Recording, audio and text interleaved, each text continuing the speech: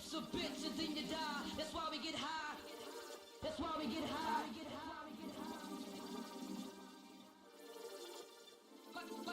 Life's a bitch and then you die. That's why we get high.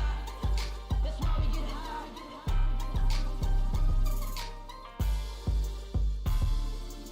Light up another joint, I got to get my head right. I live a crazy life, hating hoes and shady types. No red lights or stop signs, I'm all gas. Live in the fast lane, I goes hard and talk trash. Life's a bitch and Mary Jane's a pimp, so I just roll another spliff until my problems don't exist. Forget my bad decisions, fuck everybody tripping. They wanna catch me slipping, I'm just trying to make a living. I do me and do dabs with my vape pen. I don't listen to the gossip, I just make bread. I hustle hard, work all night, I stay fed. Then celebrate by getting white boy wasted. My weed is so loud, I don't hear no negatives. I roll them so thick like rich people's relatives. Will I go to heaven or will I go to hell? I'm blowing smoke rings, rolling up another L. Life's a bitch and then you die. That's why we get high. That's why we get high. I get so high, I can shake hands with Jesus. Life's a bitch and then you die. That's why we get high. That's why we get high. I get so high, I can shake hands.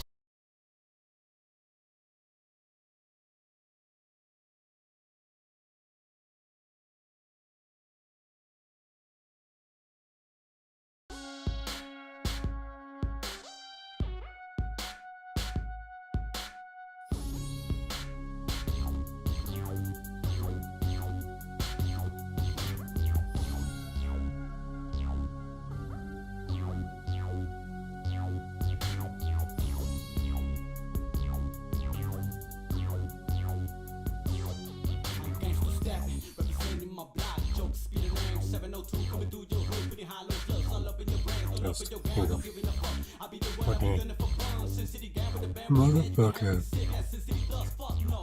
Run dirty.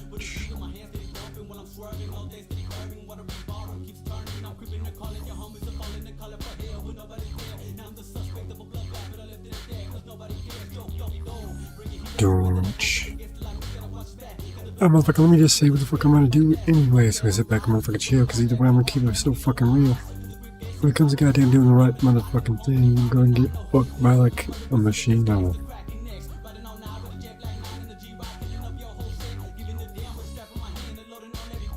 Catch. And there's a best plane. Fix it. Maniac routers. Please wouldn't believe. My boss sleeves, so just pass the liquor, pass the weed, pass us the PCP, and you gon' see.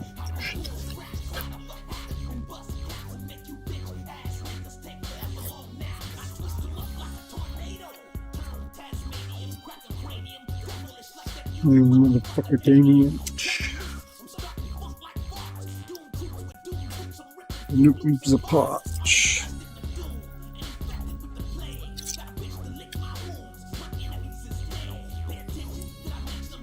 Niggas.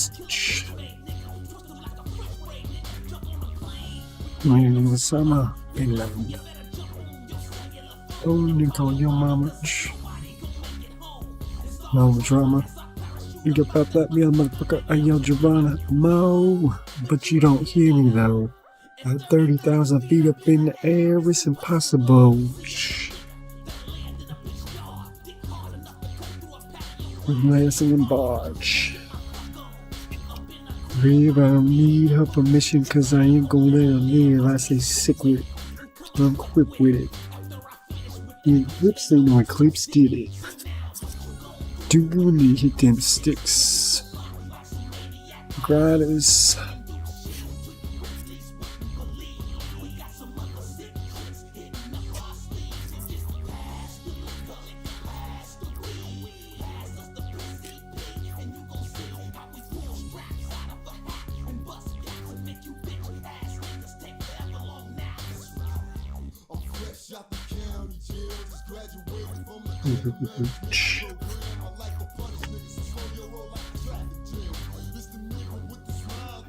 Upside down.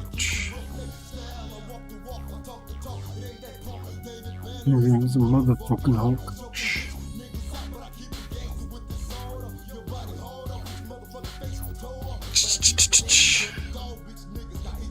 I'm not gonna listen up. Either way, I'm just gonna show you. It's crazy as fuck. You're not very hard, but either way, let me sit there and motherfucking throw a motherfucking elbow to leave a fucking scar. Hold on. Down the neck.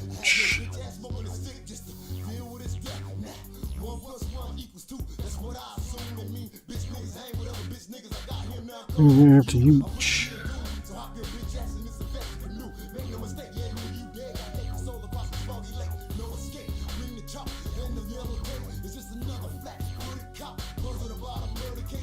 And rings, and I ain't eating my niggas.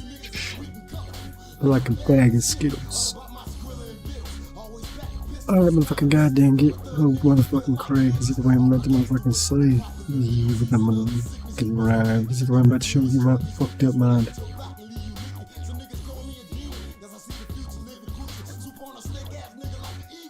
These are your angels.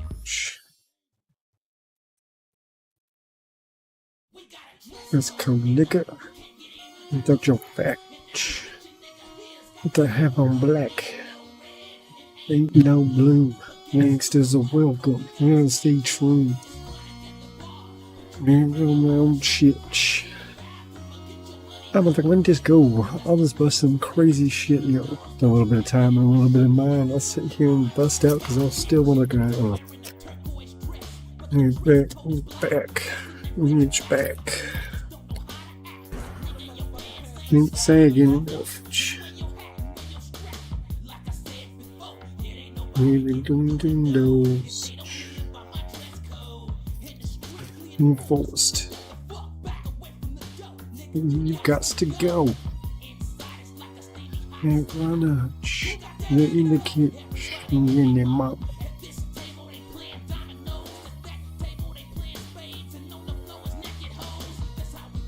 Nigga.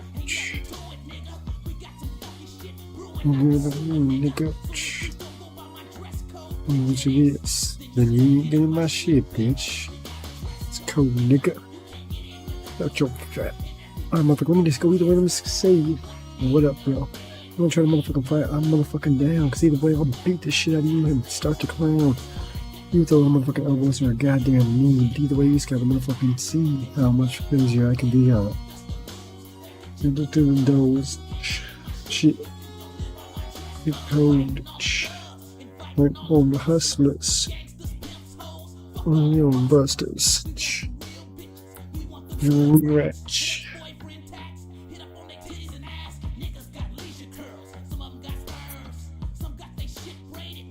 Young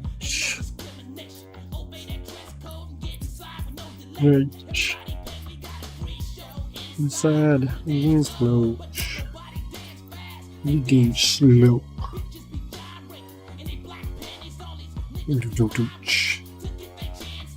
And up to century. In century, you get in free. Bitch of this. And you ain't getting my shit, bitch.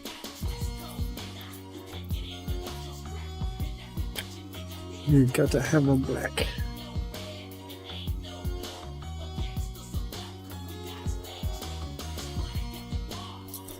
Really own shit.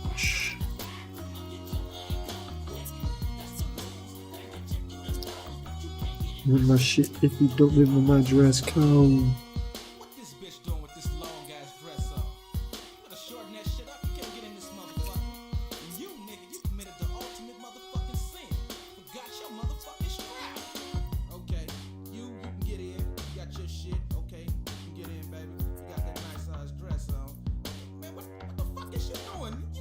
You motherfucking left. Alright, motherfuckers, goddamn, let's just say I am a little bit crazy. Either way, I don't give a fuck, cause I'm still gonna slay.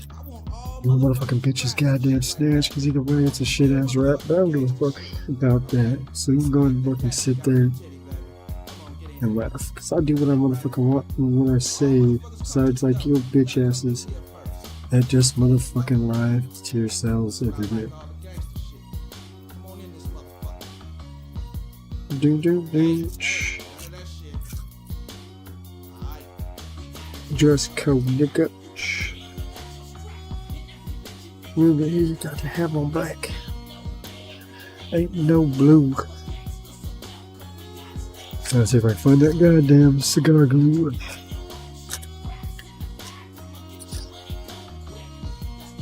Alright.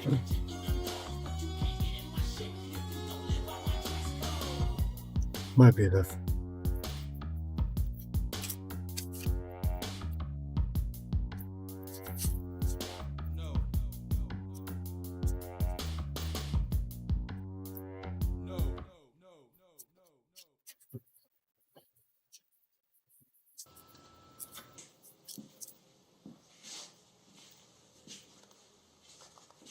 Do do do do do do do do.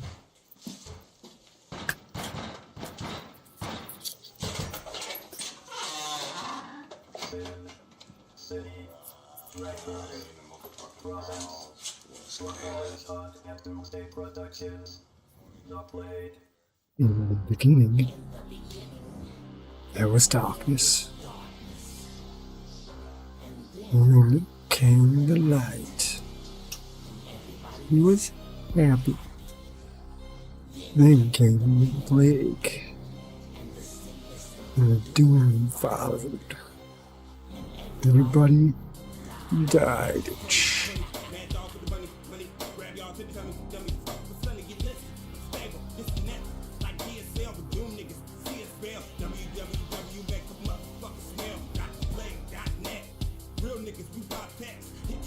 Look.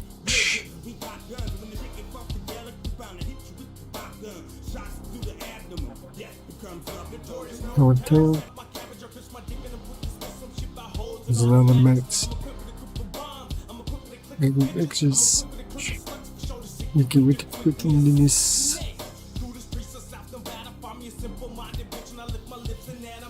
It's a Playboy 7 North Town Doomsday. What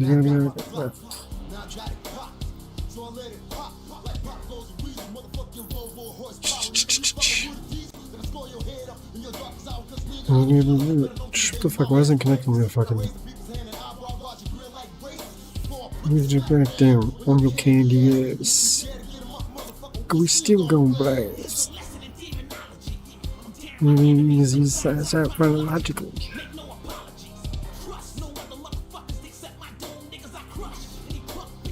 You're trying to work with us.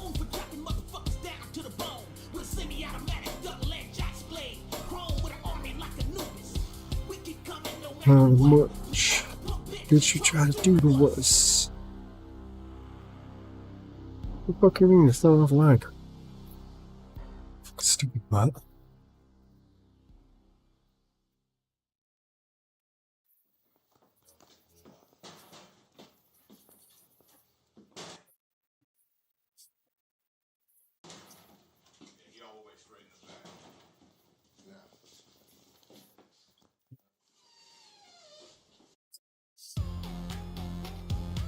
Do do do do do do do do do do do. It's the return of the back and the door strikes back. I'm a brand new hope when these Touch. There's a revenge in the nerds.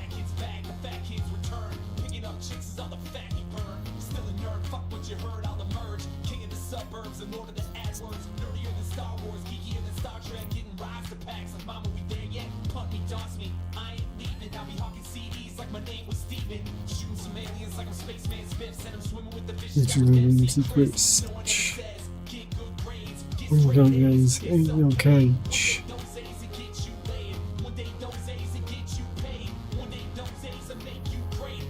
Rolling in everyone's face.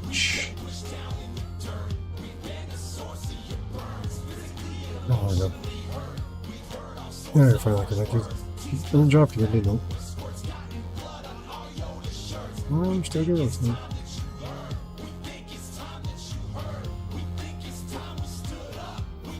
You tell me you heard. There's another binge of the nerds. He's so beefy, yeah, and he squashed the city. And half a bean and a ding.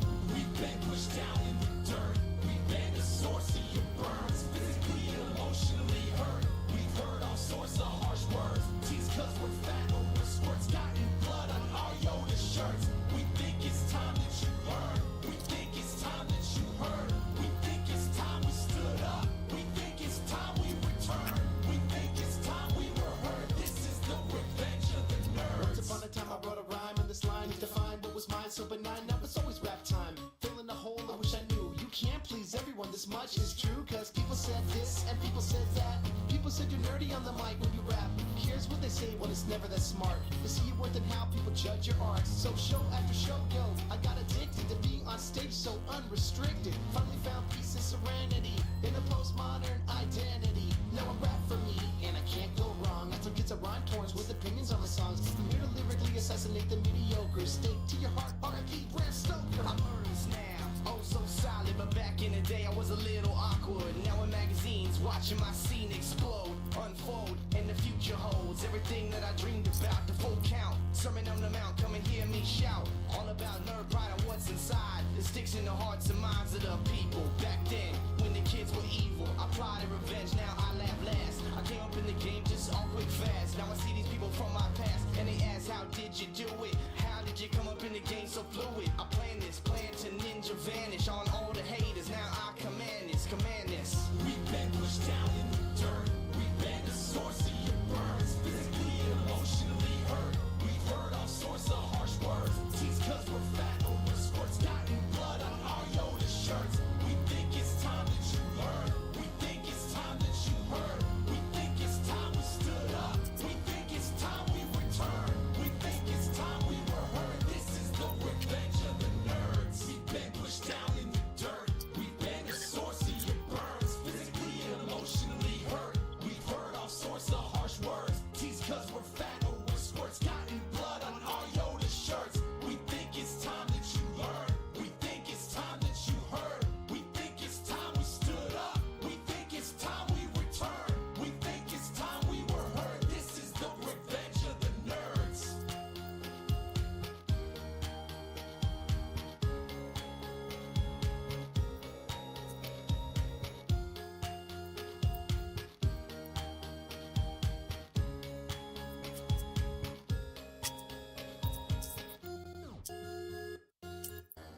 I don't know how much more of that I've done.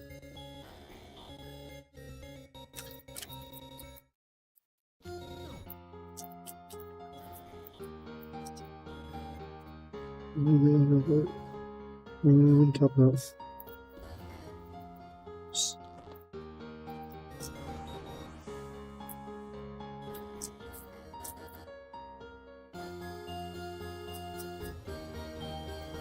Do.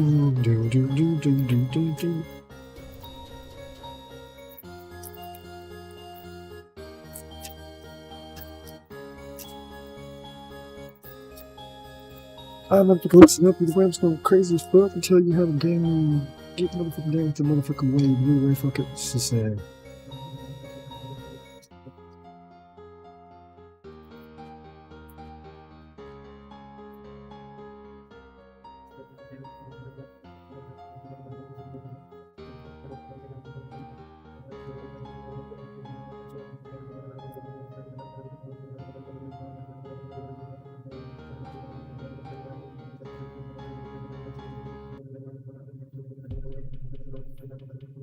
Dun.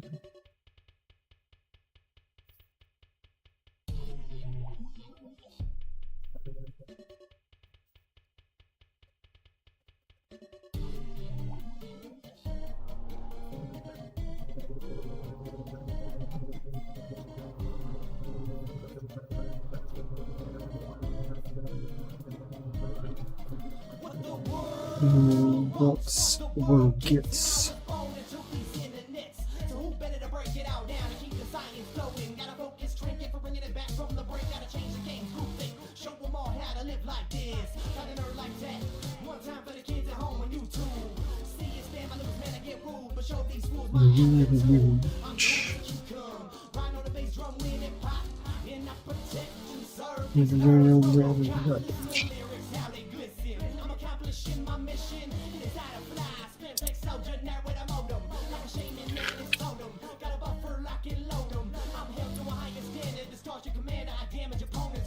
Oh, that's all this.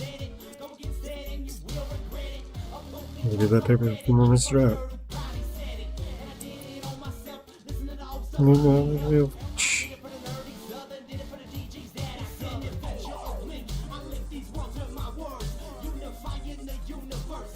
Know my words.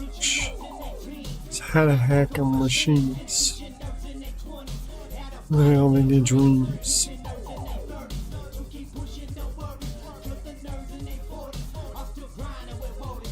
What am I fucking doing?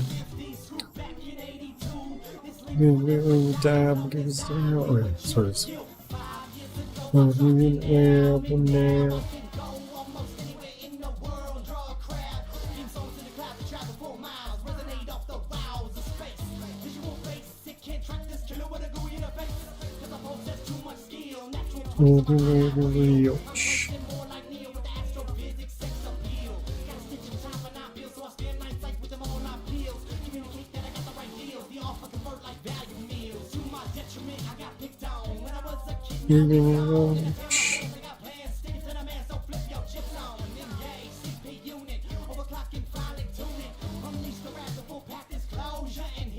Doja.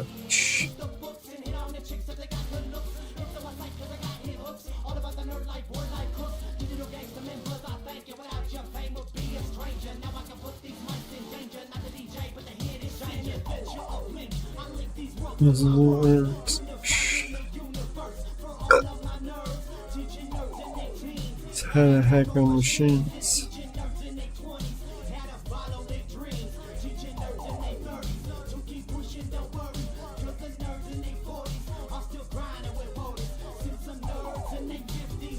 In 82, because I'm here with you.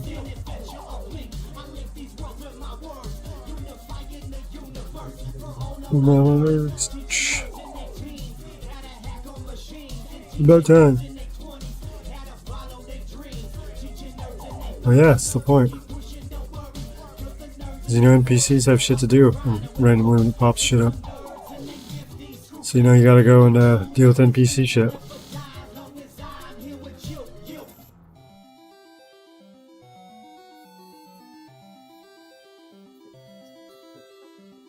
Oh yeah. Okay, yeah, you're talking about that gay shit, yeah. That too.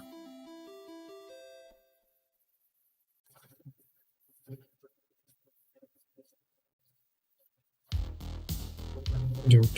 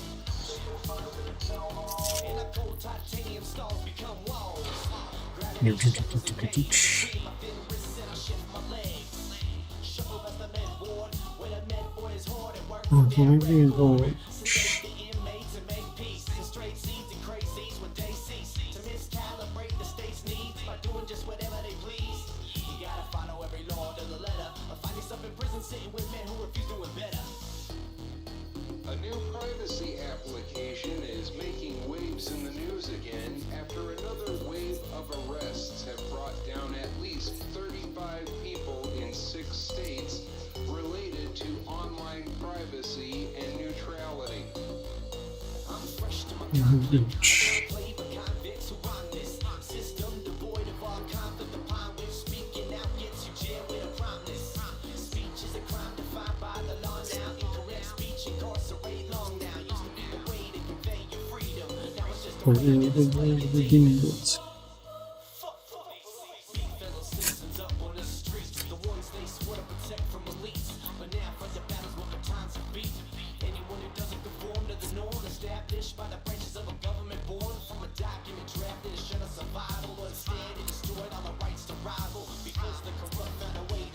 spit. No one feels so fun the way in the politics. So all this voting is represented by representatives who were bad to begin with. And the promise of money became true. Every vulture took a piece of the loot. Now all the people at the bottom, they got nothing to do except watch as the world's when they face the blue.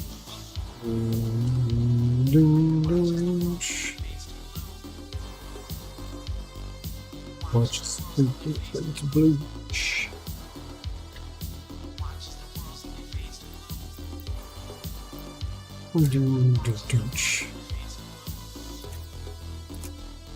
Oh, what was I talking about there?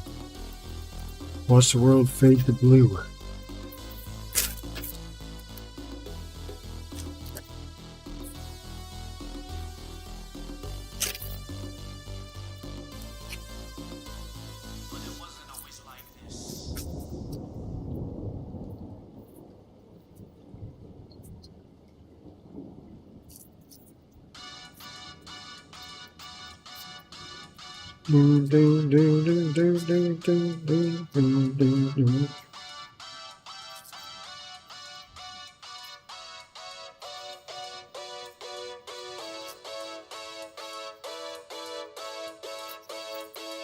Liquid crystals beaming brands to get the skyline scraped by buildings and the strand of sand moistened by the gentle hand of the waves that slowly cleanse the land. The sins forgotten. Some say this place is rotten, but it's the only home that I've ever known. Basted, washed out neon tones, structures of stone shot mask the unknown.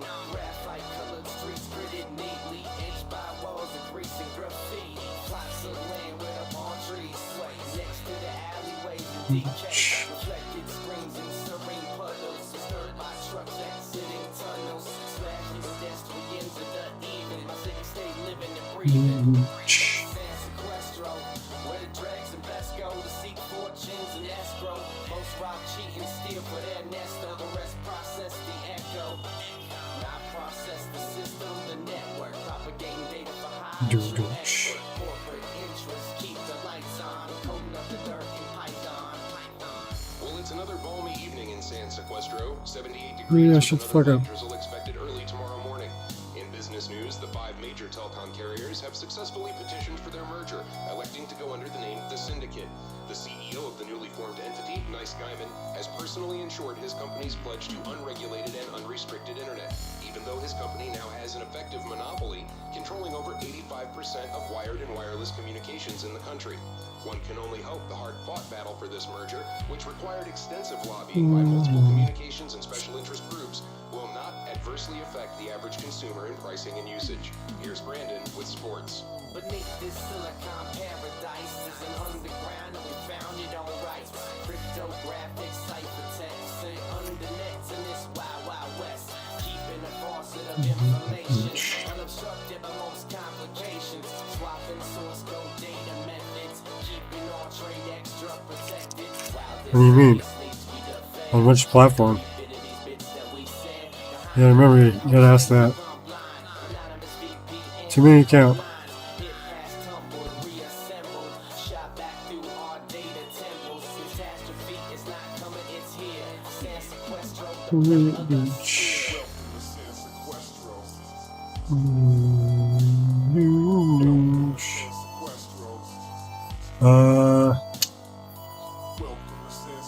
I don't know. Let's see. Just check this page itself.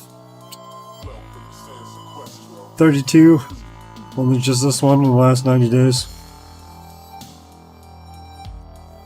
Oh no, I guess that's within the last year. It's 32.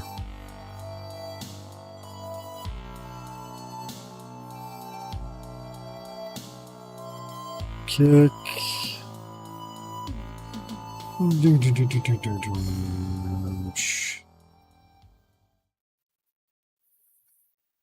Adios. Have a nice trip. Bon voyage. Farewell to thee.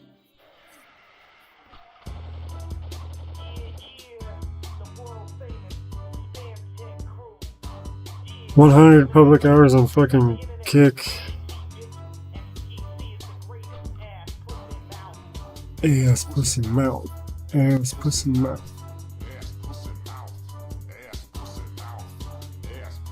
Yeah, that's just on this account though.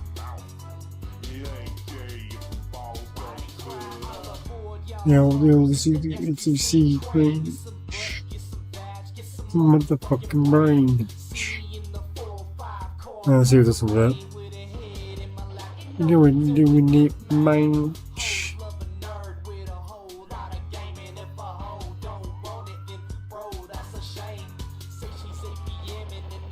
160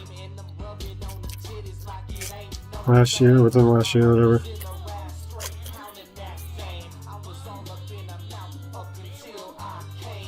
I probably could wire it down even a little more.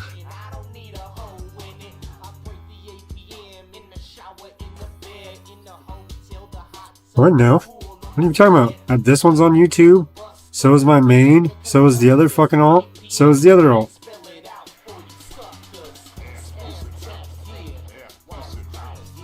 I have like 5 accounts I can stream from.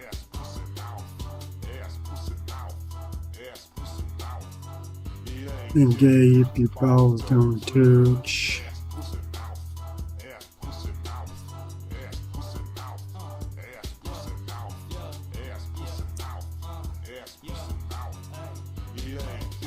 What? No, my main's still good. It just has a strike on it. I just didn't want to use it before my birthday. Because if I have another strike on it, then there's 2, and I have to wait pretty much 90 days to get rid of one and 90 days to do another. So there's 180. So I stream on an alt. That's what all streamers do. Nigga knows. And then it looks as if looking right. Right. Need a hard hit to guard my dome. That's what I'm looking at. Hold on. The monetization within the last year was 150. But then from there all together, I was trying to fucking figure it out.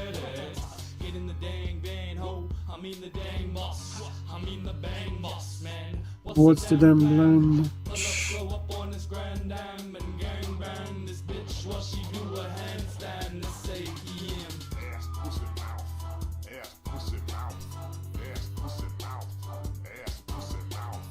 Yes, pussy mouth. Yes, pussy mouth.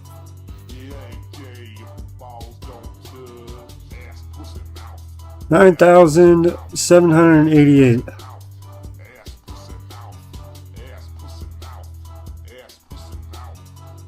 It ain't gay if your balls don't touch.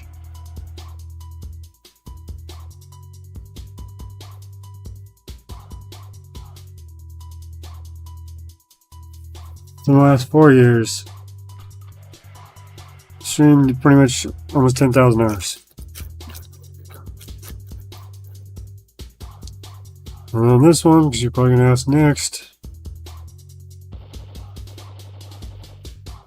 No, you need fucking to where it's all within a year. Go look at your shit and it'll say within that fucking shit to where it's like, you need all that within a year.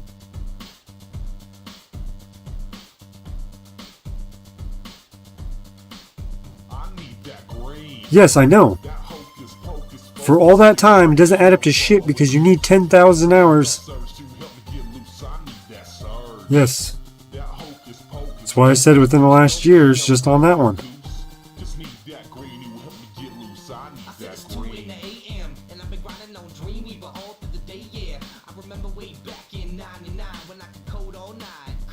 Well, if you're asking me, you should already know the terms behind it. Or you wouldn't be asking. You saying, oh, don't so you just need to have subs then? You knew you had to have 10,000 hours. Or 1,000 hours, what the fuck it is.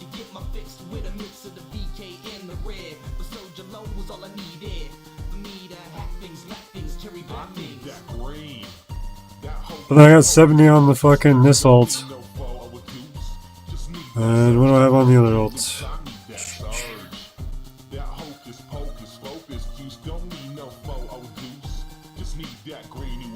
Loose, I need that surge.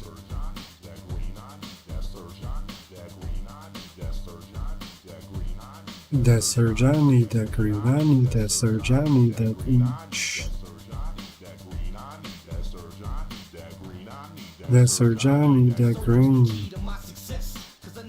Best and the best and best.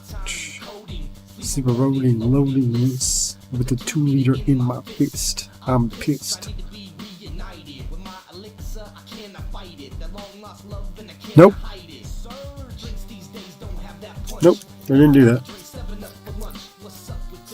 You can get money from fucking having videos, but you're not monetized. Sort of like how Kick fucking I can get subs over there now, but I'm not verified. Verified is where you get paid per hour.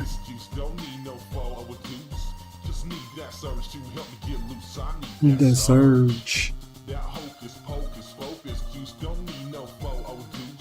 And then on the resurrected S.S.H, there's 525.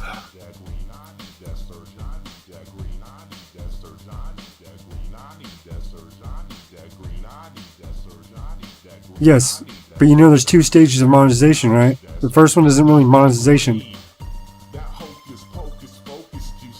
Watch, I'll show you.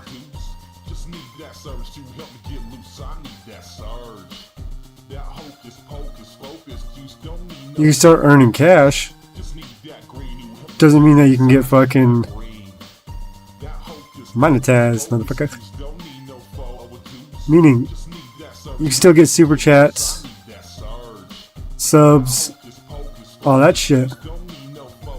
But to get paid for fucking the watch or for your fucking ads or whatever, that's true monetization. Share screen. It calls the fucking none of that. So you still get super chats, shopping, all that bullshit. Members. That's one group.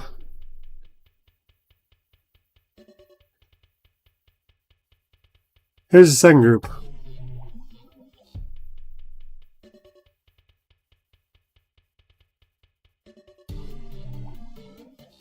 Two different tiers. Still need 1,400 or 1,000 and then fucking 4,000 watch hours.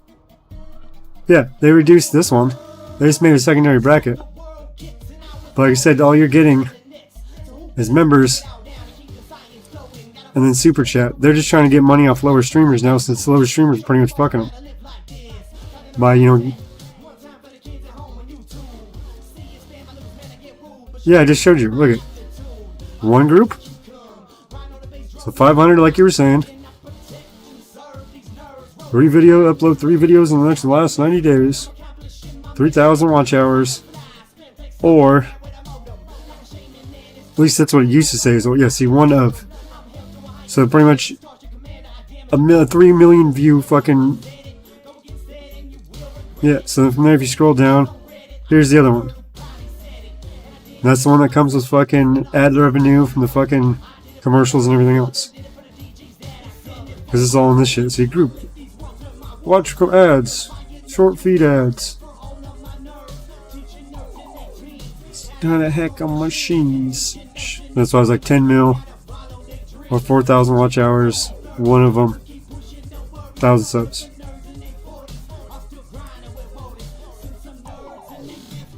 Oh, what a fuck. Hey, what up? Guys, use TTS. Are you a DJ? No, not really. I just suck at rapping.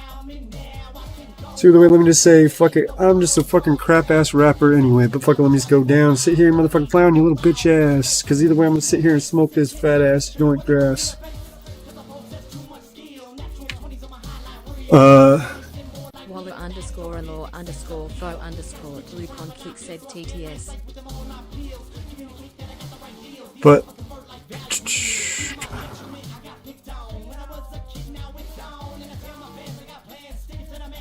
so Kick sort of has the same basic concept. Come on, load up.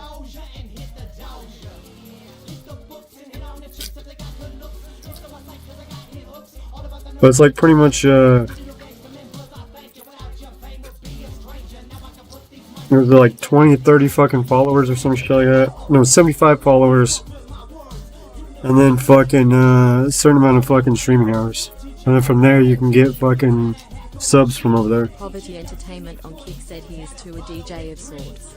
I'm not a DJ.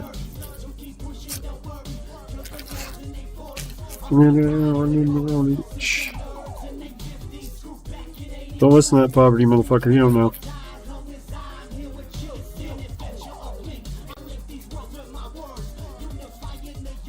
Yeah, that's what sucks about Kick is I can't fucking hear him when they talk, so I miss them, especially if I'm doing something else like, well, fuck badass joiner, showing some shit that you keep asking about.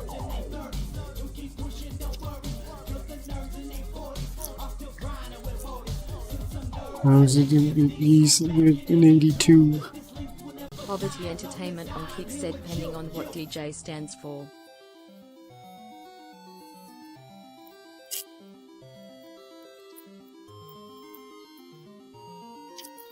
Damn! Joint.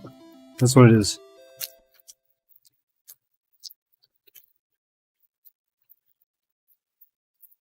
How can he be a ninja? He lived for 20 years in Japan.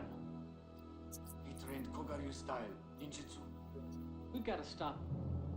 I'll call Lieutenant Dime. I want to be ninja. For the police. It's something I'll have to do. Hold on, this is the one. Only a ninja can stop a ninja. Poverty Entertainment on Kick said if it's disc jockey then you are correct. It's dick jockey. Okay, I go and swing my dick from Johnson to Johnson around. Well, no, I'm the horse, I guess, at that point, so I wouldn't be a dick jockey.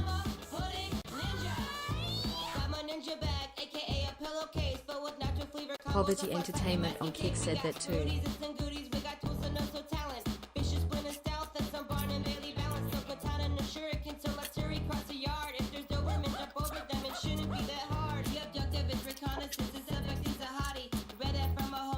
God damn, what the fuck, Kick?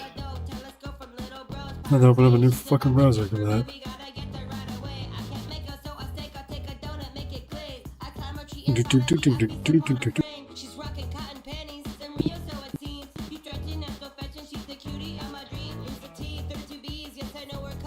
Poverty Entertainment on Kick said what happened to all the cult emojis. What are you talking about? You mean from popping up on screen? Or just popping up, period? Because they're still there.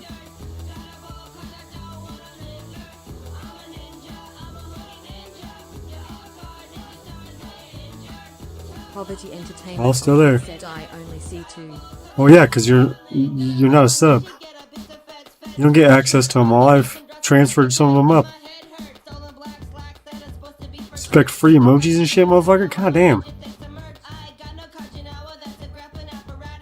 You're getting needy over there. Give you a fucking inch, you take a fucking mile.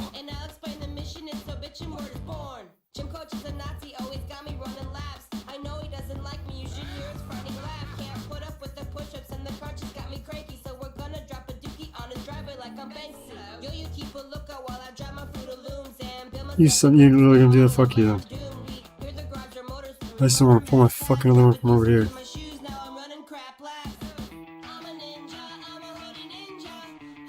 Ninja, I'm a blind ninja. I'm a ninja, I'm a blind ninja. Shh.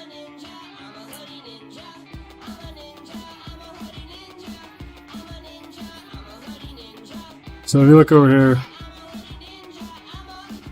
there's tier 1, pretty much good subs. There's like 5 hours and fucking 75 fucking followers and you can get fucking subs. And then it takes fucking 30 hours and 30 days. Consistency, so pretty much 12 days out of the month. Pretty much new viewers, or average viewers pretty much, so whoever the hell comes in. Pretty much 20 subs, 20 or 30 days. And then have 30 unique fucking chatters in chat on the last 30 days. 30 new chatters in 30 days. Or 300 I mean. Not 30.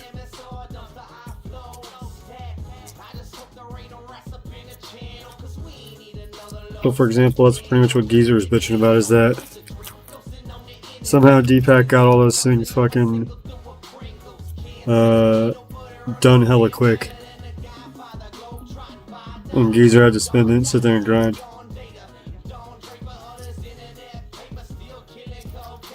That's what happens when you're in the right place at the right time.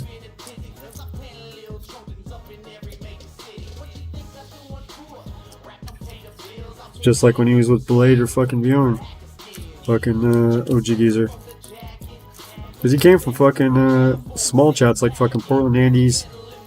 A couple other ones. And what happened is that fucking he sniped fucking like Bjorn when he was in fucking Vegas. Because Bjorn was in Vegas or whatever. So he went and pretty much was like, hey man, blah blah blah. And hung out with him and shit.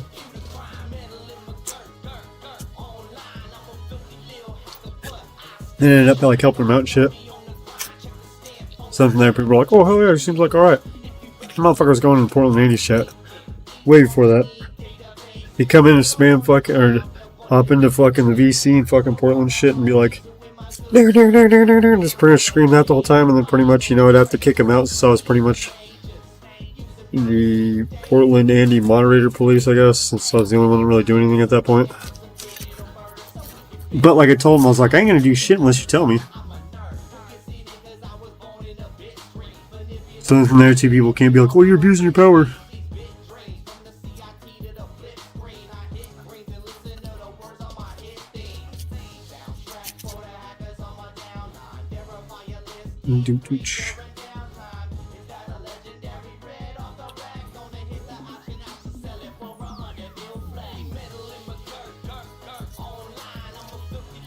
So one of the 3 parts for the printer showed up today, or yesterday or whatever, and then the 2 parts for the camera showed up, but one of them busted. Okay, the camera busted pretty much right as I fucking put it in. Where's that? No, I didn't. That's what I was saying.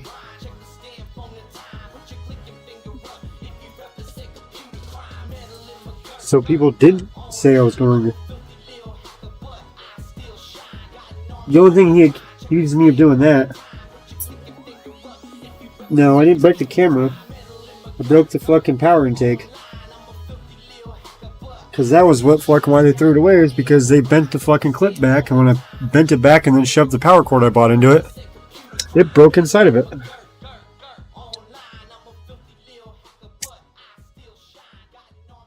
I didn't go rogue. I didn't go rogue. Like I said, the only thing, if you wanted to say if I wanted to go rogue, is that he gave me free range of his Discord. Said do whatever, pretty much upgrade people for talking, you know, upgrade their status and all other bullshit. So I said, alright.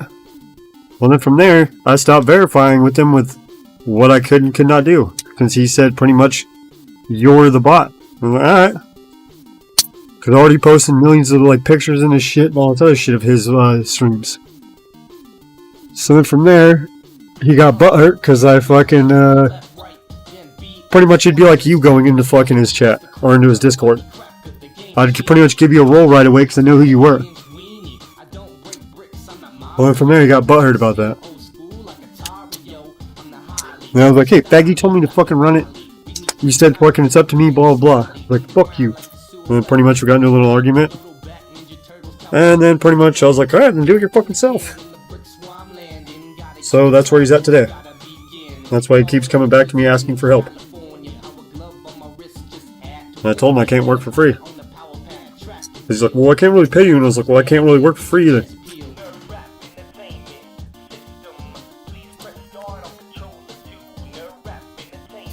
Well, you should have said Seattle. You should have said the fucking Space Needle controls the fucking all the nanobots.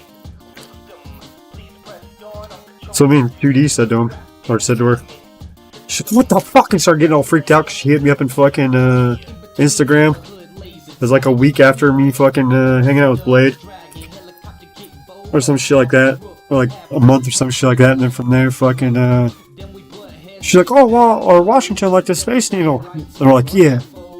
They're controlling the fucking nanobots. It's a big fucking satellite antenna.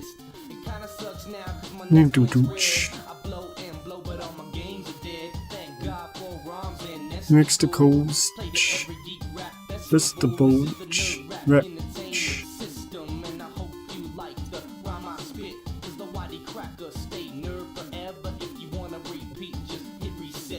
No, that's the European version. That's the European one, retard. That's on the European fucking continent, faggot. How damn dumb are you? Space Needle does Pacific Northwest. The fucking one in fucking goddamn Vegas does fucking the goddamn Midwest. It's fucking Eiffel Tower. That's why they only built one of them, because it was too fucking obvious. Fucking noob in the conspiracy theory world, bro.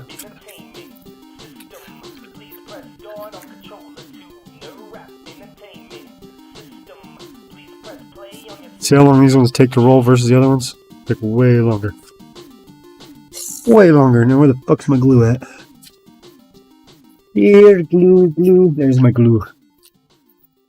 My cocaine glue.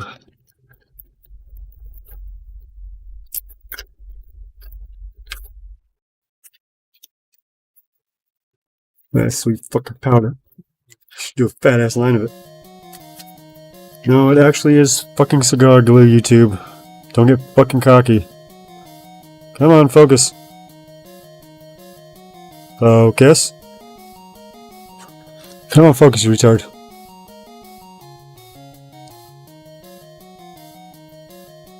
Either way, fucking YouTube, you can look up fucking Leafs Only. Leafs Only cigar glue. Fuck off. That girl, I goach.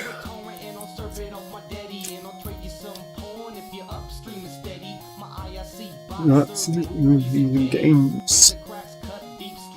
To your veins. Yeah, speech. Where's the nasty?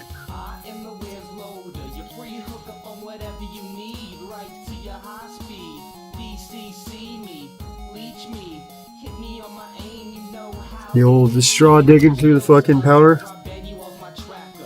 So I've done a lot of drugs.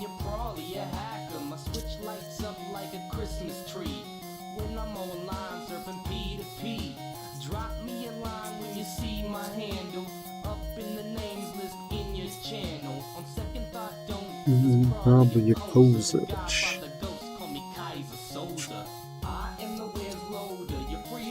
Whatever you need, like to that speech. You know how to reach.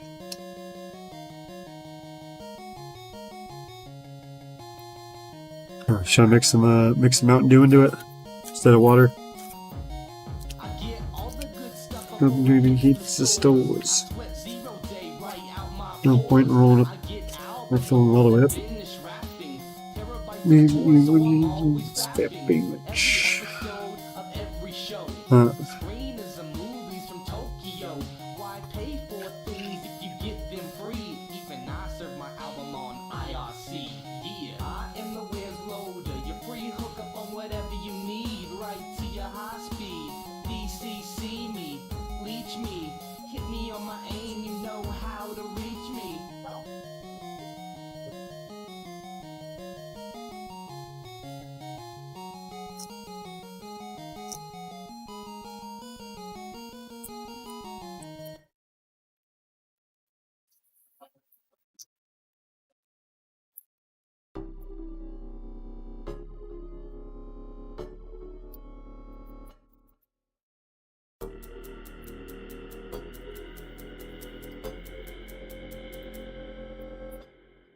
I'm sure if they'll work with this. Should they?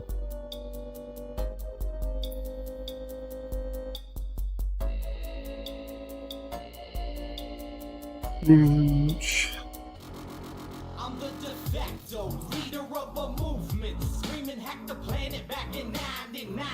Activism in its prime, purple hell had the dot mill rooted. Alphabet soup and they troops in the suits, kid down doors and seizing my equipment, blocking on my shipments, sitting on they hit list. Old day radical, emphatic beat addict in the stab hit. I envelope the game, call me rabbit. Hop to hop, I run the internet equivocally. Bitch, I bait, hit 'em with the bite style symmetry. Digital Still reppin' till I'm dead. Steady grip Apache louds when I'm looking for the feds. Fast forward, now the internet anonymous and captains of the low spoke raise the mass prominent, dominant hat. And I sec on that new, dropping tables in my sequel like it was the poo-poo. Pound any sick, Pounding through your speakers, pound any sick, pounding to the Even bleachers. leeches. pound any sick, If you're sitting below deck in the low spoke, salute bitch and show some respect.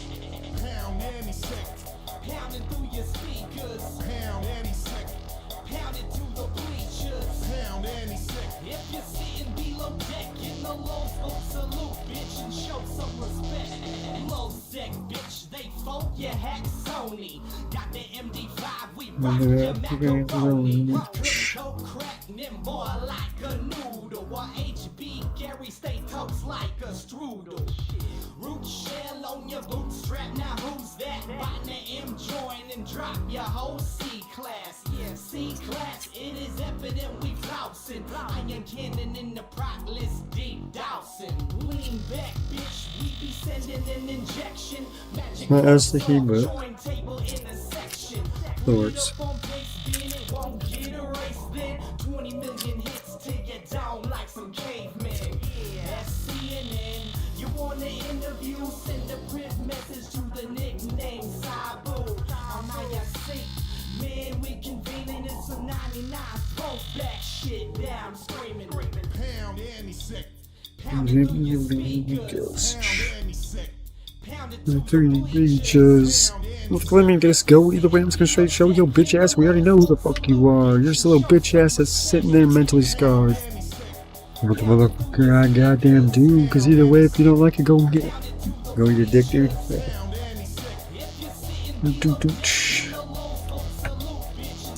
Alright, I got some more stickers today for the wall.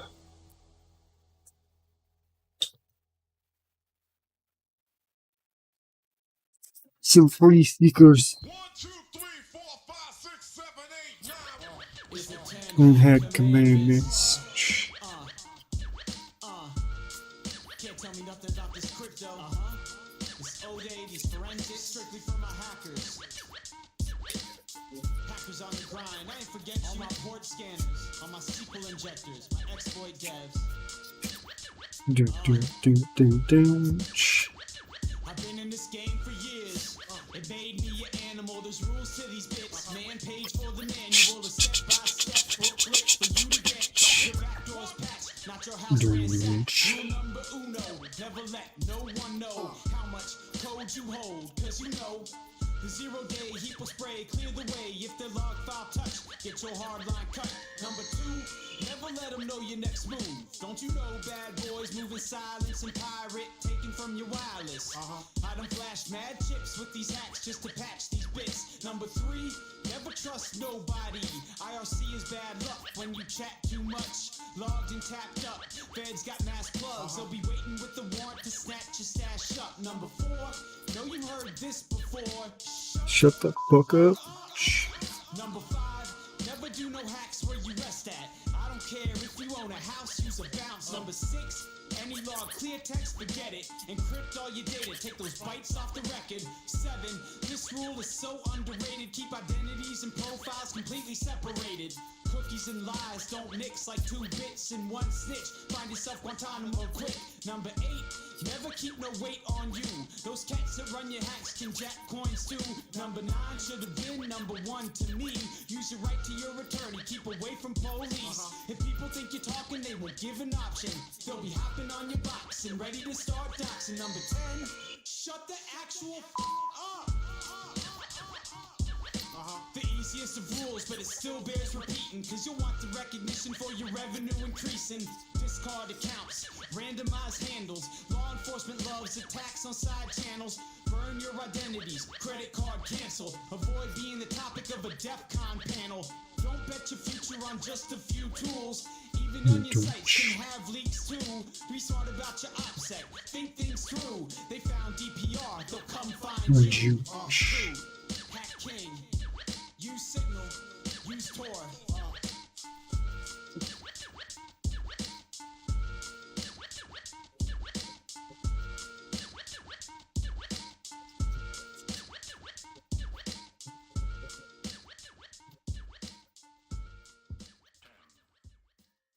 Have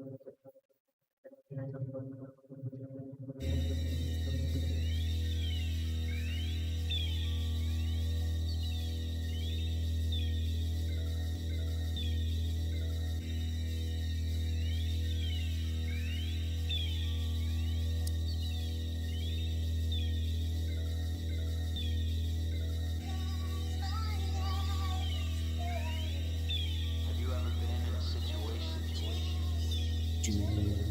think you're doing the right thing, but it doesn't turn out like you expected? I'm not gonna listen to people. I'm just gonna show you how to get crazy as fuck. You're a motherfucking man, because either way, that's the only way you're gonna sit there and motherfucking thrive in your own motherfucking ways of anyone trying to trigger you back. You're just one that's getting triggered over some bullshit, because either way, it's about time for you to understand it.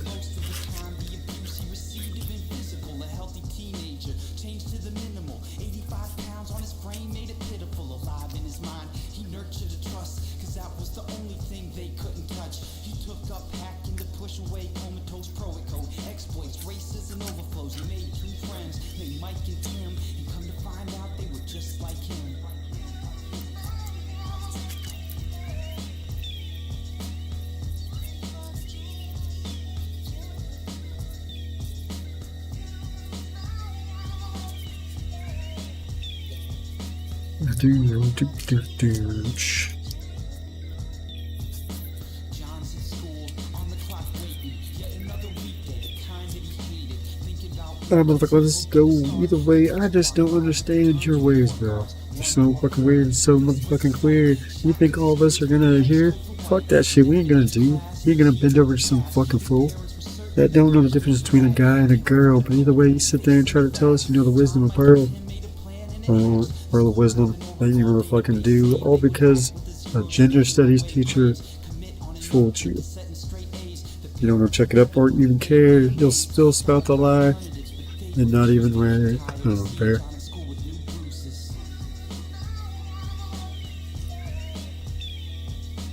No, never called it a beard. Trust me, I was gonna shave the shit off. Shit don't come off.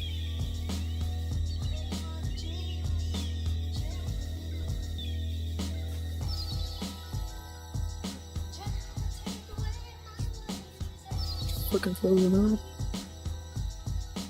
Fuck, I guess I did. Shit.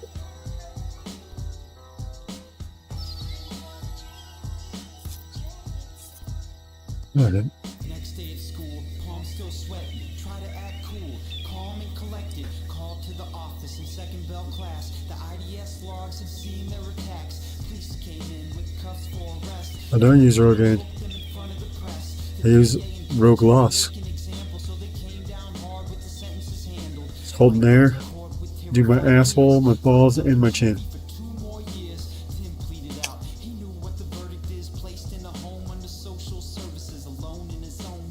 Well, you know, I got that. That's Spanish hair, you know, it never dies.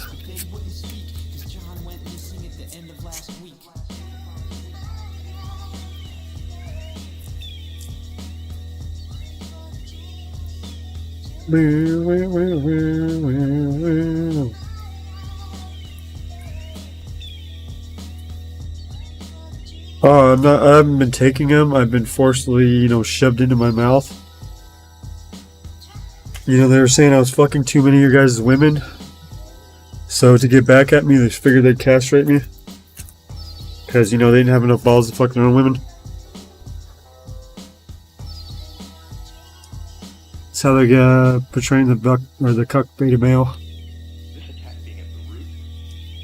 That's how they've been surviving.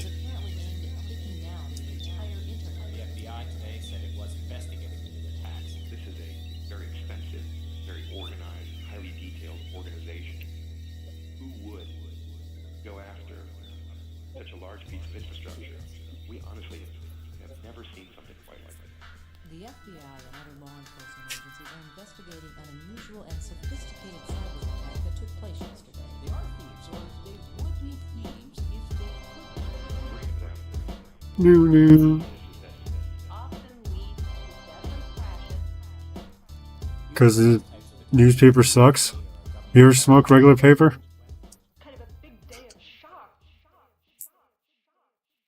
When I could just use cigar glue, which is perfectly safe, and then use fucking the other shit.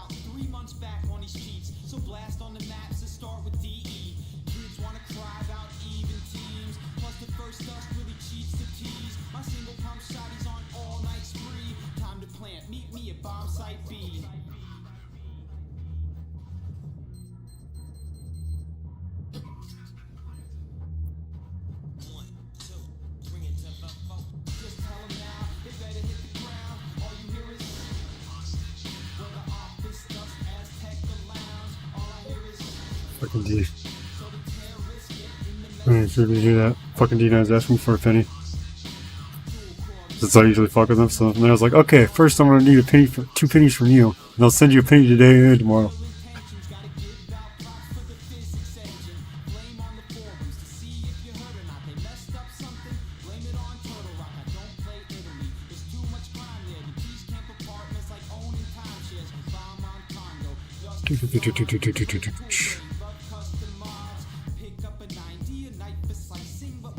Oh, motherfucker, let me just say, I'm just gonna motherfucking spray my motherfucking words in my own fucking beer, because either way I'm just gonna sit here, not here. No, I need to go, not that. Alright, ladies and gentlemen.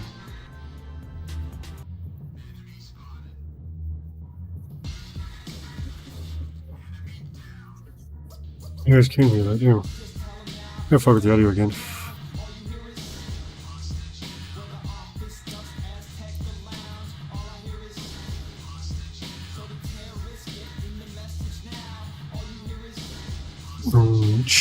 Hostage down.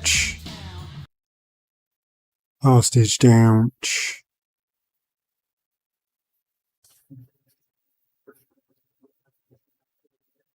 Where the fuck music go?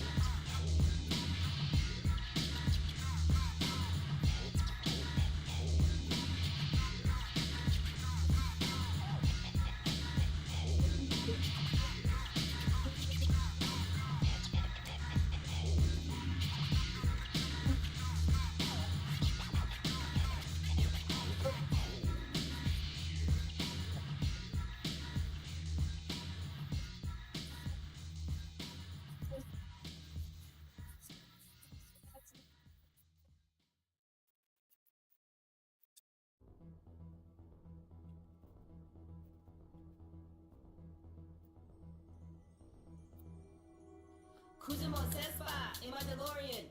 War's over, I'm a piece of Mandalorian. The story is Star was historian. Steven the Big, but they played at bet against. Now I'm renegade, show to penetrate first and second defense. I won't hesitate, gotta jump it through with dark, got the delegates. Got something against Skywalker, somebody really hates. I don't give a fuck.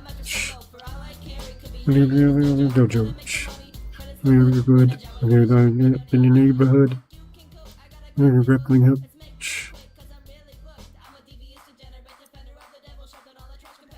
Backpacks and gadgets. Over the fetch.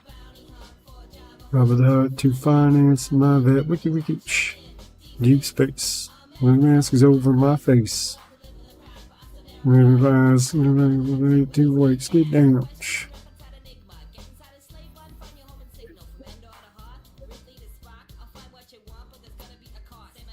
We'll fetch. We'll text.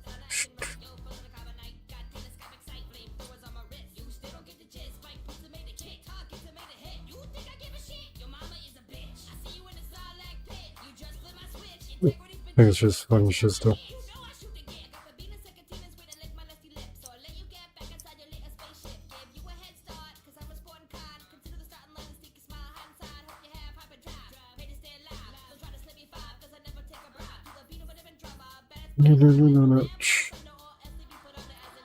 Next feet, pure fleet.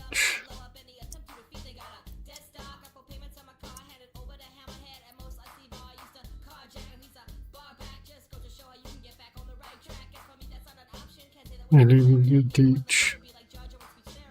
Backpacks and how jets. The fetch. Finance my bet. Wicked. And that ass is over my face.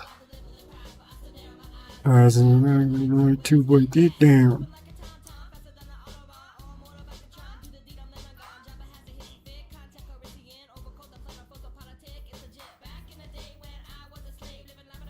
Well, it's the corp for $20.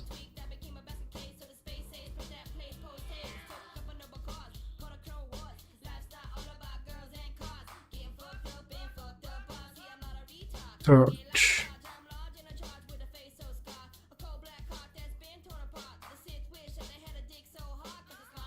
When you go to punch. I have a hot wire. My backpacks, we got jets. Wamboba, the fetch. Bounty hunt for Job the Hut. To finance my vet Dutch.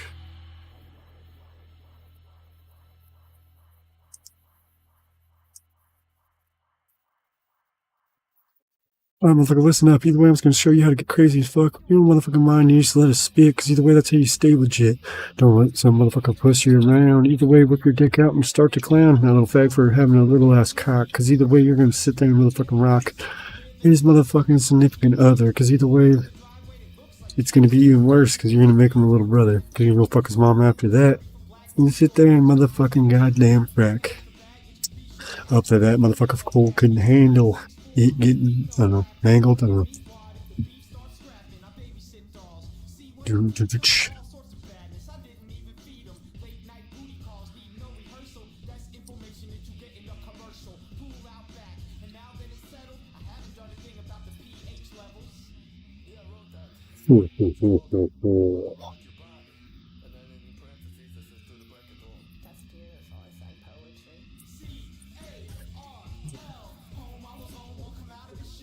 What, how you used to wet the bed, and then from there you'd sit there and say it wasn't me, it was the fucking preacher when he tried to come in me, and then from there everyone's like, yeah, that's so motherfucking true. That's why he was over at such and such house all night, when you're the one pissing the bed, alright? I don't know. You really want me to rap about the sheets? Because either way I'm just going to sit here and drop some heat. Because either way I'm just going to sit there and go. I'm just going to bust a crazy ass fucking flow. Worse than you when you pissed the bed. Because either way you almost got beat until you were dead. Because you were doing it until you were fucking 12. Because either way your mom was going through hell sitting there to clean up your goddamn piss. Because either way, what the fuck? I know you weren't rich, but still. You still motherfucking did it. Why couldn't you go man up and motherfucking clean it up yourself? Because either way, fuck, at least you would have helped around the goddamn house and cleaned up your own mess. But either way, fuck it. It was a shitty ass test.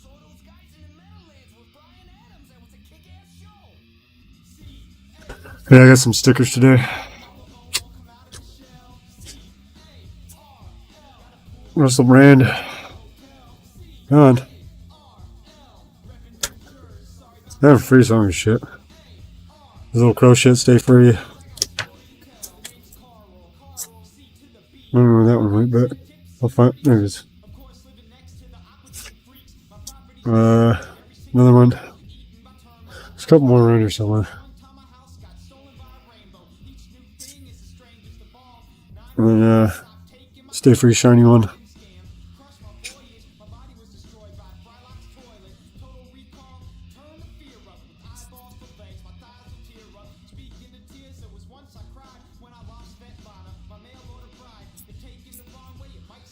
Yep, totally.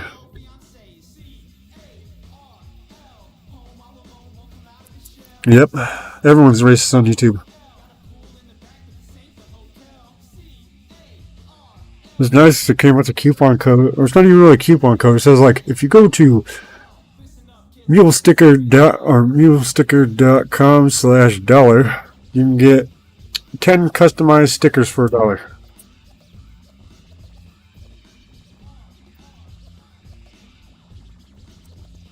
And then free shipping handling.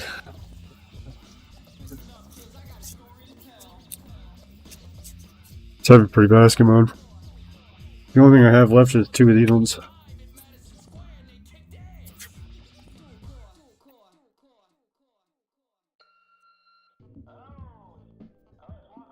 Yeah, so I have 2 of these left. And essentially, I'm pretty sure that's what it's about. It's pretty much going to be. But what I'll do is this will be first century because there's only technically only four made. Yeah, 4. 1 bigger one and then 3 small ones.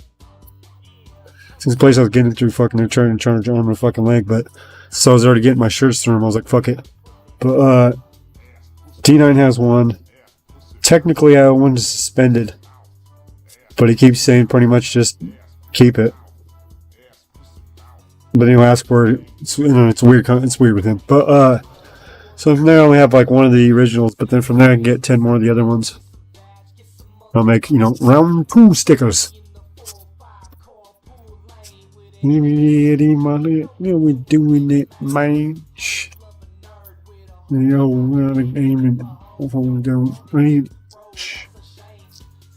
Yeah, because I've been using the cardboard piece for my fucking mouse pad.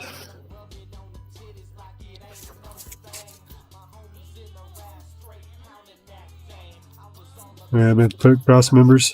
I don't want to get no fucking. Well, I could say it, but I don't want to. It's called in the Urban Dictionary. There's a word that means a certain thing where weed shoots down your throat. And now for you suckers, ass, pussy, mouth, ass, pussy, mouth, ass, pussy, mouth, ass, pussy, mouth, ass, pussy, mouth, ass, pussy, mouth, ass, pussy, mouth. Motherfucker's ass, pussy, mouth, but either way, it's just sit here and motherfucking shout it from the goddamn road and the motherfucking flow. I don't know. It ain't gay if your balls don't touch. Let me come chin on them clips. Really working on my dick. Then what's really what I'm done. Yeah, because I bought a fucking instead of a makeshift power cord, I bought a power cord for that camera. And then I also bought a fucking capture card, so from there I could push the camera into the capture card and then be able to stream with it. Well, I still could use the camera, but like I said, the external power fucking port fucking fucked up. But I can still have the battery fucking section open with a dummy battery. But then from there, fucking if I can't get that camera working, I guess I gotta fucking Capture card for no fucking reason. Damn, bang, bang. Stand and say PM. Ass pussy mouth. Ass pussy mouth. Ass pussy mouth. Ass pussy mouth. Fucking ass pussy mouth. If you don't know what the fuck that is, then goddamn, your motherfucking mind's not in the right route. I don't know. I don't even fucking know. I just sit here and motherfucking flow with the motherfucking rhyme. Let me slow it down so you can understand my motherfucking time. Or understand me every time. I don't know.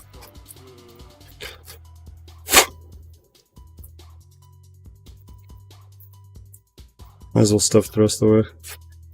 I was twisting it up. As long as that far.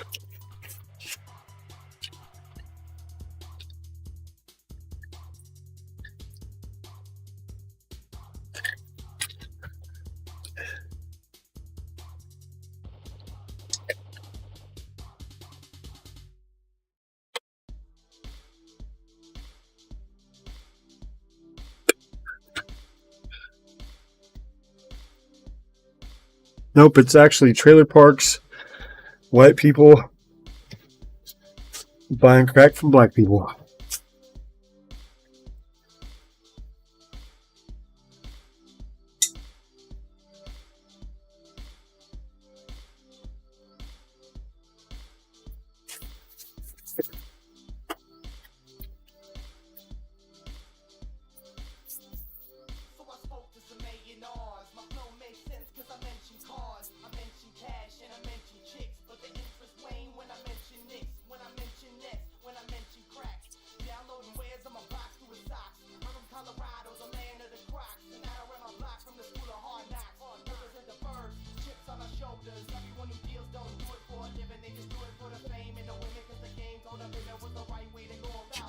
So here's that corner I was talking about. So this part goes on the outside. Well, see what's down there should be. If you look extremely close, I'm not sure if it's going to zoom in or not. Of course not. I need to replace these, or change these light in different formats. I don't see and keep fucking with it. But either way, there should be two holes in the dead center of this thing. Well, then from there, fucking one of the holes is now filled with the pin from the fucking camera. So I'm not sure how many times they pulled it up, but I pulled it up once, lined it up into the fucking perfect position, and it broke. Let's see if I can find it.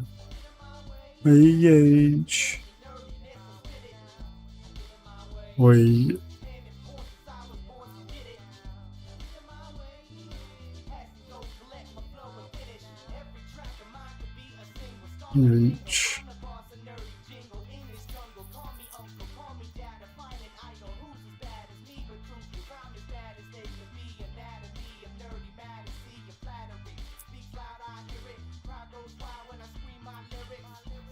Hold on. Focus.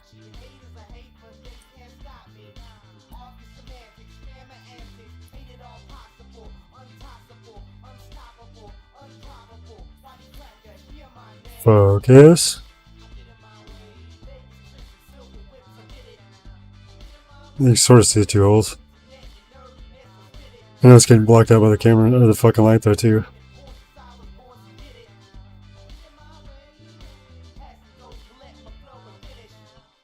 Either way.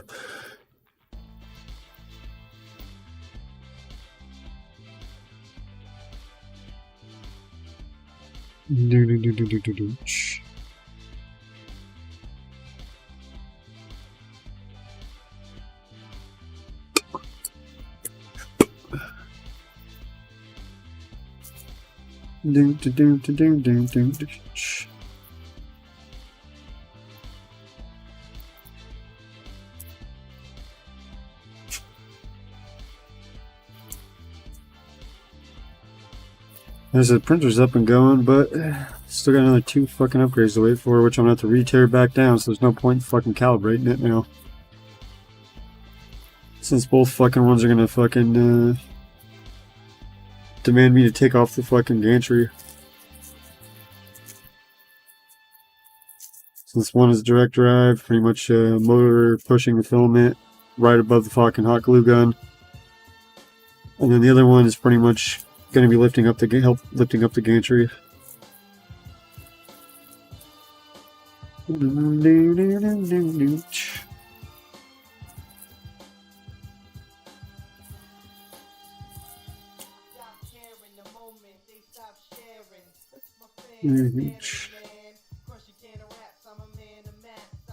Well, let's just say that you are pretty much fucking homeless. Hey, stay the fuck up and do you.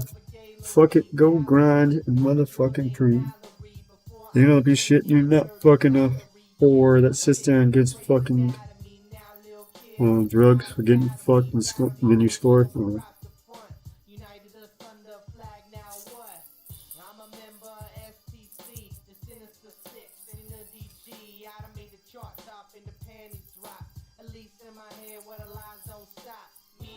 S.S.H.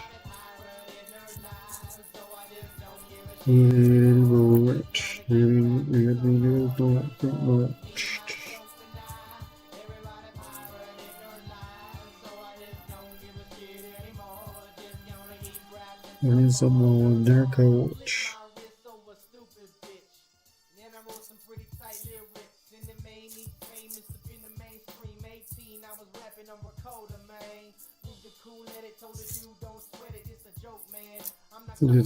Dope match.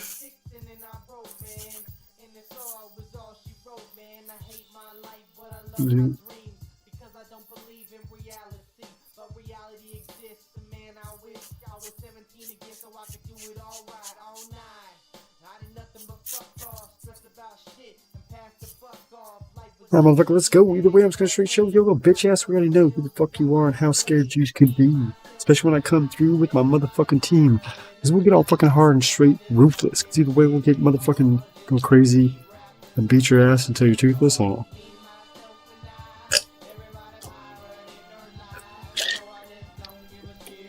No words.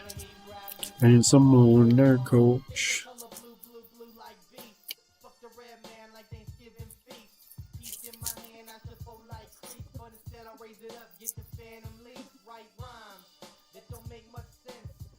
Alright, motherfucker, let's just say you do understand where I motherfucking am. That doesn't mean that you can come through and try to motherfucking school.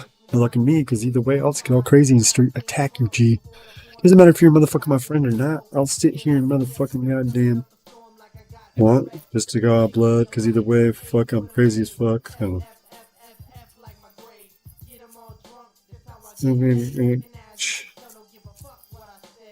Me, myself, and I.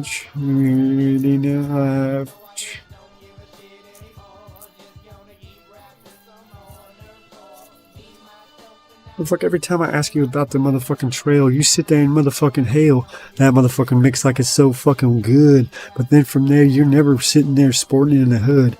I wonder why, because niggas will call you a motherfucking pussy that has to sit there and motherfucking eat that. You probably walk around with fucking flip-flops and socks because you're bitch ass motherfucking talks. That's why no one likes you, especially in your goddamn shitty ass cargo shorts, dude.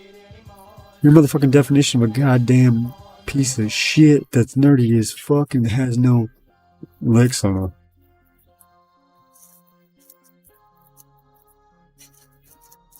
What nerve dodge. Either way, fuck it. That was good enough. If you don't like it, you can go get fucked. I ain't trying to make a muse. I'm just gonna sit here in school.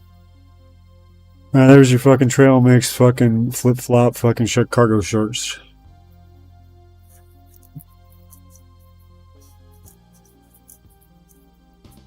Fucking nerd life. If you don't like it, get the fuck out, because I'll be motherfucking goddamn craving this shit, right?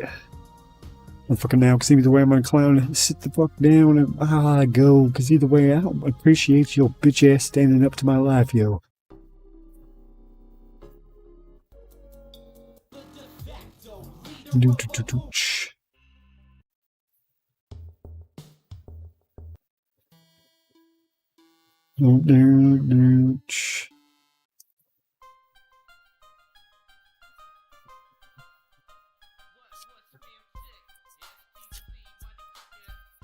Do do do do do. See me live, see me on the grind, see me on the net with no out of time.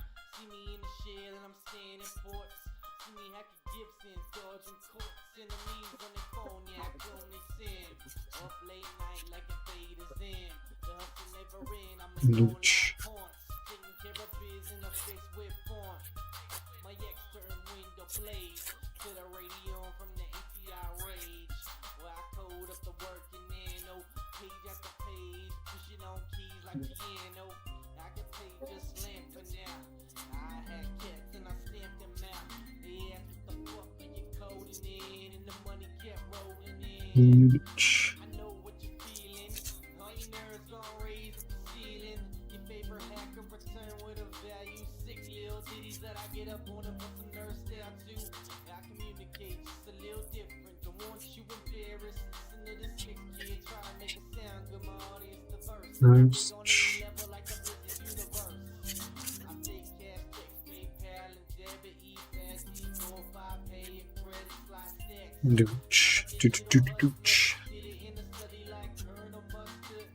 Running sports on Slackware. It's a nerd, you know it's why they crack, yeah. Full featured. And I'm digging deeper. The big blue oyster feed a reaper. Everybody get a crunk and loose. Get yourself a pair of bottles. Alright, motherfucker, let me just go. Let's just get up on this beat a little, yo. Let's just say it some motherfucking way and sit here and motherfucking goddamn say that all you guys are okay. We don't want some motherfucking lax. We just sit here and motherfucking thrive. Especially making fun of you, because either way it's about time for me to understand you. So just making fun. Goddamn sorry, son. Mom told me to be a lot nicer, but either way I ain't gonna sit here and motherfucking please her. I don't know.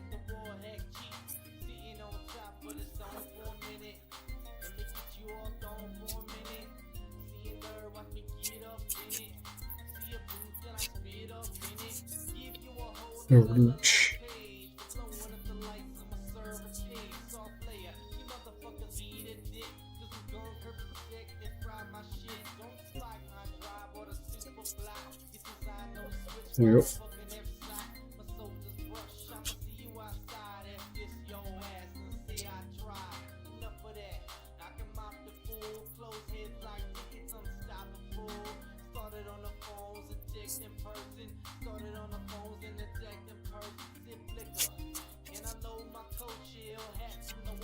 you go.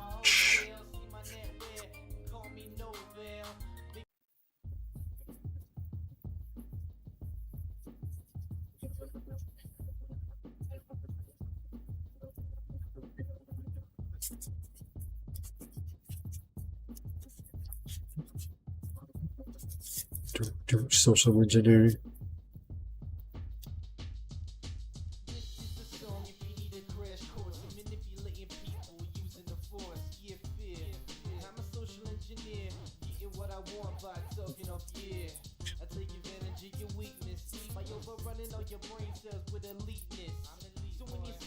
Most hackers, it's not even hacks, it's fucking social engineering.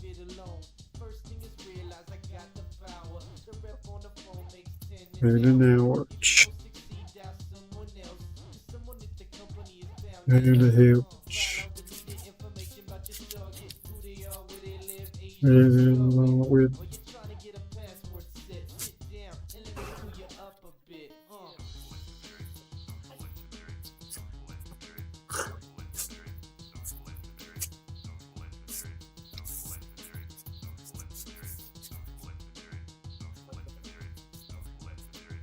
social engineer.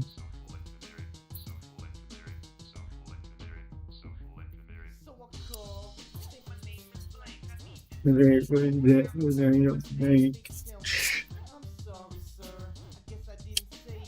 magic words. The soup. I heard it.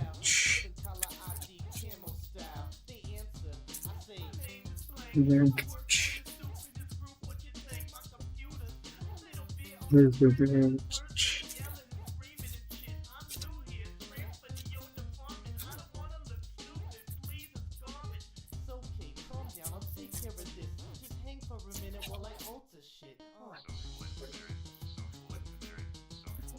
and now he's in.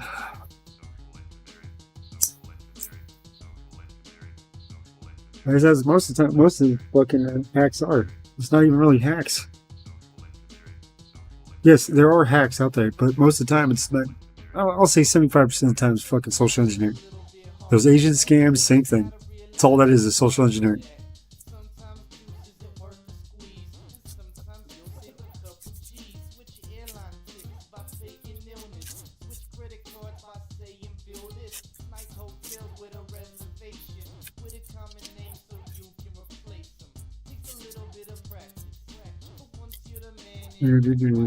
Practice.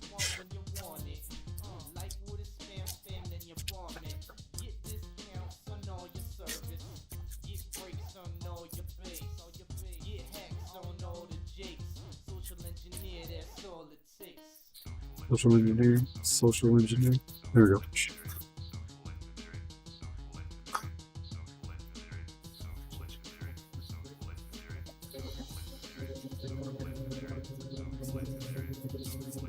You guys want to play a game?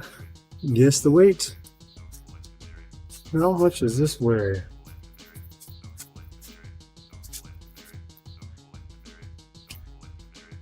Social engineer. Social engineer.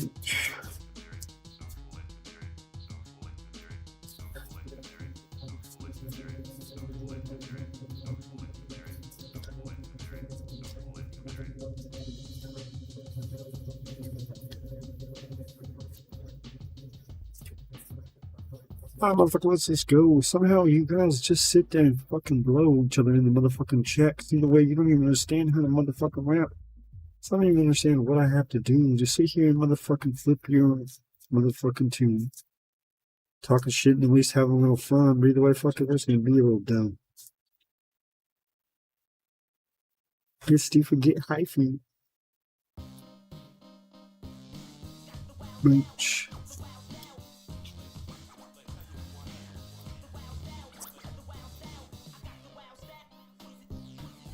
Bitch.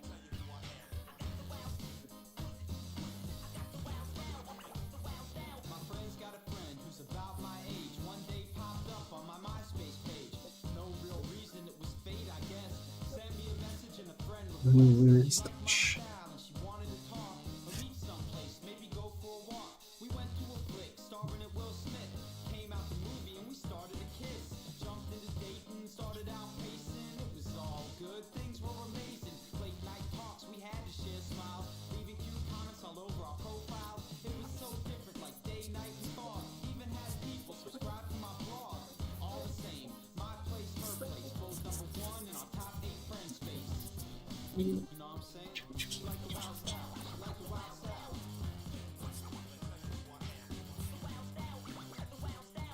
We're gonna have to the same sandwich ways.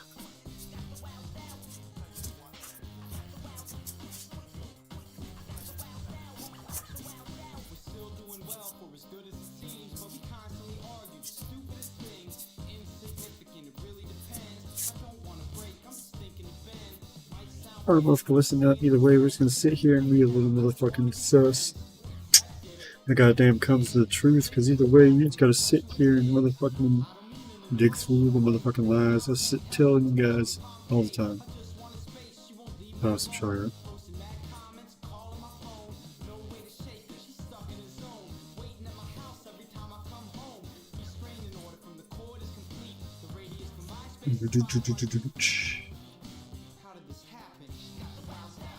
Wait, what's that?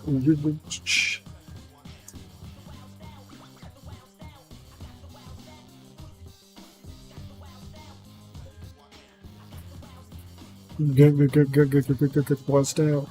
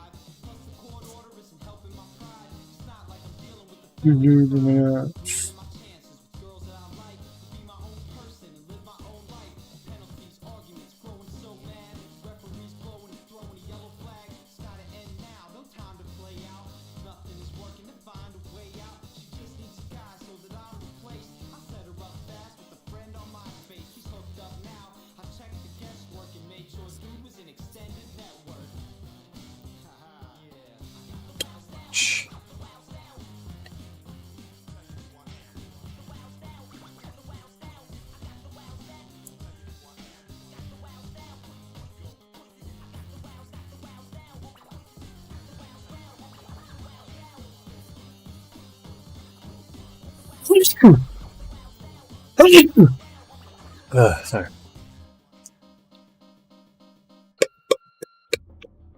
1 in the morning. Stop working on that album. Calling the cops. 1 minute.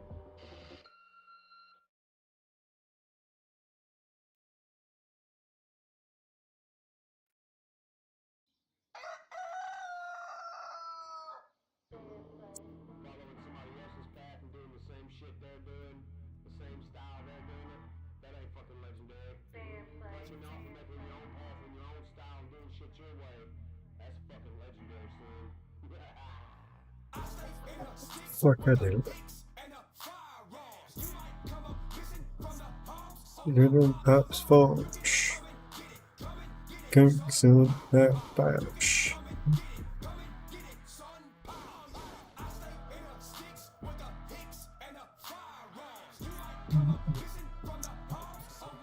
Pops fall. Ouch. Ouch. Ouch.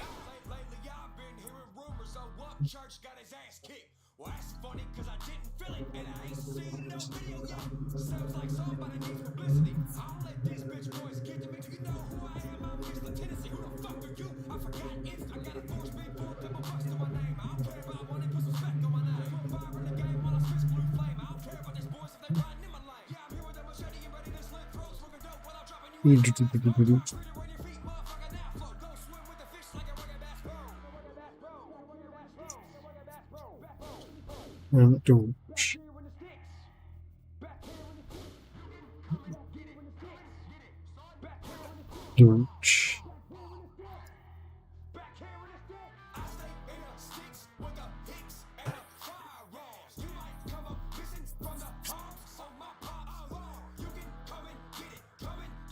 So bad.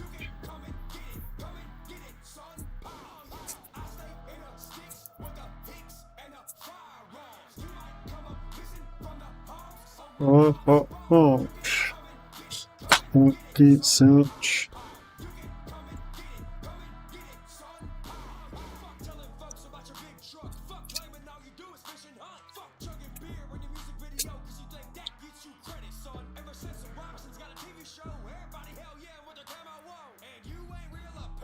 No. Oh shit, 2 people did sub, damn. That's what I hate about that fucking thing. Moving down the H. Oh, there's 2 people that fucking came in earlier.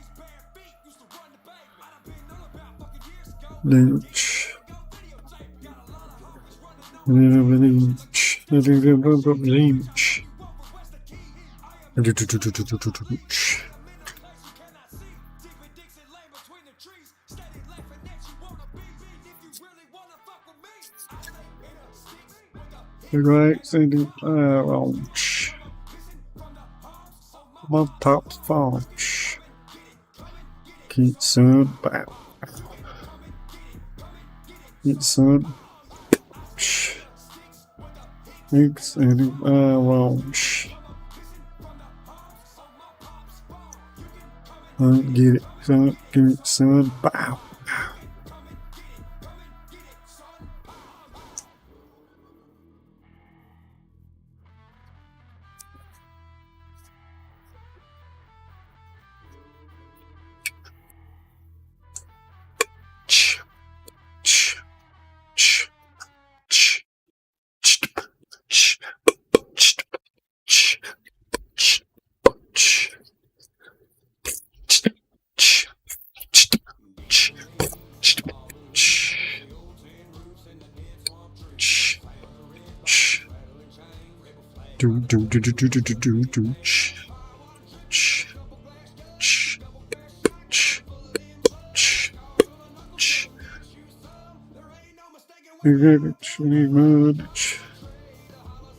Heels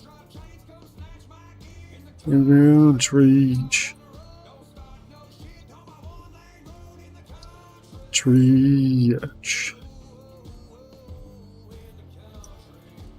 Ouch.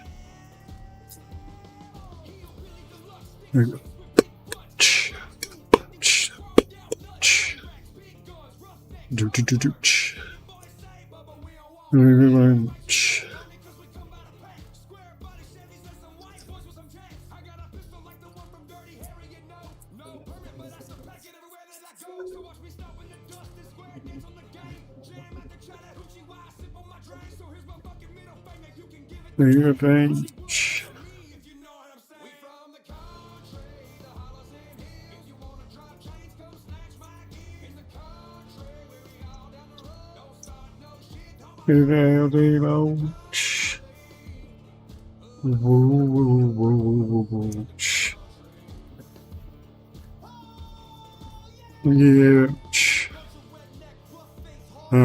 I should say it. Motherfucker, let's just go either way, ass. Roll this fatty ass joint, yo. I'm thinking it's about a little bit of weight. Either way, I'm not gonna say that I'm gonna hate your motherfucking guess because I'm thinking you're way low. Because either way, let me just show your bitch ass how we know. Because motherfucker, I've weighed plenty of these. Either way, I'm about to show you how to motherfucking be. Don't make me sit here and motherfucking pull the props. Because either way, I'll just sit there and motherfucking drop. Little bitch ass my motherfucking nine that's made out of plastic. All mine. Either way, I can say fuck it and motherfucking roll it back. Just because I'm about to make your pussy clap. Real.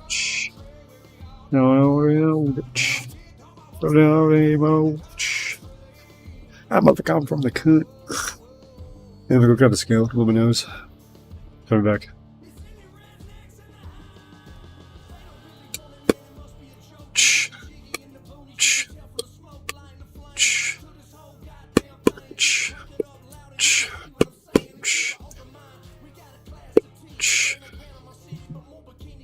Should be less than 5 minutes. Should work.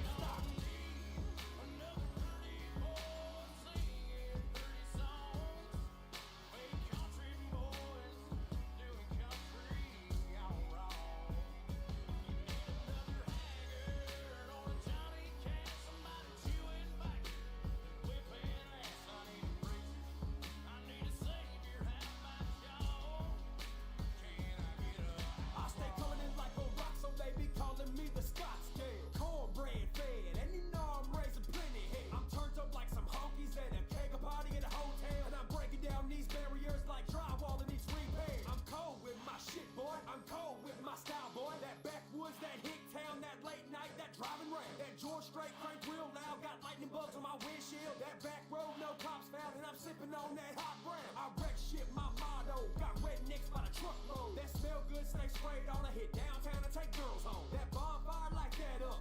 Homegrown shit, roll one. I got a gun rack in my back glass and a big gun, it holds one.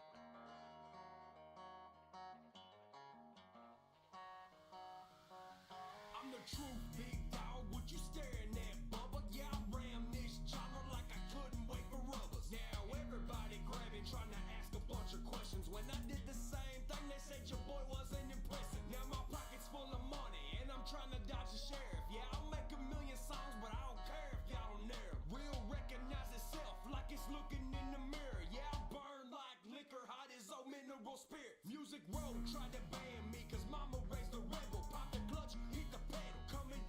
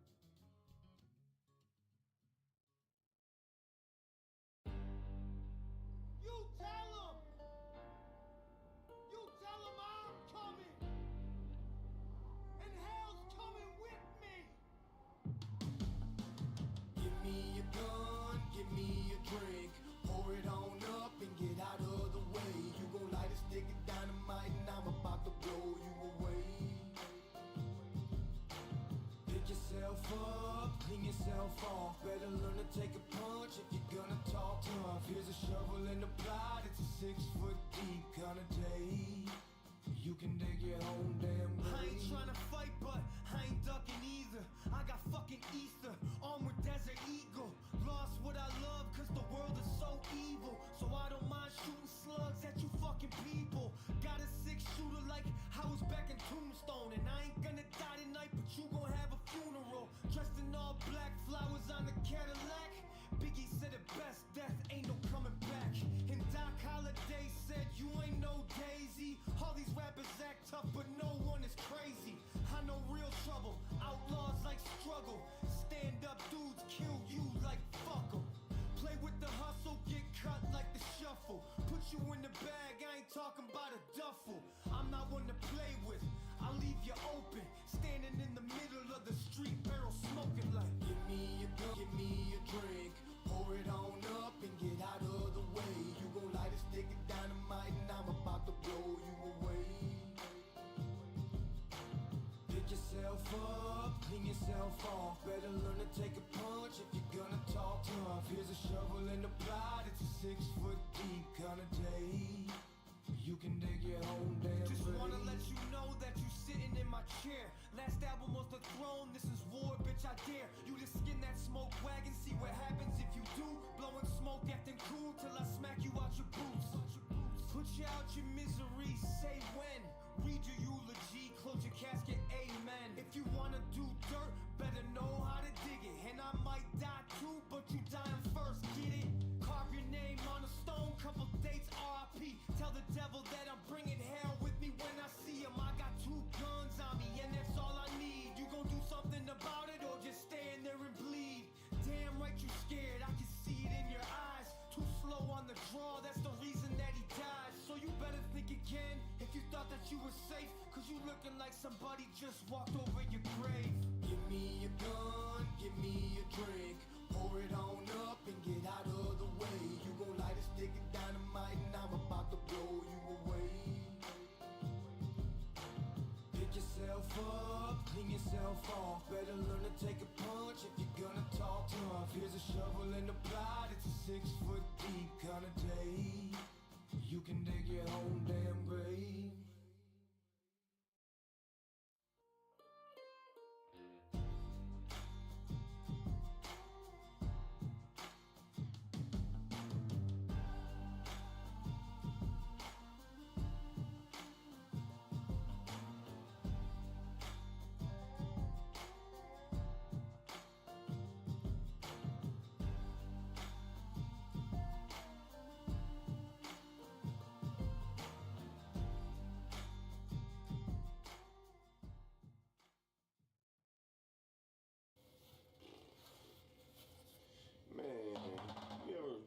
Wonder if we could have did something else. Like, I don't know, things just turned out different. Different? Like how Larry Vanderlyn went over to Cincinnati and got that job at the steel mill? He's making money now. Yeah, I mean, nah, not really, man. Like, something that would have put our name up in the lights. You know what I'm saying? No, I don't know what you're... At the end of every shift, you do this. Talk about dreams and shit like that. Like, that's not gonna happen for us. Yeah, I reckon you're right, man. Anyway, I'll see you tomorrow, big dog. All right, Bobo. All right, tell Marcel I said what up.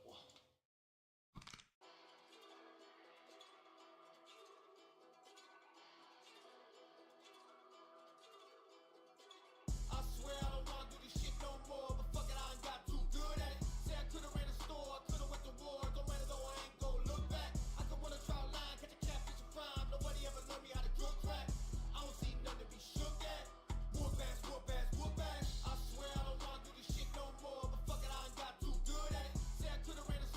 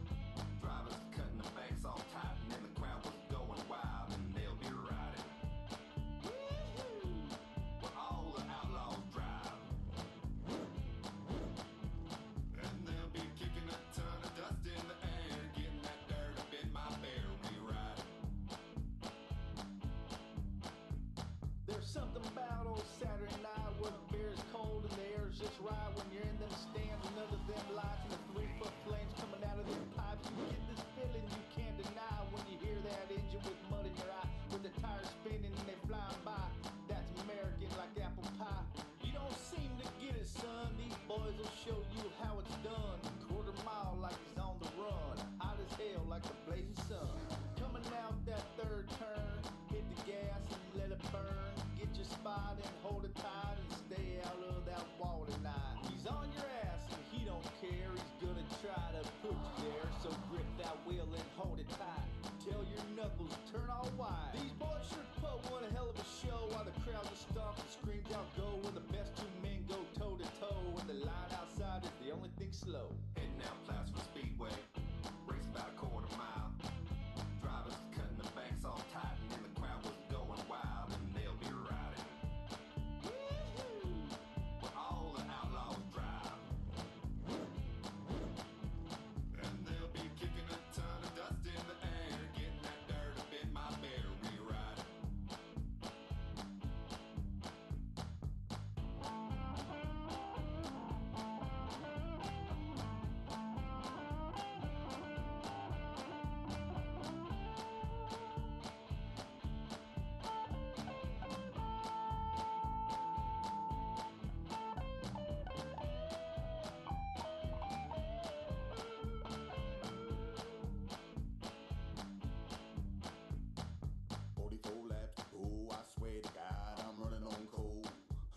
Turn left and you hold your breath, make the floorboard touch your soul. I can smell the fluid off the radiator burning and it's smelling like I'm in a pinch. No guts, no glory, it's the same old story of an outlaw's innocence. Engine still smoking in my windshield broken and I'm thinking about taking a pill. Suicide corner when I flew up on her, checking flag girl shaking her tears. No collision, pole position, hope I make the line. Whole decision, whole shot missing, no this ain't the time. This ain't the time. Never shredding in a box, in heaven, now I'm driving just to survive. Soon as I get loose, I'ma drop the caboose. I'll be driving like I'm in a crime. In my 88 coupe with a crazy hood scoop, drive the car like I'm ringing a bell. No competition and no ass kissing when I drive a lot, giving them hell. Heading down Plattsburgh Speedway, race about a quarter mile. Drivers cutting the banks all tight, and the crowd was going wild, and they'll be riding. Where all the outlaws drive. And they'll be kicking a ton of dust in the air, getting that dirt up in my bear, re-riding.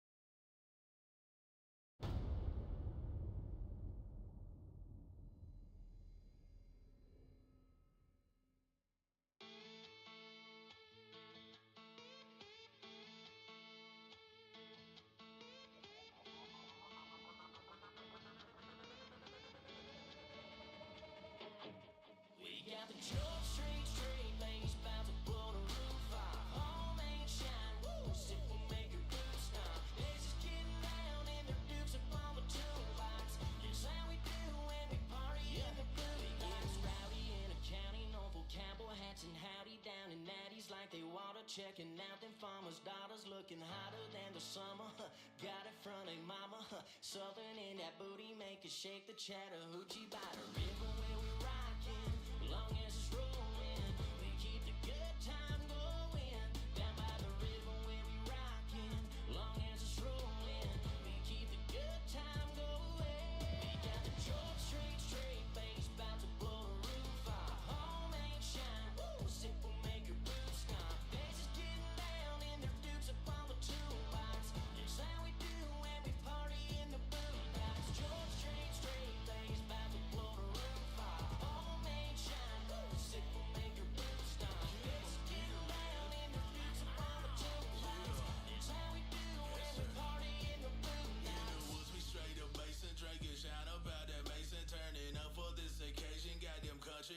shaking. They loaded up in that two-town, got them days of Dukes on. Place is shaking, getting crazy, stomping with them boots on. Rocking to an Ice Cube song, showing off them new thongs. She got the best of me, ha, word to my dog, Luke. We got them short, straight bass, bound to blow the roof off. Home ain't shine, woo, sip will make your boots stomp. Bass is getting down in their dukes up on the toolbox. That's how we do when we party in the boombox. Short, straight bass, bound to blow the roof off. Home ain't shine, woo, sip will make your boots stomp. Bass is getting down in their dukes up on the toolbox. That's how we do when we party in the boombox. Stop and grab a six and split it up between my buddies. This is just a quencher. We buy cake to save us money. Got us running down a back road, trying to see if we can get back for the gate closed. A private party with some country girls that's looking fine, and we can get this party bumping if they don't mind. Cause we got that short, straight bass, bound to blow the roof off. Home ain't shine, woo, sip will make your boots stomp. Bass is getting down in their dukes up on the toolbox. That's how we do when we party in the boombox. Short, straight bass, bound to blow the roof off. Home ain't shine, woo, sip will make your boots stomp. Bass is getting down in their dukes up on the toolbox. That's how we do when we party in the boombox.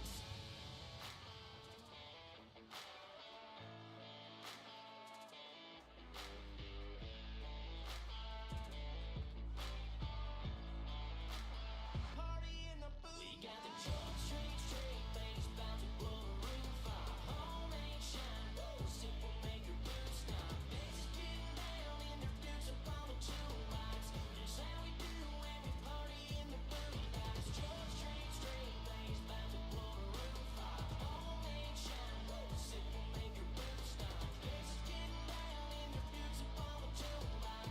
That's how we do when we party in the boombox.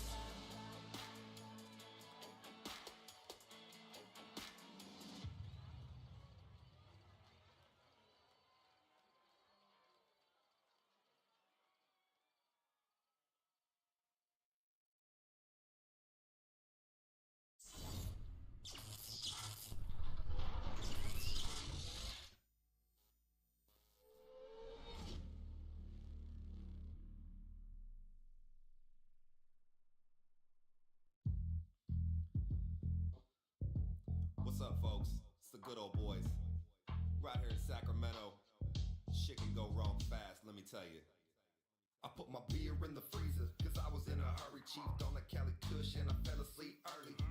Woke up quick, man, and I was in a fury, going back to the liquor store to get another 30. Passed a piece to my boy and he dropped that shit, man. I tried to roll a blunt, it was cracked and split. I rolled back to the store and I bat my whip. Sometimes you just can't win, dude, and life's a bitch. The girl was cool for at least few months. She had the mad dome and could roll good blunts. Until one day she started all that noise, and you gotta let her know you the real McCoy. It's like I jumped in the river with my glasses on, and when I cracked the stem or when I passed the phone, it's like every damn day seemed like something's wrong. But no thing, 'cause someday this'll all be gone. Surrounded by cops and you start to bust.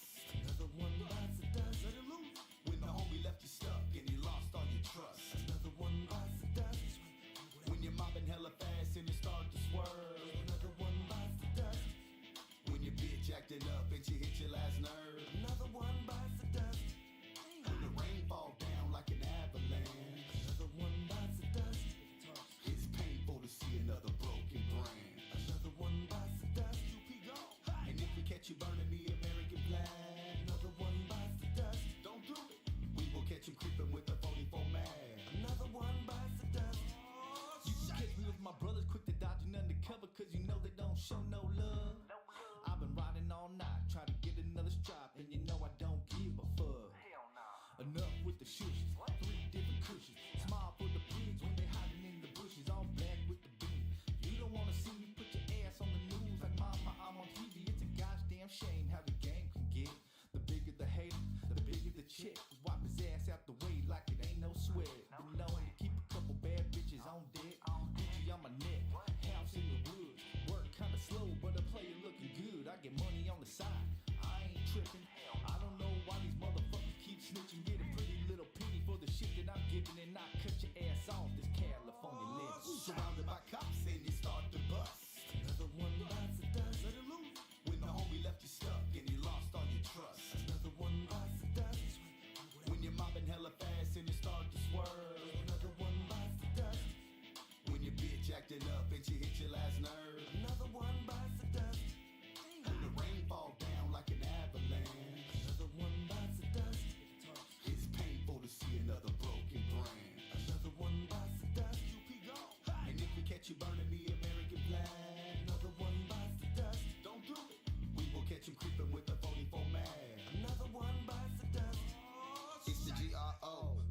shoes I fold, and keep them out zipped about the shit I sold. I'm keeping the shots, hella deep with my crops. Sell the bottom of the plant, I'm keeping the tops. I'm on to the next, man, I'm gone if they flex. Sexy ladies on my dick, I make them on from the sex. Sorry, baby, no kiss, kiss.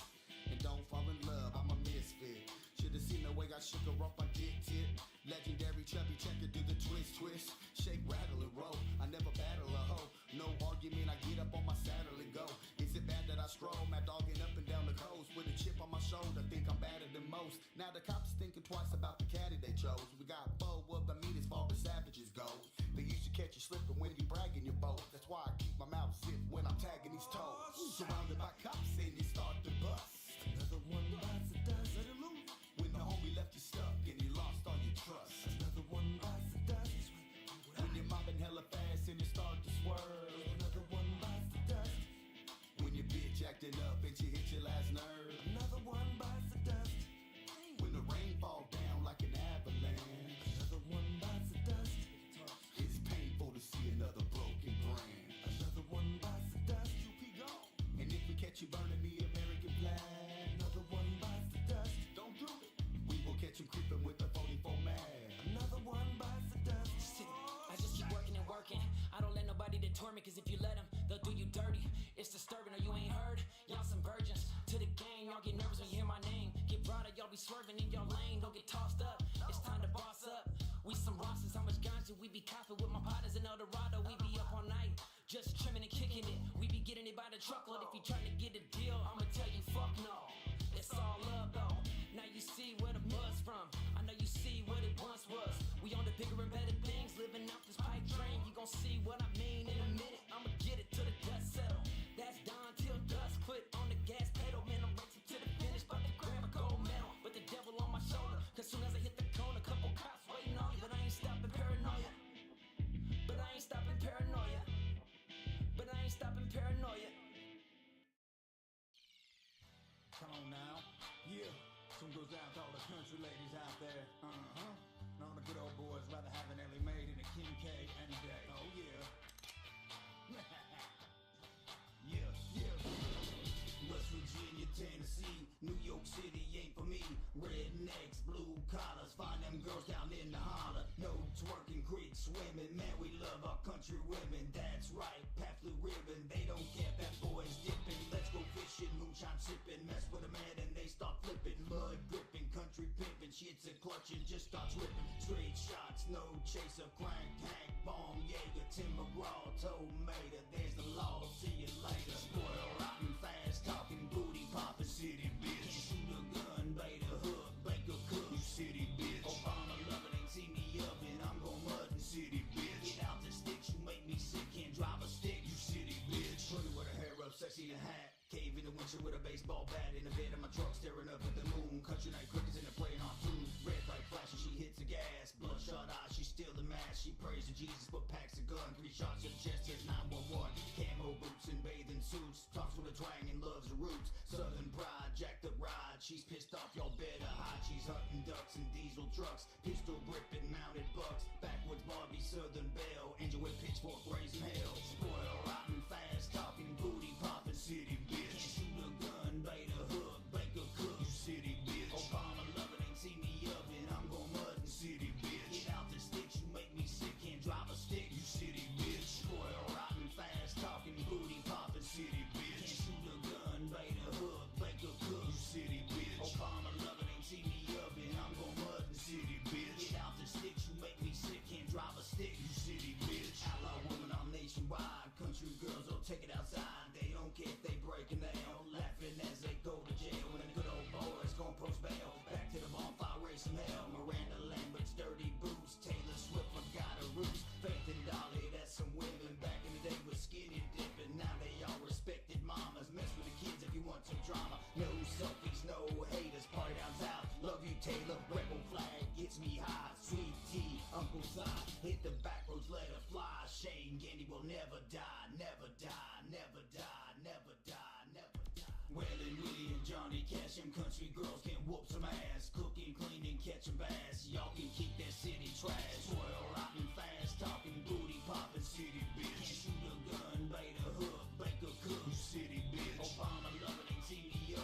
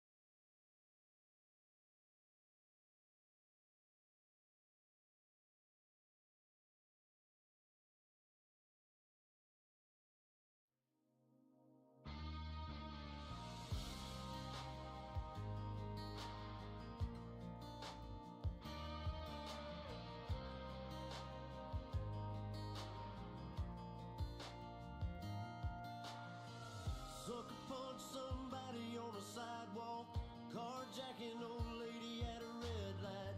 Pull a gun on the owner of a liquor store.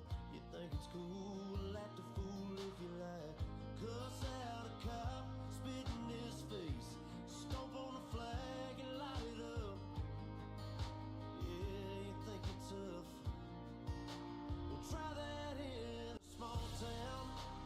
See how far you make it down the road. Around here we take care of our own. You cross that line, it won't take long for you to find out. I recommend you don't. Try that in a small town.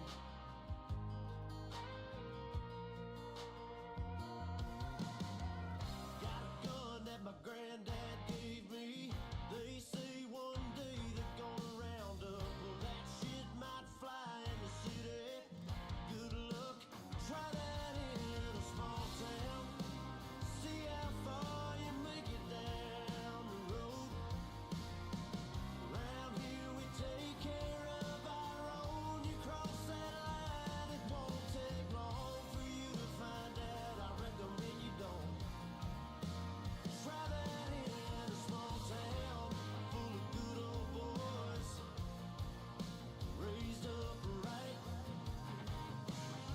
If you're looking for a fight, try that in a small town.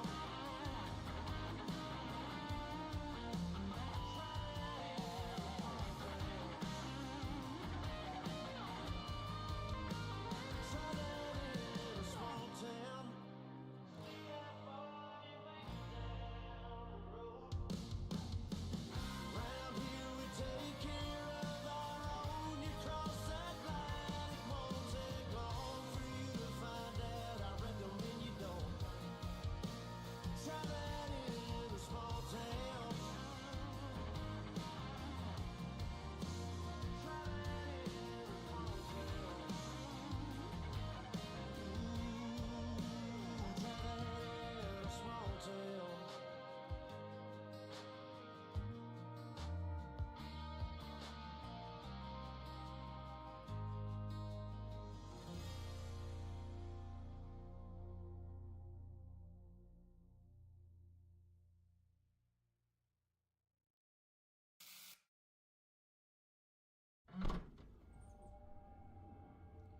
Hey, you don't think this is overkill?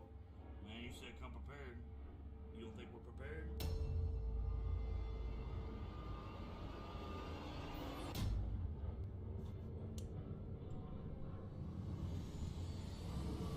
Bottle opener.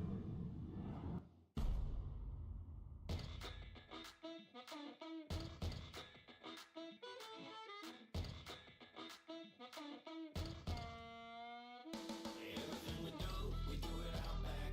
Backyard, half-charred ribs on a rack. Back road running, getting dirty on the track.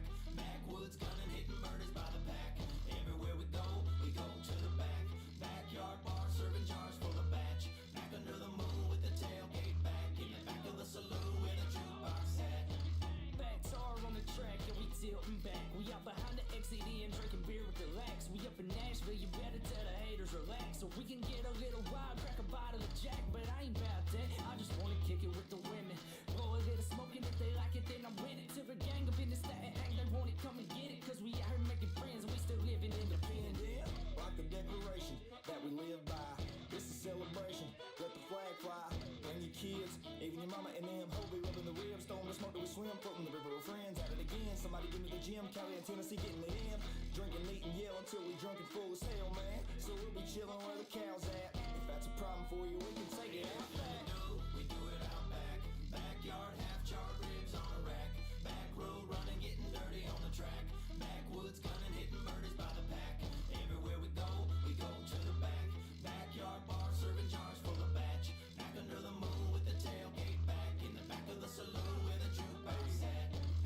Bubba K's back, in here to be exact. Got a bedded with some back, acting bad as she can act. Then we throwing back a few, but I ain't really keeping track. Now her man's back, and I'll be easing back.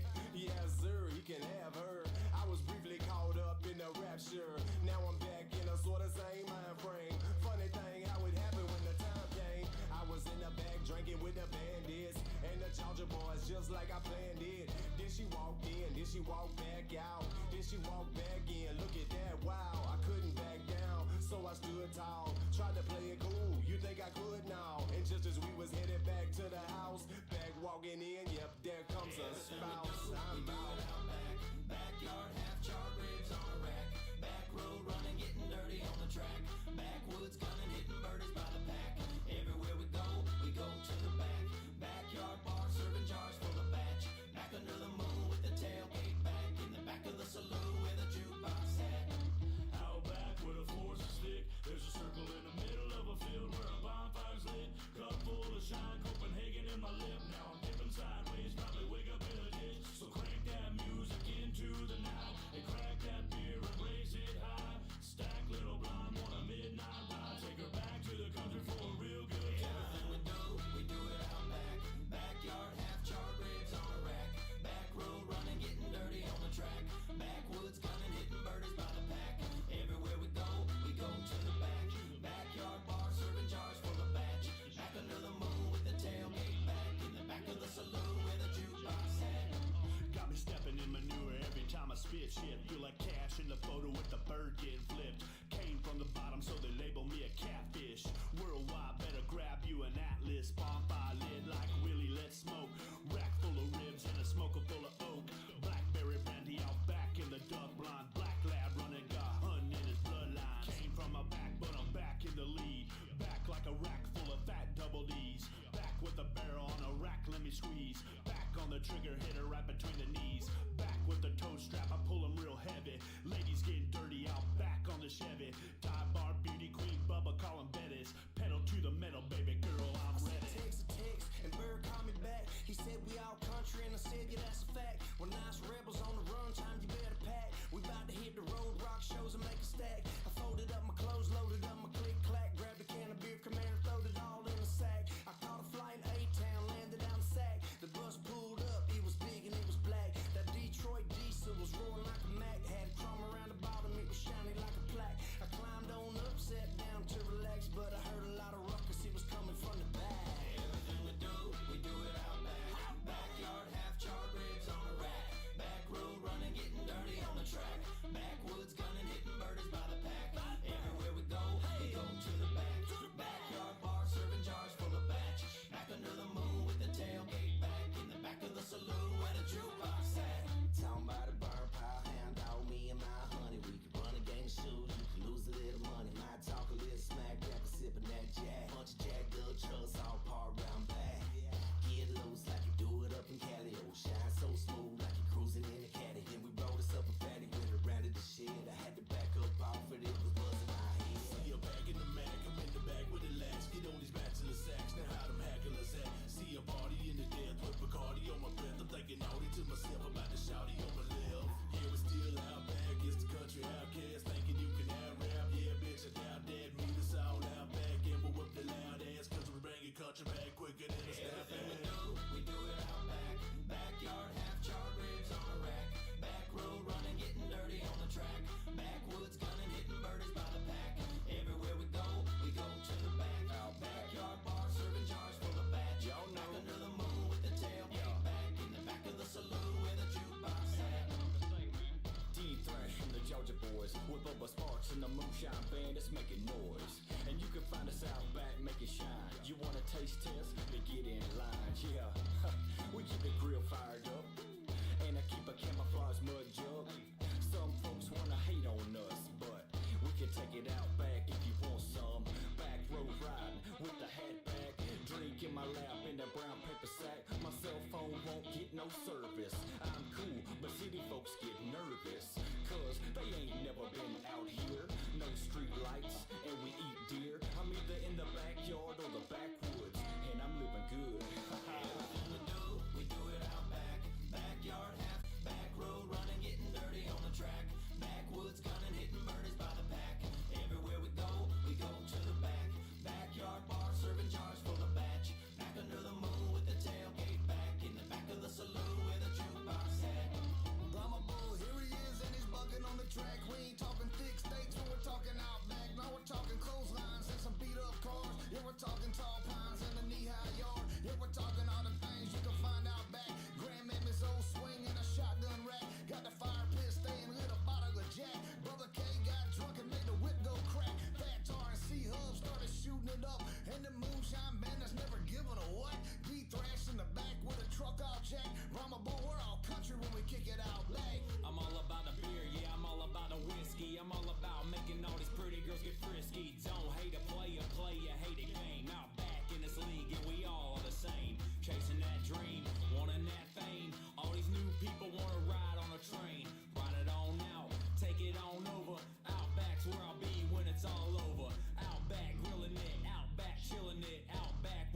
I did mute myself, but I don't know why I didn't go into fucking break.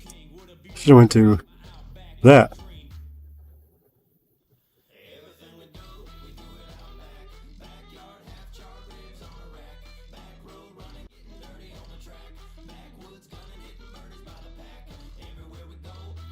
That was weird. That thing's always fucking up anywhere though. They're badass whatever, the stream decks whatever, but they're just, I don't know, like I said, it's when it works great, but it's fidgety. But it might just be my PC though. PC's fidgety as shit. Fuck with it to a point, and then from there it fucks up. Go and repair it. Fuck it up some more. Mad scientist.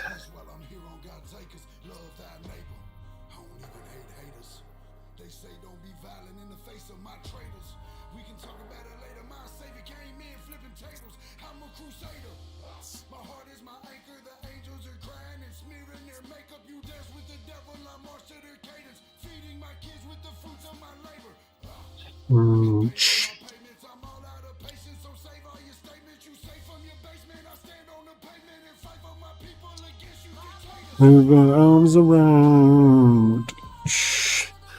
Where's it made of? Move my arms around. I'm not made of.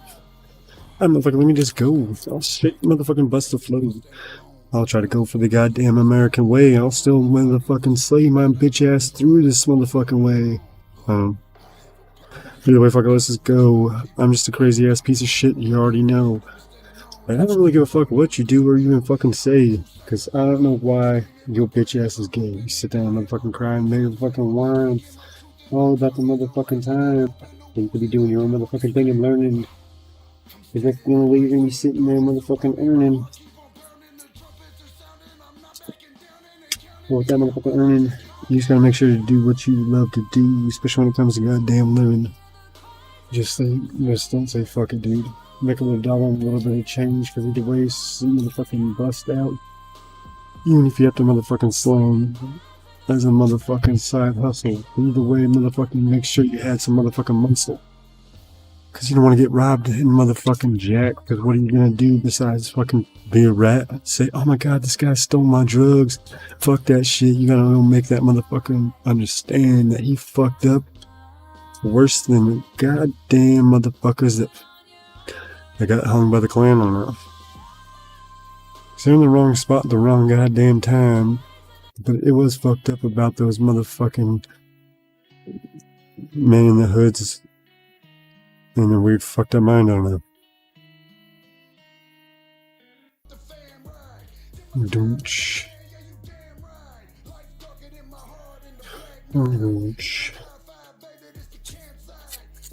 Motherfucker, let's just say I don't understand what I'm gonna do or what I'm gonna say, but either way, fucker, let's just start to spray. Come fuck with me and I'll come fuck with you, cause either way I'll go to the motherfucking roots of your goddamn fam and I'll slaughter everyone and make them motherfucking your wife part of my clan on it.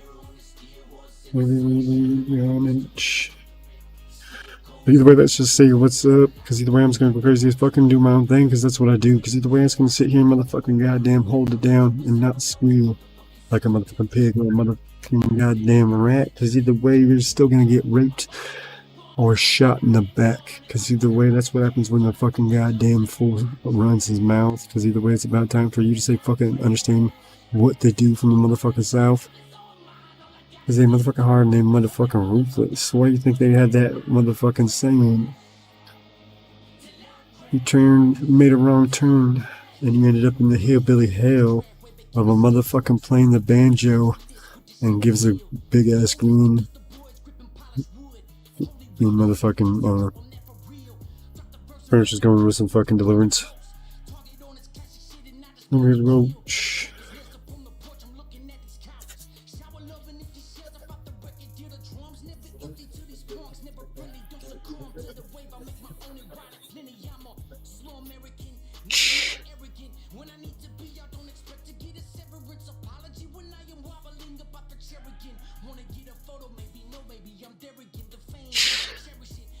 let's just say, somehow I just know how to motherfucking spray and motherfucking say what's on my mind in some weird fucked up ways, but I don't give a fuck. Just don't come hit on me if you're gay. And motherfucker, don't push the goddamn pills on the goddamn kids to motherfucking liquid castrate themselves, because either way, that's just motherfucking one way to hell. But who knows, you motherfucking love it, because either way, you're just motherfucking say fuck it and rub it on the goddamn devil's dick, because either way, you're just a little cheerleading bit.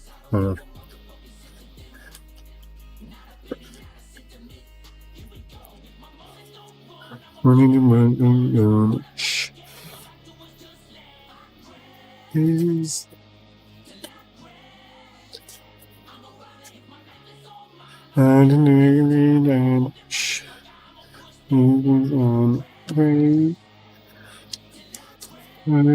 shh.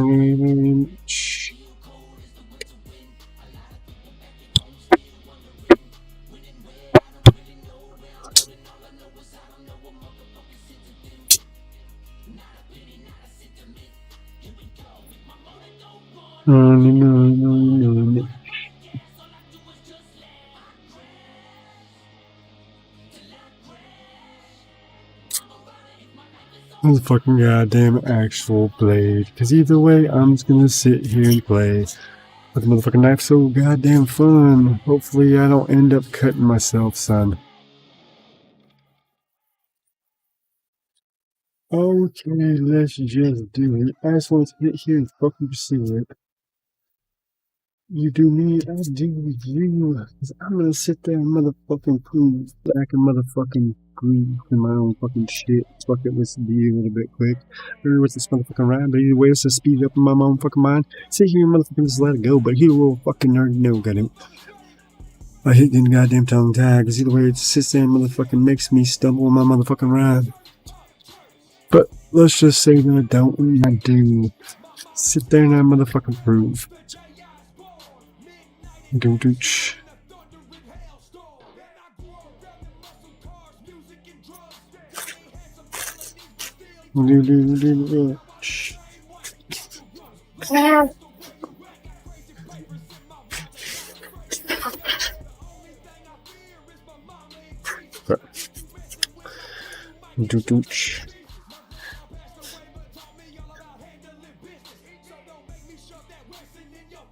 Reason.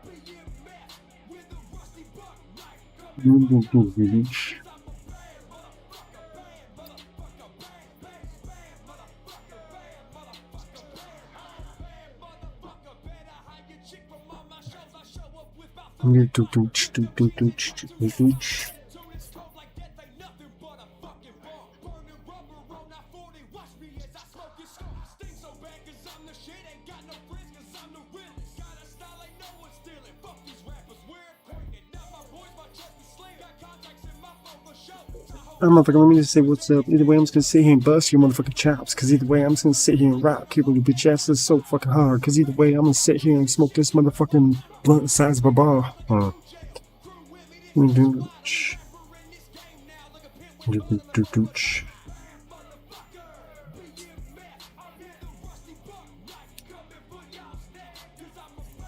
Yeah, like I said, these I don't really like too much. Webback sends speaks on Kit said, hey, I removed the CMOS battery and put it back in and my computer works again. Boom. Yeah, it's some, see, like I said, PCs are weird. PCs are fucking like, you know, that same thing with like print, okay, anything electronic, it's really fucking, sketchy. That's like literally like one of the first things I should have fucking, you know, because I didn't even tell you that. But like I was saying, it could be anything like with that kind of shit because it's weird. Sometimes it could be some stupid shit like that to where it just needs to be battery pulled to where it fully restarts. Your phone does the same kind of shit. If your phone starts fucking up, reboot the bitch, pull battery if you can. So it's fucking retarded about the iPhones. Full battery, let it die all the way out, and then from there, plug it back in, start it back up.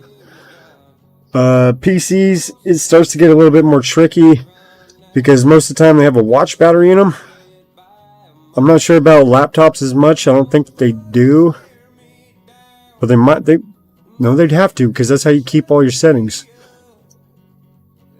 So yeah, they'll have a fucking one of these batteries on the motherboard somewhere. And that's little fucking, what is it, fucking 3 watt? Yeah, it's 3 watts. This little 3 watts keeps your fucking battery or your computer enough power to where it remembers your settings. So when you turn it on, it knows exactly what to do, or at least step by step.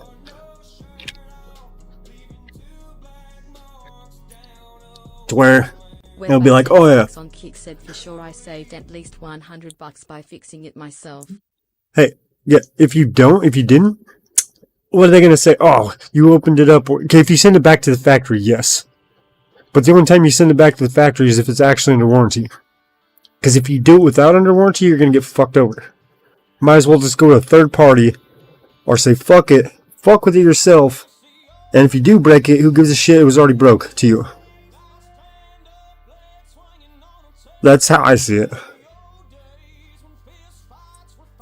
Like I said, high school, I could fucking all the way up through all the way up my whole school and finished the high school. I was always at least 4 grades behind him in reading, at least. I'm illiterate as shit. I'm getting better though, fucking with chat and everything else. Fucking actually have to learn shit that I want to learn versus just some random shit. Kick said, so you really don't read well. I don't. It's not a joke. I'm getting better because, like I said, of like chat. Fucking, you should have saw when I first started, like, fucking, was it fucking 6 years ago or whatever, when I first started watching live streaming and didn't even stream yet. I wouldn't be able to spell shit. If you need help, I can try. Well, it's all good, man. See, this is what it is. I can get close enough to where if I put it into Google in a sentence, it will autocorrect me, and then from there I'll copy that one word and then go and paste it wherever the hell I want. So say I want to look something up on YouTube.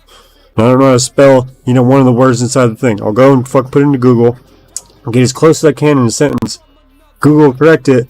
I take that one word out, put it in the fucking search bar, and then from there I pretty much have, you know, the whole thing. So my dad was the exact same kind of way, to where he's fucking dyslexic a little bit. Something there. Not that he can't read. He just can't read. Yeah, this fool knows me from fucking. This is used to be my fucking. Or not used to, but this fool was fucking family friend for fucking. It was like 10.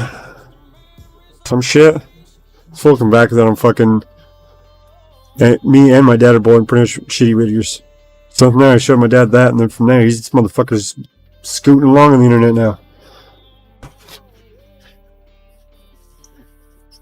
Because when you want to do something, you'll find ways around it. That's why I say give humans enough time and drive. Doesn't matter what they want to do, they'll fucking figure it out.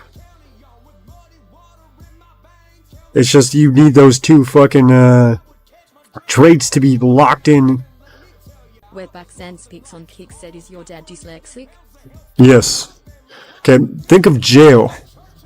How much shit can they make in jail? Like, actually make. Like, you know, they'll make some top ramen that you're not supposed to be able to have any fucking boiling water, but they'll take 2 pieces of metal and then, like, shove it in the light socket. Yeah, it's crazy shit and dangerous shit, but they'll boil that water. You know, they'll be like, oh yeah, fucking we want to have this. You know, they'll figure out a way. Okay, we want some pruno. They're like, alright, motherfucker, give me some bread from the fucking, you know, mess hall. Give me some fucking, you know, some fruits and shit. We'll fucking throw it in a bag. You know, they'll figure out a way to hide it, make it still. Yeah, it might taste like shit, but the concept that they wanted to achieve was still achieved. someone wants to hurt a guard in fucking solitary confinement. That's when people started shitting in buckets, ripping the light bulb out of the fucking socket and smashing it up, throwing shit glass on them, knowing that it'll biologically infect them. Really fucked up.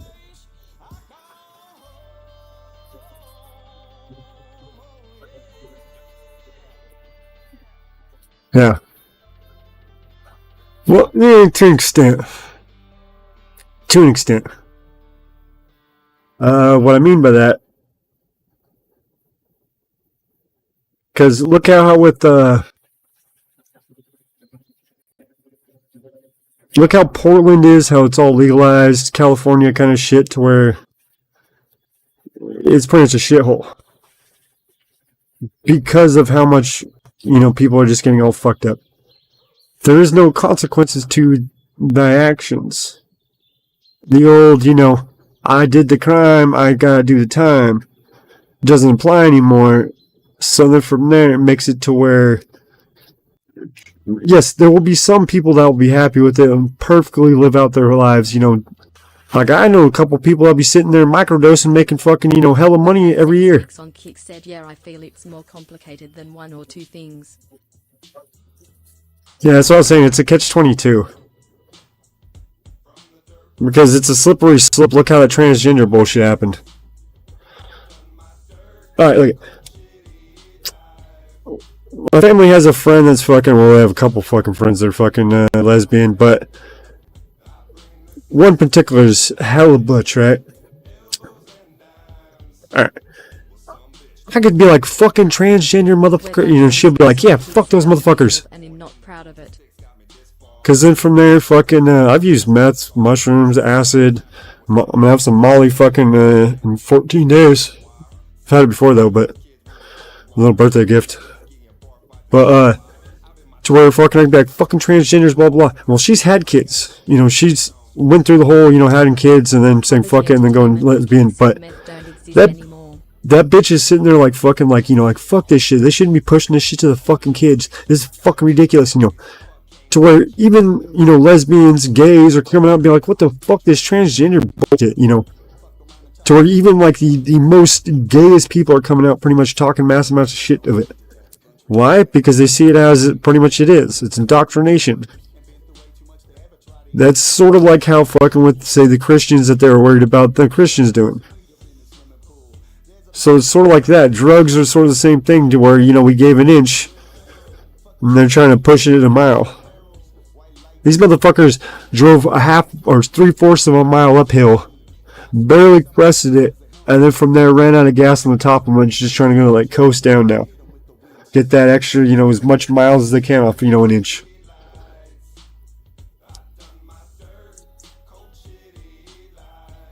Because like I said, fucking, and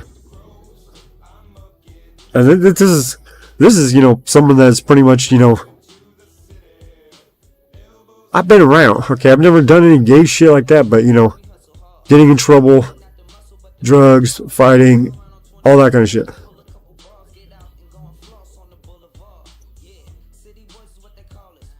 You ever had your fucking, your brother, and your mom pretty much go driving around at like 8 at night, 9 at night, trying to find a crack dealer? Bitch rather get high on fucking Christmas instead of driving us halfway home? Because that's like what my parents used to do. My parents got divorced when I was hella young. To where my mom would drive halfway to fucking the midway point and they'd meet each other. So instead of 6, only 3.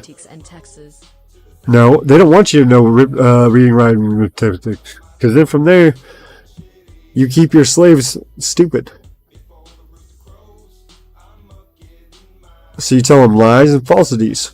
And then at the same time, and then at the same time, look how with college, 4 years, right? I think it was Goering, fucking Hitler's right-hand man, or one of those fucking top agents, said, give me 4 years with your kids, and I can take over the world. He didn't mean just 4 years.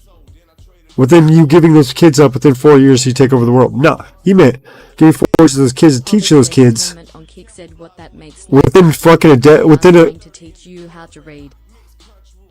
within, no, they didn't. If that was the case, Potter. Why is failing reading, writing, and arithmetic or whatever in bigger cities? They get the most money. The only places that aren't are pretty much small towns that are pretty much, you know, the community itself is paying the correct amount to living to job ratio.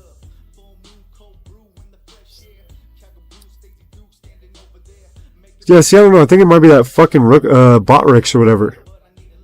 That's why I got rid of it, I thought. But it might be still linked to it somehow.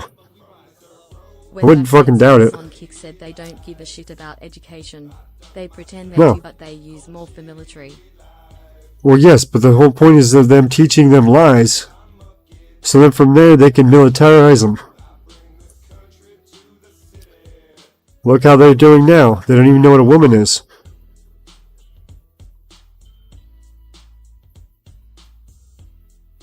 Maybe it's just, you know, you're restricted. Because the only time I had it happen to me is fucking, when I had that fucking bot. Yeah, it's a good bot because I got a fucking notifications when I fucking, you know, someone subscribes, sub, whatever. Well, I think I still get this. No, I don't even think I get to fucking subscribe now. I have to pay attention to that. It's a bitch. It's a female human that has tits and a pussy.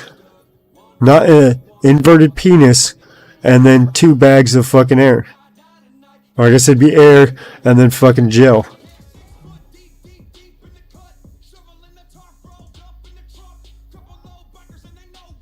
Well, some women don't have tits.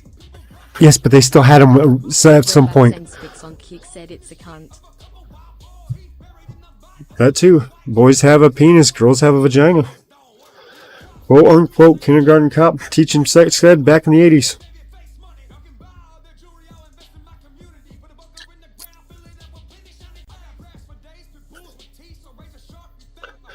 Oh yeah, I'm just some asshole. You know, I'm just a hateful. Webbacks and Spix on Kick said, nah, I respect women a lot. Yeah, exactly. I respect women, but there's, okay, just like how there's with races, how there's the, what do you call it, the white trash, white people, wetback, Mexican, black, nigger, chink, Chinese, or Asian, what the fuck. Every race has a stereotype. That's why they're a fucking stereotype, because there's always going to be one. At least one. Doesn't mean all, not all, but most. Or not. But the thing with that though is that, like I said, is that since there are always fucking, you know, stereotypes to anything, it's how much weight do you want to put behind them, I guess. Like how they're like, oh yeah, nigger. Well, you know, they also use that word for big rocks. To where there's like a fucking glacier fucking rock that's like a fucking northern part of fucking United States somewhere in one of those fucking states. I know I'm a northern one, but I'm saying like on the fucking towards the east more, like mid-east, or pretty much mid-United States, and then what? Arizona illegally. No, you worked in the fucking field in a hot day, and that's why I got wet, okay? And that field happened to be a parking lot, and you having a bikini on, holding a sign saying car wash, you sick little bastard.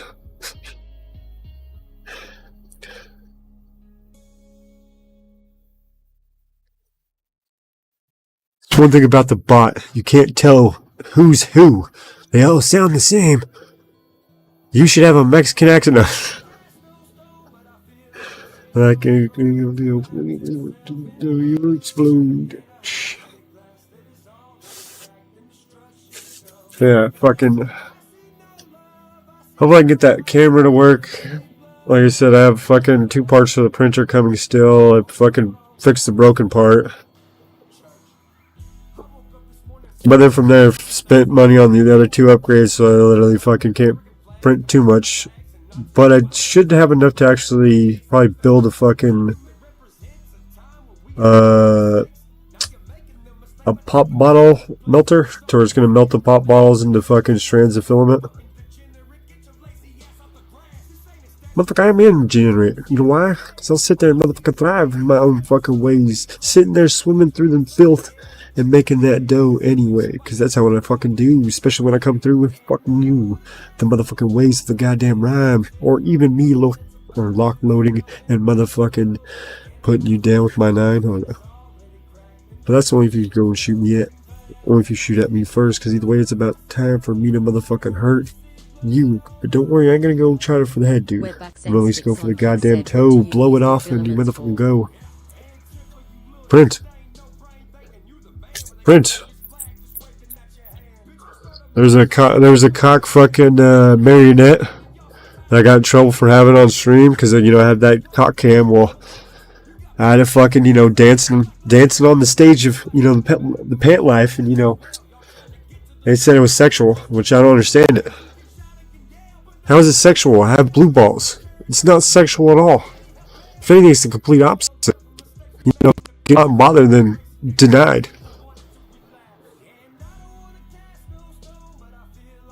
Like a bitch.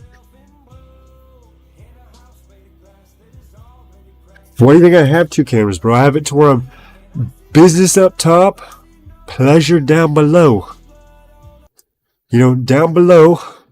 Hey, that's a fish that's stretched out, okay? That's not nothing. That's a fish. Okay? Literally, it's a fucking one of those blobfish. Just stretched out.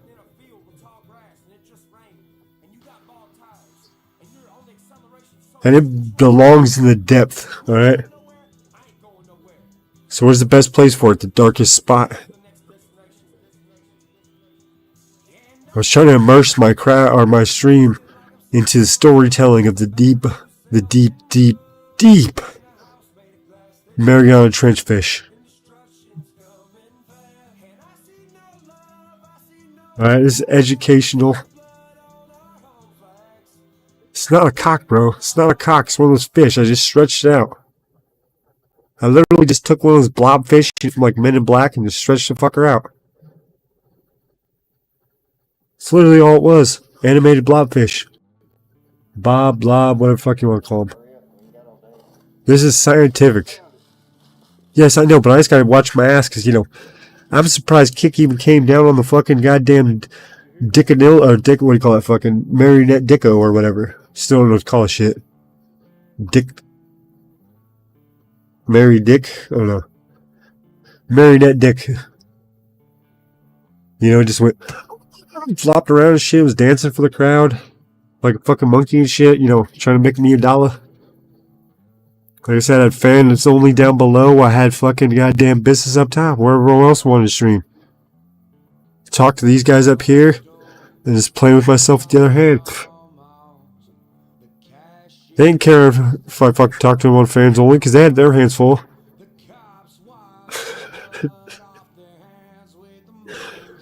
Shit. No, but it's funny when they ask about the other cam. One thing about giant joints sucks. They go out easy, and you don't get a good clean pull off them.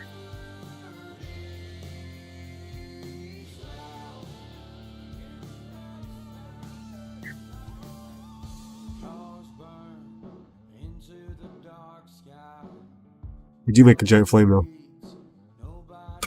You gotta watch out because of cherry falls. It's a lot of cherry.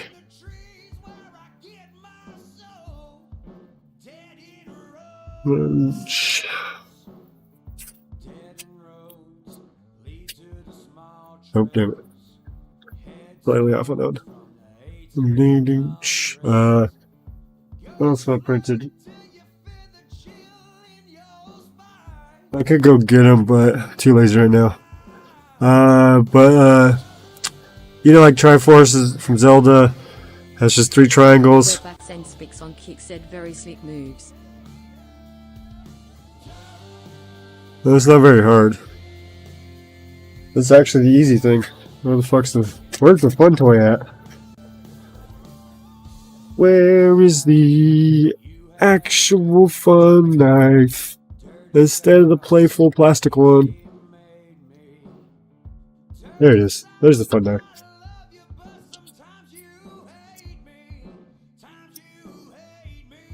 Didn't want to cut myself that time. Okay. When you throw a knife, always fall with it. So when it's falling, go with it. Catch it. If you just go and stay stick, you try to catch it all like that. Alright? If you're staying still, it's going to slice the shit out of you. It's hard for me. Isn't reading somewhat hard for you, or it was? Well, it is still. It's just that's why I use TTS. So then from there, I could hear you guys. But then from there also to where streaming to YouTube, Kick. At one point, I was streaming to like 8 different sites just to see which site kicked me off first. It was an experiment. YouTube kept putting me in timeout. Kick didn't care, or not Kick, but Twitch didn't care, and then finally kicked me a couple times. But we'll get to that in a second. Russian site. I was always the last person to be picked in PE class. Yeah, you know why? You know why? Because they knew that you were the GOAT, alright? You always pick the GOAT last. You don't want to just draw it out to where you think they, oh, I'm going to go and pick this guy right here. No, because they all know what's going to happen, so they try to get him before you do. So you just act casual and don't point out the motherfucker you want. But no, I'm saying for that fucking... The knife, though, is that when you're catching it, if you just try to sit there and go like this and catch it like that, you're going to get stabbed. Because of the weight of the knife coming down. If it's flying this way and spinning, it's not as bad. You could actually catch it quite well. Forced to be on people's teams. So from there, don't just sit, like I said, keep your hand frozen or whatever, because it's going to slice you, poke you, whatever. What you want to do is you want to follow it down with it. So from there, you have the option of when you're pulling it. See, like right there, I just caught it like that, and fucking it was pretty much just balanced on my finger. Poverty Entertainment on Kick said, and I was the only one the gym teacher made fun of in the showers. Well, that was just also because he's seen what the priest did to you. You shit pancakes for a month. So like I said, just follow it down. Like I said, never just grab and try to stay there. Fall with it. Because only an object can only fall so far for his velocity. Oh, that was because, you know, they felt like, you know, the other kids seeing that brown wishing well of yours, you know, after the priest, that it'd scar them for life. So they punished you by making you go after school, stinking all the way to the rest of the PE. Oh yeah, but never mind. You said you had first period PE. So in winter, that was fine. You need to take a shower. But, you know, spring and fall. Poverty Entertainment on Kick said, well, I was in college, so... Yeah, that's what they said it was college. It's called the Running Start program, bro. You still had to go to Wahive fucking goddamn fucking, what do you call it, locker rooms and shit for PE. You only went out after lunch.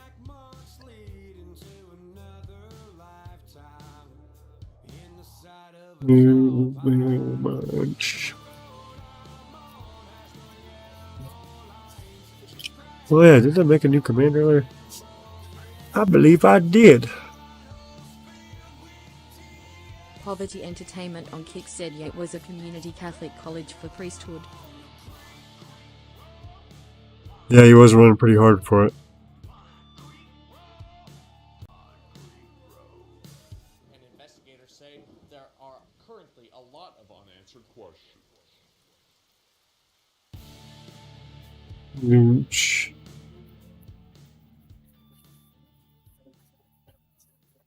Alright, motherfucker, let's go. How much do you think this joint will rolled? Wait. Pretty good weight. Pretty good weight. Pretty good weight.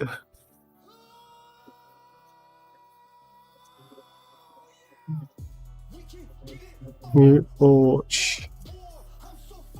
fucked up in this place. I can feel my face, my face.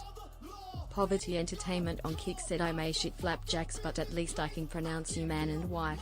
Or whatever. What is that though? You have to define what that is. His life is not just a suckle. I can feel my face, my face.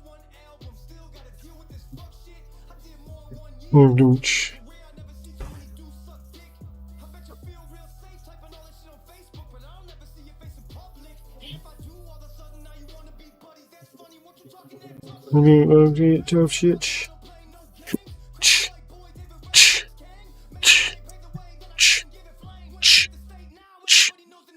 Poverty Entertainment on Kick said no, I'm mostly a Vegas priest, I just do weddings, and I'm also a part-time divorce on Kick said he'll never play along with their delusions about sex. The fuck was that?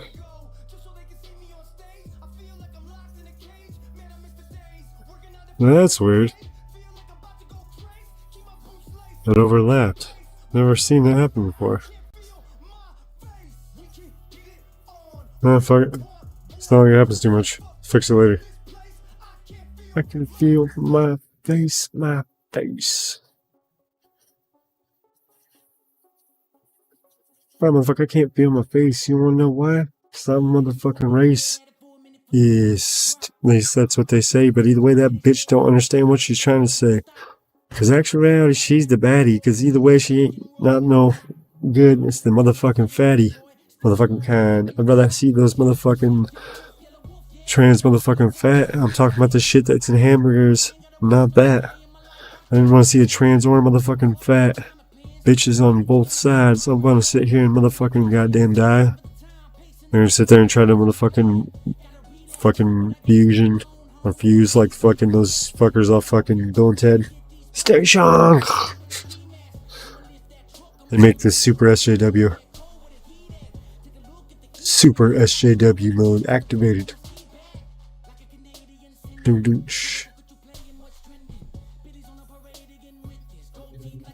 That'd be a good fucking meme. Fuck right now.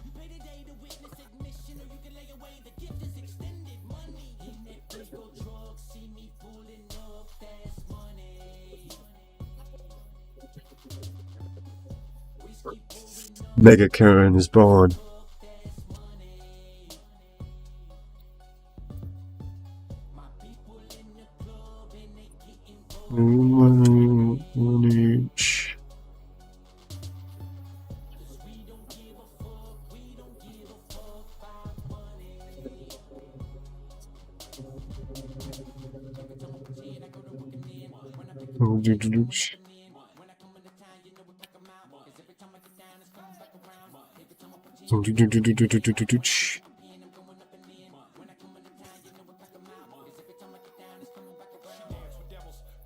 It's gonna be good. It's gonna be a good meme.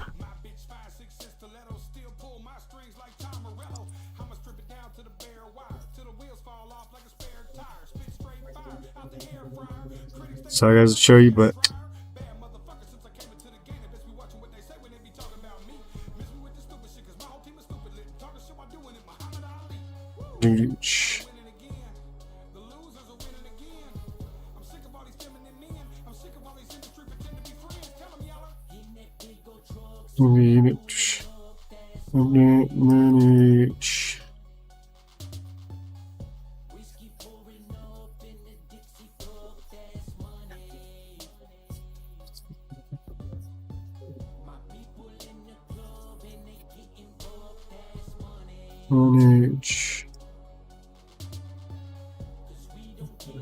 it's gonna be a good meme though.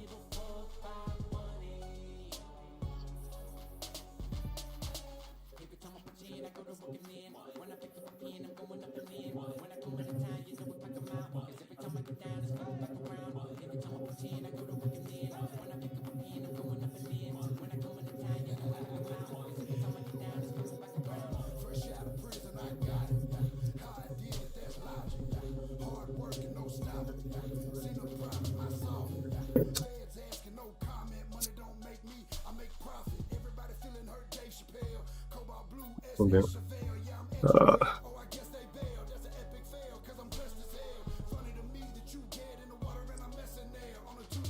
Manage.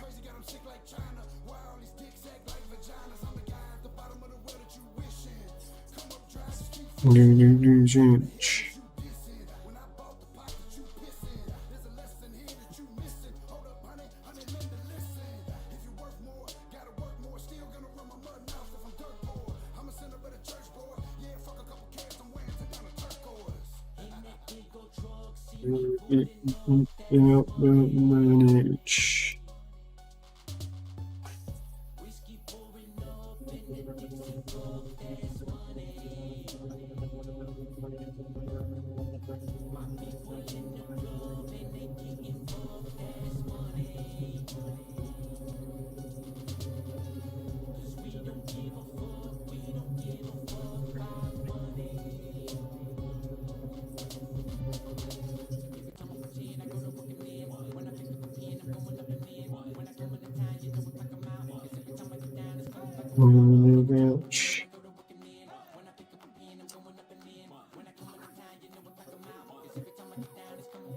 Boyfriend should be good of it.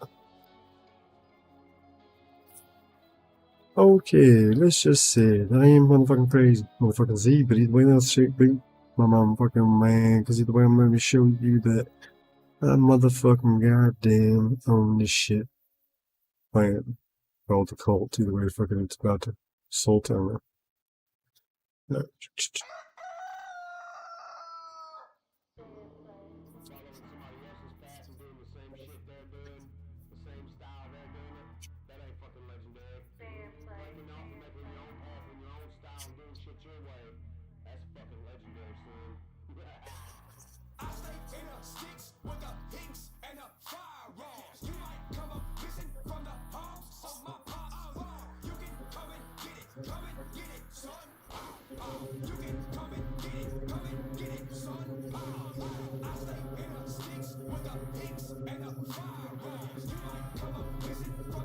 Only for my pop's Foch.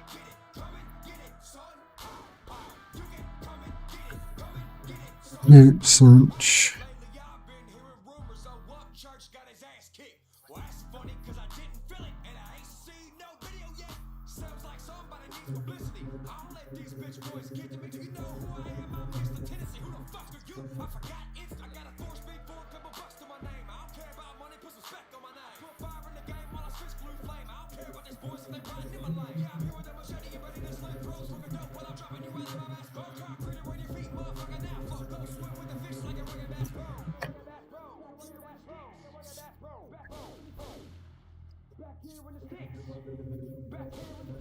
Sticks.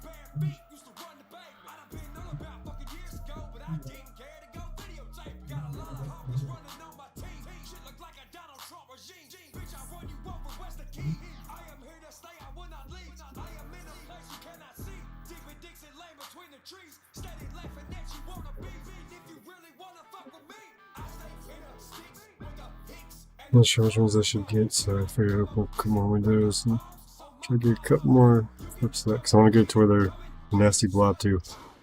You guys seen Bill and Ted 2, you know what I'm talking about that. Nah, that's the shit they leave behind.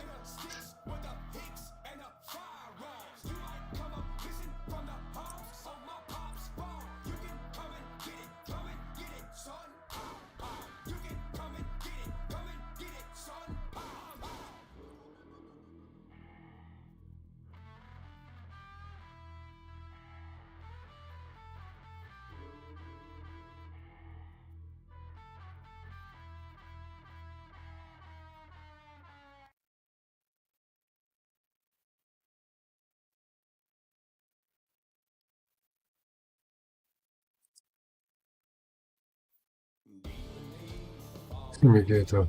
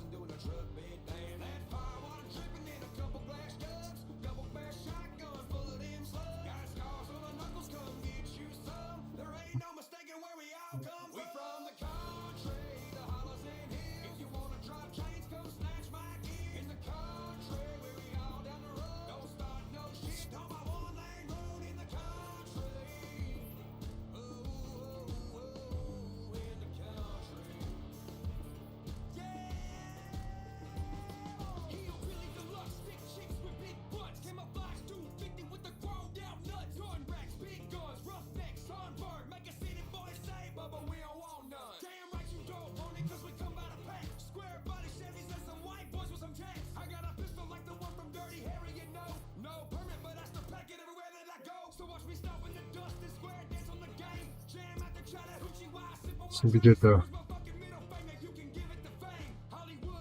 It's gonna give me more ideas since you're watching it.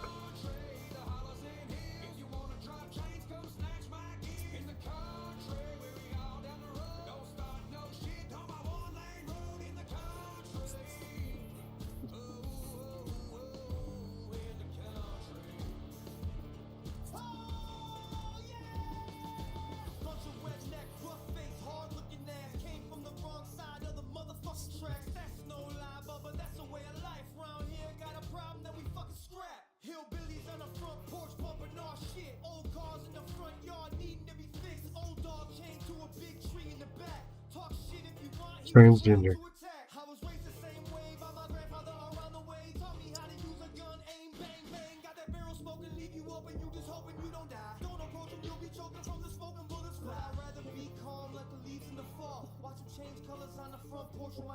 Listen up real close, I'ma say this one time. Country ain't just a state, it's my state of mind. We from the country, the hollers in here. If you wanna drop chains, come snatch my gear. In the country, where we all down the road. Don't start no shit, on my one lane road in the country. Ooh, in the country. Poverty Entertainment on Kick said shave eyebrows. $100.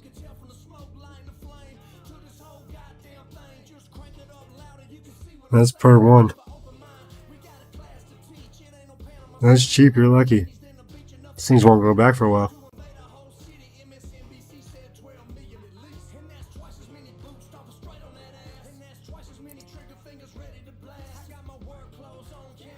I gotta figure out which orders it's going to now. So I said I want to line it perfect.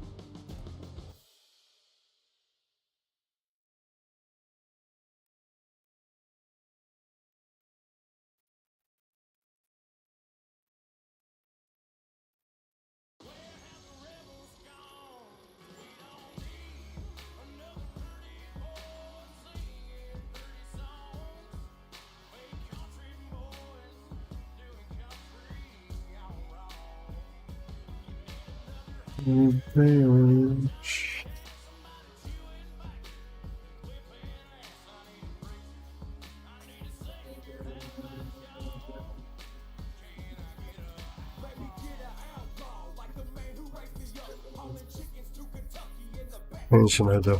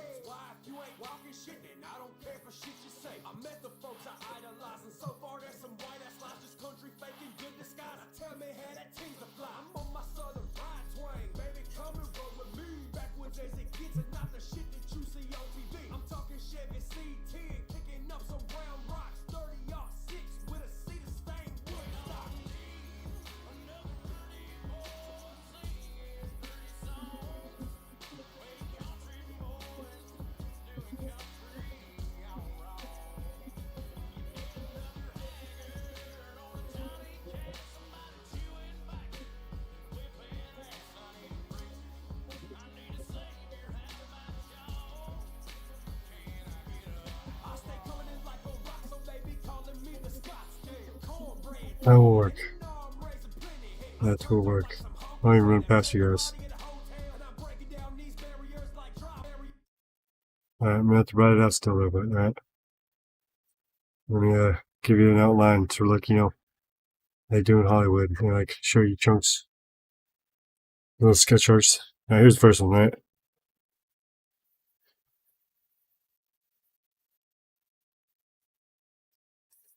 Make it to where stations pretty much saying that trans women are women.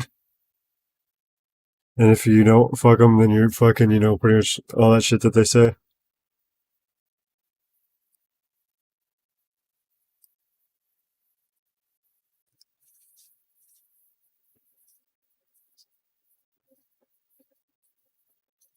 Fuck is that piece of?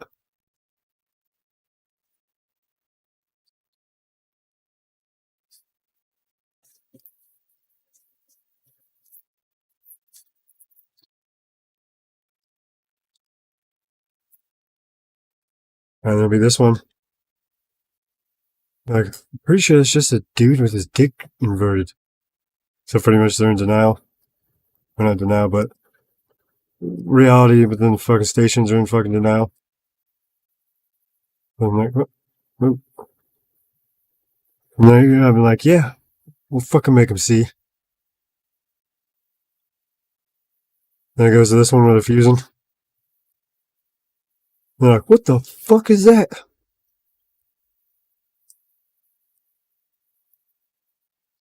I am a woman.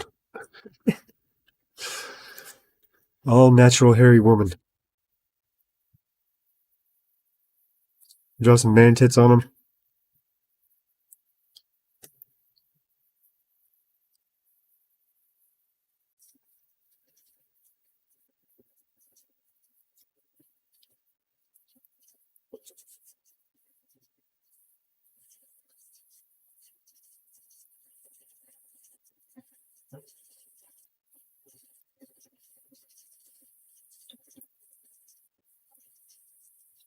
I think it should work. I just need to phrase it correctly.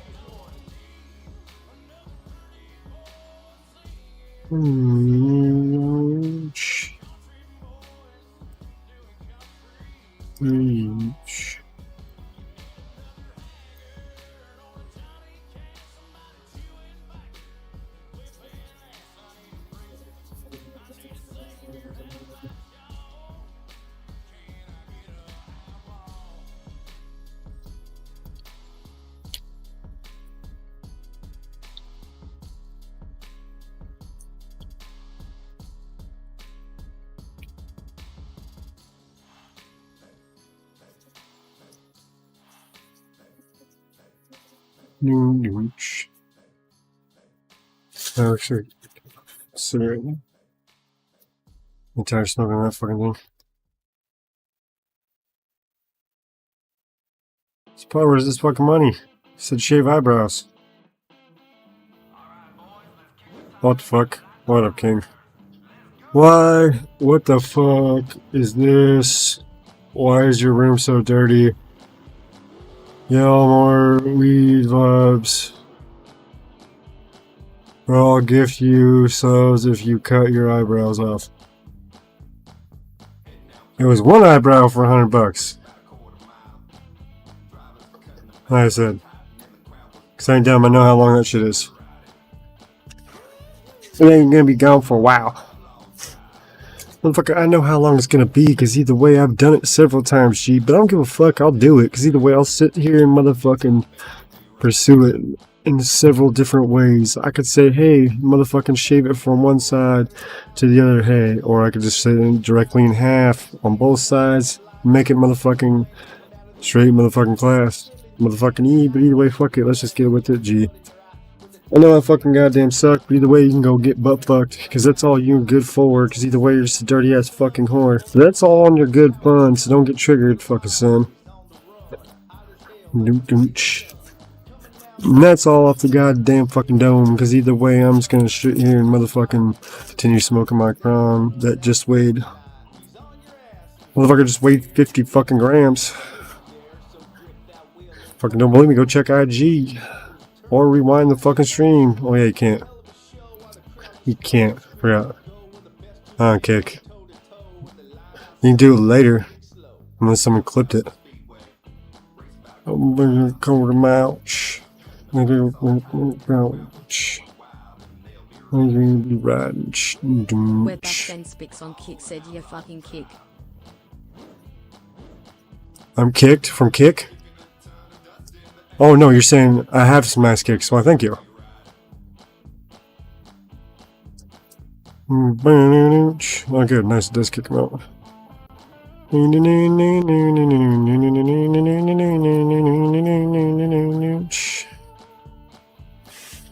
Alright, let's go. Let's just straight be a motherfucking bro and sit there and say what up. Because either way I'm just gonna straight show you I can get motherfucking buck with the motherfucking why. Because either way I'm just gonna sit here and motherfucking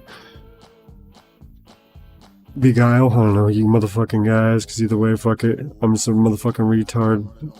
All inside. I don't know. You know, with.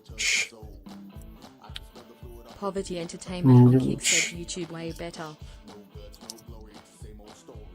Well, yeah, they also have a lot more money behind them. It's fucking Google. What do you expect? That's why it's called Google. Because they pretty much run all of normies fucking searching time. They're only like, I don't know, they're only like 1/5 or some shit like that. The internet, some shit. It's like a very small chunk of the motherfucker. Just because they block out so many shit. I wonder why. Because once you know what's on there, you understand why. Yes, there are journalists, whistleblowers, shit like that, to where they're using a confidentiality kind of shit. But there's also a lot more crazy shit.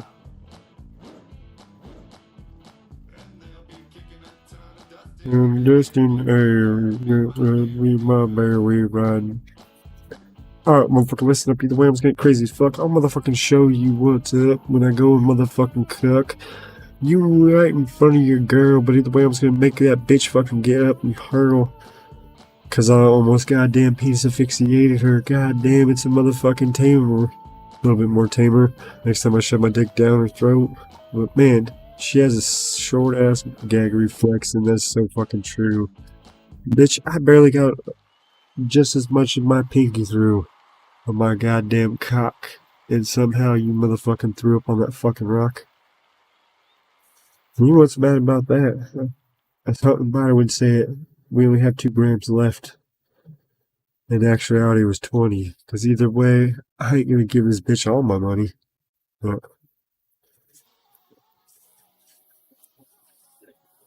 But let's try to think what's up. Either way, I'm just gonna show you I'm a crazy ass fucking dude that sits here and motherfucking bees all rude. But you know it's under good fun, because either way, don't be fucking them. Look at any goddamn good comedian, but sit there and motherfucking go so off, especially when they're sitting there knowing that they're the motherfucking goddamn cool with the boss on them. But that ain't me, because I'm just the motherfucking jester that's gonna see how much motherfucking time I can be on motherfucking any platform before I get kicked off, because either way I'm about to motherfucking drop so many motherfucking words that I'll sit here and motherfucking make racists say, "Brr, that was so fucking cold and so fucking mean." Either way, it's about time for me to motherfucking scream. To come motherfucking get me before I motherfucking die, because either way I'm gonna sit there and lie motherfucking down when you come for that. I'll sit there and stay backed up and strapped. Why is that? Because that's what I do. I ain't just a little pussy ass that's gonna bend over, but who fucking knows? I might be, just because I know I'm gonna win in court and sue you for motherfucking, well, some shit. Lost it. Injury shot one.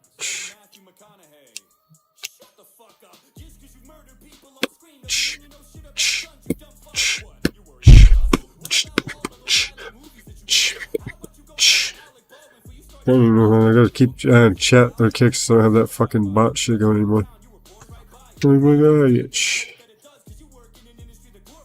Environments. Alright, motherfucker, let me just go. Either way, I'm just gonna straight show bitch ass how we already know who the fuck I am. I'm just a motherfucking piece of shit that says what I do. I ain't gonna be scared of getting canceled. Boo. Motherfucking who. But either way, who gives a shit? Let's just be a little bit more legit. No, that was pretty crappy, but either way, let's sit here and motherfucking be all ratty. My own motherfucking ways in time. Me sitting here and motherfucking thrive. Lost it a while ago. So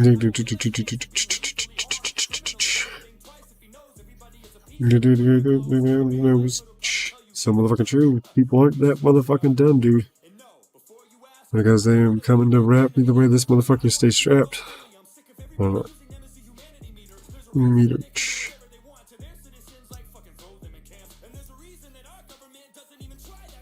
You can't.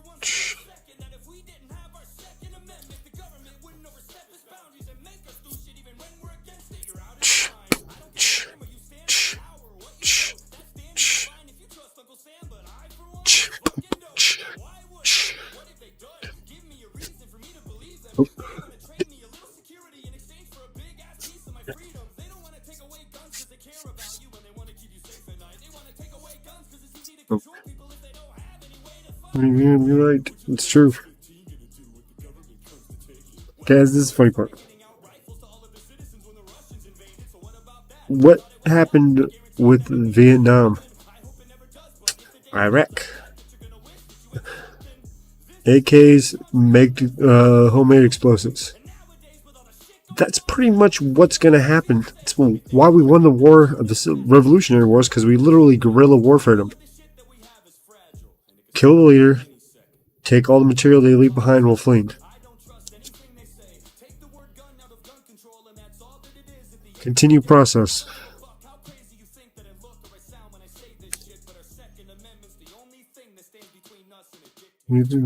Shit.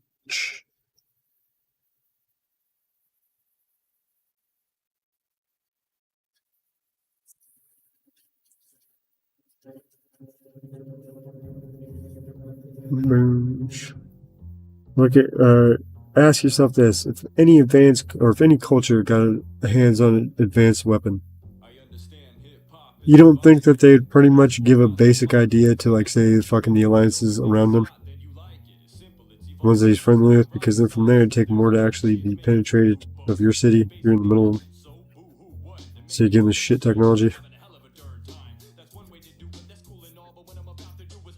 You earn much. So I do. Sort of like I was saying with slavery shit. You're paying someone 7 acres and a mule for 7 years of slavery.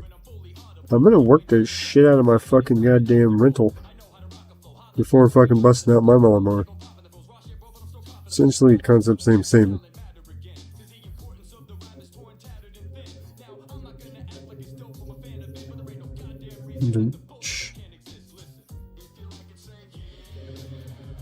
Yeah, they always shadow ban me. They don't like me because I say a whole bunch of fucked up shit. That's why I like getting poverty banned. That's why I say they always put me in timeout. It's because they say I use other people's music. I would say, well, I do, but I usually cut over so goddamn quick, because either way I'm gonna be sitting here motherfucking all sick in the motherfucking mind. But either way, shit, I'm still gonna be spitting this shit somewhat fine. I will stumble, but I will motherfucking hail my motherfucking goddamn shitty ass fucking frail. I don't know, stumbling around. But either way, let's just continue going. I'm clown anyone without really cussing, because either way, that's how you be motherfucking make it funny busting. But I already did, so I'm already out. Not because it hasn't got started. Alright, let's go. I motherfucker don't need to be shit. If you don't want to motherfucking work, then I ain't keeping your ass alive. And that's it, or not? That's a while ago.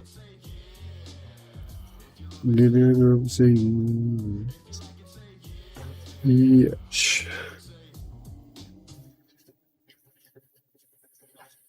Alright, motherfucker, let's just go. haven't been able to move quite as good, you know. So I used to be able to motherfucking kick it and motherfucking break. But either way, it's about time for me to motherfucking bust up the motherfucking crank and let it go. Sit there and motherfucking bust the flow. On October, now on hard. But either way, it's about time for me to motherfucking scar on it. I don't want to say bar. Nope.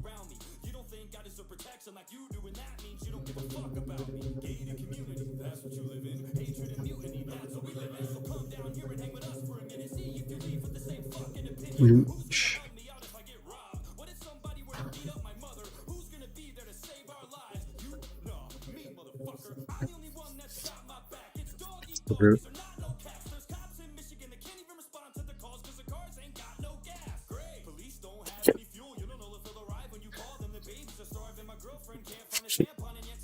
Sounds so hard to get. Which one? Dirty. You put your menu through. You never even shot one.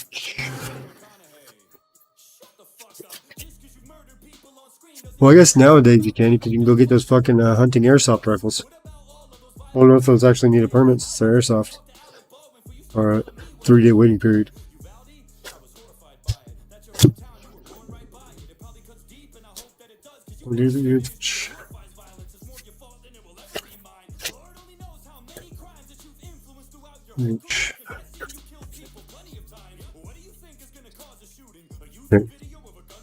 I'm motherfucking let me say either way I'm just gonna motherfucking spray my motherfucking load like I'm in a motherfucking brothel that just got done sucking my muffle. Ruffle. We have a gimmick. Let's watch the shit board.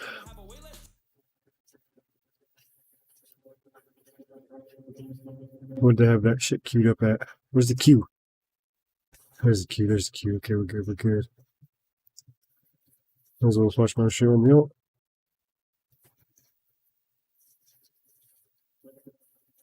Tanks and automobiles.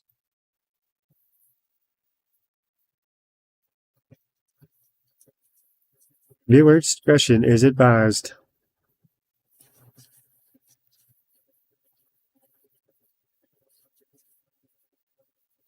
That was at one point, but you have to stream it in a different fucking format.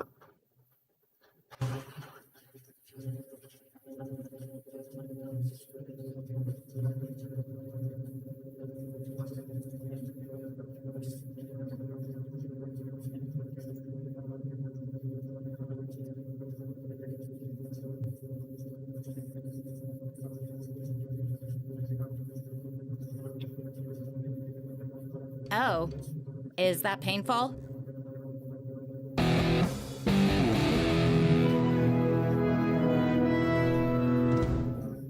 Have you seen these trad wives?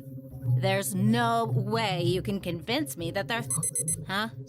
Oh, hold on. Time for me to take my antibiotic.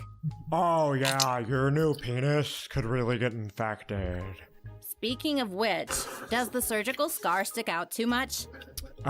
Maybe unroll your sleeves? Good idea. Anyway, I was just saying, trad wives. Ooh, hold that thought. I need to dilate my neo vagina so it stays functional. Oh, is that painful? I don't really feel much down there post-op. Oh, yeah, same. And today's estrogen pill. And now it's azithromycin time. For infections. And gonorrhea. Turns out making a bonus hole with lining from your colon makes it easier for STDs to travel through. Oh, that reminds me. I can't forget the painkillers. Mastectomy still hurt? No, of course not. I feel great. Yeah. Yeah, same. Anyway, what was I saying?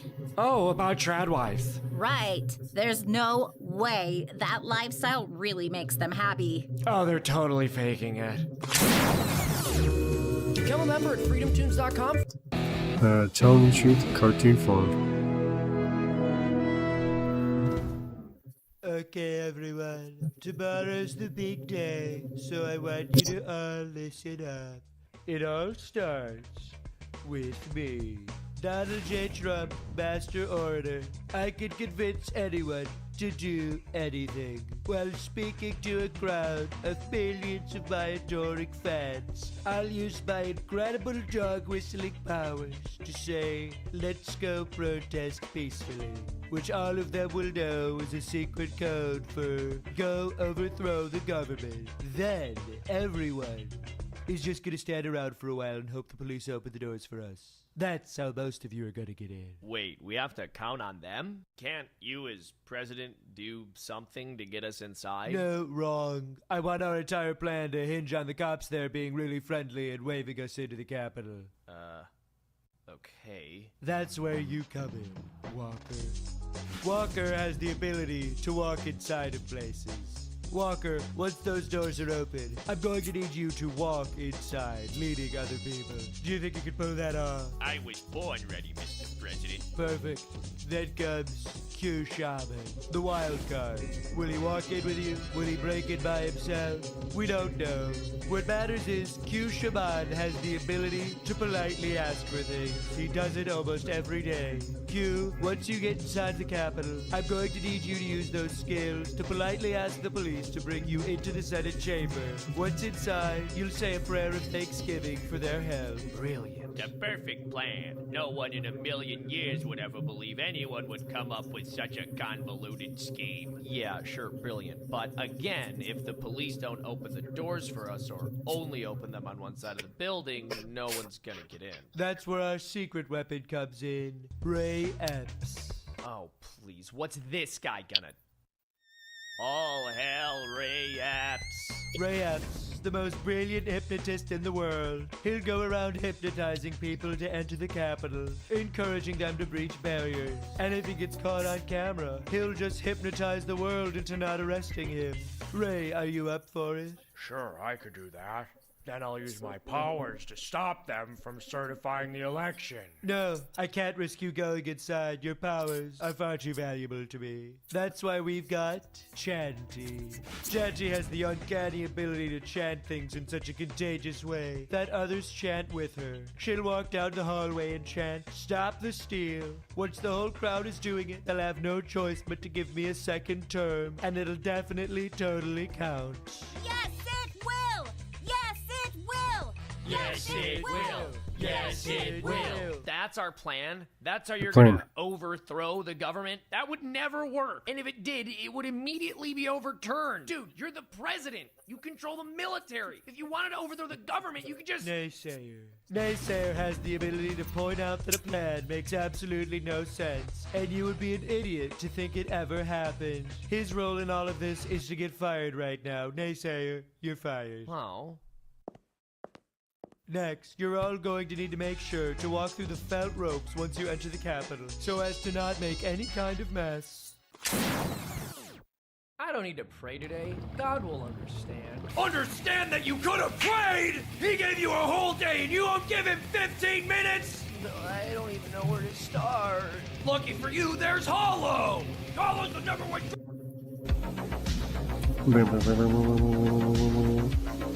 Germany has devised an ingenious new way to protect its democracy by banning political parties that the establishment doesn't like. Save democracy by abolishing democracy. Clever. Germany is debating whether to ban AfD.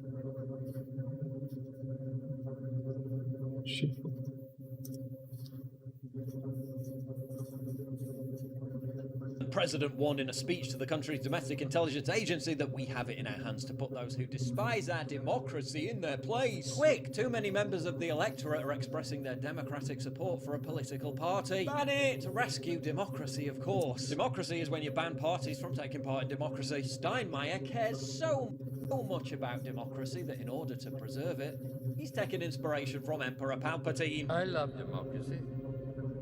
I love the Republic.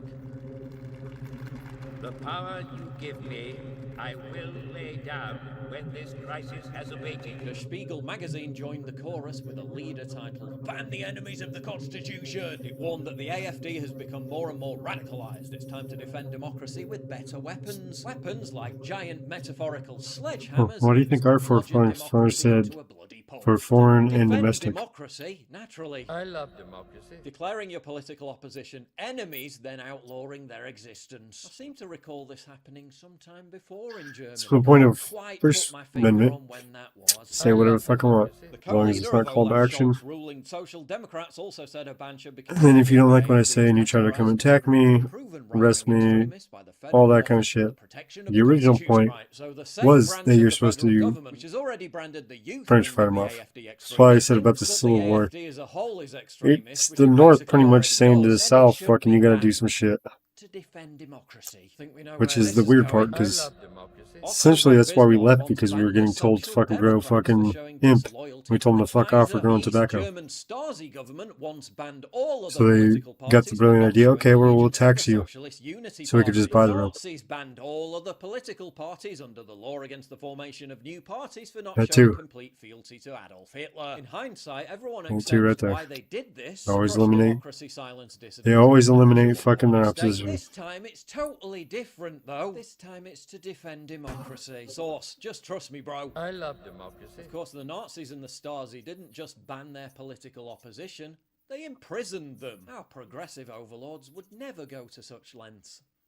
Right? Pro-refugee NGO founder calls for AfD to be banned and its leaders jailed. Oh. But prison is kind of messy and expensive. Maybe there's a better, more organised way to deal with these threats to Germany's freedom. For democracy, of course. I love democracy. Speaking of learning from history, it feels like it's never been more apt to remember what went before. Remember the days before mountains of meaningless email. Remember the thrill of receiving a real letter in the real mail. Rediscover that nostalgic excitement with historic.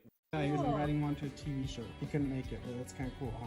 Yeah, that's really, I really love cool. these. I love that. Yeah, he left a little stamp like he does. That's cute. It's just interesting to see this history. Yeah, and how. Why don't they have the rights to put that fucking Mickey Mouse stamp on there? Envelope is delivered to your doorstep.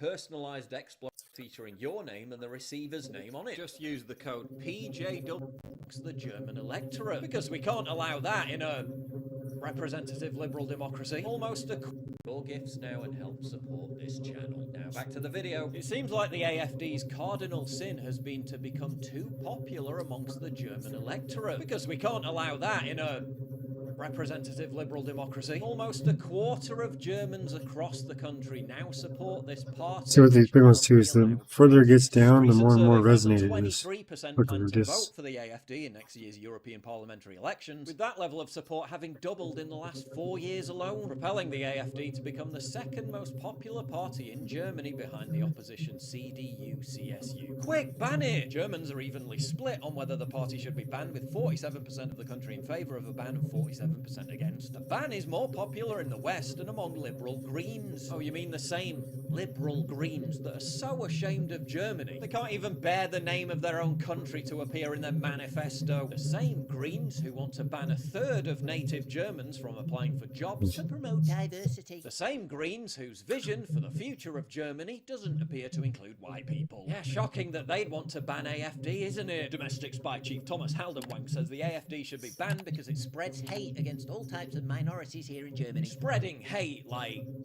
accurately quoting crime statistics and actually listening to the genuine concerns of the German people about the consequences of mass migration. Can't have that, ban it! Interesting how a political party's members can be routinely threatened with violence and intimidation, have their private home addresses doxed and published, be savagely attacked in the streets, and yet somehow they're the extremists. Illuminating, isn't it, how at the exact same time 78% of Germans say they're unhappy with the direction the country is heading under the current coalition government of the Socialist Liberals and Greens, say they're angered that the interests of ordinary people are being ignored by the political establishment in favour of refugees and the rich. The one political party that is willing to listen to and represent those grievances against the political establishment is being monstered, demonised and crosshaired for total annihilation by the political establishment. A stunning coincidence, I'm sure you'll agree. It's for democracy, though, so it's alright. I love democracy. Fascinating, isn't it, how political parties that oppose COVID-19 lockdowns, oppose prolonging the war in Ukraine, oppose the elimination of national borders and relentless mass migration, oppose rapidly accelerating demographic changes that will permanently deform the very nature of Germany, oppose institutionalized climate change hysteria and the alarmist destructive drive for net zero, oppose the centralization of power into one globalist superstate, are suddenly out of nowhere being labelled extremist by the political establishment and targeted for elimination.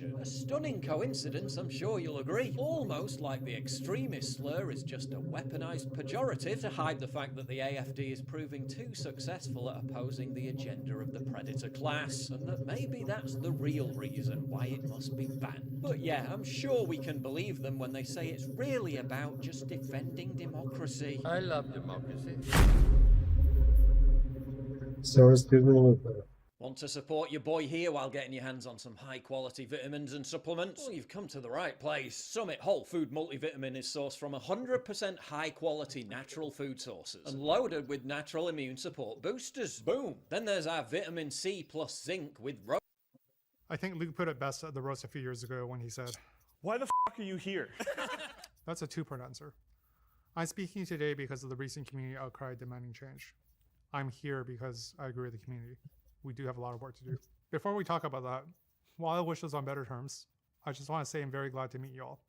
I have spent the last couple of decades on the corporate side, but my educational background is in computer science. My first role in the tech industry was as the writer at Needseeker. My history building gaming PCs goes even further back, to when I built a Celeron 300A rig because everyone assured me it was guaranteed to overclock to 450 megahertz.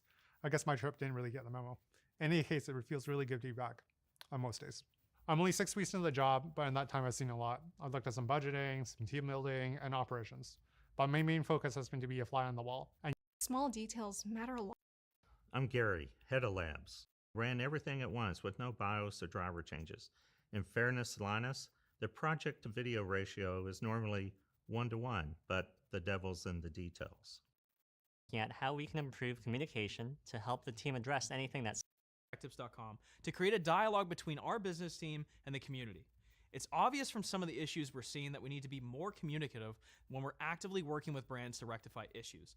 Most content creators can attest to the fact that brands sometimes take forever to respond to messages or address problems. A perfect example is Anchor not removing Linus Tech Tips from their Amazon pages, even though we've been asking to be removed since our partnership with them ended months ago.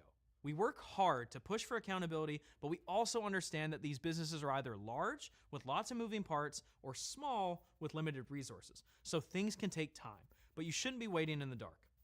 It's critical for us to get the sponsorship piece right, because real talk, you guys are the boss. If you're not happy with brands we work with, you won't engage with our sponsors, and suddenly we won't have failed when I was selecting items to include in the charity auction. But then it was compounded because when the issue was brought up to me via email, even though I replied 2 hours later apologizing and offering to pay for the component, I forgot to actually include our contact in that email. So it went to our procurement team instead of Billet Labs. Side note, that same team, God bless them, didn't ask our event team who won the silent auction items and proceeded to email everyone asking. We don't need any of that. Certainly not for tax purposes. I clearly need to spend some of my week training the team, unless I actually get fired for real this time. Moving forward, we'll be implementing a more rigid process for separating items that need to go back and which ones we'll be holding onto for future testing. This might ring a little hollow, coming from one half of the WAN Show team that brought you Trust Me Bro and the privateering incident, among others, but we need to be better about our communication. Now, I have no intention to kill the silly humor or be less open with people. I don't want anything to be less fun, but we do need to be respectful and conscious of the impact of our words. We should be proud of the work that we do, but we shouldn't negatively compare ourselves to our fellow tech reviewers. When issuing corrections, we need to apologize. We need to respect people's time and their money. I said after the last round of this that you don't win by screaming loudly or dramaing hard. You win by fixing problems, improving, and becoming a hard target. We're still f***ing up a lot, and we need to own that, fix it, and move on, not be defensive or shirk blame. That being said, I'm not really on the production side of things these days. What my teams and I are working hard on is to support the other teams in other ways. Reintegrating into LMG has been somewhat terrifying. One of my team's jobs is to take over management of the infrastructure, and while I have brought an experienced team member into the fold, it needs a lot of work. So far, we've mostly just been focused on documenting what we even have, and most of our initial steps beyond that will be improving overall stability, rather than flashy video-worthy projects. Any production interruptions due to shoddy infrastructure add additional burden to the other teams, and our goal is 6 nines.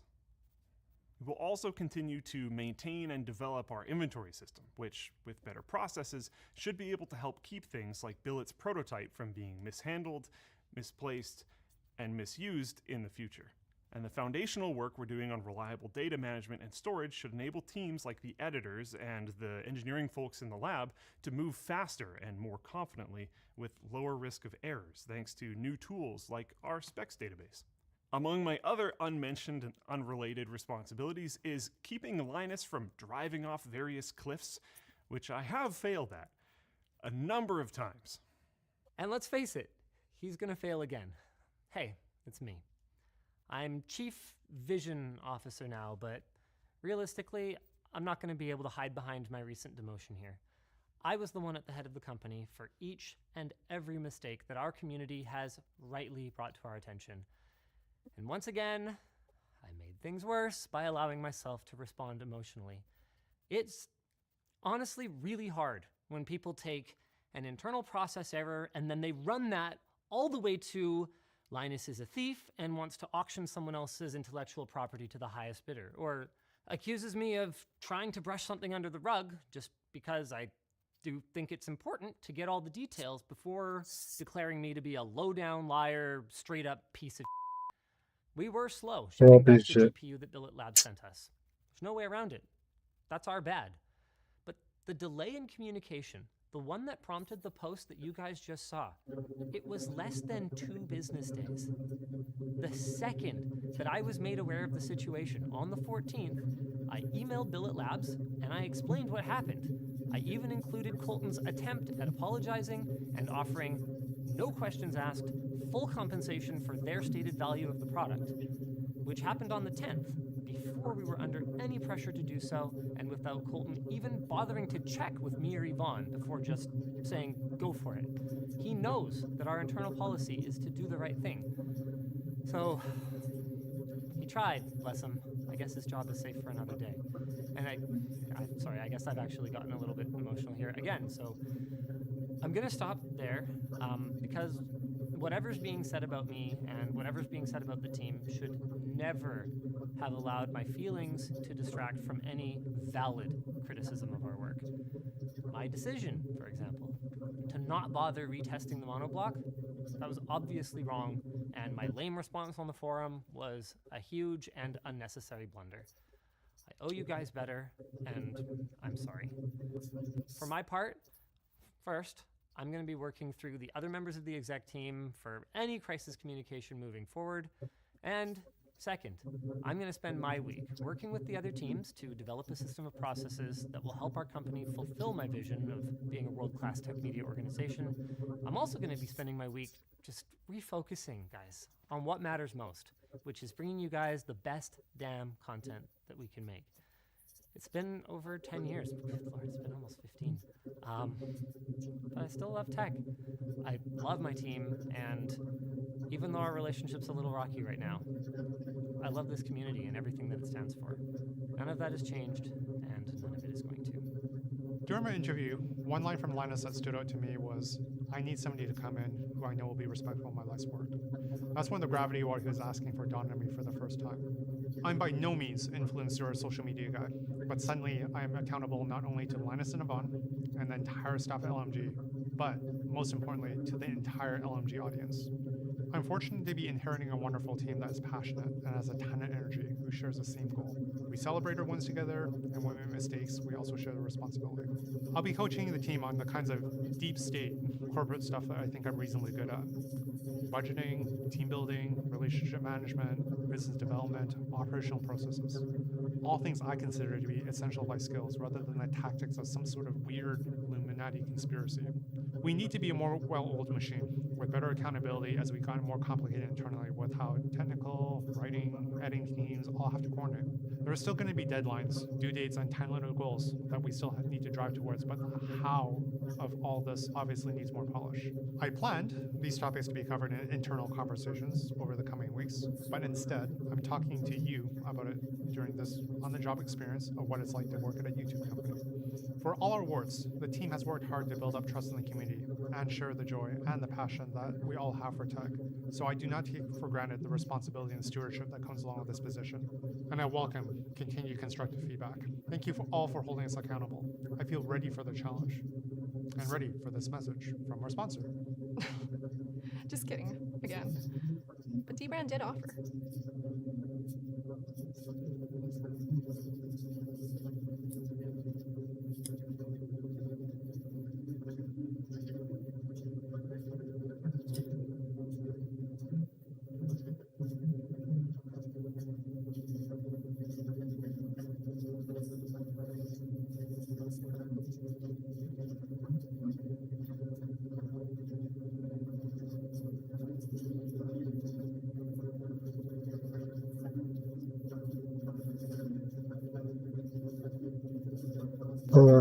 Use TTS, bro. I said I can't fucking watch you guys.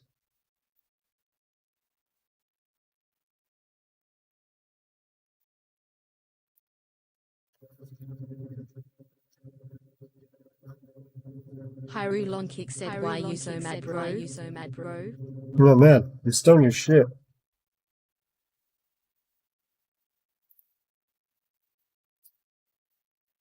Things started out at 50 grams.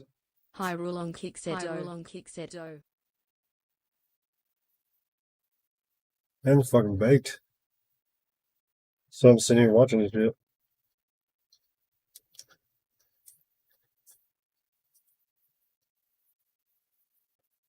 Hyru Longkick said, watch some more Linus Tech Tips, son. Alright. Alright. Alright. It makes it easy.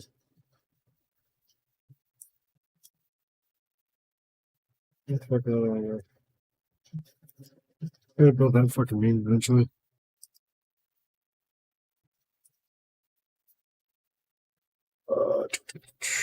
This one. Right here. Close that. Hey there! Did I surprise you? I release episodes of this show every other week. That's 2 episodes a month, right?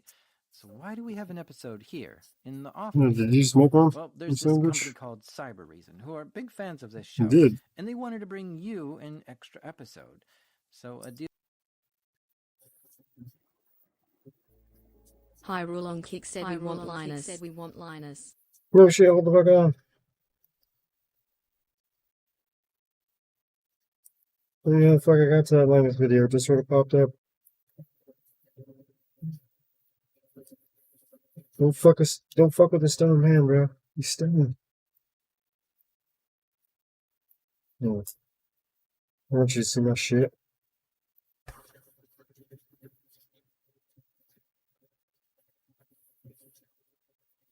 Hey there! Did I... Hi, is this the multiplayer game? State of Survival. Hey there!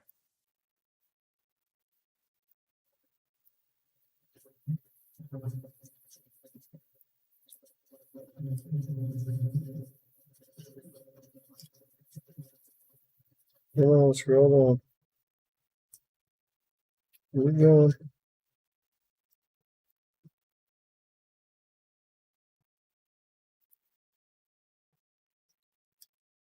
This will be lazy.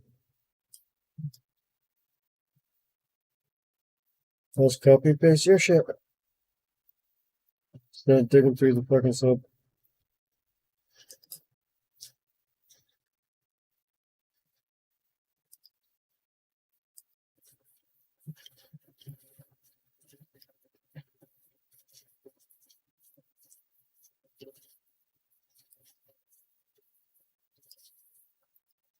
Timing for when he starts the test, so I can't predict when the target is going to start moving. Okay, I am Watching him officially live. ready. Me too. Denied. Shoot. Shoot, but not hit. Some Linus TV. Oh my god! How did I miss that? If it makes you feel any better, this is 84 seconds of you missing.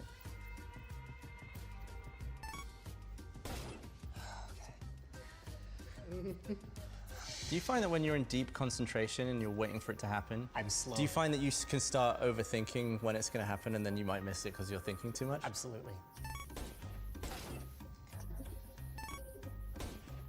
Oh, shoot. Did you just fall out of the zone right there at the end? Hyrule on kick said, oh yay, To the Linus eye, that Tech seems to be Lego. the longest it took to catch up with them. Interesting. We are now up to 466 gigs. Ooh, wow. Okay. That's only like less than 20 seconds. Come on! Get it. Hyrule on kick said, Mama Linus. Gotcha. Okay. Oh, headshot. It's pretty much what it is, like Duck Hunt.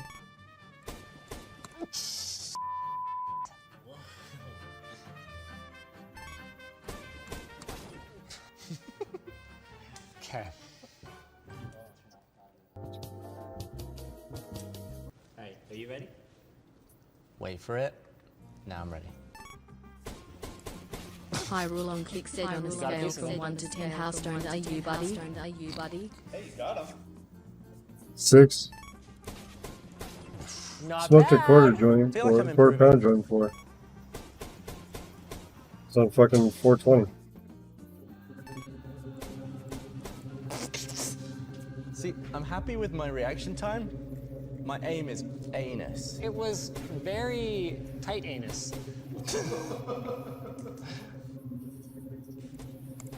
Hyrule on kick Not said, bad. you're gonna have to ask you to hit a Wait a blinker. minute. What just happened?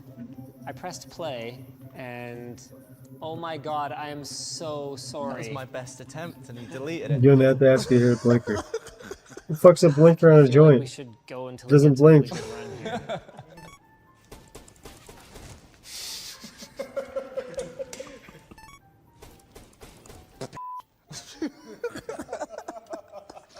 This 60, just don't do it for me. Wow. Could that have been more last minute? No, I don't think so. I didn't even see the body. Ooh, that was clean. That might be my fastest one yet. Yeah, make sure you save that one. Yeah, That I was- got you, fam. We like that one. I am ready as penis. What does that mean? Oh, I psyched myself out. I psyched myself out. Does that count?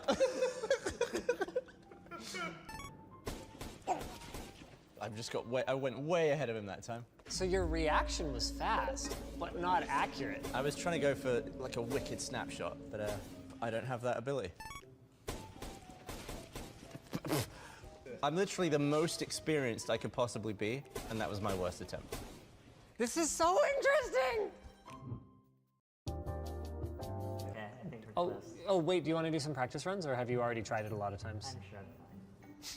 Wow. All right. Oh my god.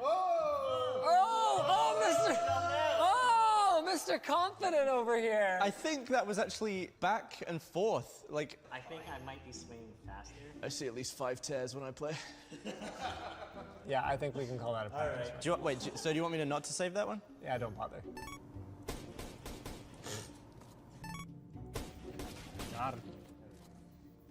That was run 3. Ready? Yes. 4. What the fuck? All right, everyone go home, guys. That was it. Already moving before he's even fully come out. That's by far the fastest reaction we've seen. Well, boom headshot, as the kids say, I suppose. The kids 15 years ago. Not bad. bad. Missed the first shot. Oh, boo-hoo. Whatever.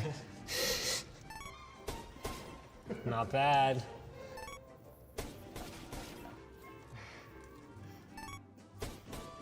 Humiliation. Oh! No way! Psych myself out. Did you hit me? Yeah. Felt like it. Okay, last chance.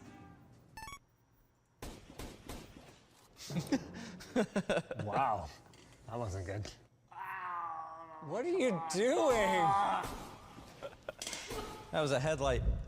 So, it has been quite a few hours. The time is now 11:41, and we're all still at it, especially Ed, who has been painstakingly compiling the data and is now sharing it with us. So your average for 60 hertz is 257. Yeah. Is that in frames? Yes, 257 frames. But that's 257 milliseconds, Yeah. effectively. Okay. And then 194 for 240 hertz. So that doesn't even make sense how you could be that much faster, because theoretically you should only have at best a 12 millisecond advantage. And then in the blind, I was quite a bit slower. Interesting. So I am the slowest by a long shot. Oh, you're up in the 300s sometimes. Yeah. That's an eternity. Now, it could be that you waited to see the person quite a bit more and then moved to aim. I guess so. Now, you were the most consistent. Consistently average. I feel like whenever I saw anything, I would just kind of spasm my hand away and try and just catch up with it later. But I think that's just down to me as just not being very good. Maybe it was more of a focus thing. Yeah.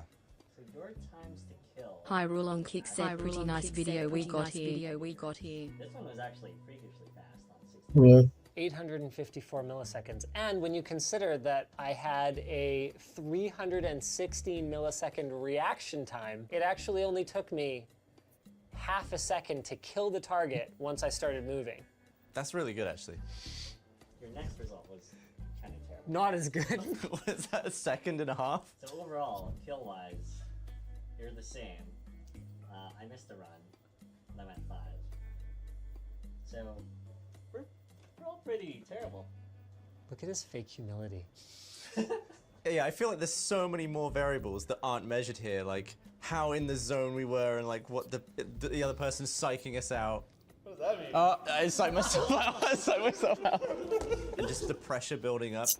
I feel like on my last attempt, I was always freaking out way more than my previous ones. Yeah, actually, that's another thing too. Like if I missed one, I was like tense on my next one. So I gotta make up for a bad one. If I only concentrated on being ready for the guy to come around the corner, and that was all I was thinking about, I could only do that for like 4 seconds until I was thinking about doing that, and it would just wreck my concentration. I mean, obviously we're watching this in slow motion, so it's very exaggerated, but this makes me wonder how I ever played anything at 30 frames a second. And I regularly do. Like, if I'm playing GTA 5 on Xbox, that's running 30. This may have ruined me even more for refresh rates and frame rates. All right, so Gav flew home last night, but for giggles, we spent some more time analyzing the data and found some really cool things. 1, everyone's reaction times were better at 240 hertz, and strangely, by more than just 12 milliseconds. If I had to guess, I'd say part of this is because it's easier to track where the target is headed and then decide where to move the cursor before you begin to move. 2, every single test subject was more likely to kill the opponent at 240 hertz in the limited amount of time that they had.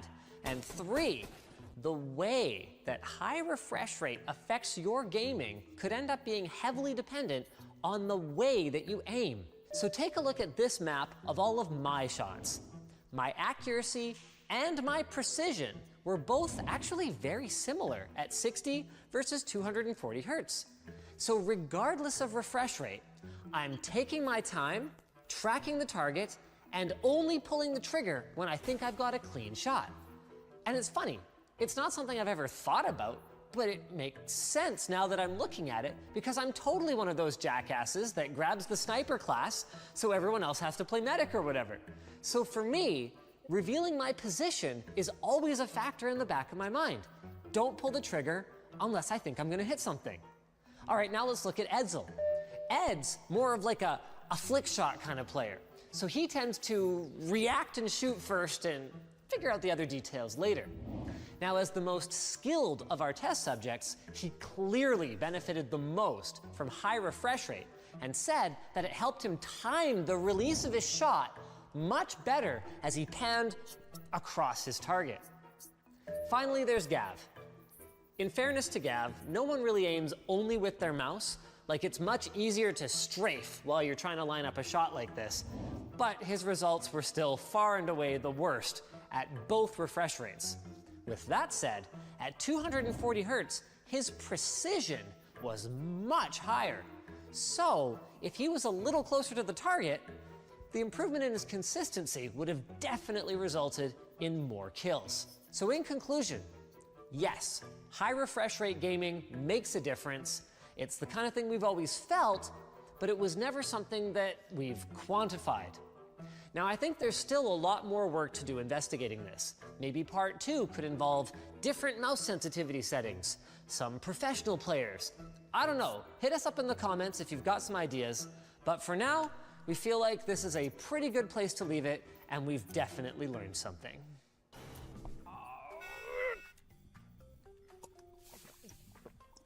Keep cool with a water bottle from LTT.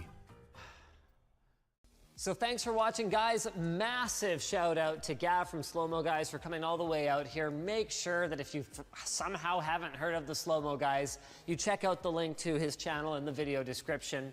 If you guys like the video, you can hit that button, you can get subscribed, and maybe consider checking out where to buy the stuff we featured at the link below. Maybe nothing specific, we'll just put some high refresh rate monitors that we like down there. Also down there is our merch store, which has cool shirts like this one, and our community forum, which you should totally join. Today is the day. We are finally finishing the $100,000-ish, 6 editors, 1 CPU machine.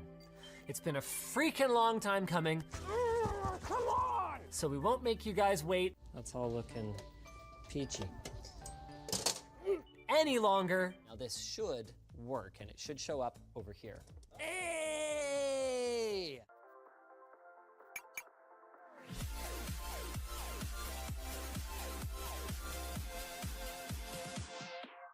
At this point, those of you who have been keeping up with the $100,000 PC saga have probably seen this machine put together and then torn apart again 4 or 5 times. So it's safe to say that we've already dry fitted everything and we know it all pretty much works together. So just like the last video in this series, we've stuck with the god tier Taiwan S7100EX motherboard. Yes, it's a little ugly, because aesthetics and RGB aren't exactly top priorities for server manufacturers, yet, give it time. But it's got it where it counts because the thing just works. Speaking of working, the original CPUs that Intel supplied for this build are of course no longer working. I dropped one of them and we weren't able to source a matching retail Xeon 8180 Platinum replacement without spending nearly $10,000 US.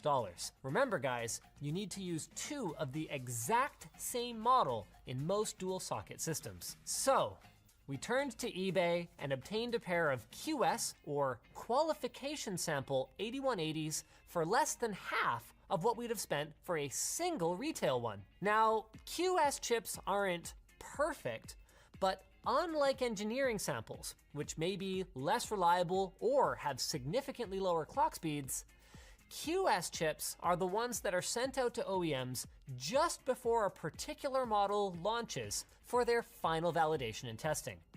What that means is that in many instances, they are practically speaking, or even literally, exactly the same as a retail chip, save for the labeling on the integrated heat spreader. So we're hoping that these should work perfectly for our little experiment, especially with an EK Annihilator CPU block keeping each one of them cool. Man, those are industrial looking. For our RAM, we stuck with the 384 gigs of ECC DDR4 memory running in a 6-channel configuration that our friends from Kingston sent over almost a year ago.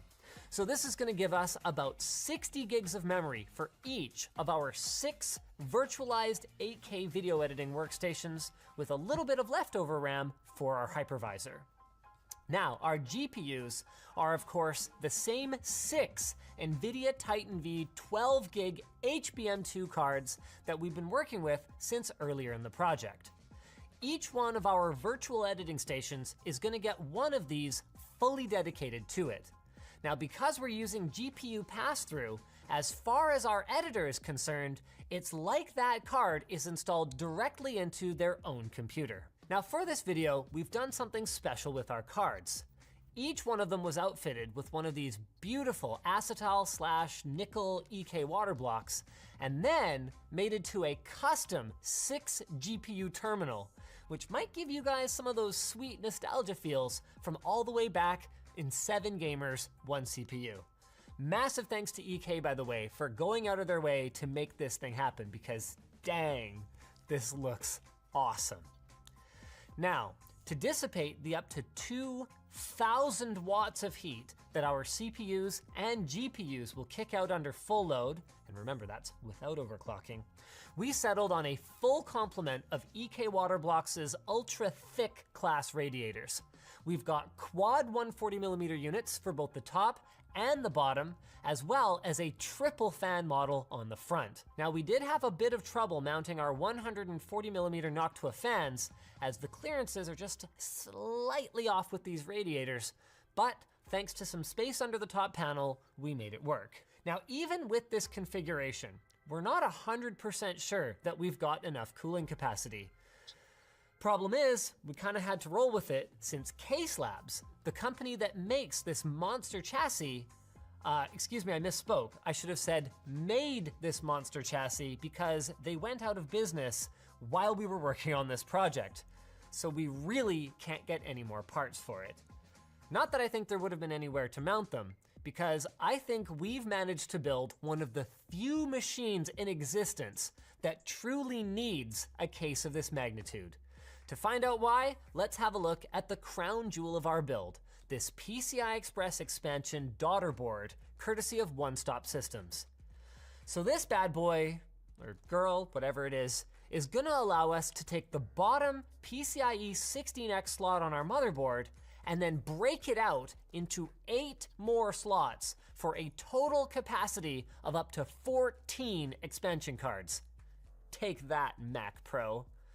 What this gives us is 2 individually hot pluggable USB ports for each of our editing machines and a Mellanox 100 gigabit Ethernet card to pull all that juicy 8K footage off of our main editing server, which is also equipped with one of Mellanox's high-speed network cards. Now, we're only able to run our cards at 40 gigabit because we don't have a 100 gigabit network switch or enough PCI Express bandwidth anyway, but that should still be plenty for 6 8K raw streams. So the thing is here that the daughter board wasn't necessary per se, it's just that without it, we would have had to use a bunch of USB hubs and assign each USB device individually to our editors, meaning that any changes would require reconfiguration in Unraid and a reboot of the virtual machine.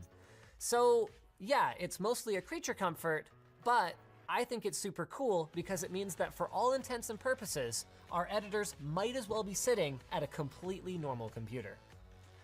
Now, mounting this thing was a bit hard to watch. Not because Jake doesn't know his way around a Dremel or anything, but it's more just that this is a $500 US case, and more importantly, you straight up can't even buy them anymore. Thankfully, it turned out pretty dang clean. We actually ended up stealing the PCI Express slots from a Thermaltake Tower 900, and it worked perfectly for the 8 cards that we needed to install. Then we mounted the daughter board with some upside down bolts threaded through the bottom of the case, and it was off to the races.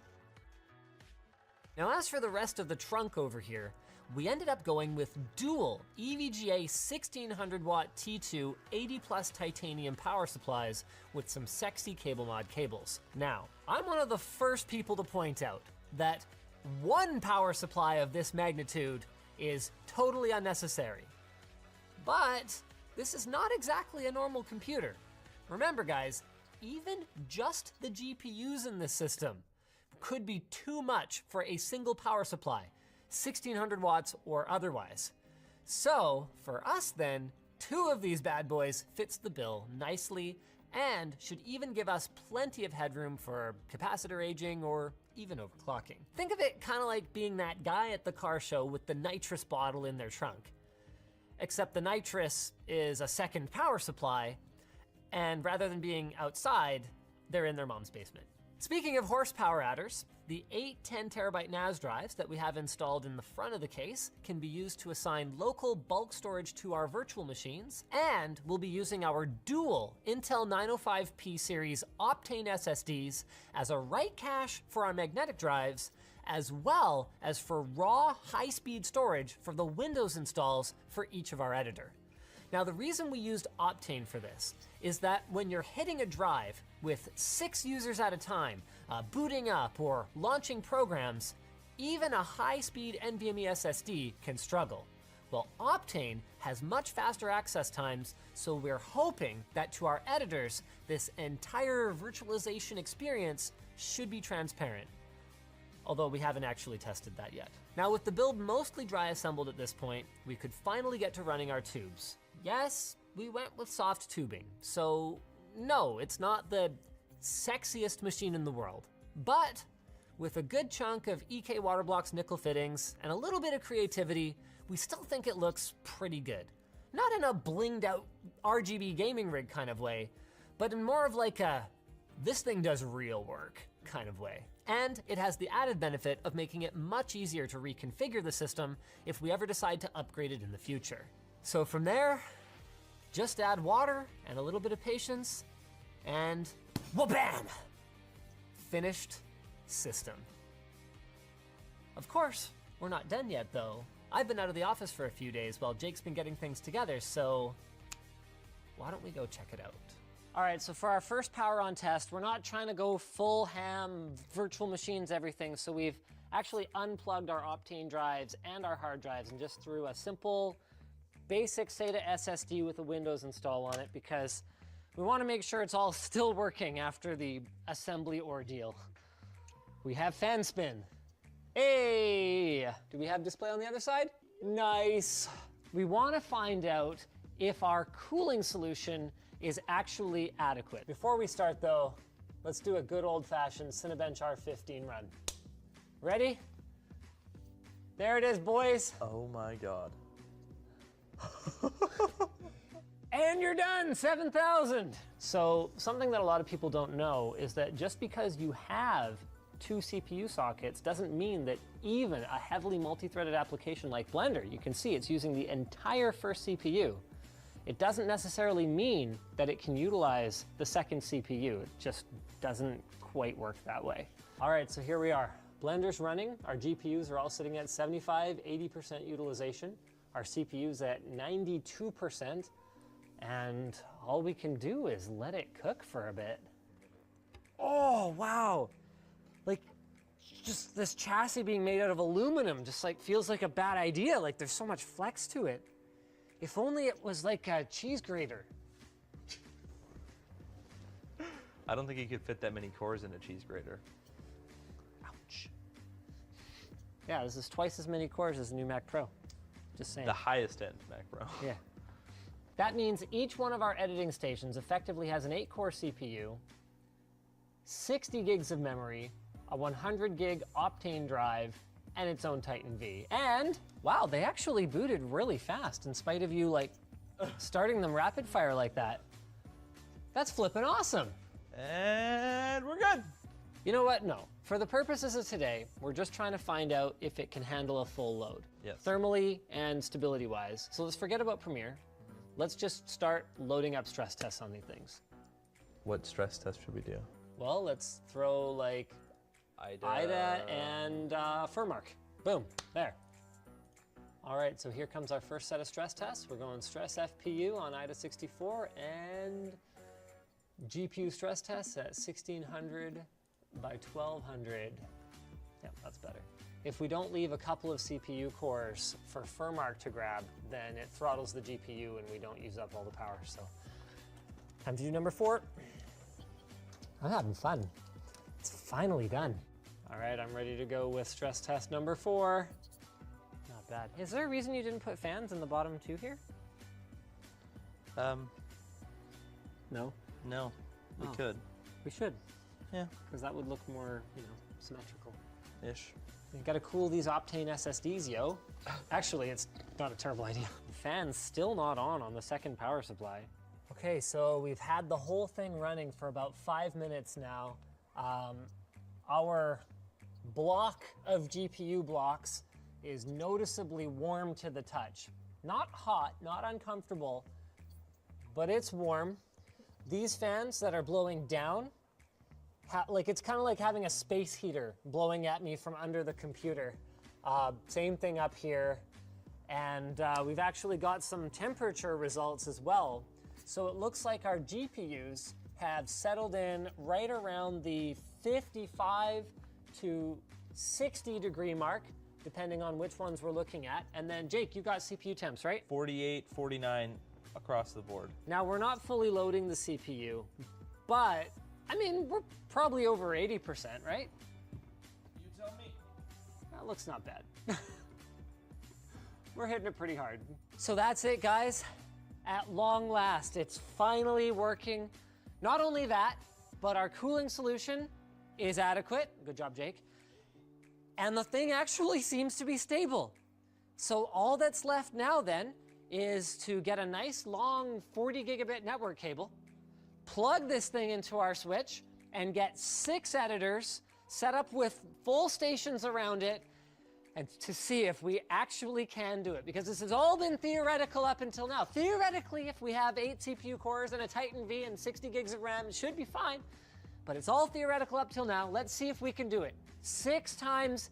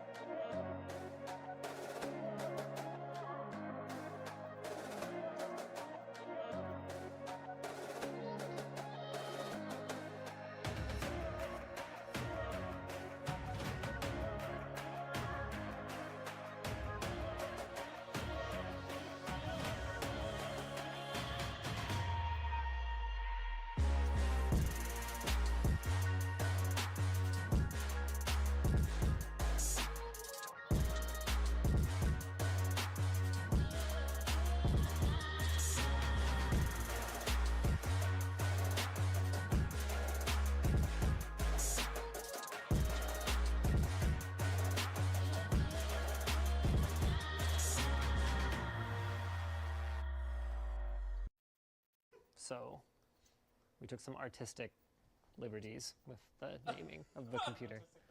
So you're building a brand new PC, and it's time to choose a cooler for your CPU.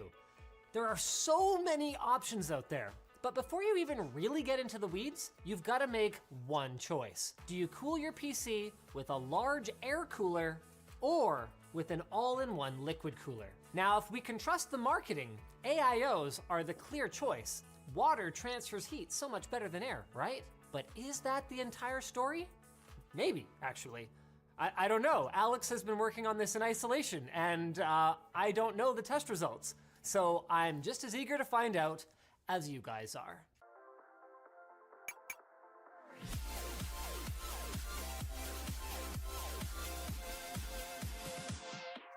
Now, before you run out and buy a new CPU cooler, you need to first figure out if your CPU is going to get any benefit from additional cooling. Now, in the old days, inadequate cooling was a recipe for instant catastrophic failure because the modern protection or throttling mechanisms that prevent them from exceeding the generally accepted maximum of 100 degrees Celsius didn't exist yet.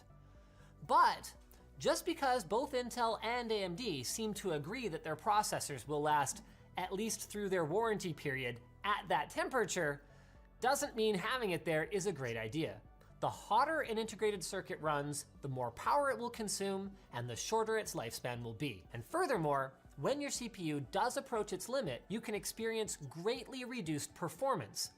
that throttling mechanism that I alluded to before. So if your only goal is not sacrificing performance, then temperatures that don't exceed 90 degrees is honestly a good spot to start, with 65 to 75 under full load being the conventional wisdom target, as well as contributing to a quieter computing experience overall. So finally getting to our PC then.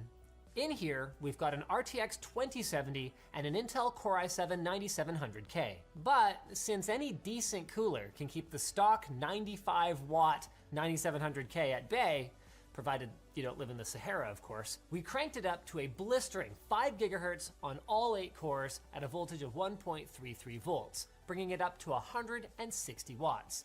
Now, we definitely need something a bit more robust.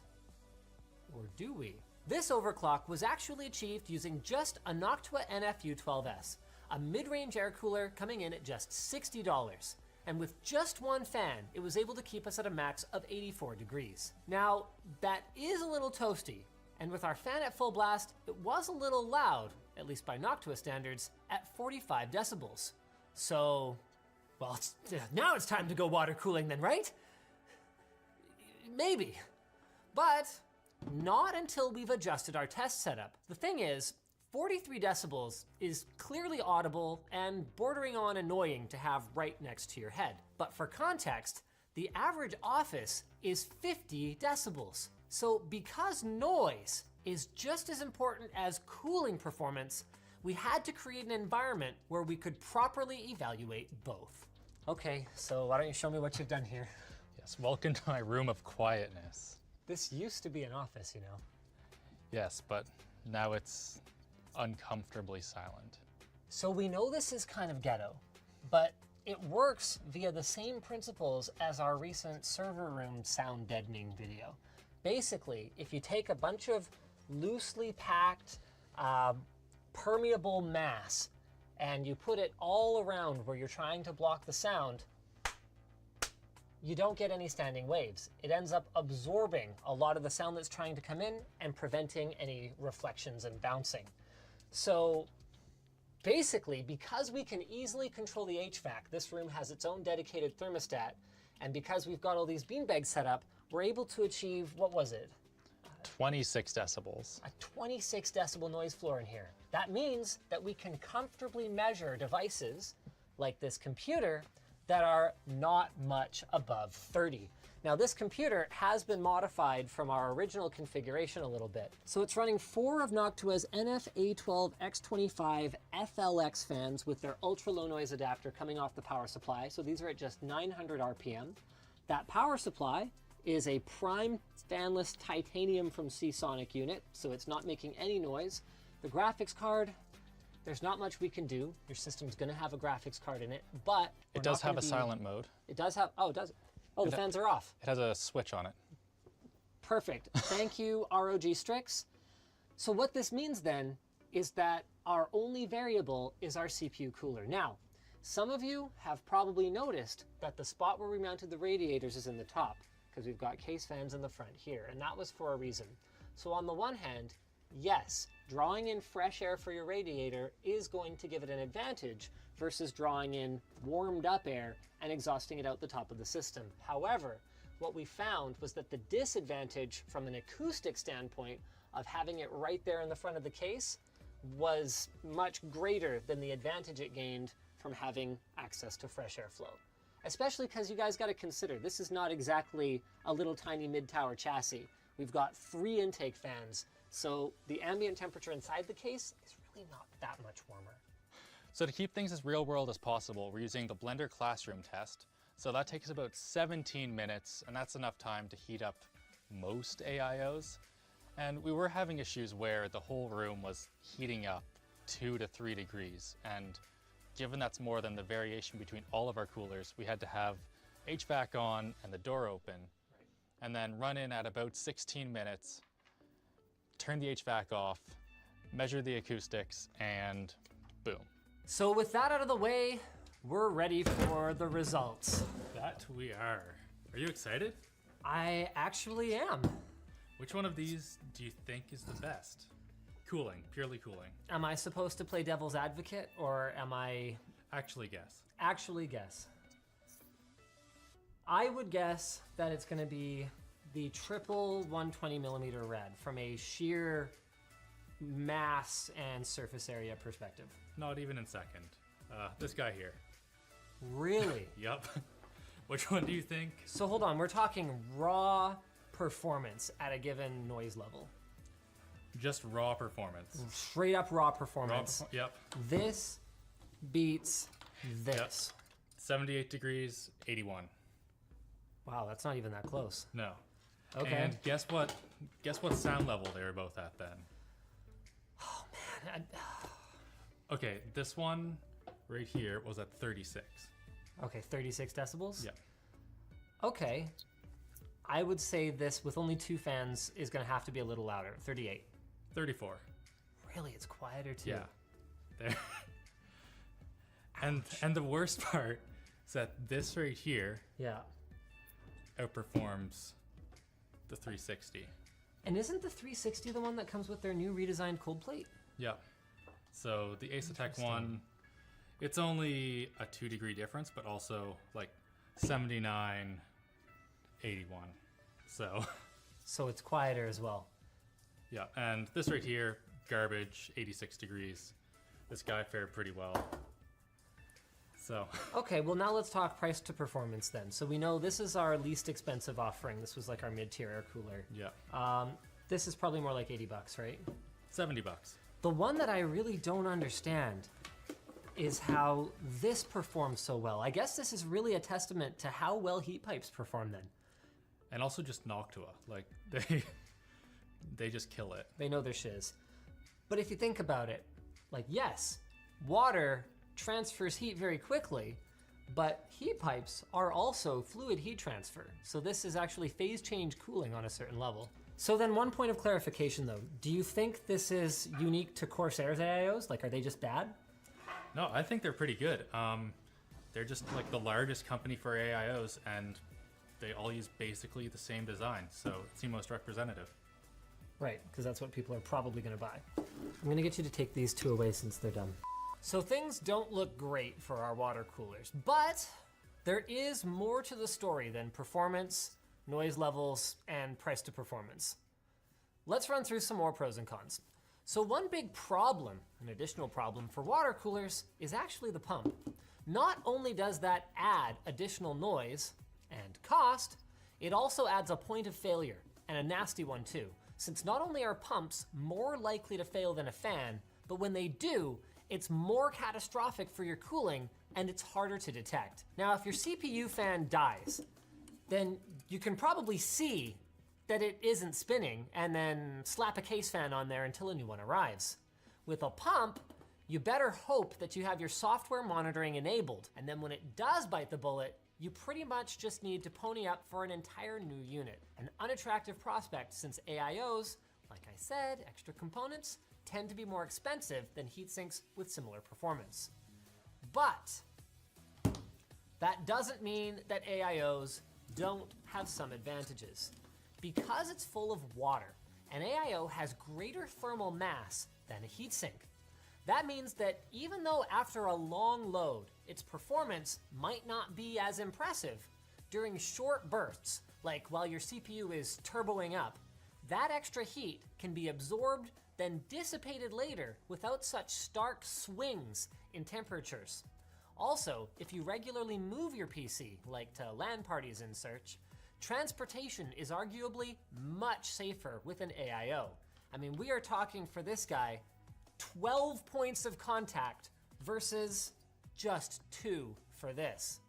Big, bulky air coolers have a lot of weight hanging directly off of your CPU socket, which, in some extreme cases, can actually lead to motherboards bending or even breaking. Now, this isn't as much of an issue with brands that have good mounting hardware, which is one of the reasons that we so strongly recommend Noctua. But even with Noctua mounting, if I needed to entrust my PC to an airline or a parcel carrier, I would equip it with an AIO. Another good point for AIOs is the coolness factor.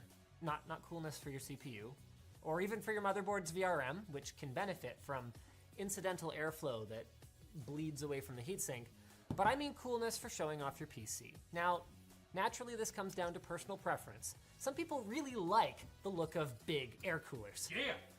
Thank you, Alex. But most of the time, it's easier to get a cleaner overall look to your build with water. Now, one thing we haven't mentioned yet is custom liquid cooling. With a top-of-the-line block from EK or AlphaCool, a huge radiator, and a D5 pump, you can get measurably better performance than what is possible even with the beefiest of air coolers. The thing is, at that point, it isn't really a fair comparison anymore, since a custom water cooling setup is only for very advanced users, requires regular maintenance, and is incredibly expensive. Like just the CPU block alone can cost more than our NHU-12A. That's not to say custom water cooling isn't awesome and that we don't love it for ourselves. It's just not the kind of thing that we're comfortable recommending to people who, well, enjoy using their computer as opposed to tinkering with their computer. No, not in the bag. Oh, my sticks. Oh, that's much better. So thanks for watching, guys. If you disliked this video, you can hit that button. But if you liked it, hit like, get subscribed, and maybe consider checking out where to buy the stuff we featured at the link in the video description. Also down there is our merch store, which has cool shirts like this one, and our water bottles, they're so cool. And our community forum, which you should totally join. Nope. You know what's funny is I remember back when these 120mm Asetek units first launched, like 10 years ago or whatever it was, the initial reviews for the Asetek LCLC, go find reviews for it, overwhelmingly negative. But then when the Corsair H50 turned up, which was literally exactly the same product with a different fan on it, the reviews get positive. And I'm not accusing, I know the people at Corsair very well. I know for a fact they didn't pay off anybody. But like, it's just funny how a brand can, like the brand name and brand loyalty might subliminally influence people. Like with the Asetek ones, people would be like, yeah, it's not great. And then with Corsair, they'd be like, yeah, it's like, it didn't perform as good, but like, here's all these other benefits. I don't know, it's a funny thing. Yeah, that's weird. Huh. PC fanboys love to complain that Macs are just so much more expensive than a PC. But as we've demonstrated a handful of times in the past, in many cases, it's actually just as expensive to custom build a PC with the same specs and features as a given Mac. The problem though, is that Macs often don't perform as you would expect given their specifications. So today's video is a deep dive into what's going on and why.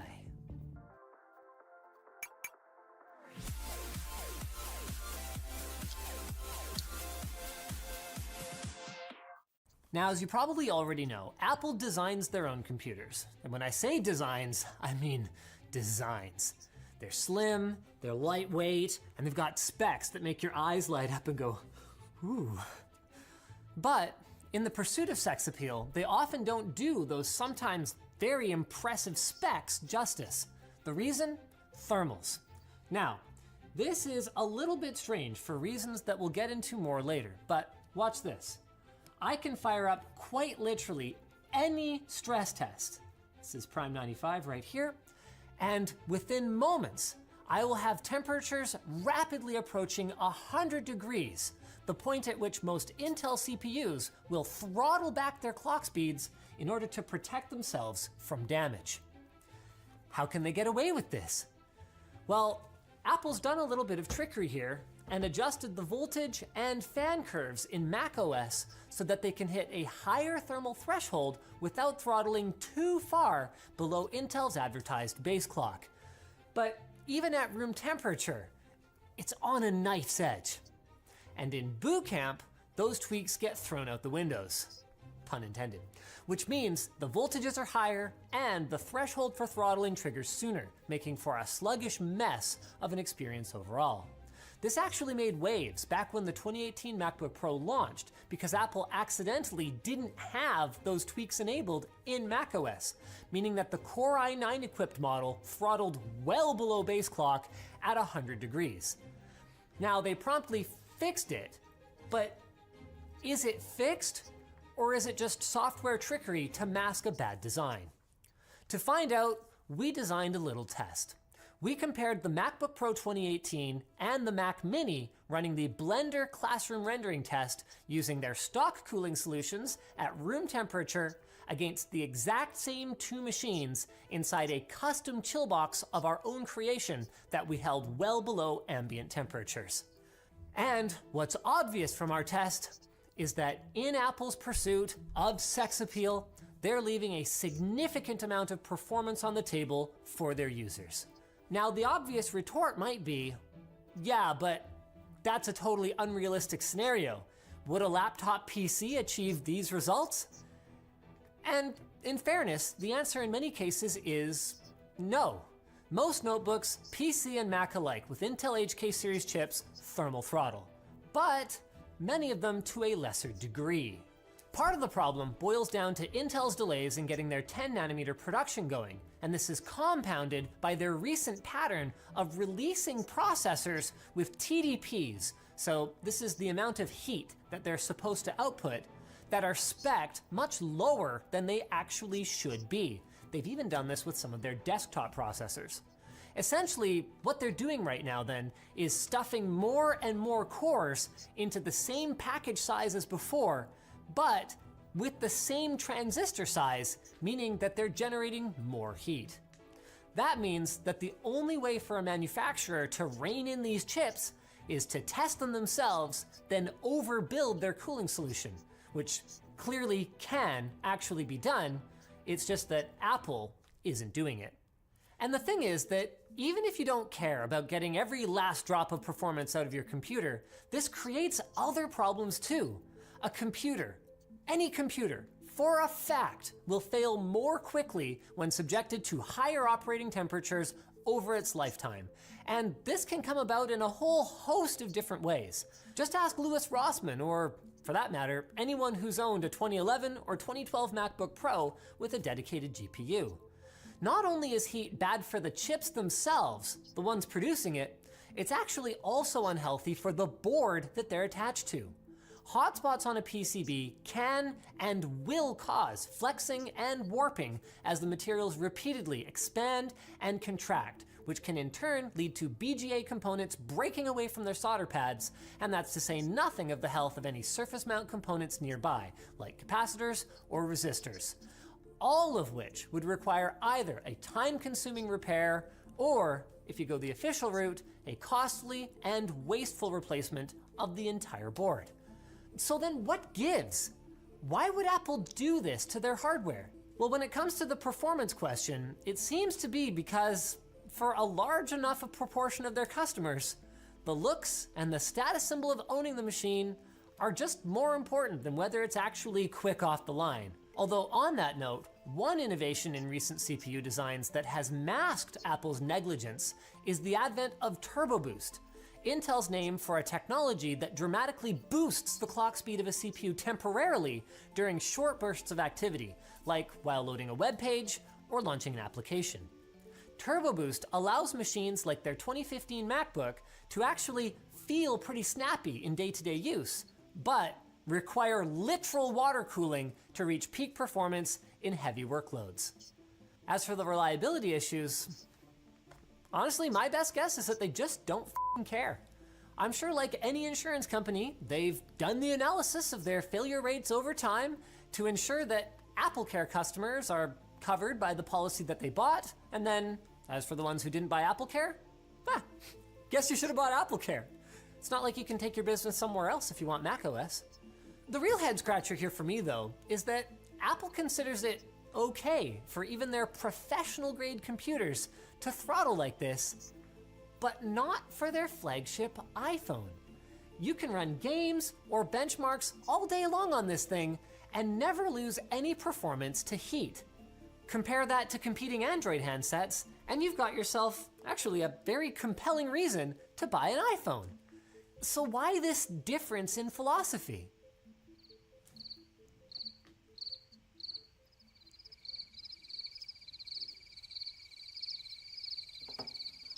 Oh, sorry. Oh, you were waiting for an answer. I actually don't have one. But what I will do is I'm going to put that on my list of things to ask my good friend Tim Apple if he ever agrees to sit down for an interview with me. Although I sincerely doubt that's ever going to happen, because I'm going on the record now saying that my next question then will be, why do you advertise your products in ways that you know for a fact are misleading? The 2018 MacBook Pro's product page is a great example of this. So you can see 4.8 gigahertz touted as the CPU speed up front. But you probably won't notice that further down, the base clock that this machine struggles to maintain, by the way, is just 2.9 gigahertz, a difference of almost 40%. That performance disparity is going to take the MacBook Pro from feeling quick and snappy while surfing the web to feeling sluggish and unresponsive the moment that you start a render and it stops boosting. And that's not even considering the dedicated GPU. You run both the CPU and the GPU simultaneously, like in a game or a hardware-assisted video export, and you're in for a pretty bad time.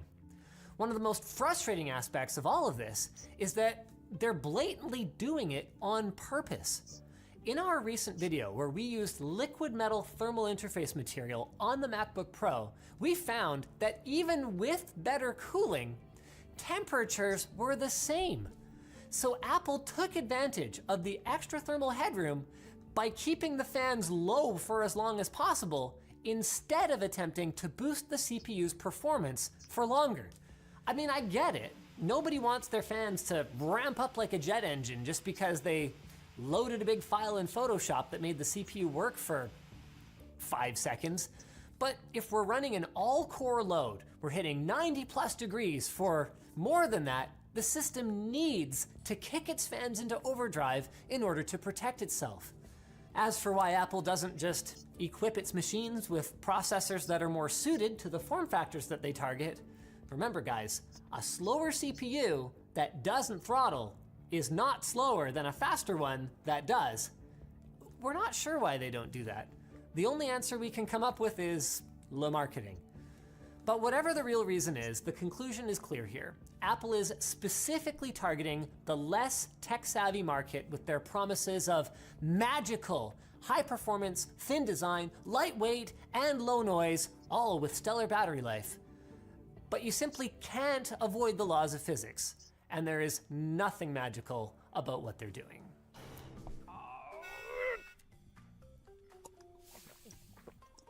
Keep cool with a water bottle from LTT. So thanks for watching, guys. If you disliked this video, you know what to do. But if you liked it, hit like, get subscribed, or maybe consider checking out where to buy the stuff we featured at the link in the video description. To be clear, it's not a terrible machine, just thermal throttles.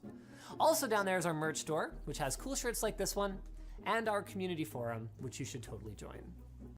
Good old Roseville. Oh, the SCM-01. Yeah. Oh, you know this case? No, I don't. Oh, okay. Okay. So should we start with that? Yeah. Let's take it out of the box, I guess. Like the idea here is we're just going to build this thing. Yeah. Okay. And you've never built it before. Nope. So a lot of the time when writers prepare a video, they do a lot of the preparation. Yeah, I heard that they do that ahead of time. But today we're just YOLOing it. Yeah. Well, I mean, it's fun to prepare, but you know, it's fun to keep life spicy too. That sounds like mistake number 2. We're gonna have a mistake counter. Yeah. High-end PCs are pretty cool. Yeah. They can trace rays with the best of them. But they have one major problem. They're expensive. Most people don't think about that. Yeah, that's what we're here for. But we did. So we set out to build the least expensive PC possible with components that we could buy on Amazon.com. Yep. I literally went to Amazon.com, searched the name of the component, sorted by price, and ordered whatever was cheapest at that time. And this is it. So it's time to figure out whether what we ordered was an actual PC or whether we made a horrible mistake.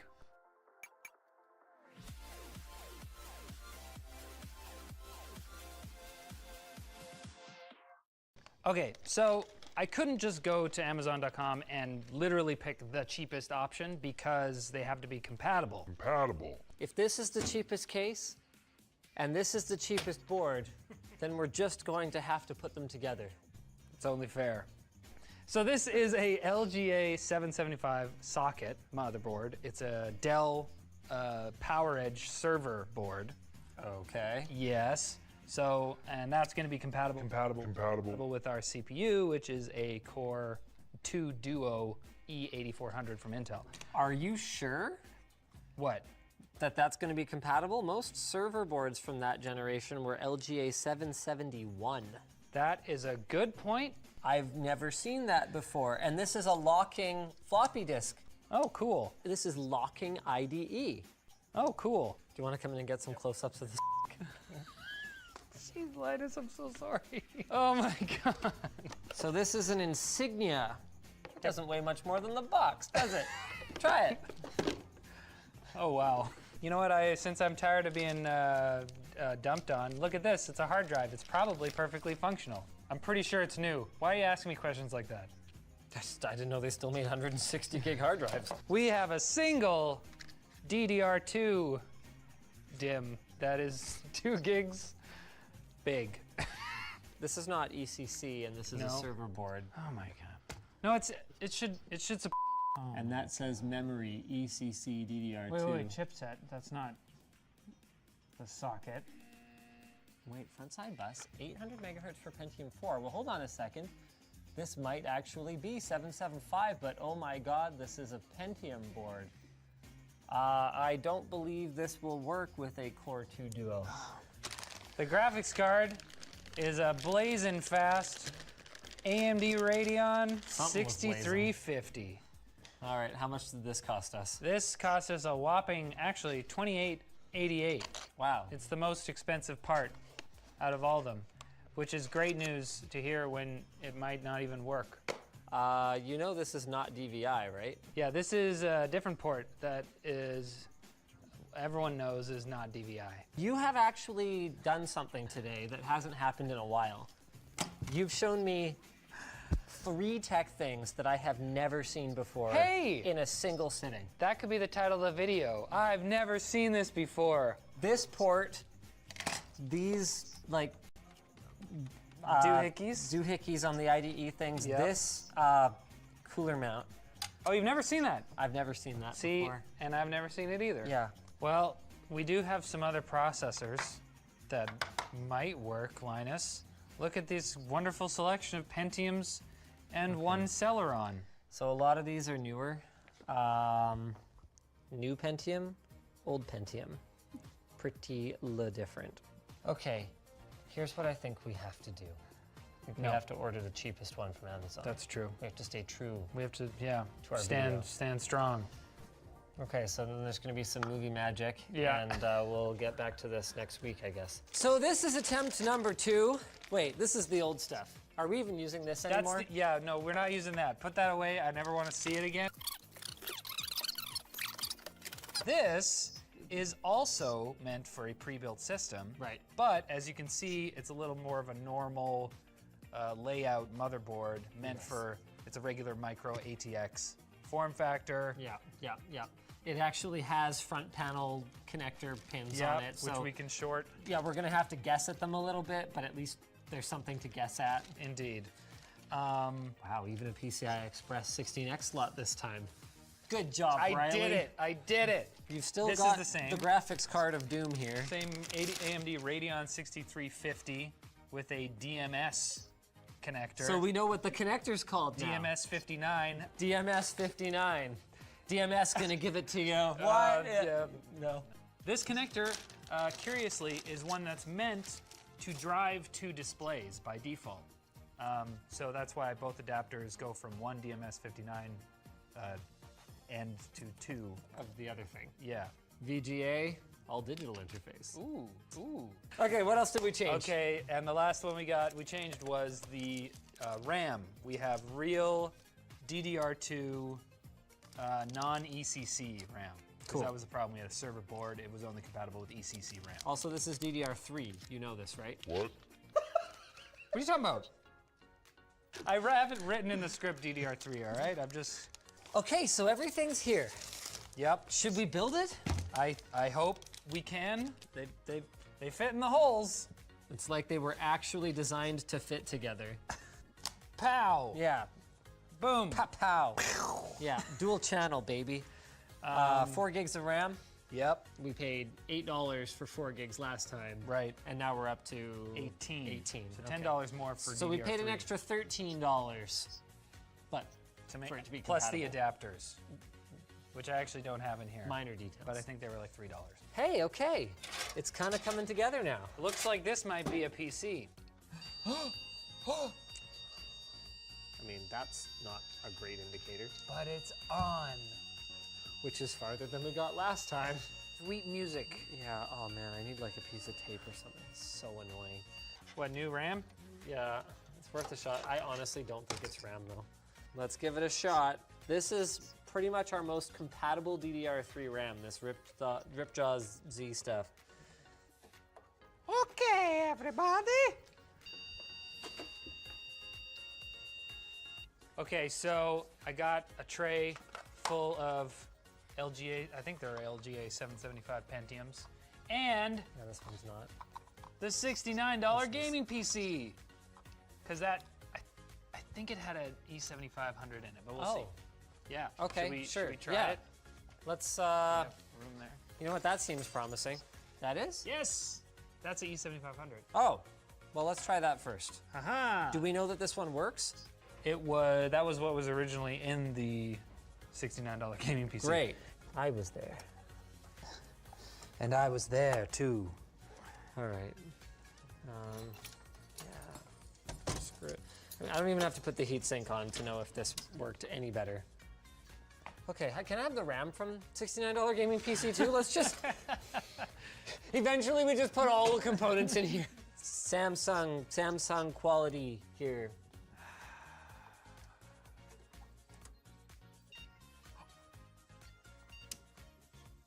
What? It's a different beep. Why? It's a different beep. This is HP OEM memory. Anthony checked it. Anthony should have known better. I'm upset. The memory you had Riley buy was HP memory. No. Okay, wait. I don't want to get it. OEM system builders you in a couple of different ways. Wait. First, they you with their motherboard, making it not compatible with other things. Then they you with your upgrade components because they want you to buy their specific upgrade compatible thing to put in their system, but then they also you again when you try and buy their thing and put it into some other system. So every memory module has what's called an SPD chip, and what that has is all the information that the system needs about the memory, and they can actually program it in such a way that it's like, oh, that's not the system I was expecting. Now, I'm not saying that that was necessarily what happened here because this board also spat out that G-Skill memory. Yeah. So it could be the board f***ing us, but it could also have been the memory f***ing us. Either way. Okay, so we're gonna put the E7500 aside for now. Oh. We're gonna put your Core 2 Duo back in here, if that works. Hey! Yeah! I wanna put this RAM back in, just to see. Nope. No. You ready for a graphics card? I am ready for this. And you must have known. You must have known that this is what this video was. No, not really. You thought it would be smooth sailing? Buy the cheapest thing. You told me, go buy the cheapest thing you can possibly find on Amazon. And you thought it'd be hunky-dory? Honestly, what I kind of expected was for you to buy the cheapest brand new things. And I had meant the cheapest thing in a given category, but like... From 2018. New. Yeah, like in a box with a manual and an I.O. shield. Well, we could do that. That would be a different video. Yeah, we could. Cheapest PC on Amazon, part 2. I swear it's less cringe this time. Hey! Yes.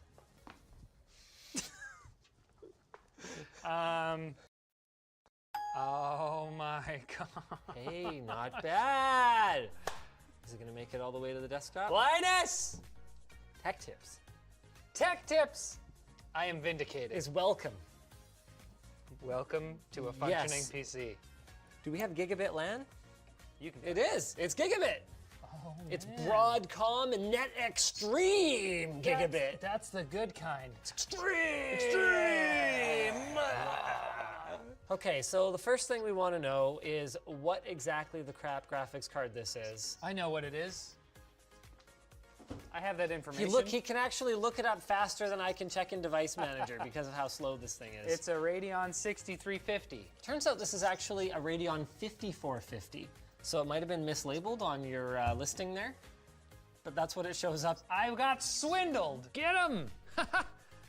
Nice, dude. 95% CPU. Holy crap. Huh. Okay. Let's move on. Let's move on. Let's move. Dota 2. Dota 2 was what we really wanted here. You know, we do this and figure stuff out so you don't have to, guys. We save you from having to deal with 8 frames per second in the loading screen. You thought Anthem was bad. It still is. 30 29. frames per second, 720p, second lowest settings. I don't know, there's 3 main characters on screen. There's not that many, there's not that much going on. No, there's really not much But going still, on. like, this is playable for a MOBA, like 30 frames a second. Yeah, with bots. Offline, it's playable. That's true. Bump the settings down to lowest. Can you do that in game? Well, we're up to 50. Wow, and it looks even worse somehow. At the lowest settings and 720p. Okay, let's try Rocket League. Rocket League. All right, 30 FPS. Hey! 30 FPS in the menu. Okay. All right. Okay. Wow. It's wow, like, it looks really bad. You better go 2v2 here, sir. I might go. Wait. Where is it? Bot difficulty. Unfair 1v3. Oh yeah? Okay. Oof. You're getting 30 FPS though, so I don't want to hear no excuses here, bud. Oof. Oh my gosh. This is like, I feel like I'm on drugs right now. Oh no! No, we're good. We're good. We're good. We're good. Good-ish. Dude. Good is all relative. This is really bad. Can you beat 3 unfair bots? I have. Whoa!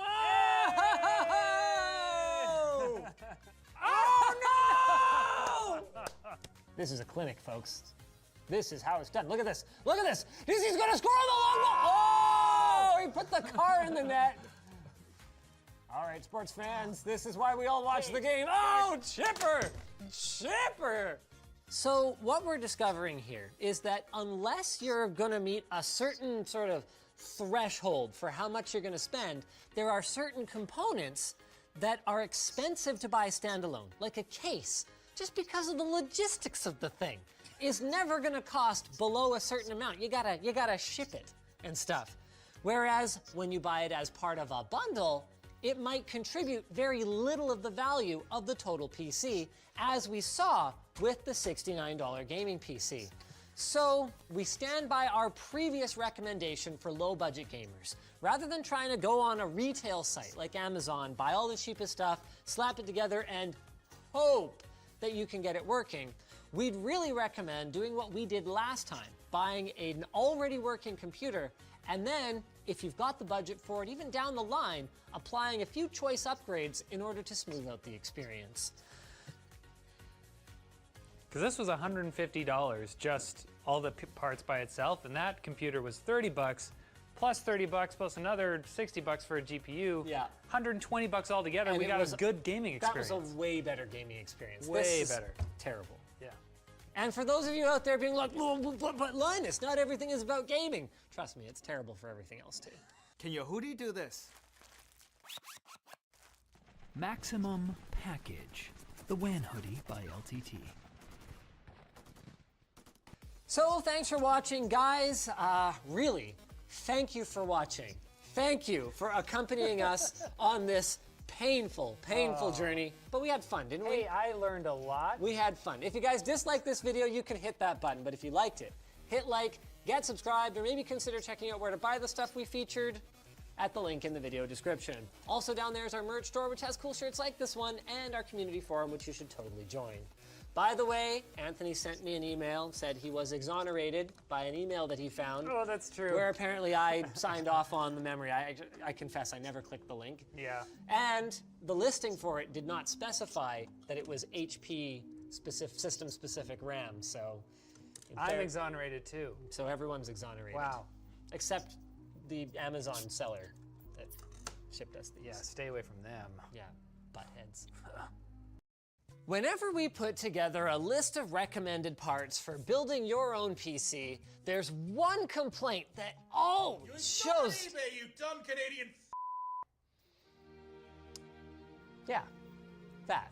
You know, that was pretty mean, but the random stranger I've never met and never will has a point.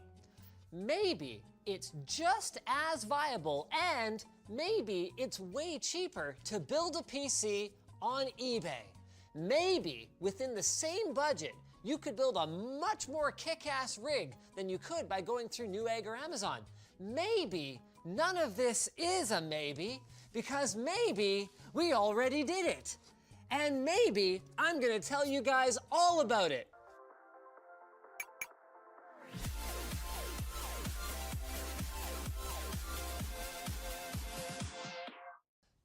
So we began our journey with a spec list for like a decent gaming PC on PC Part Picker that ended up at just over $1,000 for all new parts at retail prices.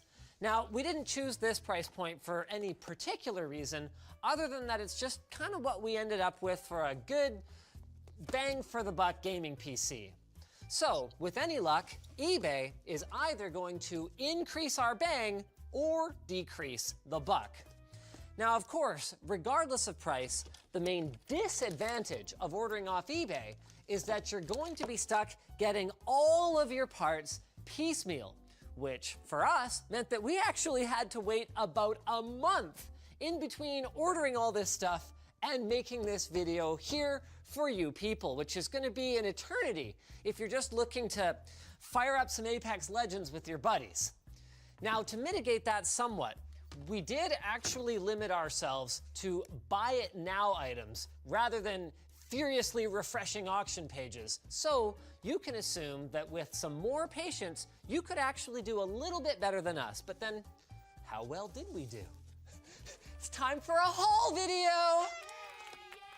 Let's start off with our case then, okay?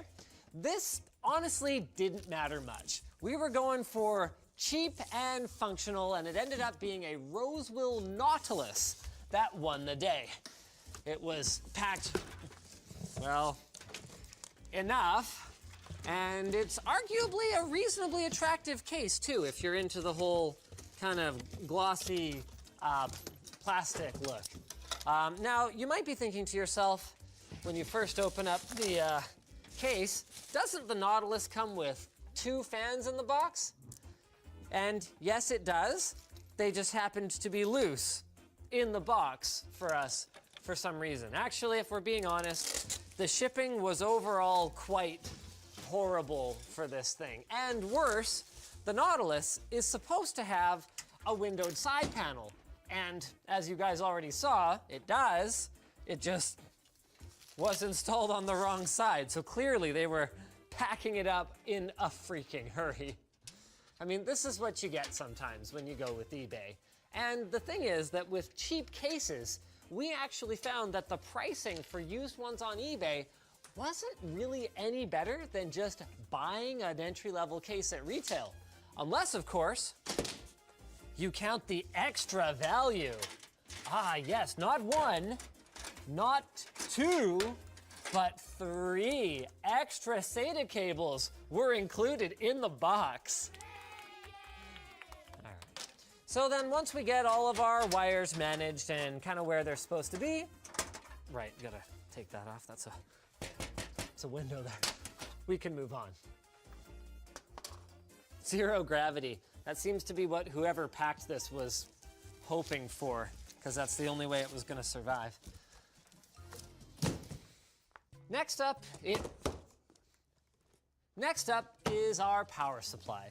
An 80 plus rating for the power supply of any modern computer is pretty much non-negotiable, and we're gonna want about 500 watts of continuous power for our build to live and to give us some room to expand. Now, despite its shortcomings, like its lack of modular cabling and, if we're being honest, middling overall performance, EVGA's 500B fit the bill for us nicely.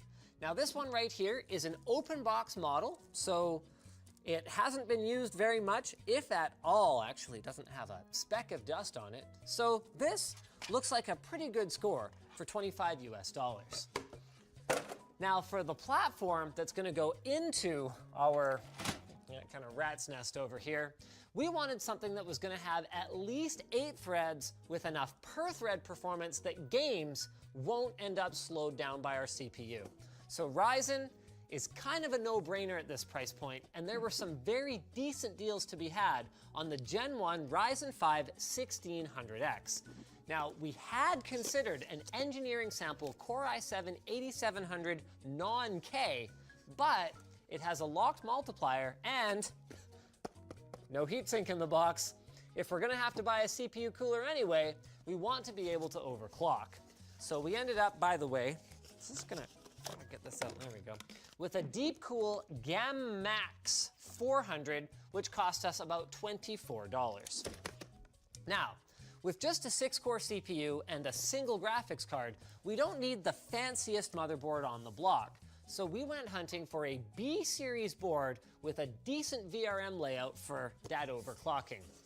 Now, virtually all the options available on eBay with decent pricing were refurbs, which means that they only come with I/O shields if you're lucky, although we did also get a Wi-Fi antenna, so that's nice.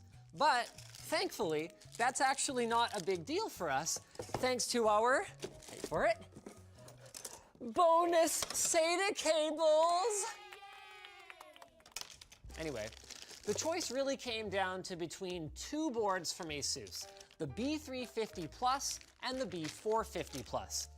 Now, the chipset difference doesn't really matter for us because we're running 1st gen Ryzen, but we decided to spend the extra $5 on the newer B450 board, if only because it's likely to get firmware updates for longer. Next up is RAM. Now, 16 gigs was our target for comfortable gaming and multitasking, including running the notorious memory hog Chrome web browser.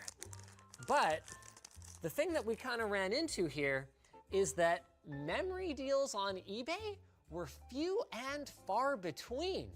So we ended up going with this, like the definition of bog standard, no-name DDR4 2400. And this stuff is weird. Like, there's no visible branding, even on the chips themselves, where you'd normally see, some kind of name you recognize, like Samsung or SK Hynix. And when we fired up these modules to test them, we couldn't even find a vendor ID string. Spooky. I mean, at least it was cheap. This is funny too. Warranty void if removed. What warranty?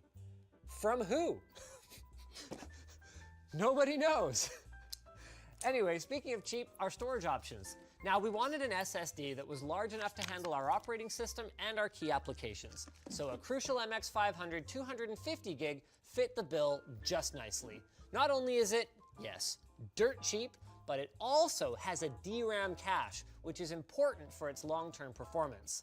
The one thing it can't do is handle a big Steam library. So we also grabbed this 2 terabyte Western Digital 7200 RPM Enterprise drive, which was a steal at $49. So both of these are either new or open box, because buying heavily used storage is just not the brand of fun that we're gonna get into today. Finally, we come to the single most important piece of any gaming rig, our graphics card. So our goal was to pick up something that's capable of running 1440p at 60 FPS or 1080p at much higher frame rates, like 120 or 144 hertz. And so we quickly narrowed down our search to either the GeForce GTX 980 Ti or GTX 1070 Ti, which are surprisingly quite similarly priced at around $300 right now. which is a bit strange when you consider that the 980 Ti is actually closer to a regular 1070 rather than a 1070 Ti. So obviously we ended up then with the 1070 Ti. At least though, to the 980 Ti's credit, it's not as bad a value as some of the older Titans that we were considering early on. So right now, this looks like about the sweet spot in the used market. So I guess a lot of the folks who bought 1070 Ti's are upgrading, or else we got a mining card, which is possible. It's clean, but it looks cleaned as opposed to clean.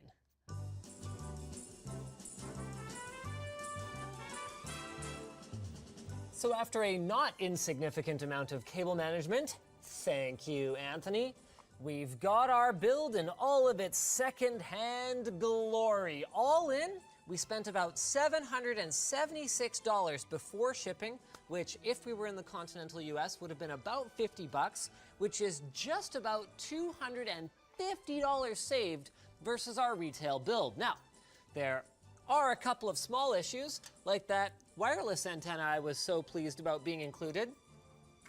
Doesn't plug into our motherboard. And that I/O shield that we were so happy to have is also not correct for our motherboard. But hey, gaming is gaming, so why don't we take it for a spin? All right. Oh, we need to turn VSync off. Oof. Okay, hold on. Just need to turn off that motion blur. Ew, motion blur. Ew, ew. All right, resume the game. Dang, Anthony. This is one cheap 130 FPS at 2560 by 1440 in Doom. Look at that responsiveness.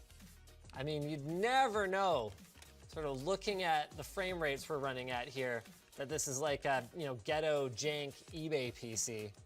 I mean, it doesn't make your skills any better, but like, not bad at all.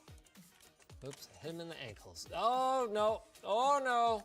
CPU temps were sitting nice in the just 40 plus range, although bear in mind, of course, AMD does record CPU temperatures slightly differently from Intel. When we do Shadow of the Tomb Raider, something a little newer. Everything working exactly as we'd expect. Why don't we crank this puppy too? Exclusive full screen. Turn that VSync off. Highest, no motion blur.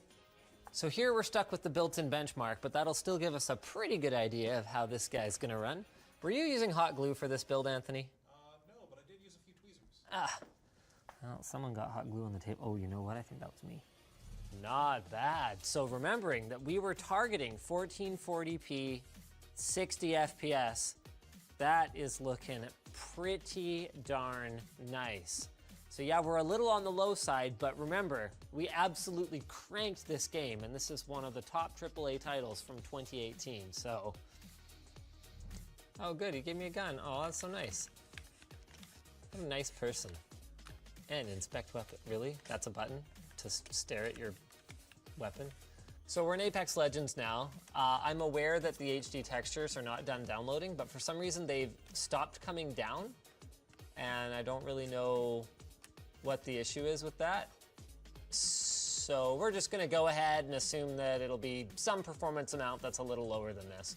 The good news is that's honestly pretty fine, because we're looking at like 70, 80 plus frames per second. Not bad at all. I'm officially better than half of the people who joined this match. Do I have any bullet guns, gun bullets? Yeah, he's done. Oof. Oof. All right, and we're dead. So that was it for my Apex Legends career. Could have gone pro if only I had any skills and practiced. So at the end of the day, some of the items were either the same price or more expensive on eBay compared to retail, but if you're strapped for cash and you need a cheap way to get some gaming grade hardware, at least some of them were a better deal, as long as you don't care too much about warranties. Now, the risk of getting something that's just dead on arrival is not as much as you might think, thanks to eBay's, from our experience anyway, excellent buyer protection. So what it really comes down to then is your willingness to deal with a premature failure that doesn't come with any kind of manufacturer warranty support.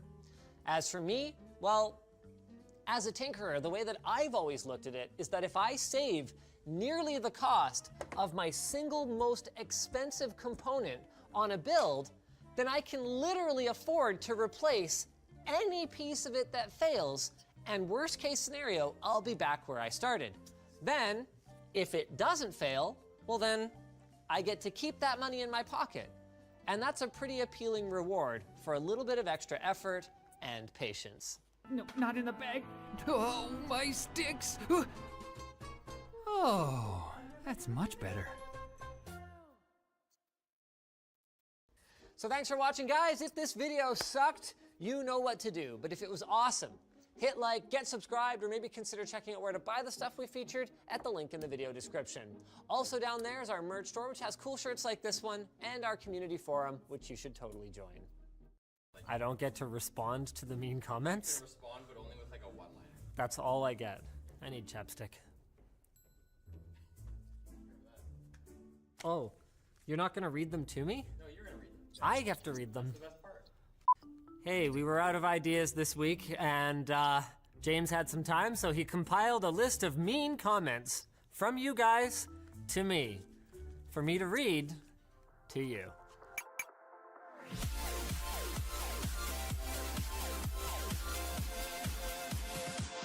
You know, I should really be sitting on the can, because that's usually where I read comments. If they were a couple, Linus would be the power bottom and James would be the top. Maybe you can explain what a power bottom is to me? Riley, do you want to explain what a power bottom is? Is that going to be appropriate for this video? Bottom with top energy. Like big dick energy, but the opposite. Small dick energy.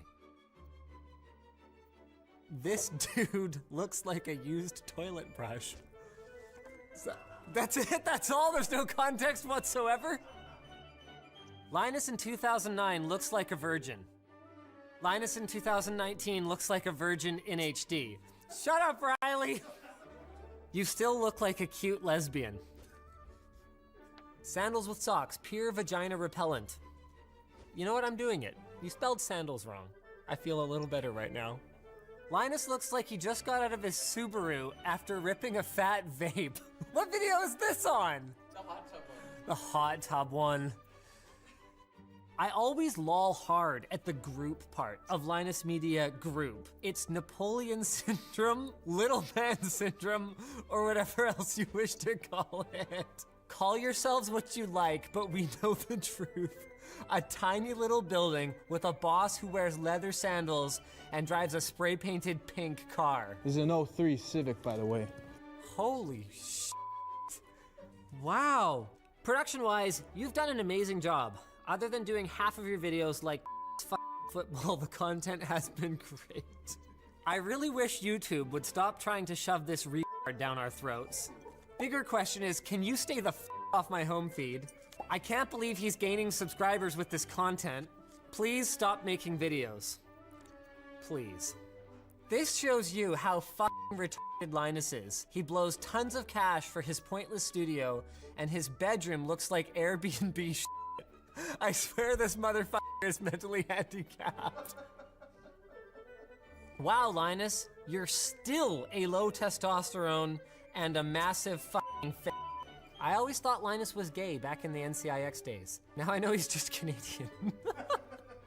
Is there any way you could turn your voice testosterone +1? It sounds like a dying yak.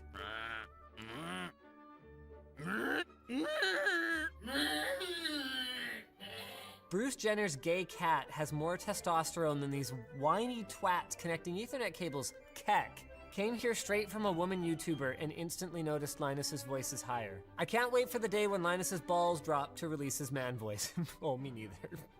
This is James's favorite one. F your clickbait retarded thumbnail face, you low testosterone little bitch. Close your mouth. Never had my testosterone levels measured, but they could be low. I enjoy your videos, but I find something annoying about you, but can't figure it out. You know what I find annoying about you? The fact that you put a period before your space at the end of a sentence. The fact that you put a space before your periods at the end of a sentence. Yeah, I'm feeling big now. Also, you didn't capitalize I. Holy okay. Why is this coming apart? Oh my god, it's hot! I've seen porn with better acting than this. That's fair. Have you ever seen a real vagina and not on your $100,000 computer? Oh, porn! I get it. I thought they meant literally on the computer. Linus is low-key racist. Is this the part where I point out I have an Asian wife? Is that a defense? Linus has a small dick. What I will say is I have very small hands, and you know what they say about people with small hands, that it's not always proportional. Would you sub to your own channel? This is painfully ridiculous and absolutely indoctrinated stupidity beyond anything I'd like to be part of. I do not feel the need to be bombarded with retarded tech propaganda every 2 seconds. I certainly would not be taking advice from a 40-year-old virgin, socially awkward, asexual, retarded, beta male, CPU worshipping nerd like this condescending asshole. Fuck your own assuming YouTube algorithm asses with this pathetic geeky loser shit. Fucking ridiculous. Wow, you mad. You real mad. I can't keep watching your Canadian fat ass because you keep reaching in your right pocket. I don't know or care what you're doing. It's way too distracting to watch the video. I'm advancing my teleprompter. Also, it's Y-O-U-R. What's with your hair? Big shoots? Your lawnmower coiffed that for you? What does coif mean? Big shoots? Big shoots. What does that mean? I don't know. I'm just reading off the page. The 90s called, they want their shitty gel hairstyles back. I don't know what else to do with it. I feel like this dude's an asshole IRL and feel safe because he's surrounded by a bunch of nerds. True. That's true. This is beautiful. The two worst, most annoying people on YouTube collaborating to make the most piece of video that anyone has ever used their eyeballs to watch. As opposed to watching it with Braille, Linus rhymes with sinus, which rhymes with Chinus. Chinus is close enough to Chinese that we can say without any doubt that Linus is a corporate shill paid by the Chinese to promote Chinese crap. I'm sure there's someone better to host this program that doesn't look as bad as you and has nicer things to say regarding anything. I really hope I don't click on your video again, and I'm sure most people agree with this. I used to like watching these videos, but here lately I'm getting tired of Linus and his god-complex, hyper-inflated ego and unbearable narcissism and rudeness. His YouTube fame has gone straight to his head. Yeah, who's the assistant now, bitch? Have a little humility and modesty, bro. You don't have to try your hardest to patronize, embarrass, and berate your employees. Shut up. It's a lot easier, yeah. Use the Shut up. What kind of man doesn't have a hammer in his toolkit? Everybody you have on the show already knows that you're the boss and the owner, and it's all about you. So give people a break, man, or you're going to start losing employees and even followers eventually, because I've watched some of your older videos, Linus, and you didn't used to act like such a dick when you first started making content. I look forward to the day the father of 3 removes his teenage earrings. You do that. Hey, Linus, I'm 69 and love your show. I learn a lot from you and really enjoying everything. Personally, I don't care if you're a fruit or not. It makes no difference to me. God bless. Well, that was fun for someone. Can Yehudi do this? Maximum Package, the WAN hoodie by LTT.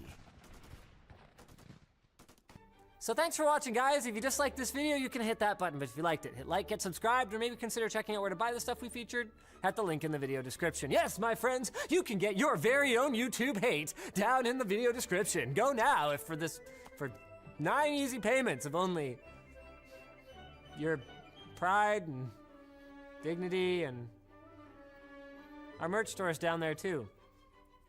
It has cool shirts like this one. Join our forum. Now you might think that when you delete a file, or especially if you format or wipe an entire drive, whether it's a hard drive or an SSD like this one, that data is just gone. But in actuality, if you were to properly delete every single file that you deleted from your computer, it would bear a significant cost, both in terms of time, because you would have to actually take time out of your drive's busy schedule running your OS or your games or whatever else to write 1s or 0s to that entire portion of the drive, and in terms of durability, especially with SSDs, which only have a finite number of times that they can be written. So the way this actually works is either in the MBR or GPT, which is the GUID partition table, the entry for the file gets deleted, but the actual data stays until it's incidentally overwritten. So what that means is if you were ever going to recycle a computer drive, or if you were going to give a computer away to a friend, you need to make sure that all of your selfies, and I really do mean all of them, have been properly deleted from your machine. And that, excuse me, is where today's product comes in. This is the Red Key USB, which allows you to quickly and easily wipe any computer, and also we'll probably be showing you guys a free way to do this because this is sort of unnecessary, but free-ish. Free-ish, yeah.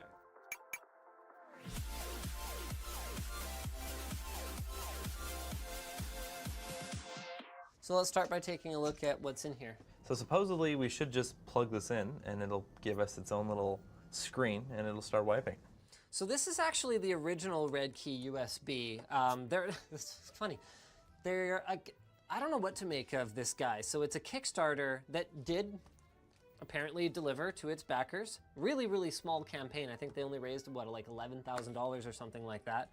And then the site is now down in spite of the fact that the only instructions I can find for how to update, and your Red Key includes lifetime updates, are going to their site and downloading the latest updates, although they're working on an online updater for the new one, but then the site doesn't work at all, so I don't know how their online updater is going to work. Anyway, they've got a new campaign that actually ends in like 36 hours. It just took us this long to get to this. I don't know where I'm going with this. Let's just screw it. Let's try it. What is this? I guess just for packaging to keep it. Oh, just to keep it in there? Yeah. So the blue key is nothing. This is just a 16 gig key. So actually, you know what? Jake can use this one to make like our free version. Well, about that, I was thinking about using a tool called dban, but I found out that's only for hard drives. And then I was looking for a free SSD alternative, and it doesn't really seem like there's a lot unless you just get the tool from your SSD's manufacturer. Like Corsair has a tool, Samsung has a tool, Kingston has a tool, but it's not showing up. And with those tools, you can secure erase. And then there's also in Windows, if you just reset, like you can show them right now, it'll give you the option to securely reset the PC, which we assume is a similar kind of tool. So maybe we should try that out. Keep my files, remove everything, Try click right that. Let's do it. Well, we got an extra drive here, so. See, remove files and clean the drive. This might take a few hours. This won't take long. You're sending me real mixed messages here, Windows. Oh God, we're just doing it? I thought we were. You told me to do it. I guess so, we're doing it, it's fine. We have an extra drive to try this. Well, now we have to let this run. Yeah. Well, it's actually doing something now. Yeah, that's good. Okay, so now while this one continues to run, I think we're probably at like 10% now or something. I don't know. We're going to go ahead and we're going to try our Red Key on our second test bench. So you can see here we've got our pictures, including the ones we don't want anyone to see. And we're just going to shut the system down. We're going to pop this in here. Why are they so hairy, David? Because grown men have hair. Okay. Jake. Yeah. We'll find out one day. Oh. Wow. You know, just because you can grow a nice beard, David, not everyone can do that. Voice crack, damn it. Do you remember what their key is? F2? F11? Delete? EVGAs? No, I just want the boot menu. Okay, well it would have been F8 then, but I think I'm already going to go into the BIOS. Hey, got it. All right. So I'm going to go with non-UEFI, probably. Yeah. I think it restarted. Oh, no, it's there we doing its go. thing. Okay, loading, please wait. Okay, here we go. Oh God, okay. Warning, this device will erase the contents of any disk detected. Wipe will commence automatically after 60 seconds. That's actually pretty handy. Yeah, you can click F1 and start now. I'm gonna reset the timer. Wait, should we see the advanced menu? Yeah, I think we should. So if you remember the keys, or if you have the manual nearby, then... Look, we don't have much time. You actually don't need the GUI. Where is it? Do they actually not just have all this in here? We're running out of time here, Linus. Here it is. Check that out. Main screen, wiping screen. You may hear audio beeps during the last 10 seconds of the countdown timer if your computer has a built-in speaker. Okay. F6 advanced. Boop.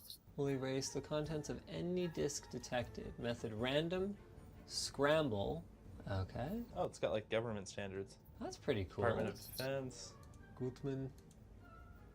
7 random pass method. Dang. 33 random pass method. That's the like, yeah, data. Zeroing. Let's do zeroing. No, well, random's the default. Okay, we'll do randoming. All right. 1 round? Or should we just go back and then click start?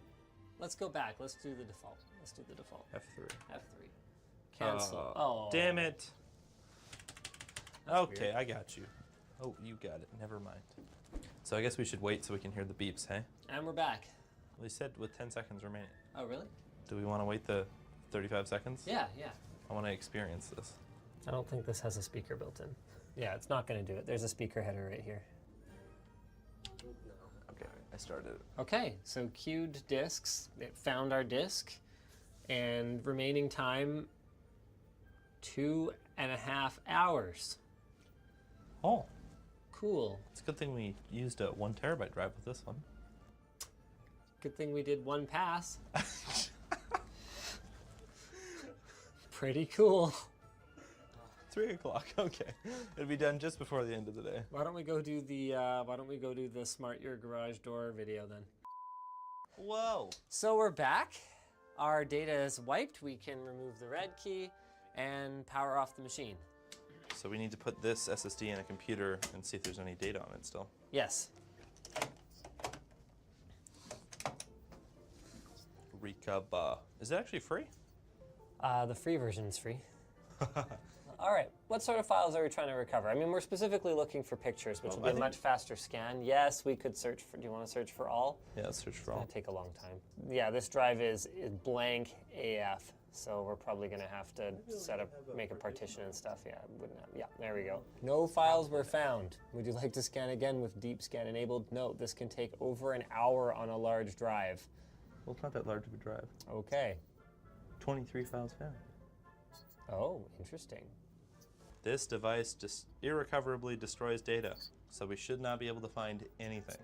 What if that's just like the boot record stuff? Yeah, it seems likely because it's also at 0%. So we might just have to leave that.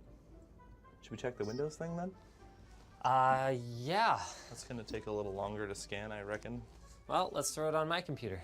Oh, this might not actually be plugged in. Moderately important. There's your problem. You know, he does this professionally. So our first drive, the one that we hit with the red key, that one's over there, and we're trying to see if we can find any remnants of data on it. Then we grabbed the other one that we used the Windows tool on, and we're gonna go ahead and see if, I don't know, we can find, I mean, I guess specifically those pictures. We're just gonna deep scan it right off the bat here. For photos, or did you just do any files? Any files, any files. We're gonna get a lot of files. Okay, Yeah, so we'll come back in an hour and see what we found. 100,000 files. Yeah, but we know what they're called. Okay, sure. We're sure. looking for the nudes folder. We're looking for the nudes folder, all right. 7 hours later, we are finally done. So this one actually went quite quickly, and it found a fair number of things that were either partially or fully overwritten, but were still here. With that said, our photos are not. Pretty much everything here is like some kind of Windows junk. Like it's all from the Windows folder. For an average person, this seems fine, but it also assumes that your computer is still functioning, which is where the red key comes in. I'm gonna be honest with you guys. I was actually expecting to kind of trash on this, because I was like, what, 45 bucks for a USB key? Like what are you know, there's free utilities, blah, blah, blah. And honestly, there are utilities out there, but one of the ones that we found that was somewhat feature comparable was $10, and then you have to provide your own USB drive, and this one is, like, it's just dead simple to use. So here's our result from the 1 terabyte drive. We did actually manage to find 7 files. What even are they? I don't know. They're something.flvs, and they are apparently excellent status. So like we can go ahead and try to recover one of them. But I can pretty much guarantee this is garbage. Let's go ahead. So do we have anything that can read a flash video? Cannot render the file. How big is the file? 600 megs? Apparently. Apparently, but It like... could also just be recognizing random numbers as Yeah. an FLV. I don't even think I had any FLVs on that drive. Yeah, no, this is broken. I think this is just garbage. And that's only one And task. that's only one pass. So like, bottom line then, looks pretty good to me. If you have to do it a lot, I mean... Should we use it on James? Yeah, should we just like go around and wipe everyone's computers? I think that would be quite the waste of money. We're actually ending up with, I think, a recommendation here. Yeah. For like 45 bucks. If you do more than just a little bit of secure data erasing. You might have to buy a couple. I mean, yeah, there's gonna be command line utilities that you can use to do this sort of thing, but this is easy enough to use that pretty much anyone could do it, so looking pretty good to me. No, not in the bag. Oh, my sticks. Oh, that's much better. So thanks for watching, guys. If you disliked this video, you can hit that button, but if you liked it, hit like, get subscribed, or maybe consider checking out where to buy the stuff we featured at the link below. This is gonna be really awkward because I think it's gonna be like in between the Kickstarter campaign and like actually fulfilling it. Like you might not even be able to buy it, haha, oops. Anyway, also linked in the video description is our merch store, which has cool shirts like this one, and our community forum, which you should totally join. Thank you for joining me.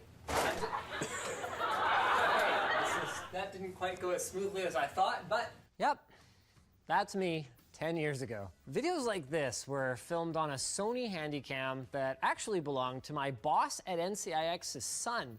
So we're using the camera's onboard audio and entry-level photography light that we borrowed, and instead of taking screen capture, we zoomed in on the screen. And yes, that is actually electrical tape stuck to the front of the screen. Nowadays, we put a lot more technology, talent, and time into our videos, and I like to think that it really shows. So thanks to B&H Photo for sponsoring this video, where we'll be doing a 10-year challenge, not with Facebook profile pics, but rather with the production quality in our videos that continues to change as our channel ages.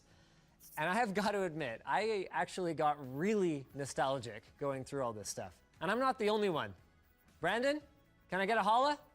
Super nostalgic! That's not a holla.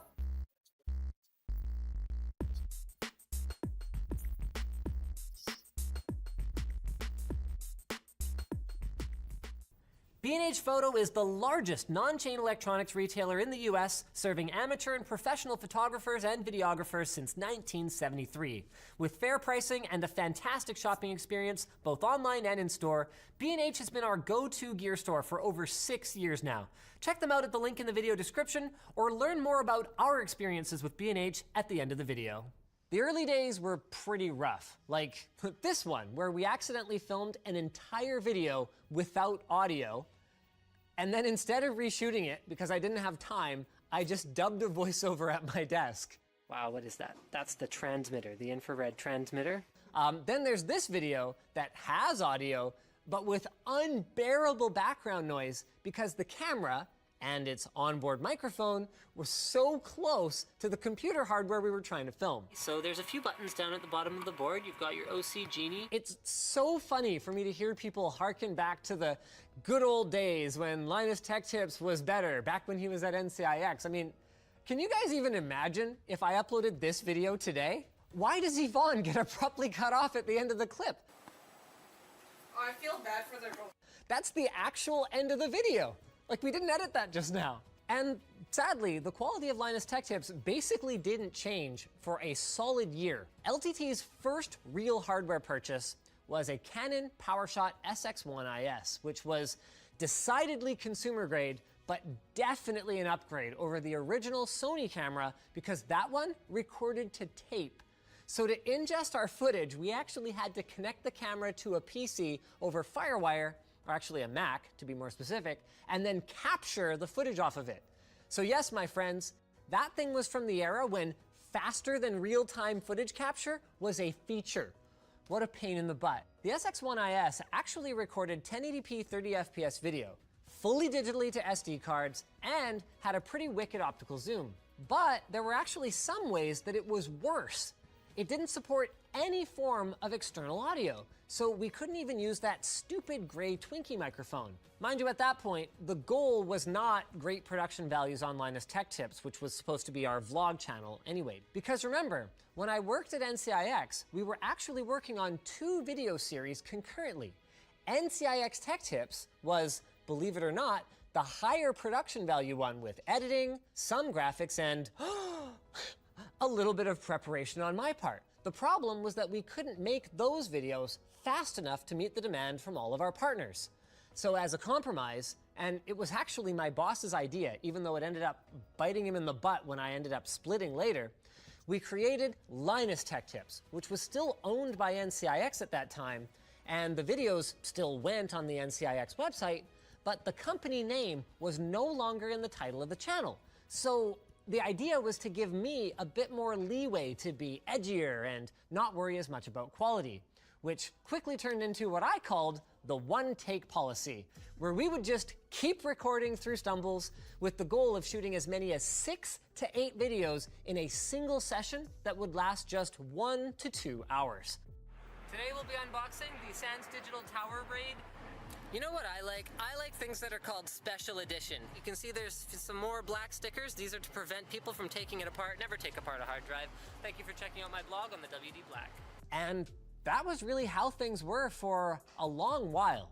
That is, until we upgraded to a, well, okay. Looking back, it's kind of cute to me that I was so excited about this, but to a Canon XA10 that I pre-ordered thanks to our increased NCIX Tech Tips budget back in 2011. Actually, you know what? No, in fairness, this was a big upgrade because even though it was a fixed lens camera, so barely even above a consumer camcorder, unlike the old Sony one, which used a proprietary interface for external audio sources, really limiting our upgrade options, the XA10 had XLR, which meant that we could finally use professional external mics like the Sennheiser EW110G3. Later that year, we would make our first hire, Luke, who, by the way, grossly misrepresented his experience in both camera operation and video editing. Yeah, you heard me, Luke.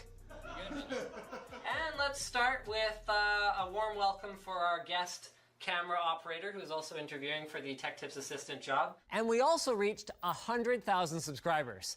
This was after 3 years of videos that, quite honestly, like, I can't even bear to go back and watch now.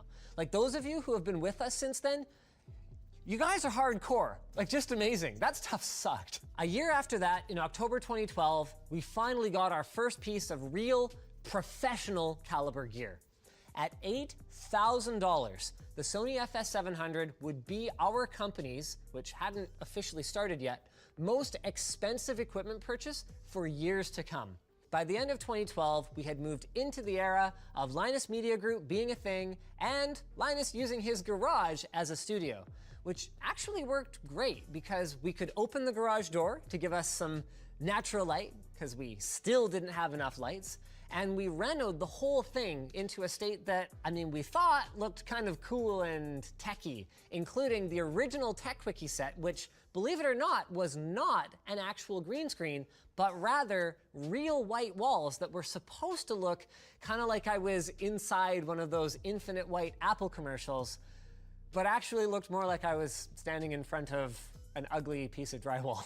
Overall, though, even in spite of some stumbles, this was when our videos began to look like not complete scorched garbage for the first time. We had 2 KinoFlow Diva lights, plus whatever cheapies we could borrow from NCIX when we weren't back there doing contract work. We had a lav mic of our own, and we had our FS700, still shooting at 1080p, equipped with a new shoulder stock and a counterweight that seemed like a great idea for balancing the rig, but in reality was just brutally heavy to carry around anytime we'd actually need it, like our first year at CES, where we made over 50 videos with just 3 full-time employees. Speaking of employees, this is actually the first video that our 4th employee, Brandon, ever shot. Look at that. It's like the guy was destined for greatness, isn't it? You got some nice bokeh in the background there and everything. I mean, not that we paid for the privilege. Even though we had a decent camera by this point, it would be over a year before we bought any extra lenses for it. I actually never told Ed or Brandon to bring their personal lenses to work, but like, they refused to use the kit one, and I refused to buy any more, so everyone's a winner, right? Anyway, when we finally bought a couple of Sigma lenses, we didn't really get a quality boost because they were the same ones that we had already been borrowing for some time. Now, around the time that Brandon showed up, coincidence?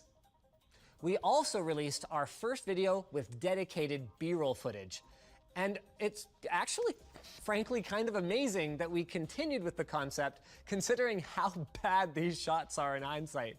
I mean, I thought at that time that it was just a waste of time. I was like, well, come on. You already have the host there. You've already got the camera there. You've already got the product. If you want to see it closer, just move your butt over closer to the thing and then just like step back when I'm ready to address the camera. Like, what do you need to come back later for? But we did.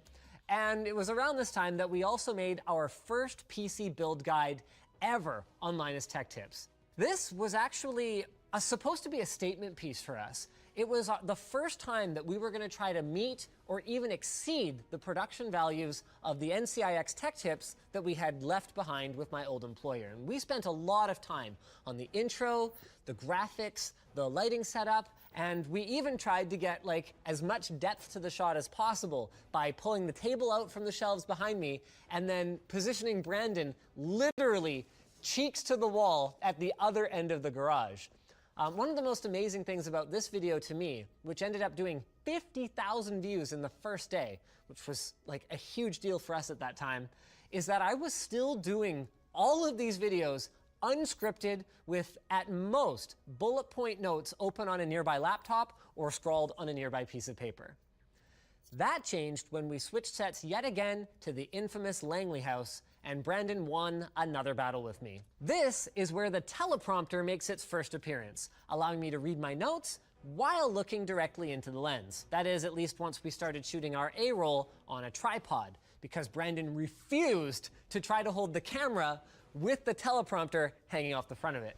What a lightweight. Oddly enough, the kitchen set that we moved over to shortly after that became so beloved by our fans that even though we were only actually in the Langley house for just over a year, here we are today, years into our current studio, and we still have people kind of hearkening back to the good old days in the kitchen. Anyway, by this point, our budget started to increase, so we invested more in lighting. We bought a cheap piece of green screen cloth that was so thin we had to fold it 3 times over to prevent light leakage from the window behind, even with the blinds closed. And we got our first slider that we used to get shots like this one.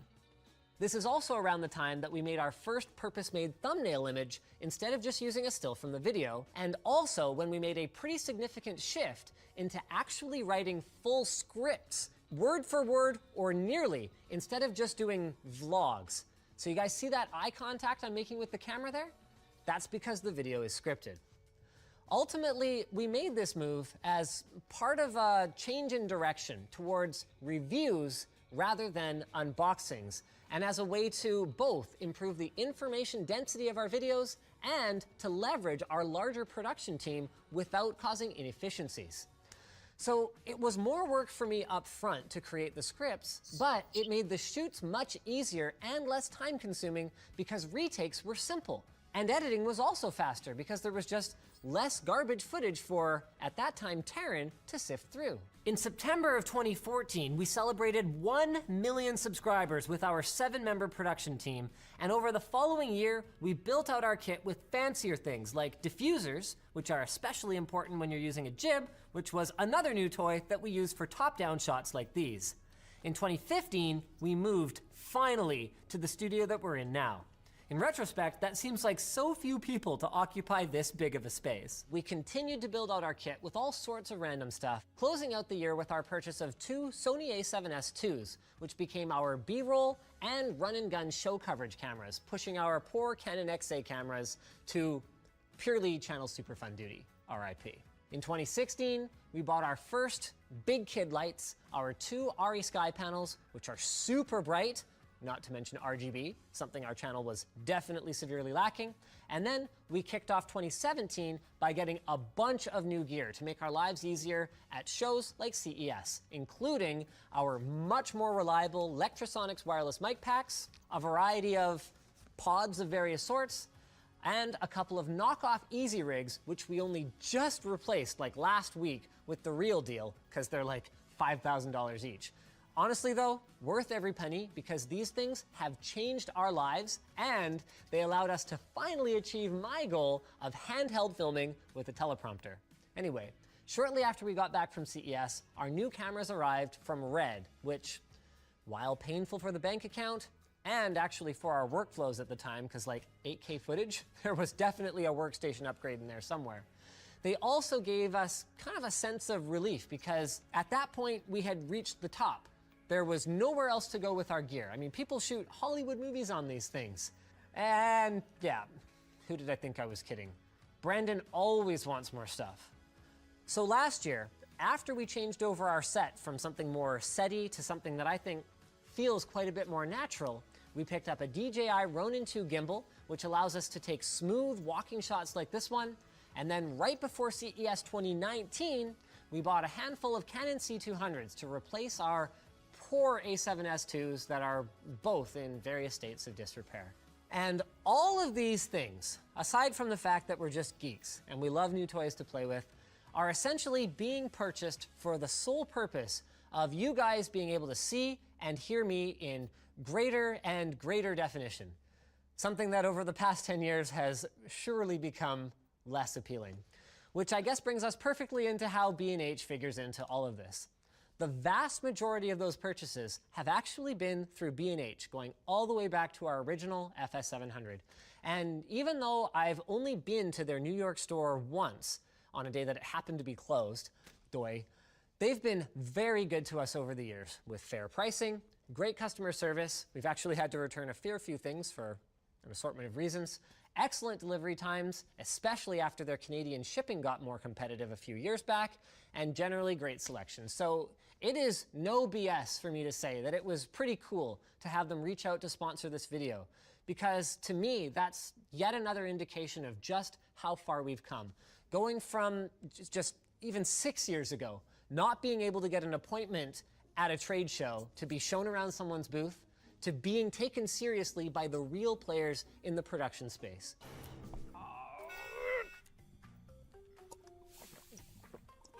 Keep cool with a water bottle from LTT. Thanks to B&H for sponsoring this video, and thanks to you guys for watching. If you disliked it, well, you know what to do. But if you liked it, hit like, get subscribed, or maybe consider checking out where to buy the stuff we featured at the link in the video description. Probably the newer stuff, not the older stuff so much. Also linked down there is our merch store, which has cool shirts like this one, and our community forum, which you should totally join. For 8 years, my wife has been trying to convince me to put a TV in the bedroom so she can watch chick flicks in bed. And I've resisted and resisted and resisted until finally, she made a more compelling argument. Well, you could game in bed. And I go, I could do that, couldn't I? So, in today's video, sponsored by Samsung, we are going to be taking their 6 Series N650 soundbar, along with, oh, check this out, their 65-inch Q6F TV, an Xbox One X, and this wall mount that we found buried in our warehouse somewhere. And we are going to be gamifying my bed. I don't have a controller, but if I did, this would look really, like, gamery.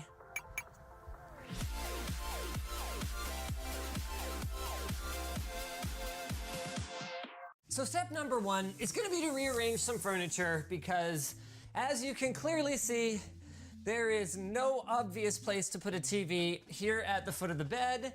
And if we were to put it somewhere stupid, like right in front of the window, well, that would be really stupid for lots of reasons you guys can think of. So I brought a helper. I'm helping. Laser James! So we need a plan. Well, you're the brains of this operation. Let's move this stuff. Okay. Wait a second, is this still full of clothes? Yeah. Oh man. Clothes aren't heavy, like look at them. Feel that, it's not heavy.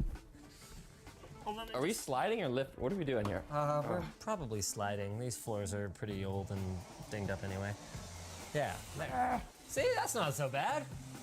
What is this thing? That is a mirror. With hinges on the side. Well, you could open them. Ah. Okay, so that's more like it.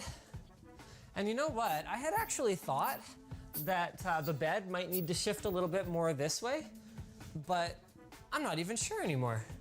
Yeah, but you're sitting on your side. No, this is her side, actually. Oh, well, whatever. Now, we could wire up the whole room with like speaker wire in the walls and ceilings and stuff, but that's a little bit ridiculous. So that's where the N650 comes in. So it's got Samsung's acoustic beam technology, which basically gives you like a panoramic style sound, but all out of one speaker bar. It's got 8 speakers, each with their own amplifiers built into the soundbar, and it's like a virtual 5.1.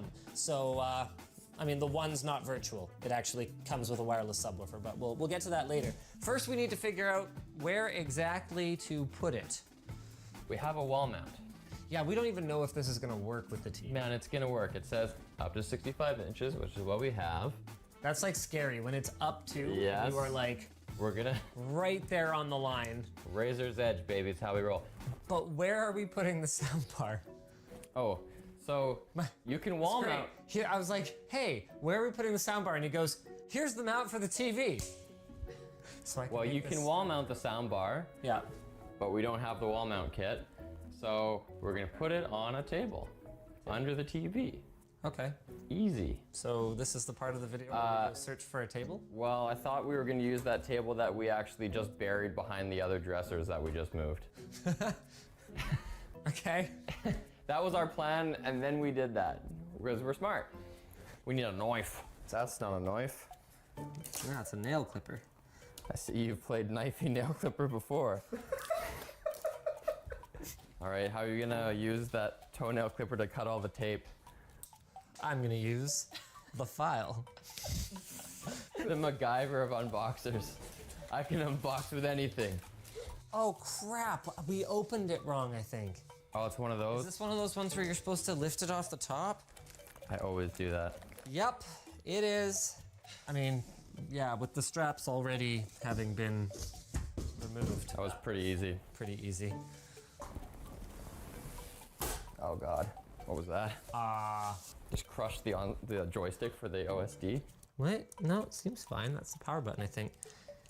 You can tell it's Linus's house because these are actually 2 different screws. Okay, there's a reason for that. So tools are here.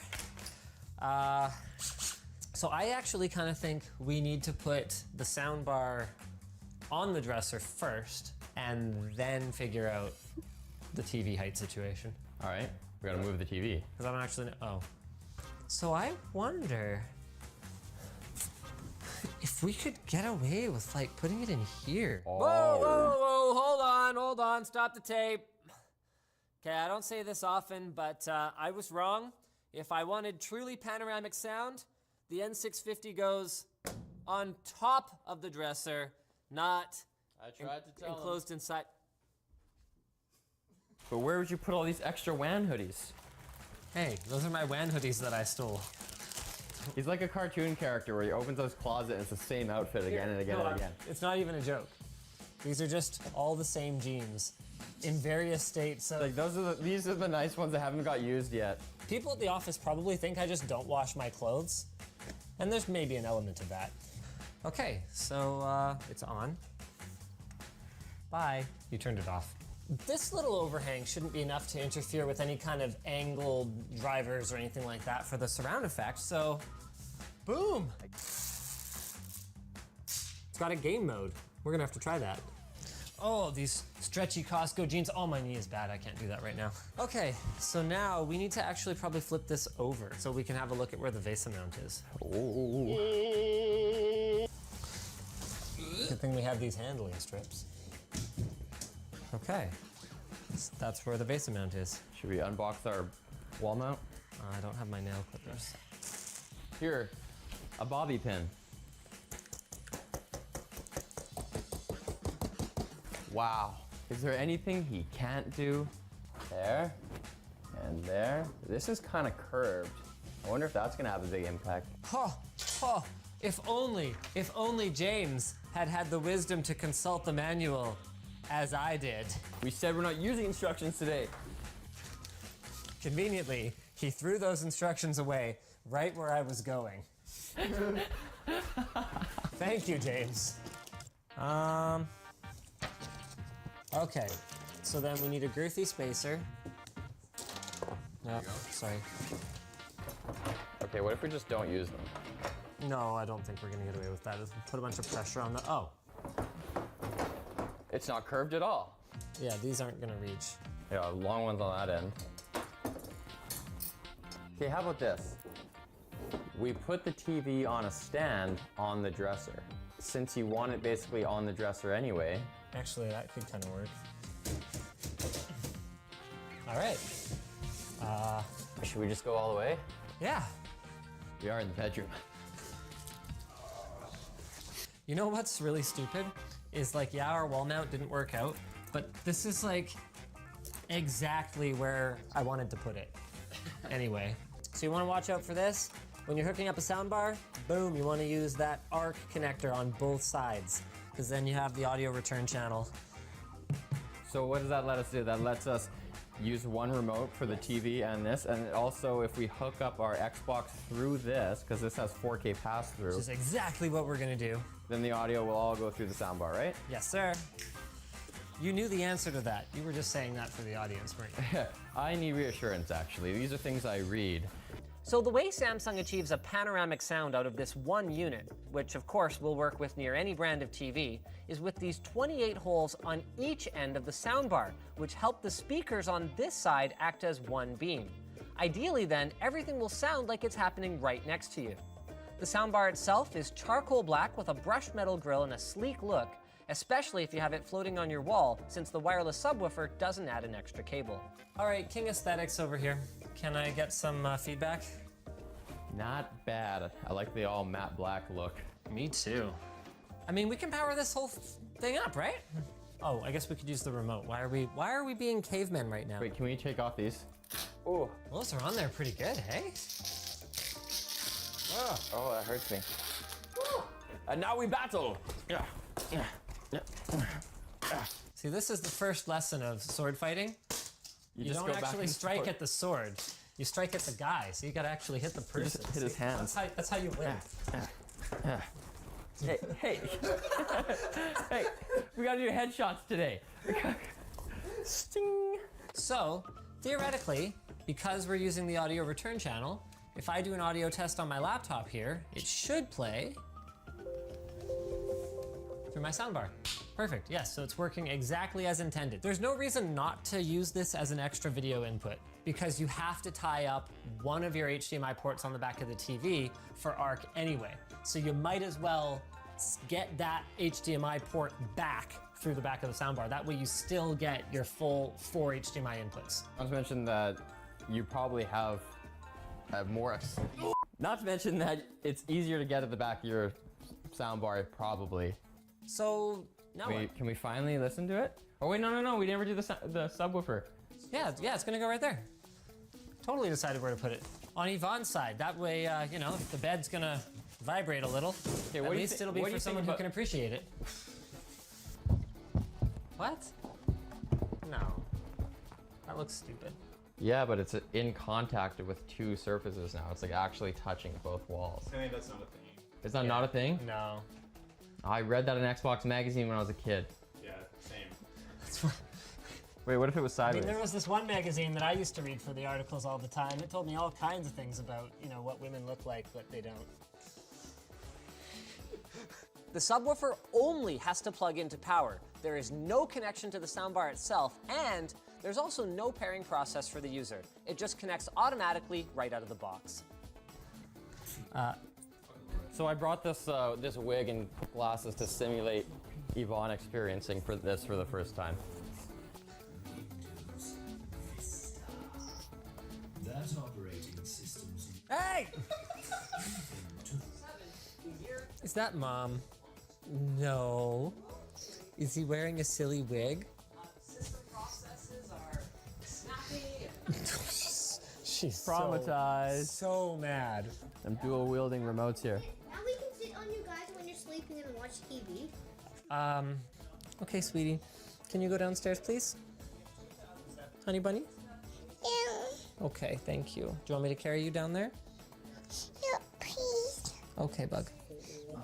Such is the life of the wife of a YouTuber. I live with a ghost. The amount of time I spend in a bed with fellow LMGers. These are actually hurting me. Yvonne doesn't even wear glasses anymore. Did you not notice? She got eye surgery like 6 months ago. What? Okay, I just want to go into the menu of the soundbar. You can do that through the TV. Can you? Yes. What's happening on the Xbox? I'm not doing anything. Oh, it was me. It was the shoulder button, or trigger button. Okay, there, you just change that. There, it's in the quick, so you can go surround, game, or standard. You don't even have to go into the whole menu. And if you're playing a game, you don't have to go into the menu at all. It will switch to game mode all on its own. Whoa, that's pretty granular. Let's crank the lowest tones. That's not the lowest, that's the highest. All right, boom.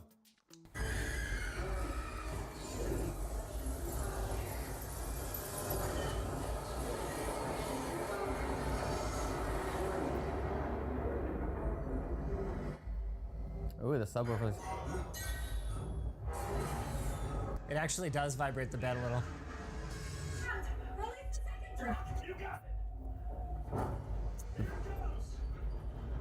Their voices are really clear.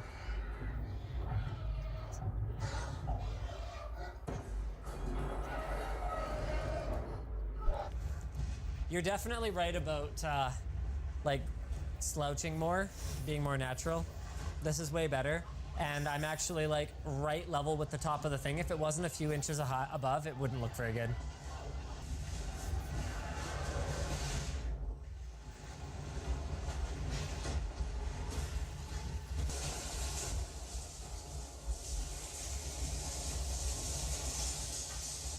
I continue to be blown away by like how much sound you can make out of a soundbar these days.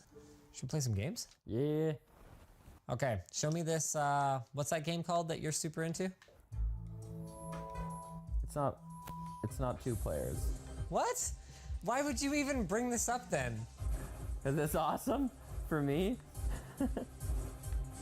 Okay. No, we should just stop. This is a waste of time. No way, no. I want see how far you can go. And you want to see if you can beat me? On my first try, because that would be pretty embarrassing. I mean, I haven't played this since grade 10. So it's 1 stick for navigation and another stick for firing? That's it. And then there's bombs, which are the trigger. And do bombs just, you shoot clear them out? No, they clear the whole screen, basically. Gotcha.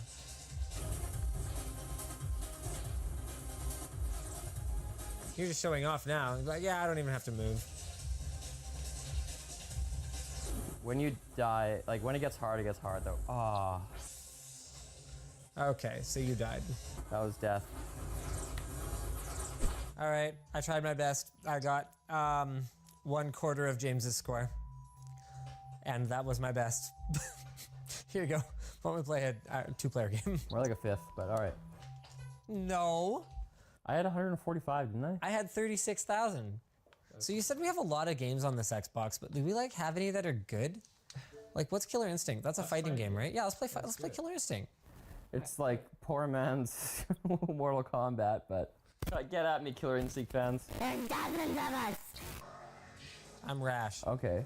Is Rash any good? Yeah, you know, that's the guy from Battletoads. Oh wait, so these are like characters from like other stuff? No, that's like the only one. Oh, okay. So let's just go straight heavy kick all the way. Boom. Heavy kick all the way. Ah, dang it. Ah! I'm just gonna mash all the buttons! Fireball. Lightning bolt. Lightning bolt. Lightning bolt. That's so cheap.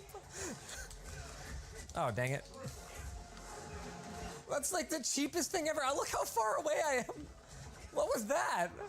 Okay, in my defense though, I won the first round without that. All right. Oh, come on. Yeah, you're not gonna be able to snipe me from there. It did take me 3 shots. It was pretty bad. I probably should just no-scoped you. Like that. Dang it! Did I even hit you? Oh yeah, I got like half your shield. Okay, I think that's the best I've done so far. I don't know where I am. I never played this game. I don't console FPS. Friends do not let friends console FPS. This is ridiculous. Man. And of course, you're like screen peeking me, and that's actually doing you any good because you know the map. Oh god, we're both so bad at this. Where are you? Oh, come on! Oh, this isn't over yet, bitch! Come on! Wow. I'm so bad too. Oh. Yes, with the machine gun! The assault rifle doesn't suck as much as it did in the first one, I guess. Well, I think we're done here. I've had quite enough of this. It is 7-1. It is very clear that my fortunes will not change, but that's okay. I don't feel too bad because I'm the one with a sweet TV and soundbar in my bedroom, and you are not. Can Yehudi do this? Maximum Package. The WAN hoodie by LTT. So thank you to Samsung for sponsoring this video, and thank you to you for watching. If you guys disliked this video, you can hit that button, but if you liked it, hit like, get subscribed, or maybe consider checking out where to buy the stuff we featured at the link in the video description. Also down there is our merch store, which has cool shirts like the ones I normally wear, and our community forum, which you should totally join. You're touching my mic. Like, that's my private space, you know? You never touch a man's microphone. 6 editors, 1 CPU, The fourth? Part 69, part 4. Okay. Section 4. Okay, try to be less annoying. There's been a lot of comments about I how saw annoying that. you are. So here's what went down. 6 workstations, 1 CPU was a project that I invested many, many, many hours of my time into trying to figure out what it was. Was it software? Was it hardware? Was it firmware? Was it drivers? What was causing the crashes whenever we tried to load up certain virtual machines in our latest crazy virtualization project? And the answer, it was the hardware. I love ASUS, love them very dearly, but what I don't love is this slot and this slot, because they are dirty little slots. Basically, either they just outright don't work, or they're bifurcation, which means taking 16 PCI Express lanes and splitting them out into 2 8x lanes, so you can have 2 separate devices running at 8x. Doesn't work, but that's okay. Thank you, Jake. You can pack that back up for me. Because we have this. So back when I started the project, this board didn't exist. This is a dual LGA 3647 socket motherboard from Taiwan. It also has support for 12 memory sticks, so we can put the same 384 gigs of RAM on it. It also has 10 gig networking on board and it's got U.2 connectors. And this one, oh, look at this. Is that 11 PCI Express slots? So this is gonna be fun because today we are gonna get it working for real. Hopefully.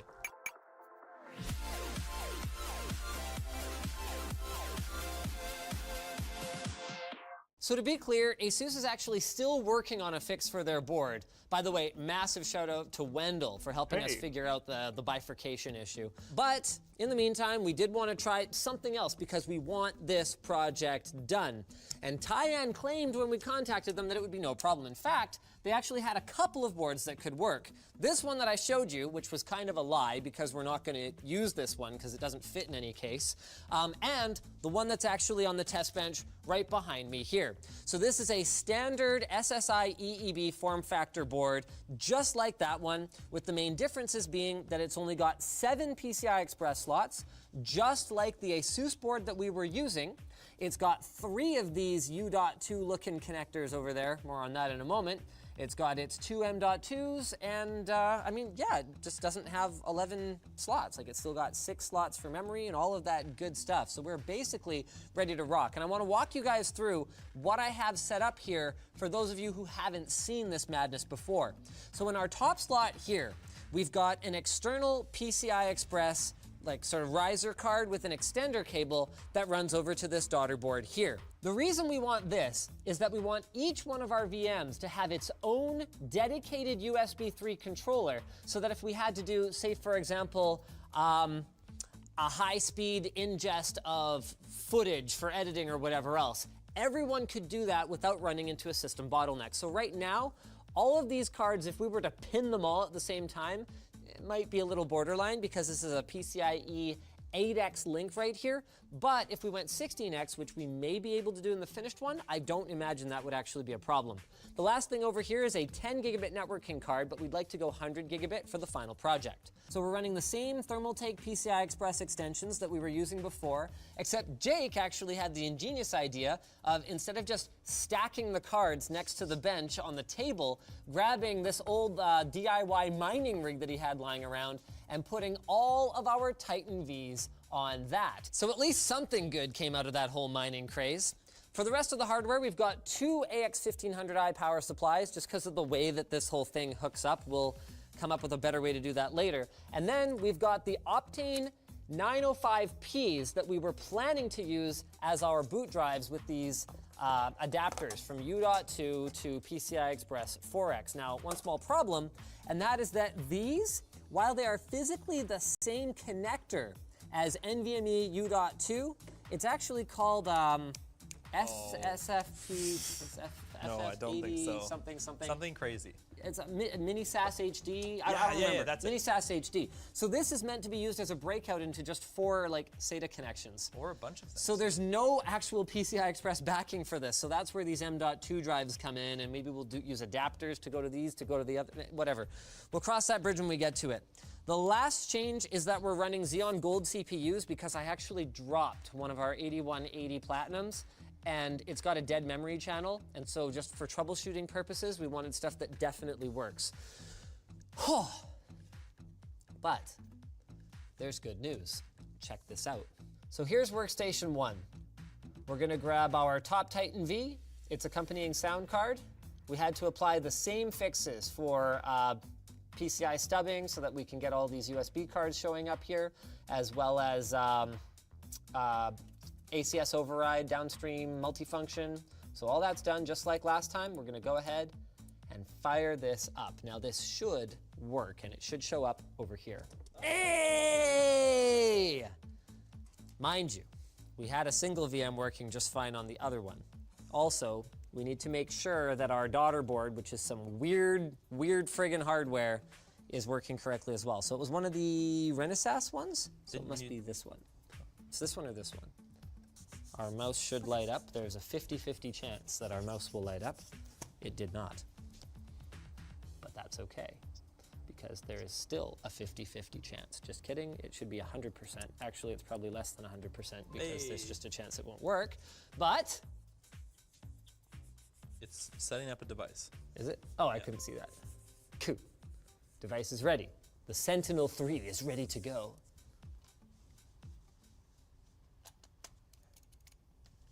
Come on, baby, anytime, Mr. Sentinel. Or Ms. Sentinel. Okay, hold on. No, we thought there was a chance this might happen. Finally. Oh, it's working. It's working. Huzzah. Oh, hell yeah. I was like less than 50-50 that this was gonna work. Well, that's great. So then now we just proceed, right? Adding more? Yeah. Should we just like fire up like a game or something? So here's what we're gonna do for each one. We're gonna name it.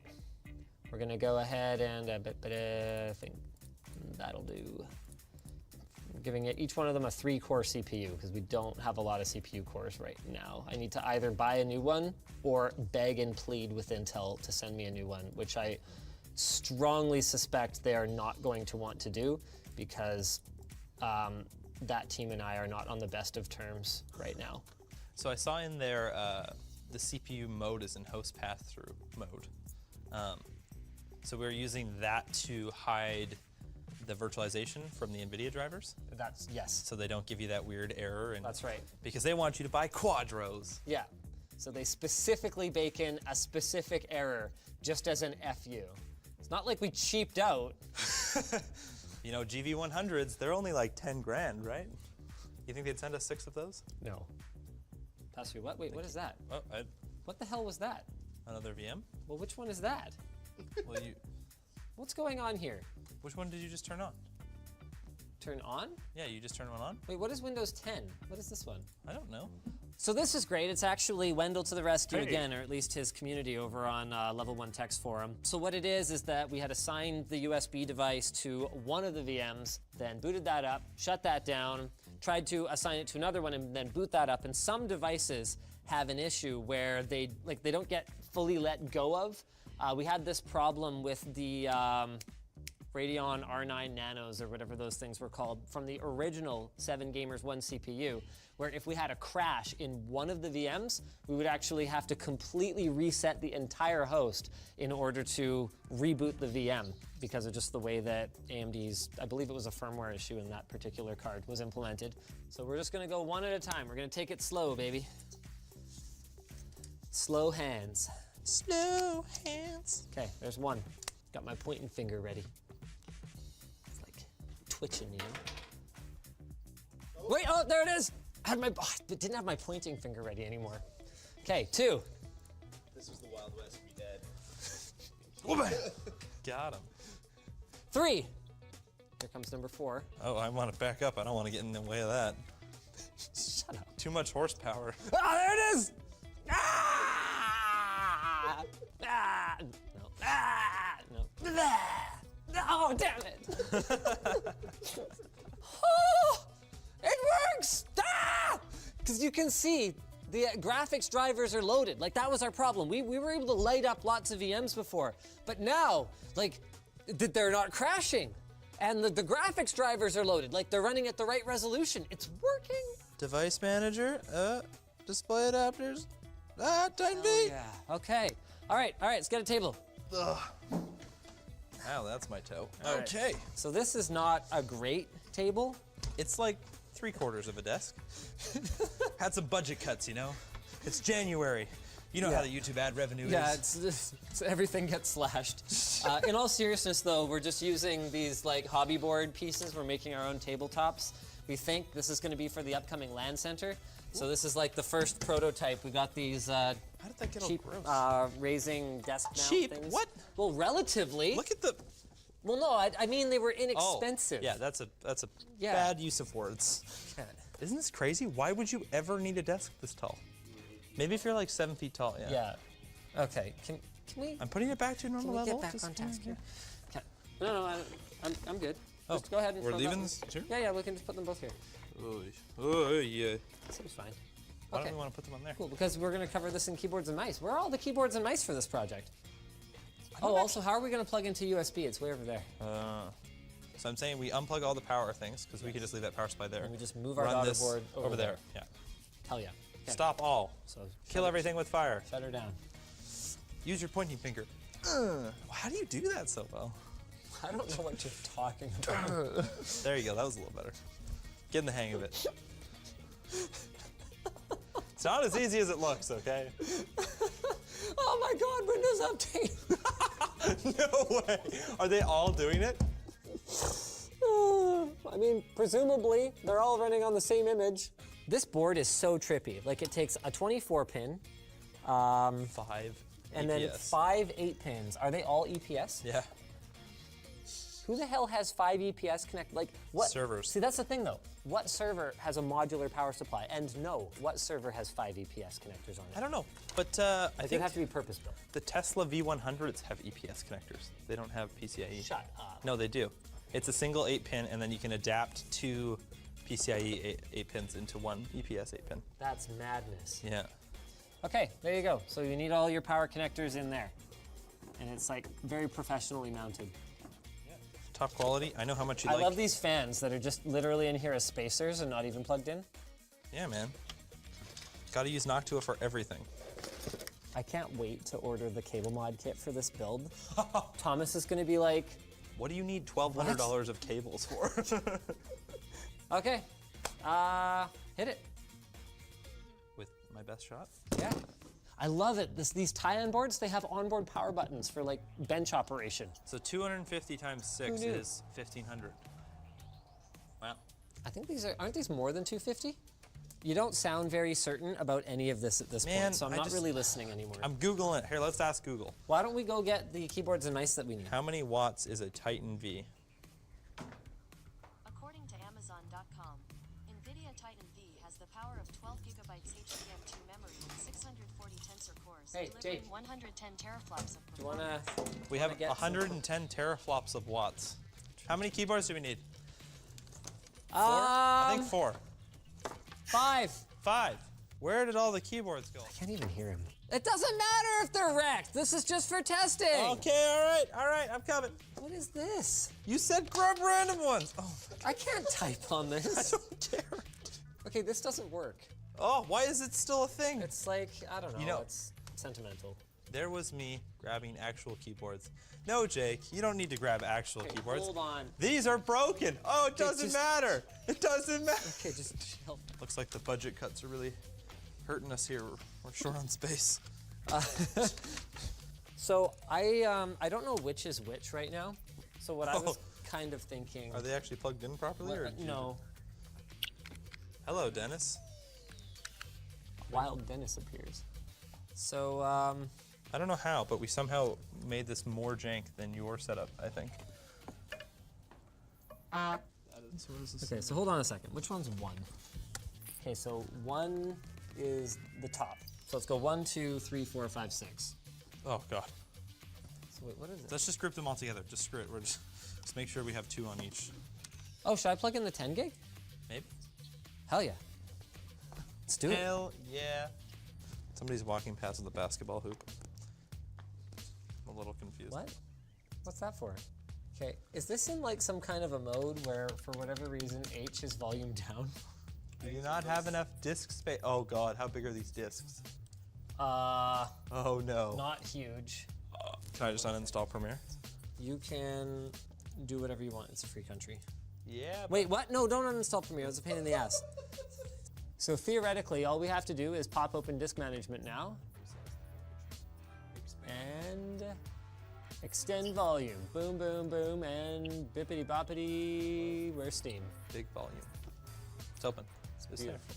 Beautiful. So what are we using? CSGO? Yeah, sure. So this is why the Steam cache is pretty great, right? Because we got that one going at 40, that one going at 40. There's some other ones, presumably. I mean, that's the only one pulling off the Steam cache, but. How do you know? Well, because that's the only one I configured to pull off the Steam cache. Why do you need to configure it? I thought our DNS settings are just. I don't think we did that. In the router? I thought you did. Because It wasn't me. It wasn't me. No. Hey, there we go. See, it was using the cache. 40, Nice. 40, 40, 40. Nice. Oh.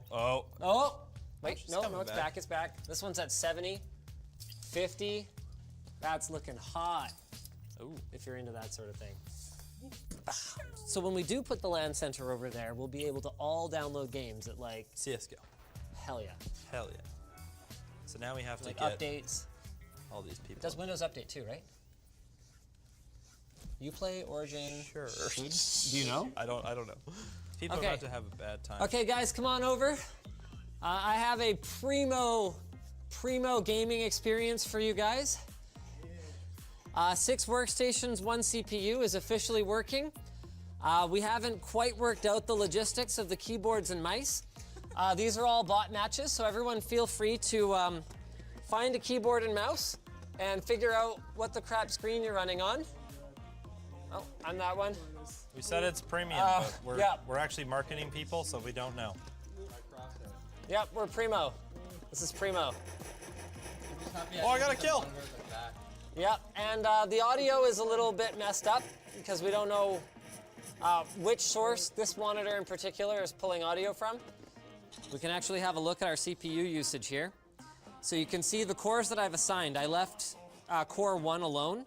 So cores 2 to 18 are assigned, and you can see we're sucking up anywhere from 70, 50 to as high as 90% usage on these cores playing CSGO. So this is good enough, but there would be games that would be more demanding where we'd run into trouble. So it's working. This is crazy exciting, but the next stage is productivity. So we need higher end networking, we need faster boot drives, we're gonna move to Optane, and we're gonna try to edit 8K video on all 6 of these workstations at once. But this is a good start. It's stable. It's finally stable. No, not in the bag. Oh, my sticks. Oh. That's much better.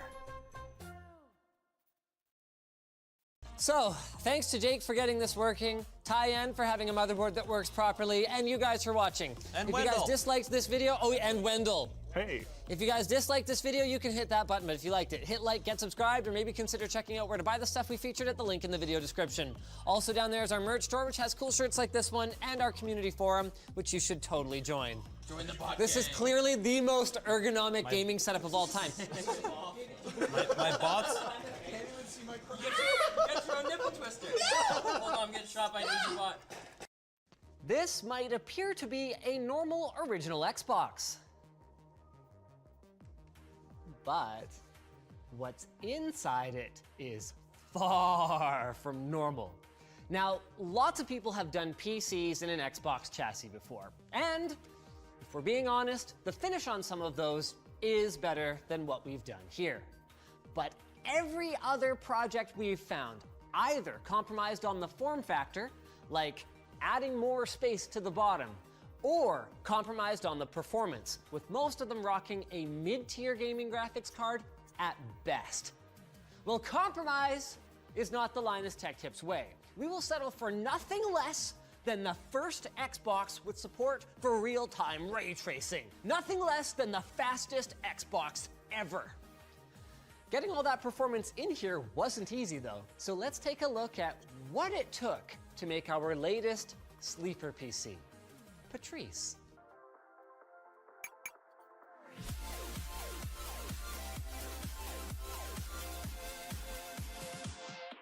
So the very first thing we need to do is just make sure that everything that we have here fits. So we have this GeForce RTX 2070 from Zotac, and it should fit in. Like, I did some CAD, and everything fits in theory, but we have, I think, 3 millimeters of space on the side. So, wow, that's a really long screw.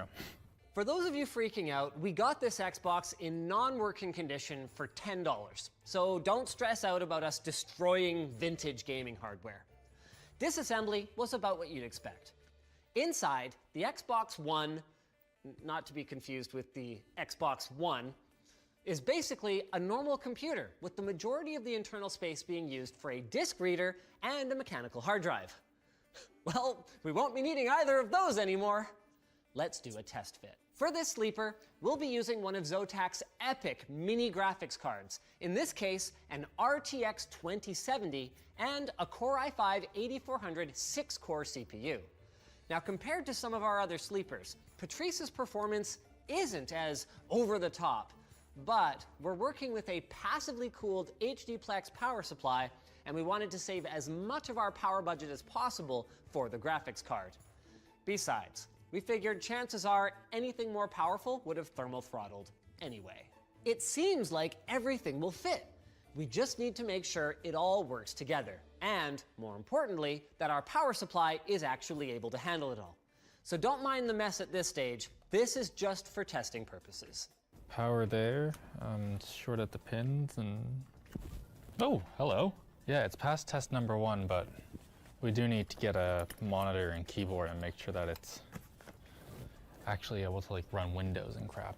So we got into Windows, no problem, everything's working, that's kind of expected. But the real test here is when I hit start, it might shut down, and if it does, we're gonna have to rethink the whole thing. So, so far so good. How are you gonna get all of that stuff in there? That's the thing I want to discuss with you. So, poorly is basically the answer. Oh, that's not an answer. Well, it kind of, so we can do 2 things. We can either have it be really powerful or look good on the inside. And I don't think there's a way to have both of those things. Okay, sleepers, let's bring it back to cars, Mhm. right? So sleepers have to look bone stock from the outside, that Yeah. we agree on. And sleepers have to be just head-turningly fast off the line. Yeah. Is there any rule that says they have to be gorgeous inside? No. Then I guess we know what to do. You're gonna need ventilation holes on the bottom of the case. Yeah. Okay. Like, you're gonna need to cut away the bottom of the case. Pretty much, yeah. Okay. We might have to shave off a bit of this plastic shroud as well. In I was fact, thinking we could just probably remove it. Yeah. Yeah, I mean, what's it even do other than look cool? Yeah, I think we need to go in that way. Then we have the perforation in the bottom. This thing shouldn't even overheat. Perfect. Perfect. Because we're gonna perforate. And that's my cue to exit. Goodbye. Our methods for CNCing sheet aluminum have improved significantly since our previous attempt in Margaret. We now have a single flute end mill and double-sided tape that doesn't gum up the bit, giving us excellent results. This means that we should end up with perfect mounting points for our hardware and much better rigidity compared to the paper-thin metal that's currently in here. Off camera, I did a prototype bend with our little vice brake here, and it's... We could just kind of go, yeah, good enough, but it's not good enough. No. So we have a solution. Okay. I took the credit card, and we got a really big thing that's going over here. Do you want to come? Oh, that kind of solution. Is this safe? How are you supposed to move these things? Oh, that's why you guys are all here. Okay. Okay. How much was this? Like $800. Oh, that's actually not as bad as I was expecting, just based on the weight. Yeah, no, it was actually very on sale. We got a good deal. I wanted to buy the $3,000 one. All right. Well, then in that case, good work, Alex.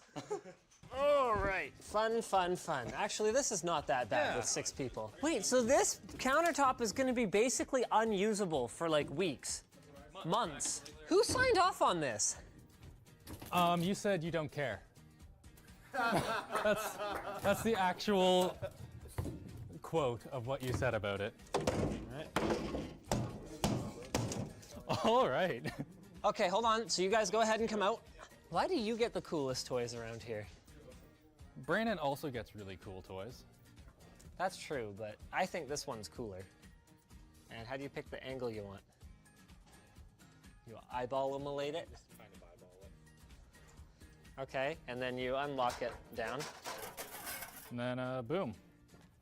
There you go. You done bent some metal there, boy. So for bending sheet metal, kind of the best way to do it is to use this, what's it called, blue layout die. And that lets you come in, you just cover it, it dries really fast, and you can scribe directly on it and get this super high contrast and also very precise line. We have a plan here that just tells us all of our dimensions, where the bends need to be.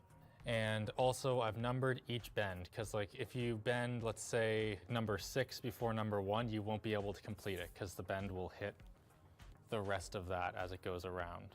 Since the part wasn't designed with this break in mind, a couple of the bends were pretty sketchy. But V2 got all of the critical dimensions correct and was miles ahead of the previous prototype, so we consider it a success. The next step was a test fit, and oh no. Don't worry, Mr. Linus. So it was at this point that we confirmed that the stock fans and shroud from our graphics card would need to be removed. While he was at it, Alex replaced the original thermal paste with some cryonaut, since we're gonna need all the help we can get when it comes to cooling. With our replacement liner prepared, the old liner was forcibly removed. All of the old mounting needs to come out now with lots of dremeling and, oh, wow, that fits like a glove. Now we have to make some holes for the motherboard and GPU there. Yeah, this is really the point of no return right here. Like the stuff on the inside, you can't tell, but if I screw this one up, geez, we're just done. First, the bulk was removed with a cutting disc. Then Alex brought it close with a grinding bit, finishing off with a file for a nice smooth cut. So what's about to happen is not for the squeamish. So the DVI connector here, it goes in like this, and unfortunately it kind of interferes with where the power connector is going to be. 10 out of 10 would not recommend doing this to your GPU. The now DVI connectorless card got blown out with compressed air to ensure that no metal shards would short it out. Then it was taped up and reassembled. But that actually wasn't the end of the carnage for this poor thing. The I/O shield needed to be first flattened out and then cut down to size to fit into the extremely small space we have for it. Next, all of the holes that we needed in the bottom of the case were drilled out and a fan intake was cut into the bottom. A hole was added for the power connector, not because this is the best time for that step, but rather because we forgot to do it before. And then the sheet metal interior was ready to be riveted together. We're actually getting pretty close to final product here, so the blue layout die that was covering it was removed with acetone, and then our liner was given a coat of black paint. While that dried, the hole for the GPU I/O was created with the Dremel, and we were ready for a real test fit. Since the original GPU's fans ended up being too big, smaller ones were added using zip ties. Fitting everything in a case like this is difficult even with purpose-built parts. As for our machine, well, everything does have its place, but getting it in is another story. Like, the GPU is so close to the motherboard that even the I/O cover needed to be removed for it to all fit. But, lo and behold, everything did fit. Now it's just time to make sure that it all still works. Oh, nice. Like it's showing up over there? Yeah. Oh, wow. It just worked. I honestly wasn't expecting it to just work. I figured I'd have to do at least one little kajiggering. Damn! That's not the power button. Look, I didn't have an Xbox, okay? Ooh. That can be controlled, right? Yeah. Like that can be dialed back? Yeah, if you want it to be full-blown sleeper, you can just be like, kabam. Okay, is it supposed to be green? Yeah. Okay, well, I'm enjoying this. It's not especially quiet. I wouldn't describe it as crazy loud either, though. And the exhaust system that you've built, such as it were, does seem to be working. Like there's definitely warm air coming out. So let's see what kind of performance we can expect out of this thing. 130 to 160 FPS. Not bad! Get that glory kill. Ba-ba, ba-ba. Oh yeah, you're dead. So we're seeing 84 degrees, 96% GPU usage though, so we're definitely hitting it hard. And then our core clock is here is in like the 13 high, 14 lows. Okay. So yeah, it's like right up base clock for the card. Should we hook it up in its new home? Sure. So right down here, guys, we've got the Xbox One X versus, you could call this like an X box. You know, it's got that X factor. It's Patrice. Patrice, sure. Apparently the One X runs at 60 FPS. What compromises are they making here? I mean, the Xbox One X is what, like an RX 480 or something like that? Well, okay, so fine. The Xbox One X runs at a higher frame rate and is probably less buggy than the PC version. Okay, that was not smooth. Shut up! You're in a field. There's like 4 trees. Whee! Oh God. So this is a little overpowered for most like local multiplayer PC gaming experiences, isn't it? Are you saying we should have put less power in it? I'm saying the power we put in it might have been unnecessary. Oops. Oh no, I meant to put it down in my hand and I missed. This is just hard to watch. Oh no way! How do you slide? X, I believe. Yep, that works. Okay, cool. I can't believe they saved that. They're better than us so far, but they're not very good. I can't find the ball. I legitimately have no idea where the ball is. Did they quit? We won! We're that bad, and we still won. This is gonna be awesome once we have this like all set up and everything. I mean, this aspect of it is basically good to go. Like we can plug wired controllers in from the front. We've got wireless Xbox controllers, so you can use any kind of controller you want. Because if someone wants a PS4 controller or whatever, they can just plug in a wire. Like, this is freaking awesome! And it's so stealth. It's our most useful sleeper ever. So we've got 1 terabyte of storage now, because we're using a 1 terabyte M.2 boot drive. But I suspect we're gonna wanna add a larger game library. I mean, the worst case scenario is we grab an external 4 terabyte hard drive and plug it into a USB 3. Set resolution, just you can't set any other resolution. You know what? I bet if we just exit the game again and try again, like Rocket League, it'll just get its act together. This is like really not a great sales pitch for PC gaming. It's really great after you go into like the file. A config file and manually. I'm just seeing if it has that. No, I don't see an obvious way to. I doubt it. Oh. All right. Oh, heck yeah. All right. Okay. Can't do this on a console. Yeah, you wouldn't want to because it's a really, really bad experience, but 3840 by 2160, full screen. I bet I have to change that to true. Okay, let's just see if there's anything else we should probably change in here. That all looks fine. PC gaming. Yay! Yay! Find the parameters, change the parameters, and then, oh, it's time to go to bed. You missed out on your gaming time tonight. That looks better. Yeah. Damn it. Why is this necessary? Oh, that looks so much better. Yeah, that was worth it. Yes. Okay, campaign? Yeah, sure.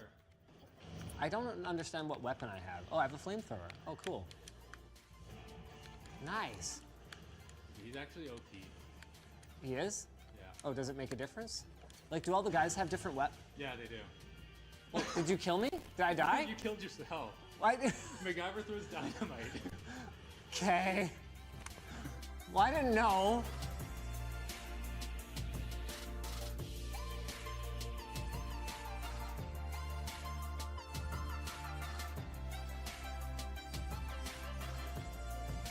There you have it.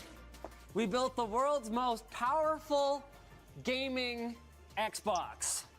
Take that, Microsoft. There were some anomalies with Forza, but we're gonna blame Microsoft for that. They stacked the deck in their favor.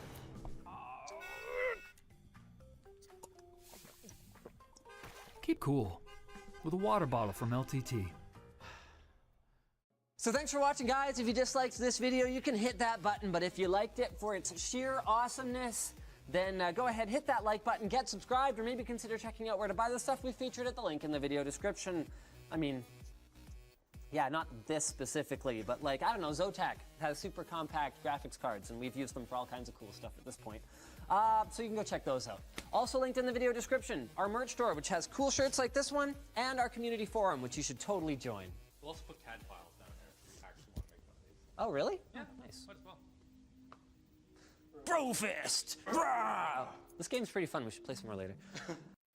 Full-size desktops are great for playing the latest AAA games at high frame rates, or if you need the extra muscle for video editing, 3D rendering, or computer-assisted design. But if we're being honest, for most people, a thin and light basic laptop is more than enough these days and comes with the extra benefits of portability and convenience that you simply don't get with a desktop. The real bummer is when you end up having to buy both, a desktop for your gaming or your heavy work, and a laptop for when you're out and about. I mean, why bother having 2 full CPUs installed on 2 motherboards when you can only really use one at a time? If only there was a solution where just by plugging one cable into that laptop you already own, you could extend it with a full-size desktop, all the peripherals and expansion you could want, and even a powerful graphics card. I mean, while I'm dreaming, what if wireless charging was simply built right into a desk? Oh wait, it is, and we did all that stuff.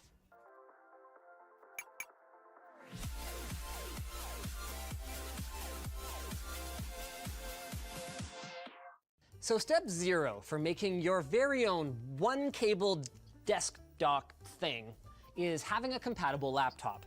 You don't get dual 4K monitors, 10 gig file transfers, and 85 watts of charging through a regular old micro USB port and cable. No, for this to work, you need a laptop with at least one Thunderbolt 3 port, and we would strongly recommend finding one that has a 4x PCI Express lane interface. So Thunderbolt 3 looks like a normal USB Type-C port, except for this little lightning bolt emblem that isn't even always there. So the Thunderbolt 3 port on our 2018 Razer Blade Stealth, for example, is totally unmarked. If you need to double check your device, you can always search for it on the Thunderbolt Technology website. Now for step 1, plan your layout. At a minimum, your desktop is going to need a Thunderbolt 3 hub for everything to run through. Luckily for us, CalDigit was kind enough to send us their flagship TS3 Plus, which can provide 85 watts of power. That's enough to charge a MacBook Pro. And it's got enough ports for your peripherals, wired internet, and a 10 gigabit external drive. Oh, also up to 2 4K monitors. Now you could just get a device like this and call it a day with no other parts necessary. But to make our setup really special, we wanted to add an external graphics card enclosure so that our desktop not only makes our laptop easier to use with a monitor and peripherals and lots of ports and all that, but also substantially more powerful. So that ended up making things a bit more complicated. For starters, while Thunderbolt 3 does support daisy chaining up to 6 devices off of a single port, you can't just plug your graphics card into your dock. Unless your eGPU is the first device in the chain, you'll get awful latency at best, and at worst, random crashes or total non-functionality. Okay, so we just switch the order then, right? Laptop to eGPU, eGPU to dock. Oh. So at the time of writing, the odds of your eGPU having 2 ports on it for daisy chaining are pretty low. The only options we're aware of are the Blackmagic eGPU, which only works with Macs, the Akitio Node Duo, which is designed to hold 2 cards, but at only half the bandwidth each, and the Akitio Node Pro, which is exactly what we ended up using. It solves our problems, but it has a gotcha. Even though our TS3 Plus hub can deliver 85 watts of power, your laptop only receives power from the device that it is directly connected to. So in our case, that's the Node Pro, whose Thunderbolt 3 ports can only deliver up to 60 watts of power.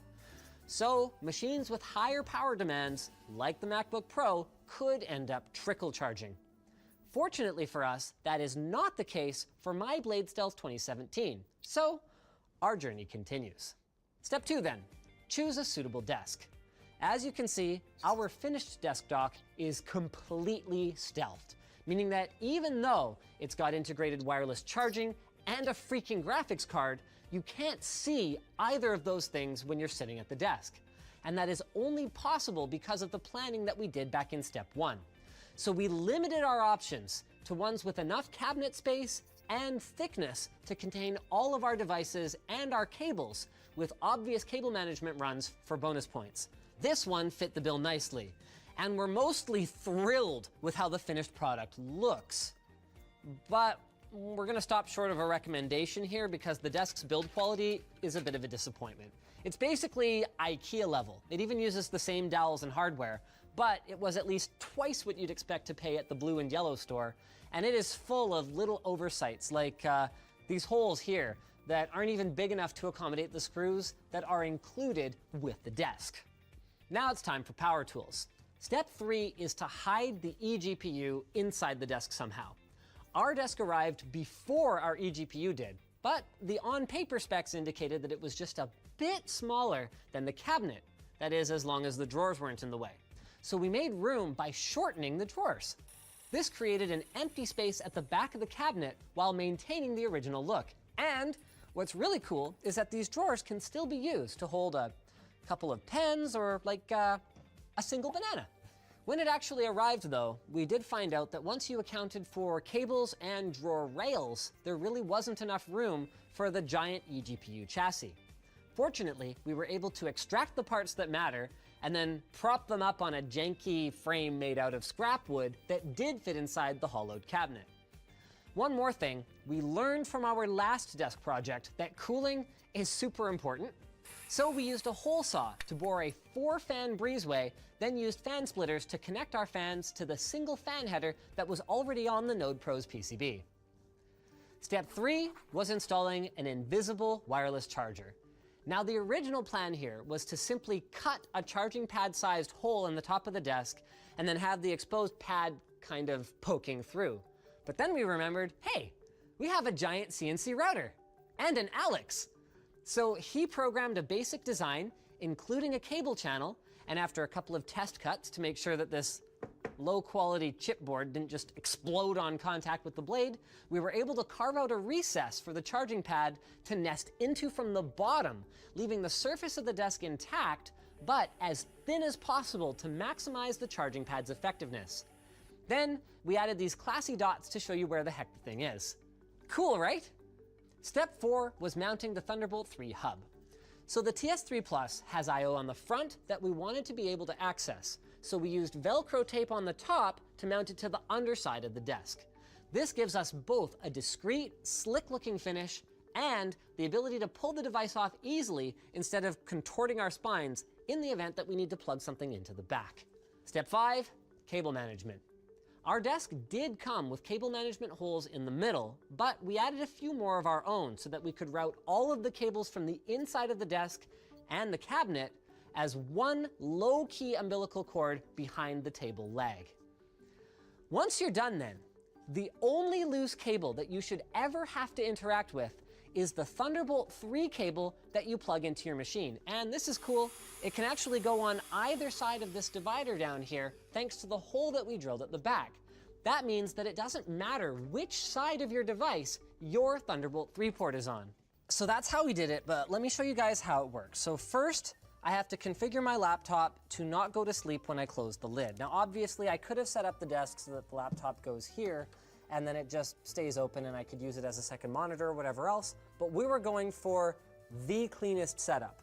So once it's powered, I can go ahead and close the lid and it's not gonna go to sleep. You can just kind of tuck it in there. Now we give it like somewhere between 5 and 10 seconds and our monitor should come to life. Our peripherals should, come on baby, start working. There we go. And check this out.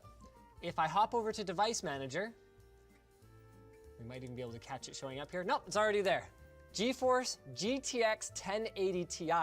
So because this is a quad-core Ultrabook, that means that we are actually in a position where we can play AAA level games on our Ultrabook just with this one cable. So I'm gonna go ahead and fire up Rise of the Tomb Raider.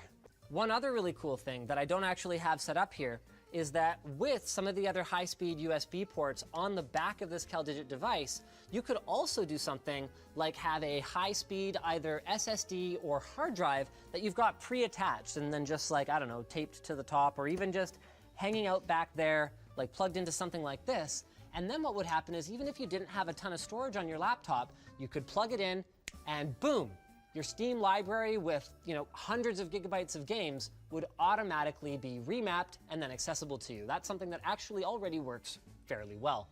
So let's go ahead and continue our game here. So this is Rise of the Tomb Raider running at mostly high. I've got motion blur disabled and a couple of other things that I just kind of prefer. But this is at mostly high details running at 70 to 75 frames per second. And the coolest thing about it is actually something that probably won't be obvious to you guys watching right now, and that's this. So my microphone's right here. It's basically silent. So for peace of mind, next time around, I'd probably put an 80mm fan in the back and just have it draw some air across the laptop. But honestly, we left it running for over an hour yesterday in a game, and our CPU never hit above 65 degrees, so it was chilly in our warehouse, but basically at room temperature, you'd never see above about 75. And then our GPU stayed downright frosty with all those cooling fans circulating air in the cabinet. Honestly, the loudest fan in this thing is the one in the included power supply from the Akidio Node Pro. So to do it again, I'd do the cooling fan and then probably swap out that power supply. Silverstone has some really great options for semi-silent units. They've got like an 800 watt that I think the fan only turns on if you draw over like 200 or 300 watts of power. So something like that would make this whole setup not just stealthy to the eye, but also stealthy to the ear. All right, so now because we kind of have to, let's fire up Fortnite and have a look at what it thinks will be the ideal settings for our system here. 50% off what? Do I have to pay for that? You gotta be kidding me. What is this? So, it has defaulted us to our, I don't know why there's a frame rate limit. But you know what, I'm just gonna do this myself. Motion blur off, no. God, why would anyone want that? All right, not bad. So we're running in the neighborhood of 70 to 80 FPS. I've seen dips down to 55 or 60. Let's go ahead and jump out of the battle bus here.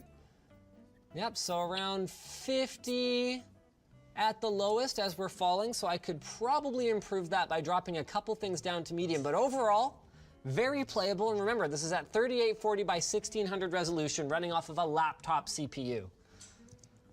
Super impressed. I mean, I could take his plane, right?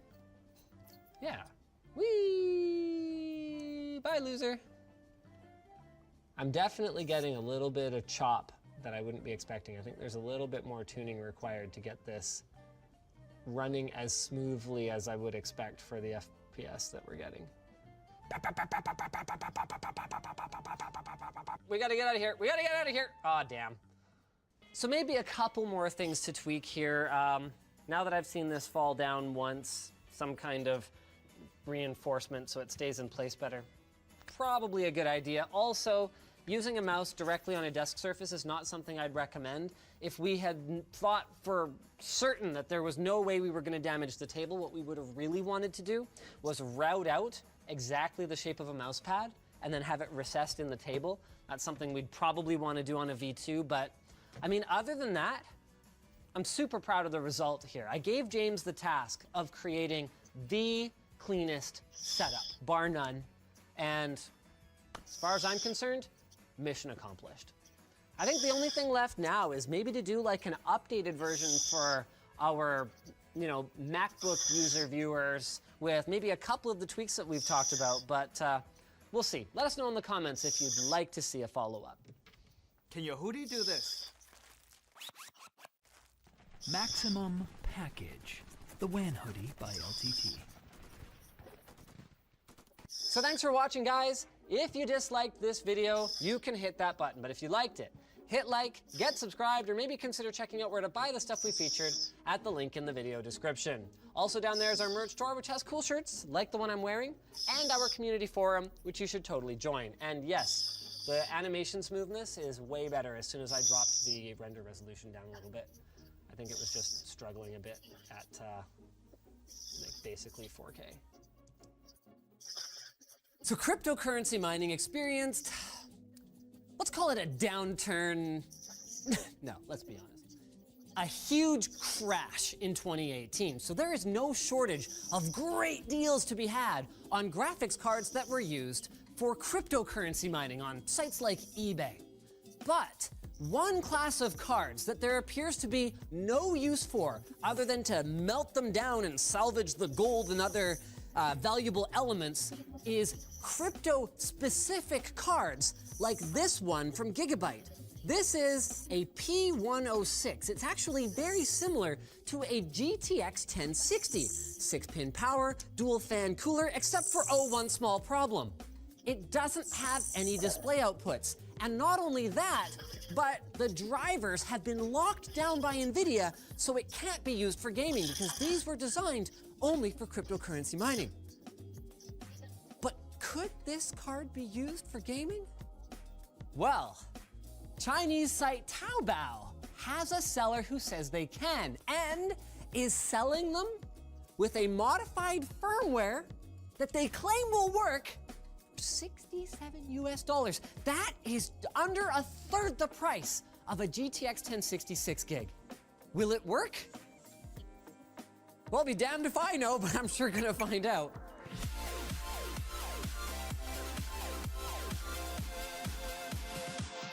So we're not gonna go through the whole process yet because we won't know anything that, oh, by the way, Anthony's gonna be joining me for this video. Hi. He arranged the whole thing, which was apparently like a big hassle getting this thing. Yeah, apparently the seller wouldn't actually ship to Canada. I don't know what the reason was. Not sure if it's legal or whatever, but anyway, long story short, Dennis had to contact them directly. And in order to get it shipped, they had to put it down as a computer mouse. But it's here, and it seems to be exactly what we were expecting. It's as advertised, including all the dust and grime that's built up on it from presumably months of cryptocurrency mining in a dirty warehouse somewhere. Anyway, back to what I was saying before. We're not ready to rock on that just yet because we won't know how it compares to a regular GTX 1060 unless we go ahead and run one. So this is a run-of-the-mill EVGA GeForce GTX 1060 Superclock. Okay, it's not quite run-of-the-mill. So we're gonna run just a quick Shadow of the Tomb Raider benchmark so that we have a before to compare to our after. Now, we don't need to run a whole suite of benchmarks because we're not comparing cards across different architectures, different brands, or even different GPUs. These are both running the same graphics core on them. So all we need to know is, did they cripple it in some meaningful way, or is it all just a software lock? And we need to get our drivers installed for this puppy. Speaking of which, both the cards should be 6 gigs. So we should be looking at the full CUDA core count. So I've installed driver version 416.16, which is from October, and I'll explain why I did that a little bit later on. But we're gonna go ahead and fire up Shadow of the Tomb Raider. We're running at 1920 by 1080 and at all high, except I turned off motion blur because it's stupid. So here we have it. Average FPS, 68, okay, you can see the specs of our test bench here, so this is kind of a best case scenario for the 1060. We've got a 9900K in here. And our minimums were, oh yeah, 56, okay, that makes more sense. Yeah, okay, there we go. So minimums of 56, that's very playable. Here comes the Chinese mining card. Yeah, isn't that a great question? You guys probably couldn't hear that because Brandon was like kind of mumbling. Come on over here, Brandon, come on. This is cool. How are you going to plug it in if it doesn't have I/O? So we're not saying that this technique is gonna work for everyone because if your motherboard does not have graphics outputs and your CPU doesn't have an iGPU built into it, you will not be able to do this. But remember how we got FreeSync running off of an NVIDIA card before by passing the GPU power through the other card that interfaced with the display? Well, with the modified driver, the theory is we'll be able to do the same thing here, not with FreeSync, mind you, but with the performance of our graphics card being passed through the output of our onboard graphics. This is a technology that didn't really have any reason to exist on desktops on their own, but it's kind of a carryover from laptops that have onboard graphics that they run when they're trying to save power, and then high performance graphics that they switch to in games. So, but then because the feature exists, well, we can take advantage of it here. So we're gonna go ahead and install our 416.16 drivers. At least we're going to try. Is this supposed to work? I didn't install that driver. There's a different driver that we need to install. But if this works, then did it work? If this works, then I'm a little confused. I mean, this driver is theoretically already installed on the system. No, okay, so we do have a problem. It's showing up as P106-100 in Device Manager instead of GTX 1060. Well, let's go ahead and let's try, but this is not supposed to work. So I may have jumped the gun here. Yeah, it's showing up as a P106, but the driver fully installed. Okay, NVIDIA control panel is there, but it's in display settings that I would switch to it, correct? Right, under GPU or graphics settings down at the bottom there. Graphics settings, there we go. Okay, so let's browse for an app. Options. Here we go. High performance. Save. Okay. Oh. Oh. So it doesn't pick up a P106 as a high performance GPU option. Well, what happens if we pop open the NVIDIA control panel here? You are not currently using a display attached to an NVIDIA GPU. All right, Anthony, come on in here. What do we need to do? Okay. And talk to the camera. So, okay. I'll move here. Okay. Let's just, yeah. Let's, Okay. Okay. Okay. Okay, what do I need to do? There's this little folder on the desktop that you missed, which is fine because it's like in this honeycomb pattern, which is great. It's called mining. Okay. And in there is the actual driver we need. It is modified. But if you try to install that right now, yeah, chances are it will error out. Okay. So we need to disable secure boot. Okay, so that we have to restart for. Okay. Now, the benefit of secure boot is theoretically that it prevents malware from attacking your pre-boot environment. Is that about right? Yeah, but there's been an exploit on that. So this is the boot options menu in the advanced on the BIOS. It's going to change depending on what motherboard or computer you have. Yeah. But long story short, we're going to go into key management. Yeah. Then we're going to go to clear secure boot keys. And it'll be like, do you really want to delete them? Yeah, we do. So now if we go out, it's disabled. I remember the first time I encountered this, I was just absolutely furious because it doesn't even register as a change to the BIOS. No, nothing. Like, I was so mad. I was like, what do you mean that's how you disable it? I don't want to delete them forever necessarily. Like, it's not really a very clear terminology anyway. Yeah, no, and you can put them back. It's ridiculous. Anyway, long story short, you can turn it off. It's perfectly fine. You can put it back if you want, but we need to turn it off for now. Okay, now we're back in the PowerShell. We're going to try that command again. So it's pcedit /hello.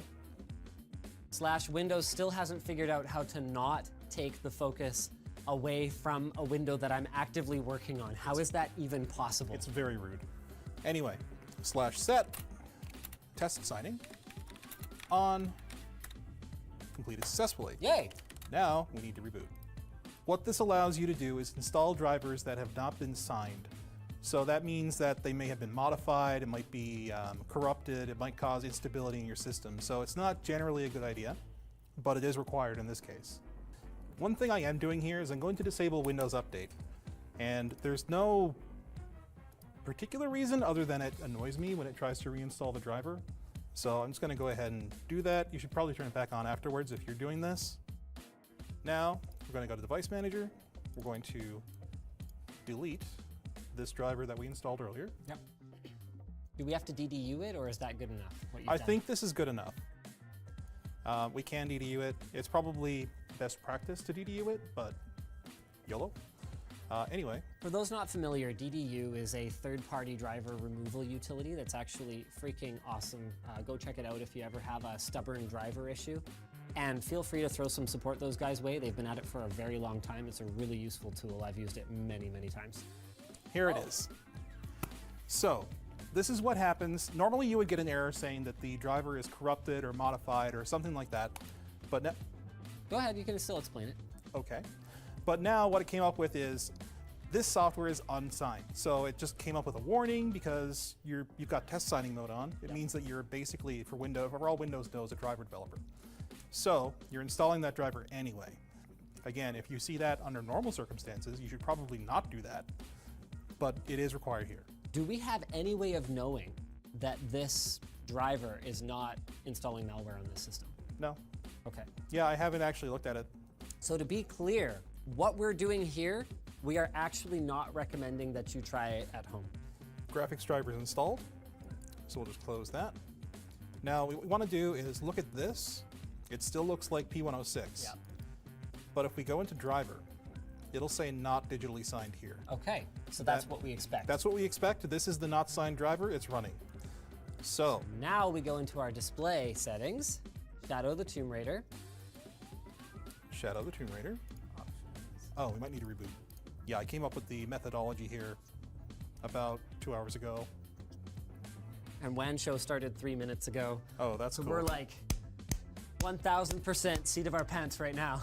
So we DDU'd it this time, which it turns out was probably a necessary step, and we're ready to go again.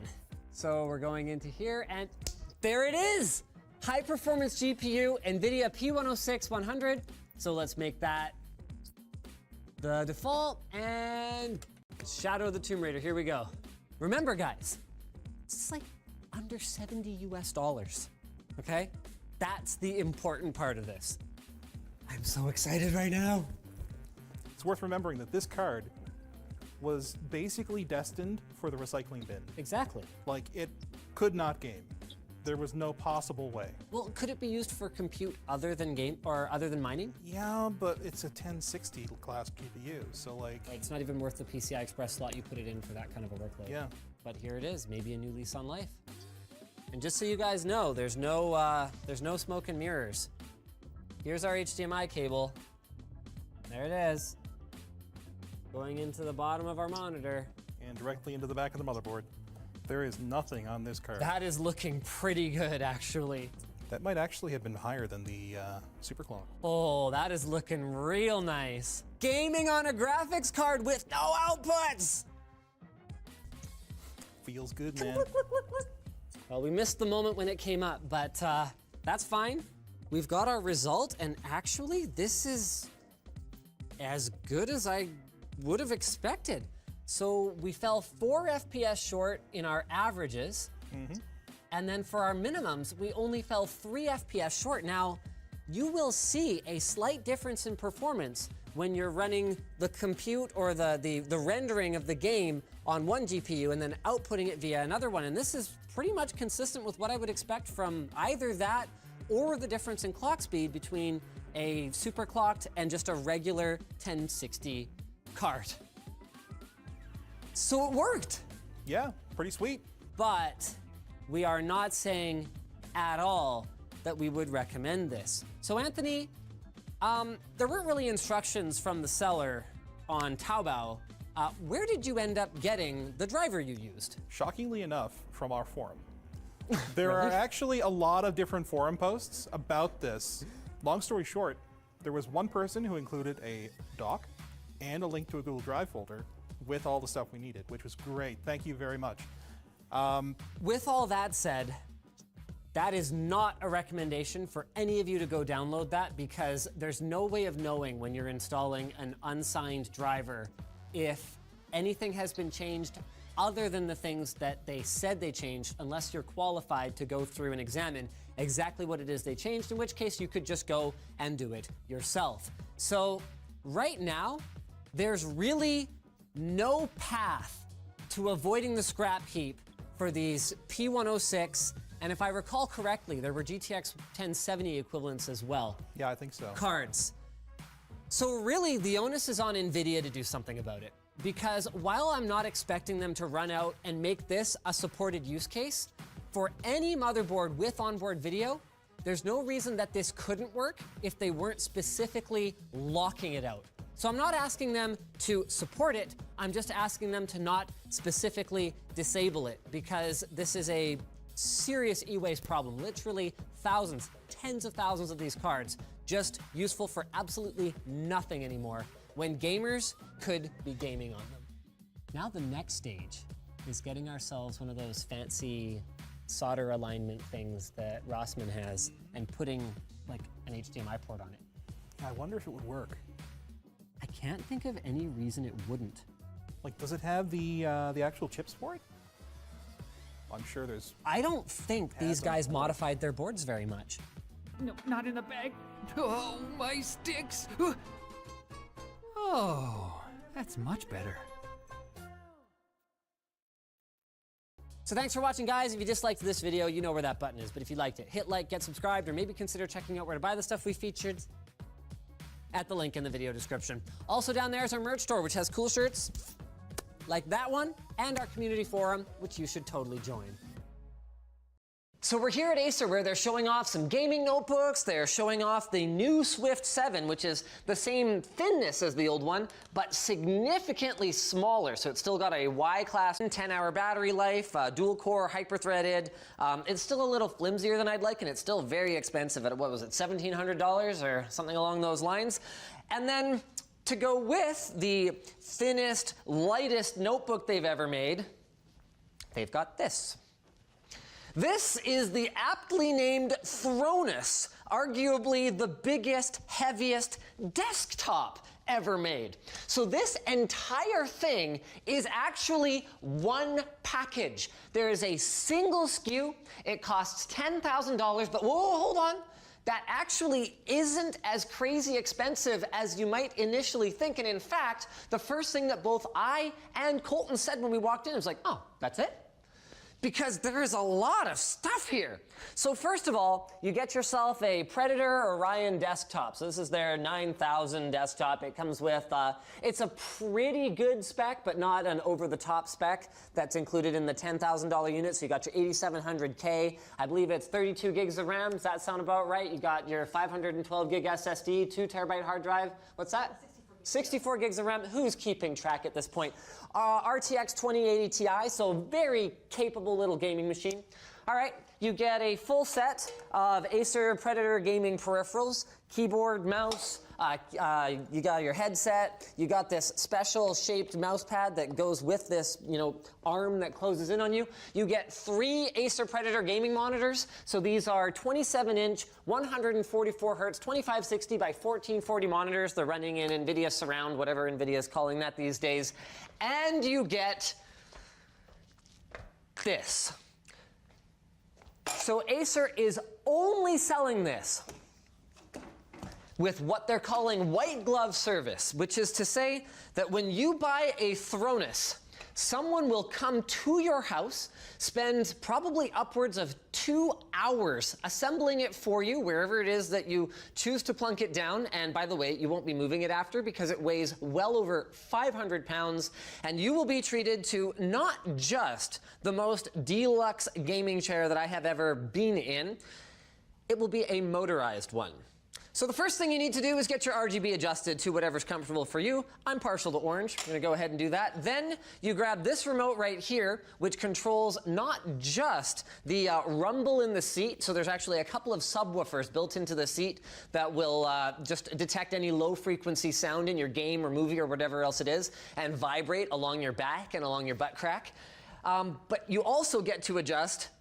Check this out. Oh no, that is all this one does. Never mind. So it's got a separate remote that's built in right here that you can use to do this. Oh no, the headset! Ah! Open! Come on, Linus. Hold on. To do this. So it closes the keyboard mouse tray. I got to give it a little help. This is pre-production still. It's not shipping till Q2 sometime, something along those lines. Closes the arm, and then there's actually a couple of other things here that I can adjust as well. So I'm going to go ahead and throw my headset on, and I'm going to raise the pedals. So this lifts up my feet, and this buddy is supposed to pop up here, I think. Come on there, buddy. Pre-production, like I said. So, come on, pedal rise. Do you mind showing me how you got this to come up before? Oh, okay, wrong button. Then finally, this is the last trick. What they're calling 0G. So it lifts up your legs and tilts the whole thing back. Now you don't have to go all the way back, and in fact, I would say there is at least a small risk of your keyboard kind of accidentally falling on you if you don't secure it back here or something. Figure out some way to cable manage that. And in fact, every part of it is, I wouldn't say infinitely adjustable, but very adjustable, so you can raise the arms a little bit if your eye line's a little bit higher. So this is it. You are immersed in your gaming cockpit. You've got your cup holders. You've got your USB hub over here, so you plug in a thumb drive or whatever else it is you want. You've got a controller pouch down here that you can keep your, your Xbox game controller or whatever else in. I mean, what more could you ask for? This type of thing is sure to impress the ladies. And like I said, all of this for just $10,000, including coming to assemble it for you. Now, if you guys are anything like me, you're probably asking yourself at this point, why? Why is Acer building this? This is so far outside of their typical product lineup. And the best answer that I could get, because unlike what I would have expected with a product like this, where I would have seen a brand trying to make, you know, $5,000 a unit because this is going to be obviously a low volume item. They seem to be taking a very similar approach to the margin of this product based on what I know about how much it costs to do this kind of thing, as they would even on like a typical gaming notebook. So the best answer that I can get out of them is that this is a statement piece. This is the kind of thing that they want to be a draw in retail stores or in entertainment centers or wherever else where people are going to be exposed to the Predator brand and think, you know what, Predator? Yeah, gaming, like hardcore gaming. And if that's the goal, then as far as I'm concerned, mission accomplished, Acer. Mission accomplished. That's not really a recommendation to buy one, but it's definitely attention grabbing. So thanks for watching, guys. Don't miss any of our CES coverage here at CES 2019 by making sure that you are subscribed to Linus Tech Tips. And I'm just gonna kind of tune out for a little bit here. I got some gaming to do, and we'll see you guys later. Let's close this cabin in here. Not gonna break the headphones this time. 0G opening.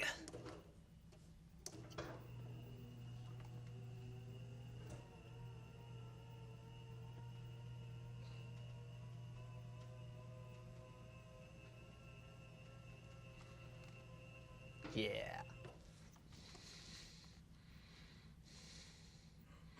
Did I mention the adjustable armrests? Oh, pay attention to the road here. Ah, I crashed.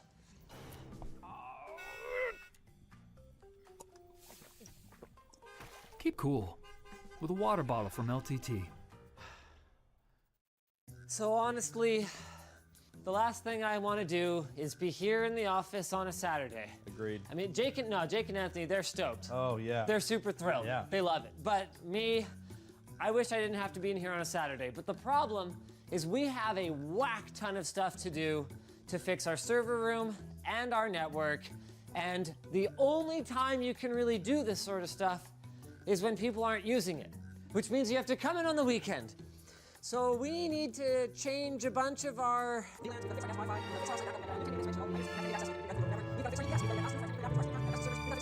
We've got a... A lot to do. Oh, man. Oh, I even found out something else we get to do, you guys. Fellas came in for the site survey, and we get to redo all of this networking so that they can get access to this, to slide it out. Oh, you're joking, right? No, I'm not. That was bad design. It's the comb over. Can your hoodie do this? Maximum Package. The WAN hoodie by LTT.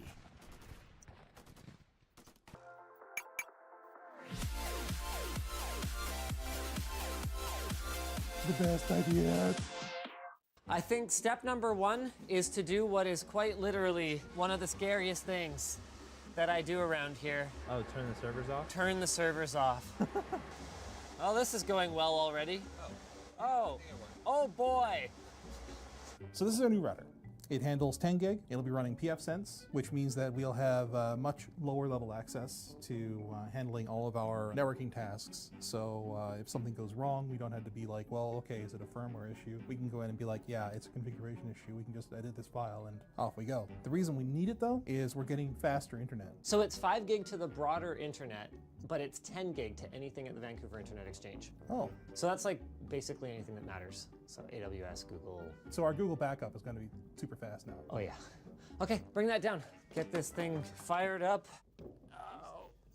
It's not even that heavy. I carried this thing up. It's awkward, and it's digging into my knee. It's not even that awkward. Okay, there, hold on. I just had to lift it up a little bit. Now it's digging into my thigh muscle. Ooh, tasty. I have been trying to figure out for far longer than would not be embarrassing a good way to hold this stupid cabinet door open while I'm sliding servers in and out of it.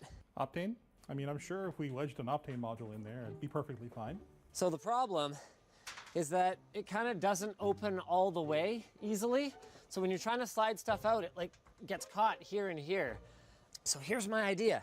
I'm gonna open it up as much as I can, then I'm gonna drill a hole in the side of this keyboard tray. It's going the wrong way, dang it. Then, I'm gonna take the Allen key that I always have to have here anyway so that I can pull servers out, and I'm gonna jam it right in there. Yes, oh crap. Well, now this can't lift up, and that's also in the way. Here's the thing. Johnny, who originally set up all of our VLANs and all of our routing and all of that stuff, has sort of retired from the IT consultancy business. So we're gonna be trying to piece together everything that he did on our Ubiquiti gear and then reassemble it on our pfSense box from Supermicro here. In theory, this is just gonna be a simple one-to-one instant swap-a-rooney. It's not going to be. Wow, thanks, Jake. What a downer. You still can't find it? No, it's like I looked everywhere over there. In the workshop too? I looked through the workshop. Did you call Alex? Man, the Hangouts ring is like, feels pretentious. Hey, you know? sorry to bug you. The like blaster nozzle from the compressor is missing. Oh, he's calling. Where would we find that? Oh. I think so. Yes, the air fittings tray is completely empty. There was 2 things in there. I took them already. Oh, okay. No, there were 2 things in here. But Jake took them. that would not help us. Somebody put it in a dumb spot. So this is the router. There's right here. What? Took Where? me literally less than 10 was it? seconds to find it. It was Yeah, sitting on, okay, like it was on that sitting on the chair that you Whatever. refused to pick the things up off of last weekend. I took the doofus train going anywhere. Going to the server room. What server do you want first, Jake? I literally don't care. I'm gonna label things better than I did. I should go put this out. Oh, is it raining? Oh, actually, 101 would be good, but it's kind of far away. It's already dusty as all heck in there. Your mom's already dusty as all heck in there. You know what? How does it feel? It smells nasty. It smells like nothing. Sure? Are you sure it smells? Oh, it's you. Oh. I haven't showered in 3 months. That's quite a thick boy. Did you drop this thing? No, that happened in shipping. Is that what you tell everybody? Yeah. Whenever you drop something, you're like, yeah, that happened in shipping. Got it? You betcha. Okay. That's uncomfortable. Why did we leave that there? Come on, go up to Oh, put it you on. want it on top? Yeah. Oh my God, it's up so high. The server's minty, bud. It doesn't even need this. Come on. Oh. This, my friends, is the real reason we switched to solid state storage. So you can drop it and it doesn't break?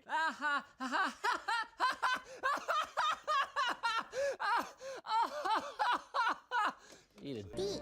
There's another thing that we're doing today, and there's another reason we're taking all the servers out. Oh. People are careless and accidentally sign hardware out, particularly to Albion server, because it's the top of the alphabet in our inventory system. Oh, so you mean like you. I think we'll be able to figure out a lot of it by just looking at it. Like just look at Albion server, what's checked out to it. It's like, this doesn't have a Z270 board in it. Yeah, and an 8700K. We're gonna need wireless to look, headphones. look Yeah. at it. We're gonna need to Albion look at server really wanted those Logitech G Pro headsets. it pretty you know. closely. Oh, you might have been right. There's actually some headphones checked out to Albion server. I don't think they're wireless, but tuned in-ear pro. We got a GTX 1080. Is there a 1080 in there? Yeah, I don't think so. I don't think so. And a monitor. This thing even has its own monitor, hey? Oh yeah. Every single damn time I forget how the lid comes off of this stupid server.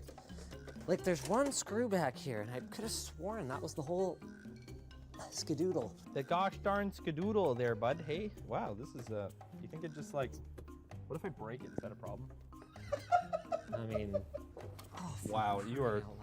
I'm just gonna. You know what? I'm just gonna let you bask in that. How long did it take me to find the nozzle? I say that you finding the nozzle was kind of a fluke. Do you want to just go clean servers, or are you gonna help me? No, I'm gonna help you because after they're cleaned, they all need to be audited. So I finally got an IP address, be able to access the pfSense box. This cable that we had for the test card is Caravaggio. Got another cable. It's fine. Yay, we're started. Yeah, we've got the Xeon D, 2.3 gigahertz, 16 threads, 8 cores. We've got 32 gigs of RAM. I think I read somewhere that the bandwidth mattered or something, and I think those were the lowest capacity ECC DIMMs we had. It really... I don't know, dude. I say we just let it keep the RAM. Fine. I like whams. So we're only, what, an hour and a half in? I actually don't know if we're gonna have all of this done by Monday. I am finished auditing one server, and Anthony is copying config files. Oh, come on. Do I even care? Should I put the drive covers over the top? Does it matter? I just don't know if it matters. Jake, do these matter? They're probably good for like vibration or something. Oh, that's exactly what they're for. Yeah. Oh, God. Oh, we just... Oh. We blew each other. Oh, no, that's unfortunate. At least one of these bays has an SSD in it, but I don't see any so far. No, no, no, no, no, oh no. I need to change all of these freaking servers so that people don't accidentally sign things out to them. The problem is they're at the top of the list. So if people don't remember to change it to their name, which happens from time to time, it just signs out to a random server. I don't even know the best way to do this. So, signed out to this server are at least 1, 2, 7 SSDs that are not in it. Also, I really hope it didn't matter that I changed the order of these. Probably not, hopefully. Oh, I really hope not. How many combinations of 24 items are there? Seems like kind of a lot. It's probably fine. Wait, what am I doing? Why am I putting them back in? I have to scan them. Oh, okay. Oh, and they're jammed. Anthony, can I borrow your VGA cable and peripherals and stuff? Yeah. Dang it, Anthony, who screws in VGA? It's proper procedure to screw in VGA. Yeah, but like, it's just a test bench, man. I love that servers don't sound like they're booting up. They sound like they're taking off. Yeah, it sounded like you turned on a vacuum cleaner. So this is bad. This has been taking far too long to boot. There was also that weird error with the LSI controller at the beginning, or Avago, or whoever owns that now. So all I can really do right now is like replug it and hope for the best here. This is really not a good scene. Please boot.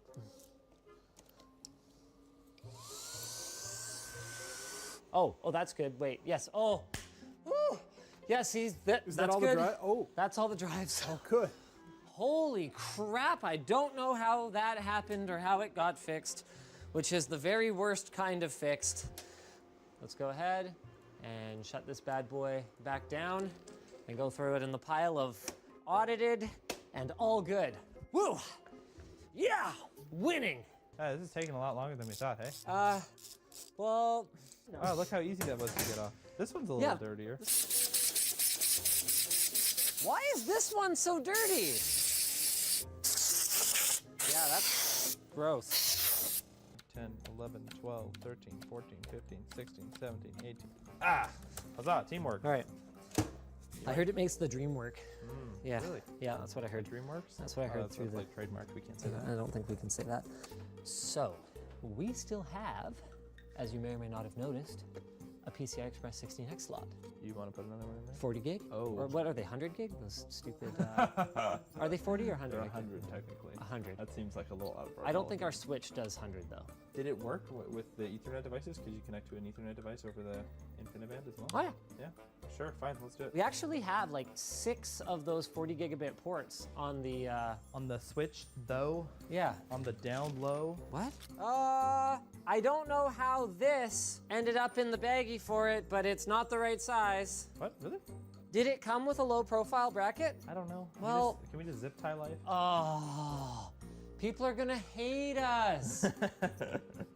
I dropped a bomb over here. I probably wouldn't come help me. Okay. I think this is the one that can technically do 40 gigabit, but also can't. Oh. Do you think those line up? Oh. They probably do. They're both Mellanox, probably. Yeah. So we're just gonna take the stock bracket and then we're just gonna cut out the parts we don't need and zip tie the card to the other parts that we do still need. It's a good plan.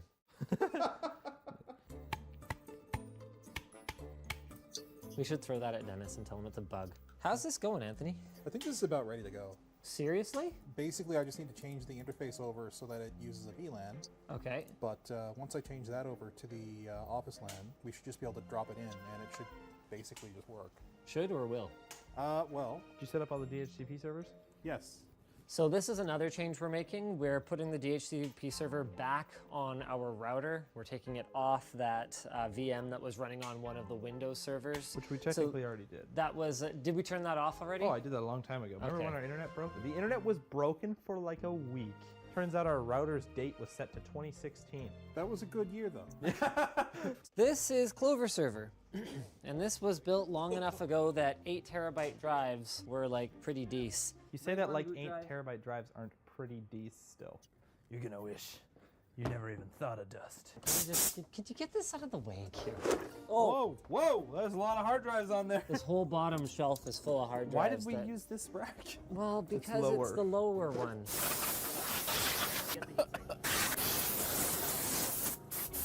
Right there. Yeah, you like that? Don't spin the fan, Linus. Yeah, it's just a little, it's fine. Yeah. We should just do whole server room water cooler. EK actually has the proper stuff to do it. Okay, looking good. All right, why don't you roll the server for a change? Okay, but if I drop all the hard drives, it's not my fault. Ugh. Did you fart again? Yep. I think you're lactose intolerant. Oh yeah, I am. Oh. Holy crap. It still smells like fart. I put the compressor in the middle so now we can walk wherever we want. All right. Davido, we're heading to the... Move your foot! I only hear one thing at a time, Jake. Linus is speaking. Wait your turn. Now you don't hear nothing. So for the uninitiated, this is our water-cooled video export machine. I won't really call it a server, even though it's in a 2U rack-mountable case, because it's very consumer hardware inside. The main issue with this one is that it's at the very bottom of the rack. Oh. Oh yeah, the orange RAM, I forgot about that. These are my old drives from like my gaming rig 1,000 years ago. They were refurbed when you Refurb Force 120s that I bought like 7 or 8 years ago.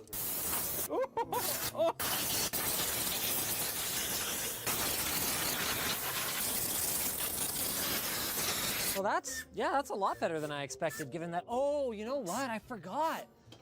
This case is filtered. Probably need to clean out the, well, not inside.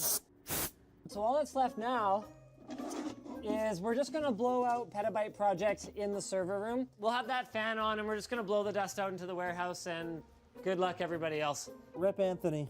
Whoa, watch out there, bud. Oh, bud, we're getting attacked. Watch your toes there, bud. Are you ready for the full chooch? Go ahead. We got a X540T2. Yep. E5 2620V4. That sounds about right. 2 X400 128 gig SSDs. XL60s. Wait, does that say triple redundant?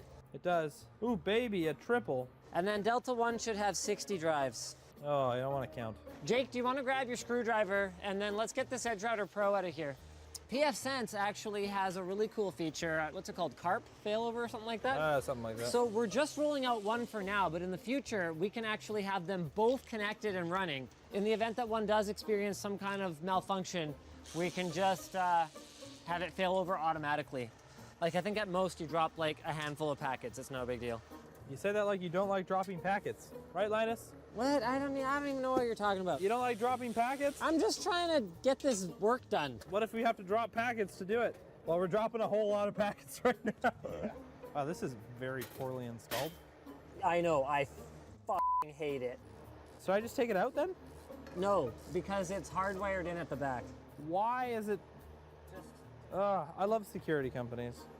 But the point is, we're gonna move it. We're not gonna move it yet, but soon. All right, time to go get Big Bertha. Big Bertha? That's what your mom calls it. Wow. Oh. Hey, Linus. Yep. I got some bad news. What? I dropped it. What? No, shut up, you didn't. No, you didn't. Ow. So this is our new main switch. Shut up. So it's got 48 10 gig RJ45 ports, and then this is delicious. It's got 6 more of these 40 gig QSFP plus ports or whatever.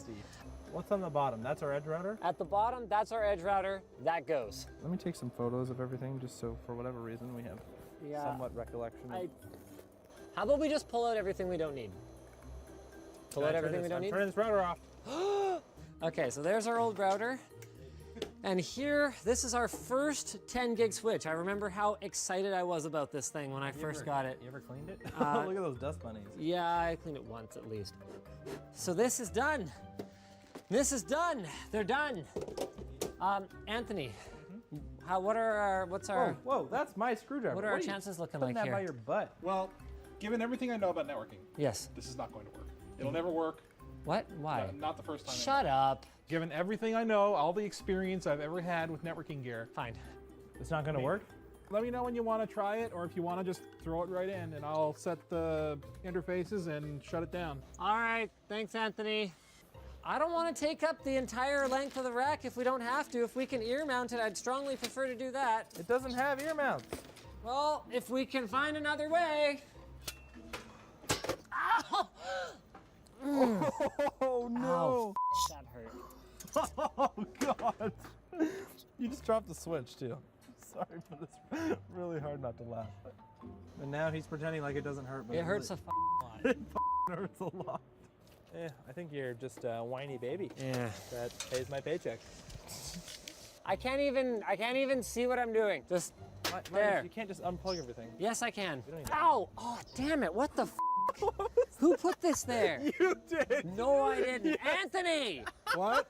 Your stupid amplify thing just hit me in the face. I don't know what I'm doing. Am I able to pull this any further? Whoa. Ouch. You should just get a new rack. Do you want to come in for the additional weekend that it would take to swap racks? Okay, No. just pull this out. We should just pay somebody. We got the London look in our server rack now. Why did you plug it plugged in? It's on, look at that, it's alive. We need to switch those fans around, eh? Which way are they going? They're blowing out this way. Oh crap, I remember that now. No, we can't flip those fans around. I thought that was the whole point. Yeah, just gentle, gentle, gentle. We don't have time for gentle. Jammed my hand in the thing. Okay, so Jake, you've got all the wires now, the right? orange WAN is still here. Okay, that's fine. We can leave that, I think. I already pulled it out. What? Well, around the other side. Round the outside, round the outside. Ah, you look fine. Yeah, I feel fine. Everything's fine. Wow, we should really not run that on the inside of the rail. Wait, did we just unplug all the cameras? Wait a minute, what the hell? We unplugged all the cameras? Yeah, we unplugged all the cameras, of course we did. Yikes. Yeah, we can put the router here, but I want to move that stupid NVR somewhere else. Okay, so this is just an Ethernet cable. We can replace this with, wait, where the hell was that plugged into? On the other side, far side. It's gonna sag and look stupid. No, put the screws in properly. I'm gonna put it on the top of the UPS for now. But there's a fan there. Yeah, I'm not gonna put it on the top of the rack for now. Fine, I'll put it on the top. No, I need the top of the rack for organizing things. I'm gonna put it back there for now. So, Anthony figured out why we're not getting an IP. Anthony, you mean we figured out? Well, I figured out. He figured out we were not getting an IP. What do you mean you figured out? I figured out why. I said, did you set it? I told you why. I asked if we needed a static IP. Well, I didn't hear you. Okay, so let's start plugging in devices here, shall we? Yeah. Hey-o. Hey. Okay, yeah. I need more energy from you, Linus. I'm dying. Trying to access that router so I can get the settings off of it, so I can get our internet back up. Long story short, VLANs, they don't work when you plug it directly into a computer. Oh, I have a switch for you. Well, I have a switch here that I just plugged in. Oh yeah, that's the switch I was gonna give you. So Linus. Yeah. These are numbered the same. Like, I should know. we be changing these to a different color cable, or what if we just mark them with a Sharpie? And just, just get all This is actually a really good idea. Yes. Oh. Yeah, that's right. You like that? Wow. You suck, you know that? That's actually really irritating. I'm actually genuinely a little bit mad now. Yeah, you mark them yourself. No, you can't have it. Get one.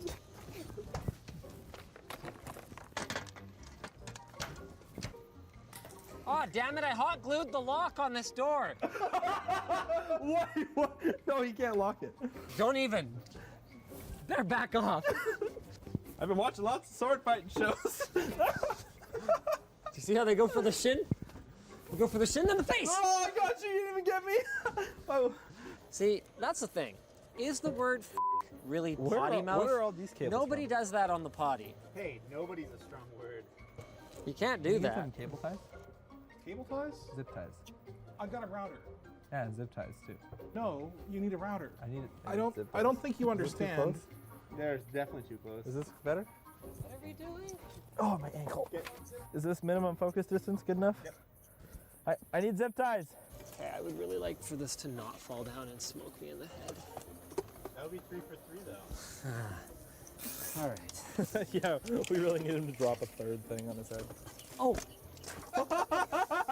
Why is there a monitor stand in here? Because it's the stand for that monitor. Oh my god. Well, where else would I put it? I don't know, like long-term storage for this thing that's going to be Yeah, I long-term could do storage. that. So you went to Yeah, UBC for science, Yeah. like general sciences. Yeah, I went So you for were just science. burning money. This sounds very unlike you to just burn money like that. Clearly, I figured it out at some point. Yeah, you did. You definitely did. Why didn't you go into business? Because I didn't listen to my uncle, who hopefully will not watch this video, because I will get the most epic told you so. I just thought I was bleeding, but there's some ass. Hey Jake, do you remember when you were mining in the server room and you were going to monitor the power usage with this and you were going to pay me back? Yeah. Yeah, remember how that didn't happen? Hey, David, move. Stop! Epic power cord. That's a nice sheet thick. It's like 12 It's a gauge. thick boy. Like that Linus guy. What is all this? Yeah, here.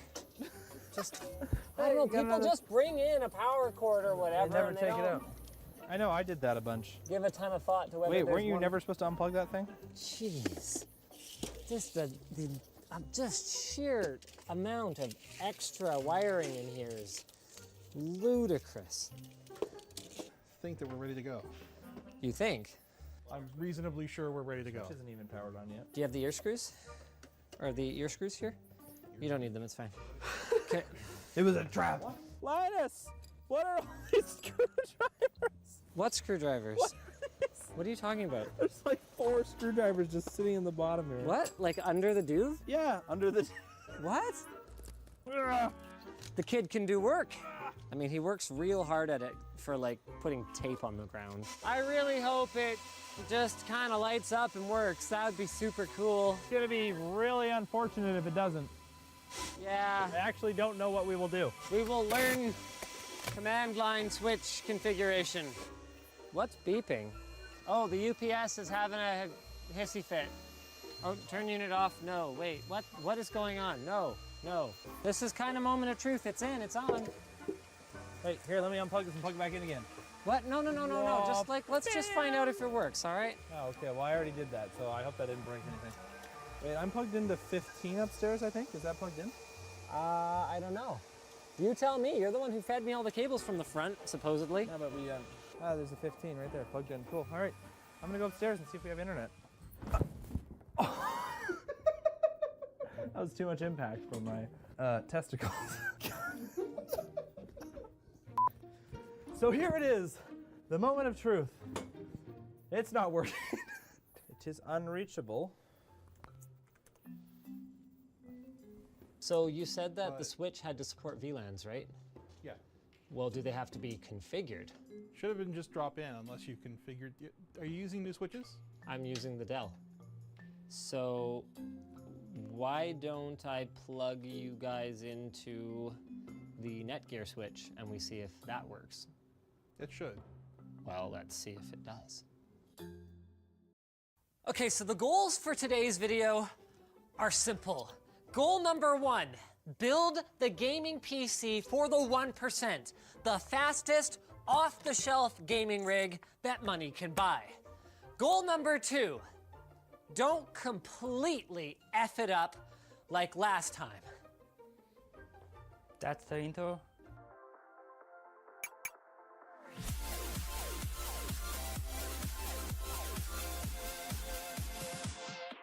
So let's start with what's going to be the same as our last attempt that you guys will never see because it was awful. First, a handful of you were probably thinking to yourselves, while Ivan and I criticized every system integrator on the planet, well, could you guys even do it better? So we are actually going to be trying to build a system better. So we're going to be doing it together today. And we are sticking with the Core i9-9900K 8-core processor. We are sticking with dual GTX 2080 Ti ROG Strix cards from ASUS. These are the overclocked versions. And we are sticking with 32 gigs of our DDR4 3200 memory. We know that's not quite the fastest memory, but okay, that's the one thing that's not fastest. Give us a break. So this is the Darkbase Pro 900. We have upgraded our power supply to a 1000 watt Dark Pro 11, and perhaps most importantly, because this was our biggest problem, we have changed our motherboard. Instead of trying to get away with 3 slots of spacing between our 2080 Ti graphics cards, by the way, pro tip for you guys, those things run freaking hot. We have gone with a motherboard that will allow us to have quad spacing. And this was actually what necessitated the case change, because this is one massive Z390 board. It's actually larger than standard ATX, but not quite EATX. It's kind of in that in-between land. What the hell is going on here? Is this like an OC dial? Yeah, it lets you turn up your gaming to 11. It's madness. How much is this thing? Look at it. It has 2 regular USB 3s, 2 of the new Type-C ones, U.2, 3 M.2s. That's not all of them. There is an expansion card for, I believe, 2 more inside. I mean, I think that's their flagship. I mean, it says godlike right on it. It has a 1/4-inch headphone jack. It even has an infinity mirror up on this. That's what it is. Oh my God. Okay, anyway, let's build a rig, shall we? So as usual, we're gonna start with our CPU. So we've got a Core i9-9900K. Is it the best value for gaming? No. Is it the fastest for gaming?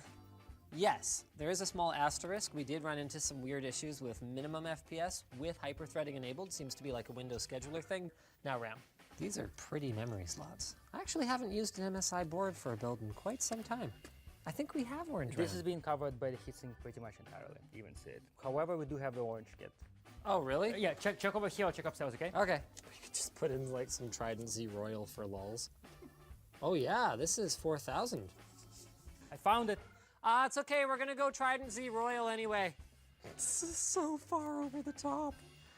Oh man, look at this. Oh, I mean, come on.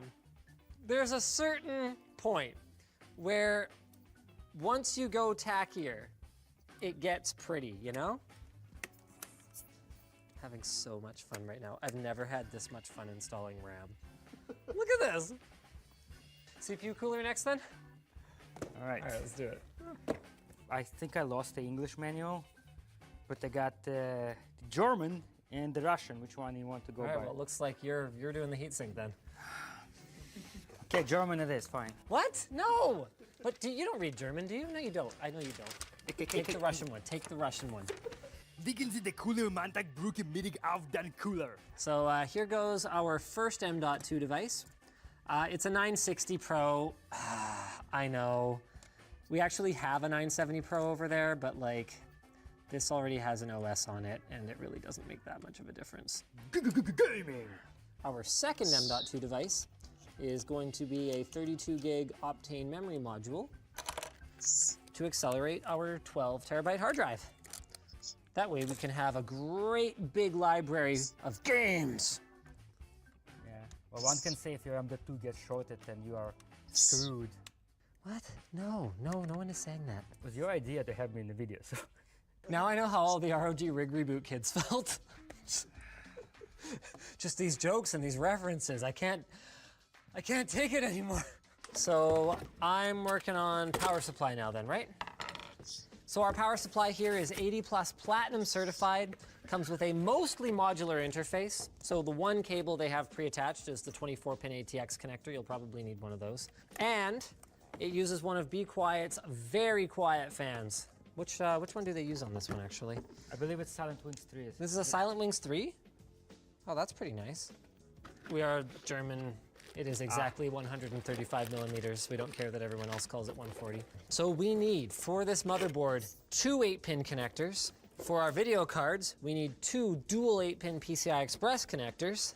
And then for our hard drive, need a couple of SATA connectors for that, so I'll grab one of these. In case you're stuck, there's manufacturer's opinion, aka the manual over here. Oh, no, I was about to actually acknowledge that. Man, full marks for like it being built like a tank, but the armor is preventing me from inserting the power supply. I am going to figure this out without the manual. Yes! All right, so power supply goes in here. We got our nice filtered air intake for it. Bippity boppity, done. Check out the thumb screws this power supply comes with. And they ship 5 just in case one is bad, I guess. That RAM is really tight. So I'm running the dual 8 pins that we're gonna need for the top of our motherboard right now. So I can run them straight up the back here. That's not bad. So I'm just pre-measuring the distance between the card. What? What? Wow, that is really tight. But what's nice is, check this out. So I'm gonna bring the other one over real quick here. Unlike our last kick at the can, we can put our second card right there, giving both of them ample room to breathe. I really would not want to be a PCIe 1X card installed in between these. We're just finishing up a little bit of cable management here. So we've got both of our fans running off of the CPU fan 1 connector here. We're just kind of trying to tuck this in. I already tried jamming it in, so if I couldn't fit, you obviously wouldn't either. Oh, that's the nicest thing you've ever said to me. I think I can be happy with that. The fan can still Nope, spin. it can still spin. All right, so the motherboard's going in. Someone needs to hold the case. How about you put it in a hold it, so it doesn't tip over. It's just really heavy. Get it? Linus Tech tips. Hey, this is my life, okay? Don't judge. Man, this is looking good though. Here's the thing, I think we should actually install the upper card first, because see how tight the clearance is? The right one I think is not fully in, there's a gap. Oh, they you're disconnected. All right, it's in now. Is it? Oh. Yeah, it's in now. Because I couldn't tell. Yeah. Okay, want to grab one of the cards? Look at this thing. It's like thicker than my accent. Yay. All right, so that's in, like, frickin' barely. This whole system is nuts. So we're almost done most of the standard wiring, just connecting a USB 3 header here. But there's some interesting stuff about the case at the back. Oh. So we've got, we can have performance or silent configured along these 4 or these 4 ports. We're gonna go straight to performance based on our experience last time. Then we've also got the ability to plug in RGB for our included LED strips right here. You can connect the fan controller to PWM, and then you can use the included fan controller. So if you move it all the way over to the left, it just lets the motherboard control it. And then if you move it over, then you've got completely infinite control, so no steps, completely stepless control from either, 400 to 1100 or something? Yes, and then the performance mode is like 600 to 1400. Sweet. All right, so let's do it. I'm gonna plug the RGB connector in. The single most important connector in this entire build. And we're getting close here, aren't we? So one thing that's still left for us to install, aside from our second graphics card, is our hard drive. Now, we can actually install hard drive cages in all of these guys up here, and they're all included with the case. But frankly, these 2 that sit under the shroud are enough for, I would think, most people anyway. I mean, who installs like 7 hard drives in their systems anymore? And I'd just rather have the cooling from these fans rather than a bunch of hard drives here, especially with these graphics cards. Never a dull moment if you're into PCs being built. Okay, what the hell? What? Just, I can't get this back together. Oh, okay. Well, that went back together. Are you doing cable management right now? Aye. Okay. All right. We are getting really friggin' close here. This is exciting. This is where I start singing. Come a little bit closer, baby. All right. Here we go. So this is it. This is the PC building money shot, really. When you insert the second graphics card. Did you take off the protector? Yeah, I did. Do you think I'm new? You know, in Japan, they have this expression that even dogs run into telephone posts. Where is the RTX bridge? Because you should not fasten it all the way, because remember, we might have to move the cards around a little bit. You're right. I remember in the old studio when you had like power wiring to the servers running under a faucet and it wasn't even disconnected? Yes. Look, I'm not proud of it. See, this one looks a little bit like a starfighter, yeah? Like a 3-slot one would be fighting, a dog fighting a quad-slot one. Which one would win? NVIDIA, because it's just competing with itself. Okay, that's not bad. Whoa! There. Okay, no, seriously, give me a hand, operator. Okay. Like, I'm gonna have a heart attack. Like, see, you gotta respect the hardware. Like, and he's like, jams it in there. Look, it's on! Yeah! Woo! Oh my God! Like, oh, it's beautiful. Look at this thing.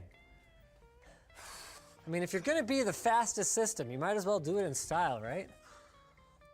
Oh wow, I can't reach the peel. Yeah, the tab for the peel came off, but not the peel. Oh man, 0 out of 10, worst peel. Okay, I got it. Oh, come on. Look, he's bitching me out about this. yes, because like, you know, you need to adhere to proper building practices. Thank you. There, mother. It's like I'm a town barber, right? Oh, make it pretty. Say no more, fam. Who else do you know who carries a 24 pinner in his freaking pocket at all times? All right, so this is it. We are basically there. Back of the system is cable managed enough, and the front looks absolutely fantastic. So I'm gonna clear the desk. Ivan's gonna grab our 1%er gaming peripherals, and we are pretty much ready to go. Okay, so our keyboard isn't quite 1%er, but I think this G703, sure, we'll call that. It's pretty good. All right, just making sure it looks good for the moment of truth. Do you want to hit the power button at the back? It's on. Look at that memory! Oh, God. This is like full swagger. And we got a post on first attempt. One can say that you've got mail. Get it, post? Nope. Are there ninjas fighting on that screen on the motherboard? And that is the favorite part of this build. Look, the dragon defeats the ninjas while freaking dabbing. All right, so I kept the same drivers. What do we want to start with? We got to close up the side panel, because if we're gonna believe that this thing doesn't thermal throttle, we have to actually push it. Can you please stop calling this machine an it? Okay, it's a she. It's a she?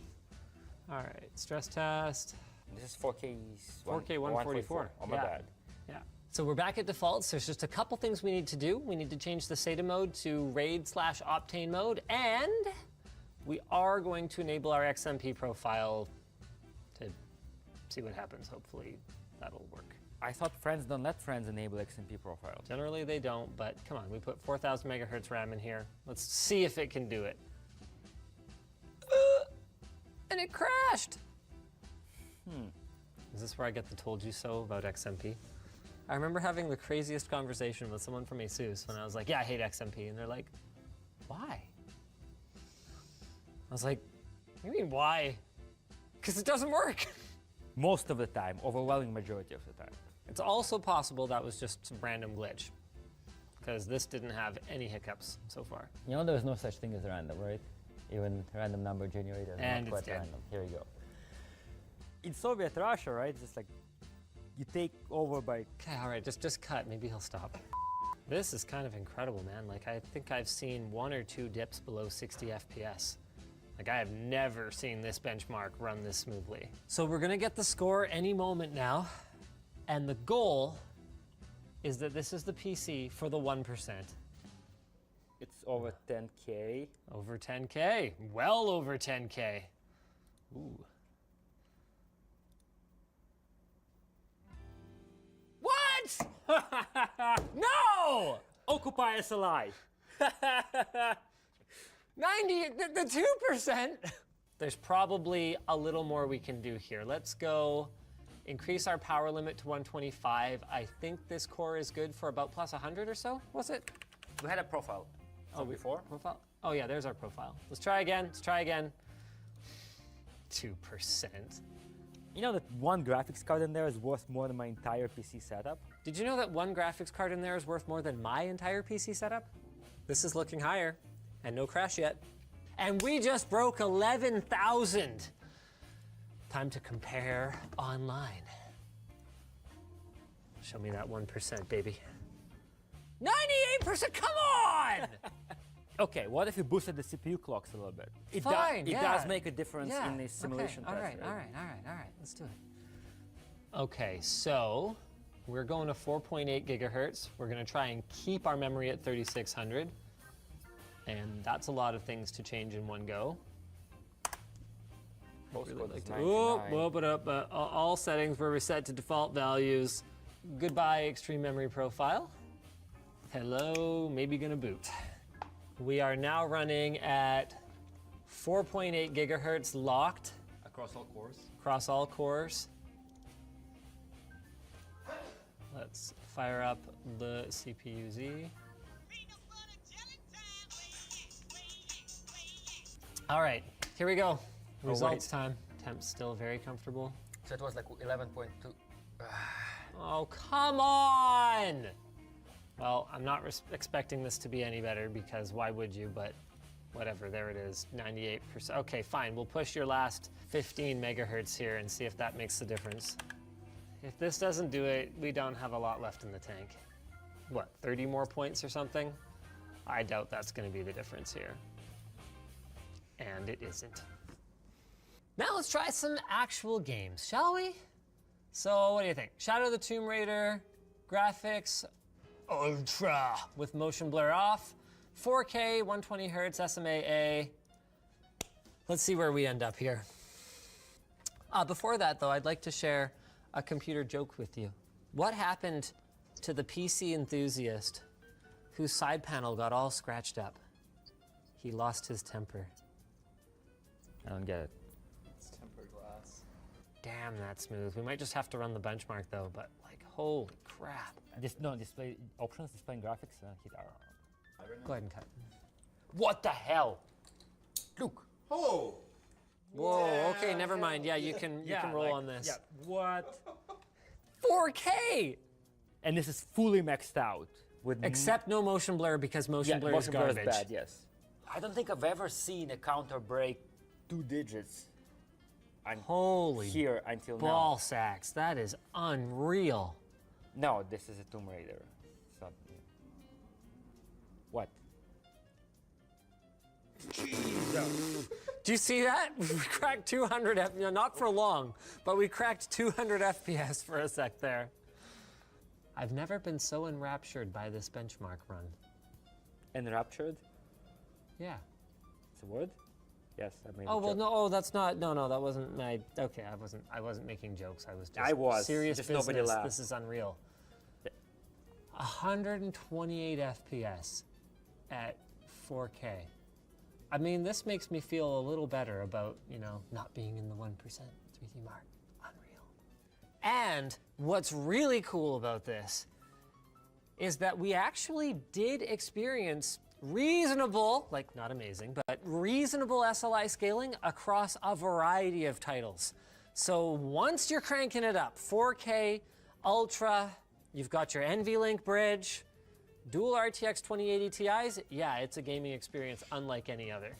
It was still a lot of fun to build something that, wow. Slab engineering. Oh man. In our defense, though, we knew that wasn't going to stay there. We didn't Well, even no, take the because I only sticky used tape. half, so Yeah. we can use it. Yes, okay. Yeah, well, yeah, you know. I know. Let's just try that again. Okay, so we didn't achieve our goal, top 1% 3D Mark times by Extreme, but it was still a lot of fun just being hands-on with, just experiencing the best of what exists today. This is an absolutely phenomenal machine, even if it's only in the top 2% of times by Extreme. And something to bear in mind is that the top 2% of times by Extreme is well within the top 1% worldwide anyway. So that's what I'm gonna tell myself to make myself feel better. No, not in a bag. Oh, my sticks. Oh, that's much better. So a big thank you to Be Quiet for sponsoring this endeavor. We learned a lot, like that you definitely need the additional spacing between RTX 2080 Ti's. So that was fun. And thanks to you guys for watching. If you guys disliked this video, you can hit that button. But you know I'm gonna know you're jelly, right? And if you liked it, hit like, get subscribed, or maybe consider checking out where to buy the stuff we featured at the link in the video description. Also down there is our merch store, which has cool shirts like this one. These are more affordable. And our community forum, which you guys should totally join. We bought them, we unboxed them, and we endured tech support hell. And now, finally, after 3 weeks of waiting, we're ready to share the performance of our $1,500 gaming systems in both gaming and game capture workloads. But not before we share with you some interesting discoveries that cropped up while we were taking a closer look at these machines. Because, oh boy, there's far more here than meets the eye.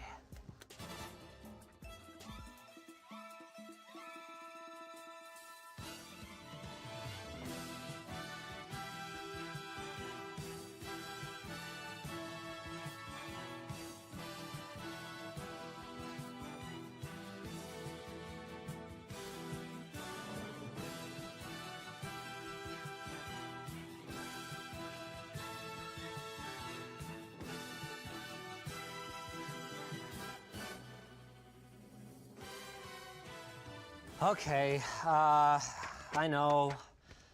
I am just as psyched to find out which of our rigs produces the most FPS as you guys, but we've actually got some other really, really important stuff to go through here first. Let's start with Alienware. So this thing shipped with a reasonably recent version of Windows 10, build 1803, and needed very few updates in order to get up and running. The theme, wallpaper, and boot logo were all set, so you'd know that, dude, you're getting a Dell. Excuse me, Alienware and bloatware didn't look too bad. So let's see here. We've got updater, mobile connector, customer connect, alien effects, whatever for lighting and overclocking control, but let's come back to bloatware later. First, something got weird. This system uses over 4 gigabytes of RAM at idle. That is double our other machines. And after we manually killed any and all Alienware/Dell processes, it barely budged.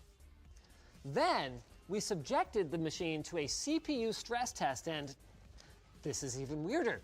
Normally, this kind of stress test loads up all of the cores to the hilt, but on this machine, the load fluctuated. Not only that, but the CPU would boost to 4.5-ish gigahertz, hit temperatures in the high 90 degrees Celsius, then do this weird thing where the cooling would rev up super hard. Then the temps and the clock speeds would go down, rinse, and repeat. What? Because, like, if the processor can't handle the standard load, why on earth do they have overclocking support? Well, to see how bad that would be, we fired it up and, wait, are you sure you got this right? This is bizarre. This shows that the CPU, while overclocked, neither overheated nor dropped below 4.3 gigahertz. That is the max 6-core load per Intel spec. That means that enabling OC Stage 1 was faster and cooler than the out-of-the-box settings, and not to mention essentially required to get the processor running the way that it was supposed to begin with. Stage 2 was not as rosy, with our processor shooting up to 4.8 gigahertz occasionally, but then quickly toning itself back down to 3.7. Okay. What made this even more puzzling was that after we disabled the software OC, that weird turboing up and overheating behavior completely disappeared. And that's not even the end of our software and firmware and whatever issues with this box, but we really need to move on to hardware now. So our graphics card is a standard issue GTX 1060 that behaved entirely predictably, minus the driver set from 6 months ago. So that's all right, but there are some issues here that we missed during the initial inspection. First, we found that the machine had a sloppily wired Wi-Fi module. Then we noticed that while the box said NVMe, our configuration is actually equipped with an M.2 drive that uses SATA rather than PCI Express, meaning that there is no performance benefit over a traditional 2.5-inch drive. Now, our invoice was marked correctly. It's not false advertising or anything like that. It's just kind of a drag. Anyway, much more interesting is the topmost PCI Express slot that runs at only 8x electrically rather than 16x, no matter what we did, and that our multi-GPU approved power supply only has 385 watts combined on its 12-volt rails with no 80+ certification whatsoever. Now, given that this machine already pulls around 300 watts from the wall under a combined CPU and GPU load, calling that SLI capable is misleading at best. One positive note is that the power supply fan does stop under low load and our machine idles at just 26 watts. Furthermore, after the rev up, throttle down behavior magically disappeared, the system would only hum up under load with no sharp fan rev ups. Those naked VRM modules that we were concerned about before, by the way, those did not end up heating up pretty much at all. And finally, when it comes to the UEFI BIOS settings, they were about as sparse as you'd expect with a pre-built machine like this, with no option to save a profile and SATA mode set to RAID, which then disables BIOS recovery from a hard drive, which is enabled by default. So I guess all we can really say is, let's move on to the HP Omen. Unlike the Alienware, our HP Omen shipped with Windows 10 version 1709 from over a year ago. So between that and replacing the graphics driver from 5 months ago, it took over an hour to get this thing updated out of the box. Of note is that the issue with games running slower off of the hard drive versus the SSD that we encountered while using this machine in our Walmart PC video has gone away, so that's good. And we were also pleased to see less than 2 gigs of our RAM being used at idle. That is half of the Alienware. On to software, the so-called Omen Command Center commands almost nothing except for enabling dual force mode to send low priority networking traffic over the integrated Wi-Fi and then higher priority packets over Ethernet. But I mean, given that they both terminate at the same modem, I'm having a hard time understanding what the point of that is. Also of note, our Omen included McAfee antivirus.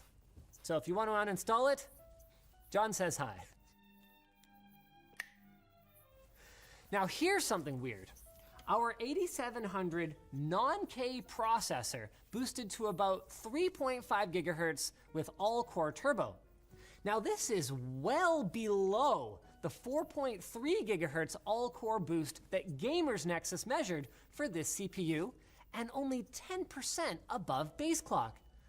Now, why HP might have handicapped the CPU frequency in this way is not clear, but what we do know is that this can only hurt it when it comes to performance. Moving on, our graphics card is a bone stock GTX 1070 with as expected behavior, and then finishing it up in here, we found a Wi-Fi module that we actually didn't notice during our unboxing.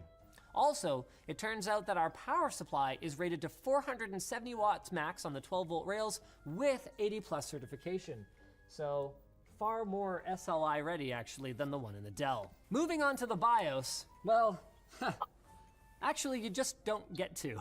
Pressing F2 at boot takes you to a diagnostic screen for just about every subsystem in the Omen, from CPU and RAM to USB and keyboard. Then going to advanced reboot yields a mostly useless gray on blue setup screen straight out of the 90s. All right, let's move on to the iBuyPower rig now then, which is apparently so advanced that Janice is not even worthy of opening it. And you're not able to help me through that? Not my ability to, ma'am. It's your ability to look inside a computer. If you're not familiar with the parts, it's going to be very difficult to do anything inside of the PC. While this one shipped with a recent version of Windows 10, the machine still did require quite a few updates, and the graphics driver here is the oldest one yet. I mean, I guess that's what they had rolled into their OS image and they just haven't bothered to update it. I mean, frankly, back at NCIX, we did a lot of stuff wrong. We did. But we did regularly update the bloody graphics drivers for our gaming systems. Like, with that said, this behavior doesn't seem that surprising given the clap it together and ship it overall build quality that we observed. There were 0 changes made to the UEFI BIOS, so that means no optimized profile was saved, even though the option is present on this motherboard. And in practical terms, this means that while our invoice boasted a free upgrade to 3000 megahertz RAM, you can see it in there, it's all shiny, ours was only running at the default 2666 megahertz.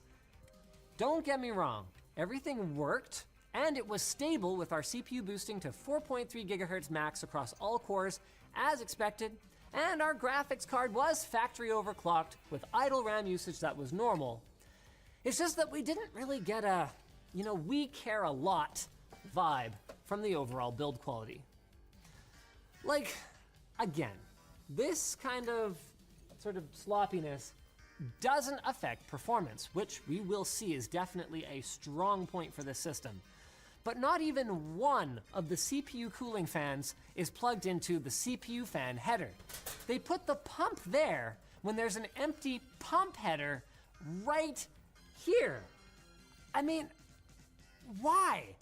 And like, we found a grand total of exactly 1 zip tie and 1 twist tie in the entire system. Let's move on to the next, So this is what you get for $1,500 US from Origin PC. A Core i5 processor and a GTX 1050 Ti. I mean, at this point, it almost doesn't really matter what else they do right, does it? But for the sake of completeness, let's take a look. The OS the machine shipped with was recent, and so was the graphics driver. That shouldn't be worth bonus points, but apparently it is. Idle RAM usage was sub 2 gigabytes, another good thing. But we did notice that when we looked at the UEFI settings, that while our XMP 3000 megahertz profile was enabled for our RAM, the speed field was left on auto, which for some reason caused it to clock in slightly lower at 2933. To Origin's credit, even though only that one setting was tweaked on the machine, it was saved into a profile which we could load onto it for our performance testing. But profiles are only as useful as how enabled they are. We've really hoped that our tech would prompt us when we called in for tech support to load the profile after that whole only half the RAM is being detected incident, but he didn't. Looking under the hood, we found cable management that on the surface looked pretty good until we noticed that our pump was powered via Molex, which means no speed control and no warning if your pump dies. And then, making matters worse, we noticed that there is an available header on the motherboard that they used that they plugged the front intake fan into instead. Then, this is the worst thing yet. We came to the pass-through power cable that connects the rear plug on the back of the actual system to the power supply inside because it's got a really unusual internal layout. This here uses non-soldered hobby-grade connectors, and on our machine, the metal contacts were slightly exposed, with no power-off switch available at the back of the system. That means that while it would be unlikely, these can slip off, and someone could accidentally bridge those live wires, full AC power, with their fingers. This could and should be done better. Let's move on to main gear. First, we need to make a correction here.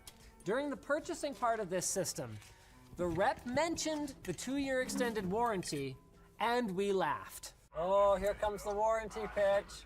Well, he saved it for the last, you know. Oh man.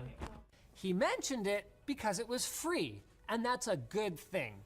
But we were mostly laughing because we'd sat through so many warranty pitches in the last 2 hours.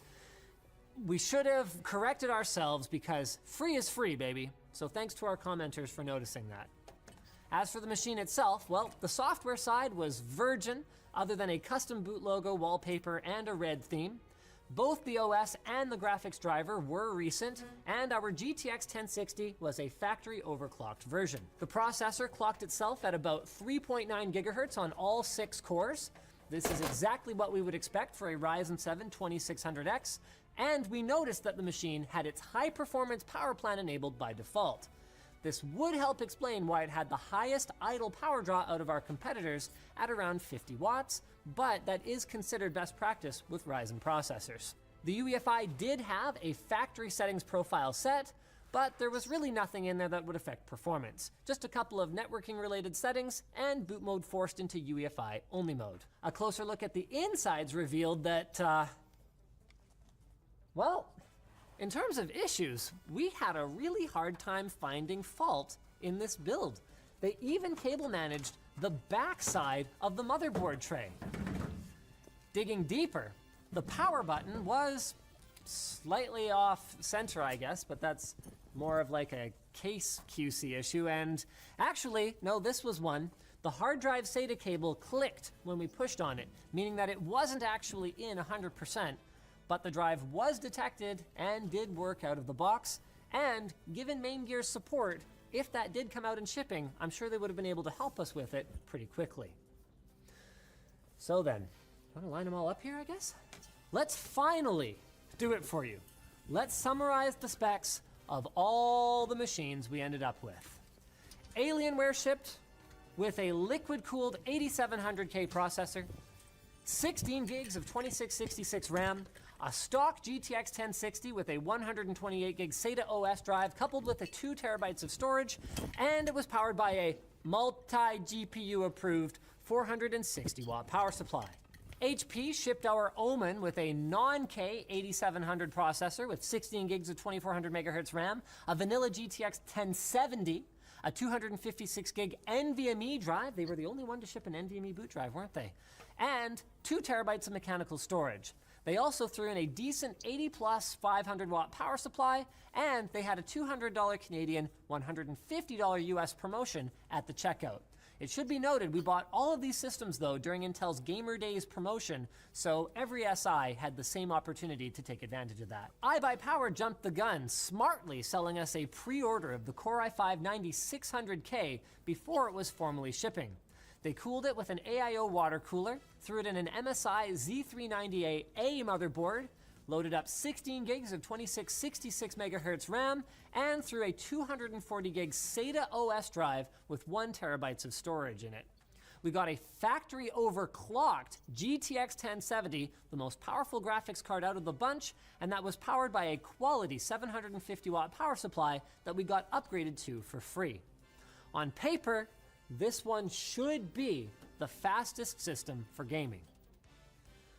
Origin. Oh, Origin.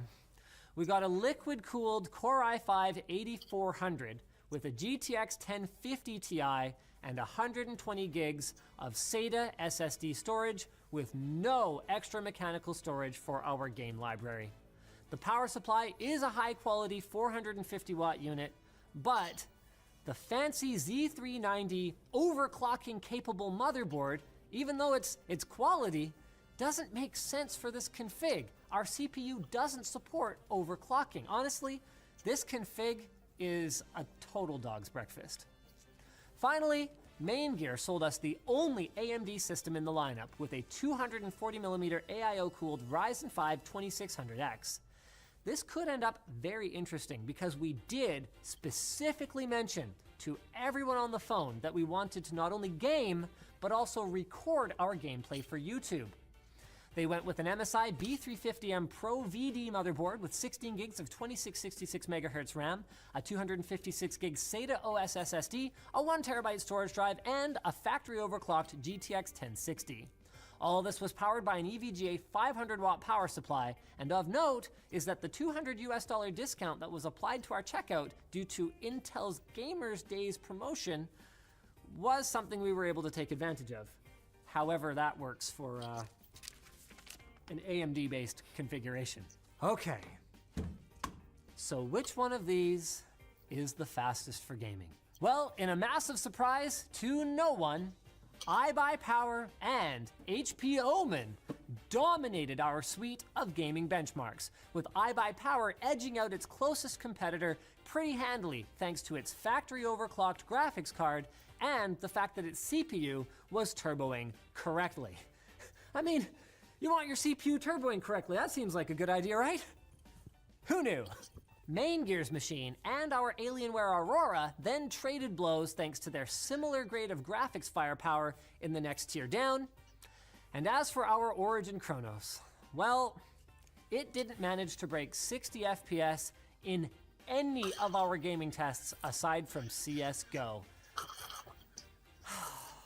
Also, for the sake of completeness, we actually tested the Origin machine with both the Core i3 that fit within our budget and the i5 that they upsold us to make theirs not only the worst performer in the bunch, but also the most expensive system that we purchased. Now on to recording videos to post to YouTube. Now this is presumably what led Main Gear to recommend a 6-core, 12-thread AMD system. Now we never mentioned streaming, so we were actually kind of hoping for someone to recommend using Shadowplay, because it mostly just works and comes with very little performance penalty if you want to just, cut together your frag vids. But no, I think everyone kind of assumed we were streaming. Anyway, on to testing. We set OBS to the same 1080p, 60 FPS, 3500 megabit per second CBR settings on all machines, and then we just kept cranking the X264 encode quality until we started dropping frames. Which actually brings us back to Alienware did what? So check this out. Regardless of encoder quality, our Aurora dropped a savage number of frames and spit out rendering errors. So the benchmark that we chose would run at 60 FPS, so our game was fine, our CPU usage remained reasonable, and yet the end recording was unwatchable every single time. And this behavior persisted even when we switched to the NVENC NVIDIA encoder, which has nothing to do with the CPU. So Ivan's racking his brain for a week on this stupid thing, trying different settings, recording to a different drive, resetting and reinstalling the software, using a different graphics card out of our inventory, and even going as far as asking one of the key OBS devs, what the heck is going on here? Finally, we relented and popped one of our bench boot SSDs into the Aurora, only for it to immediately stop having the issues. But then, the mystery goes deeper still, because we tried our Alienware OS drive in another similar spec test bench machine and continued experiencing the same issue. So while we do not know what precisely is going on, we've done our diligence and we've managed to deduce that something, we're pretty sure, is just broken in software on our Alienware machine. Maybe it has to do with the high idle RAM usage. On to the rest then. Our Main Gear machine hung in there until the medium quality setting. That's our best result, with our HP Omen coming in second.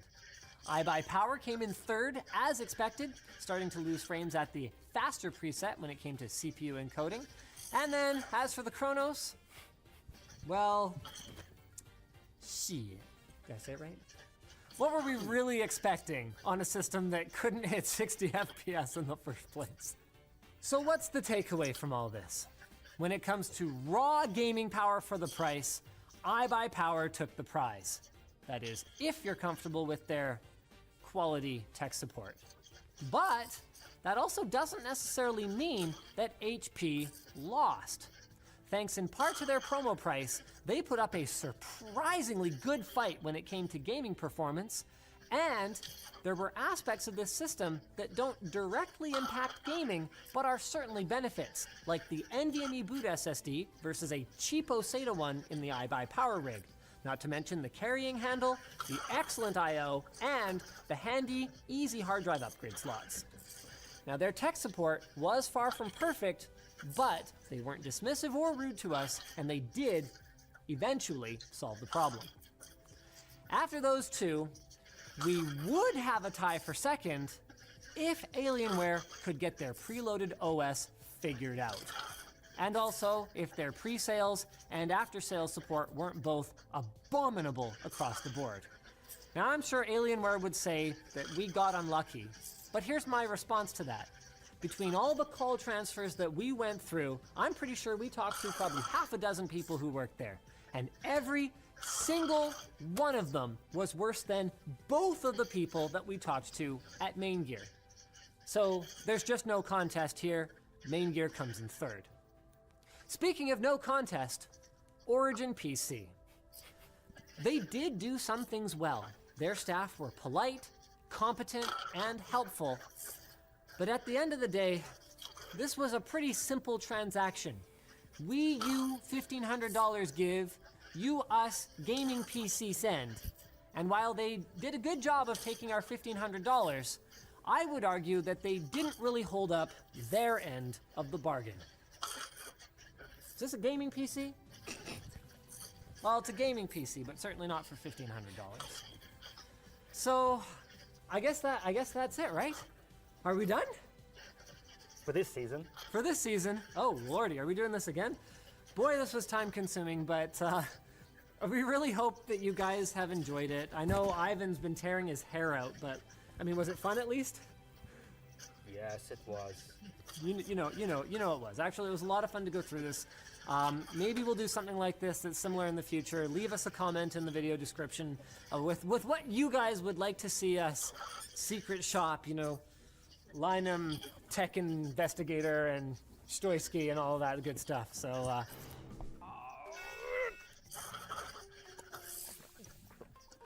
Keep cool with a water bottle from LTT. Thanks for watching, guys. If you disliked this video or even the entire series, go ahead and hit that button. But if you liked it, hit like, get subscribed, or maybe consider checking out the link to where to buy the stuff we featured in the video description. Also down there is our merch store, which has cool shirts like, well, not these. And our community forum, which you should totally join. Yeah, I understand. Well, the orders are in. We're back at HQ, and it's time for us to review the most challenging portion of $1,500 SIPC Secret Shopper Project Secret Agent Magnum Edition. Vinum TI. Thank you. Forgot the name again. This is how all of our competitors responded to a fairly rudimentary technical support request. Hi there. I just was setting up the computer I bought for my brother, and I noticed that in the system it says there's only 8 gigabytes of memory, but in the order it's supposed to be 16.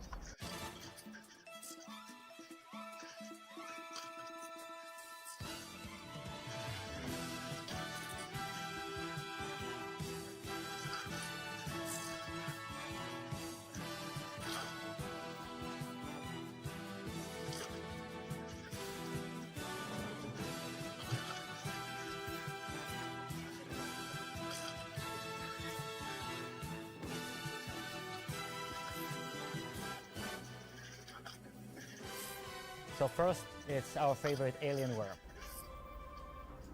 Thank you for calling Alienware, the quickest way to get you to the right support agent. is to get your product's express service code. This is different from your service tag or asset ID. Is this 5 minutes already of just pure dicking about? Are we just sitting here in silence again? Hello? Hello? Is it me you're looking for? You know you're not doing on hold right when you have to come back and say, hello? Thank you very much for waiting. Are we 15 minutes into this call and they haven't even gotten as far as, who are you and what do you have? Are we being asked for the order number again? Okay, ma'am. Just stay connected, ma'am. I'll transfer your call to the technical department. We're not at the technical department yet.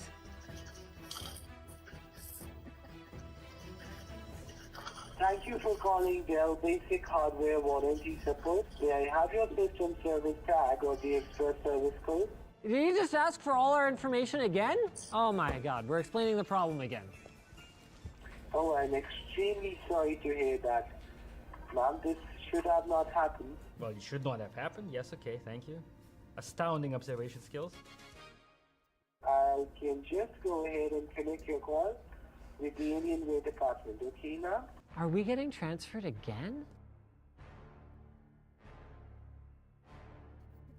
We have had nearly half a dozen people that we've talked to at Alienware in pre-sales and after-sales support.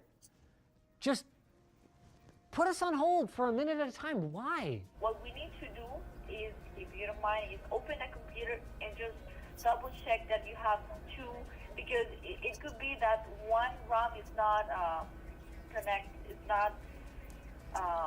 like it needs to be like reset or reconnected. Can you open the Aurora R7 to check if you have the two RAMs? I could. Are you able to guide me through it? I don't actually know that much about computers. Yes, of course. See, she's remoted in, and then she goes to YouTube and shows us the video about how to access the memory. Okay, all right, well, I'm okay with that. On this video, we'll teach you how to replace your RAM modules on the Aurora R5. Nothing beats off peeling plastic covers off your new Aurora. Again, to Alienware's credit, this system is pretty straightforward to get at. Sorry, is this the right video or are you looking for a different one? Yeah, this is the right video. So it says R5, but basically it's the same structure. So basically you have to open that panel. Do I need to unplug it first? No, basically you don't need to.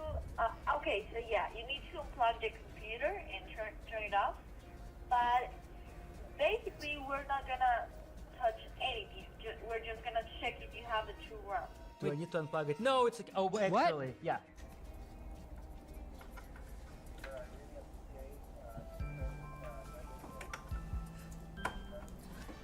There you go, Janice's first RAM swap, everyone.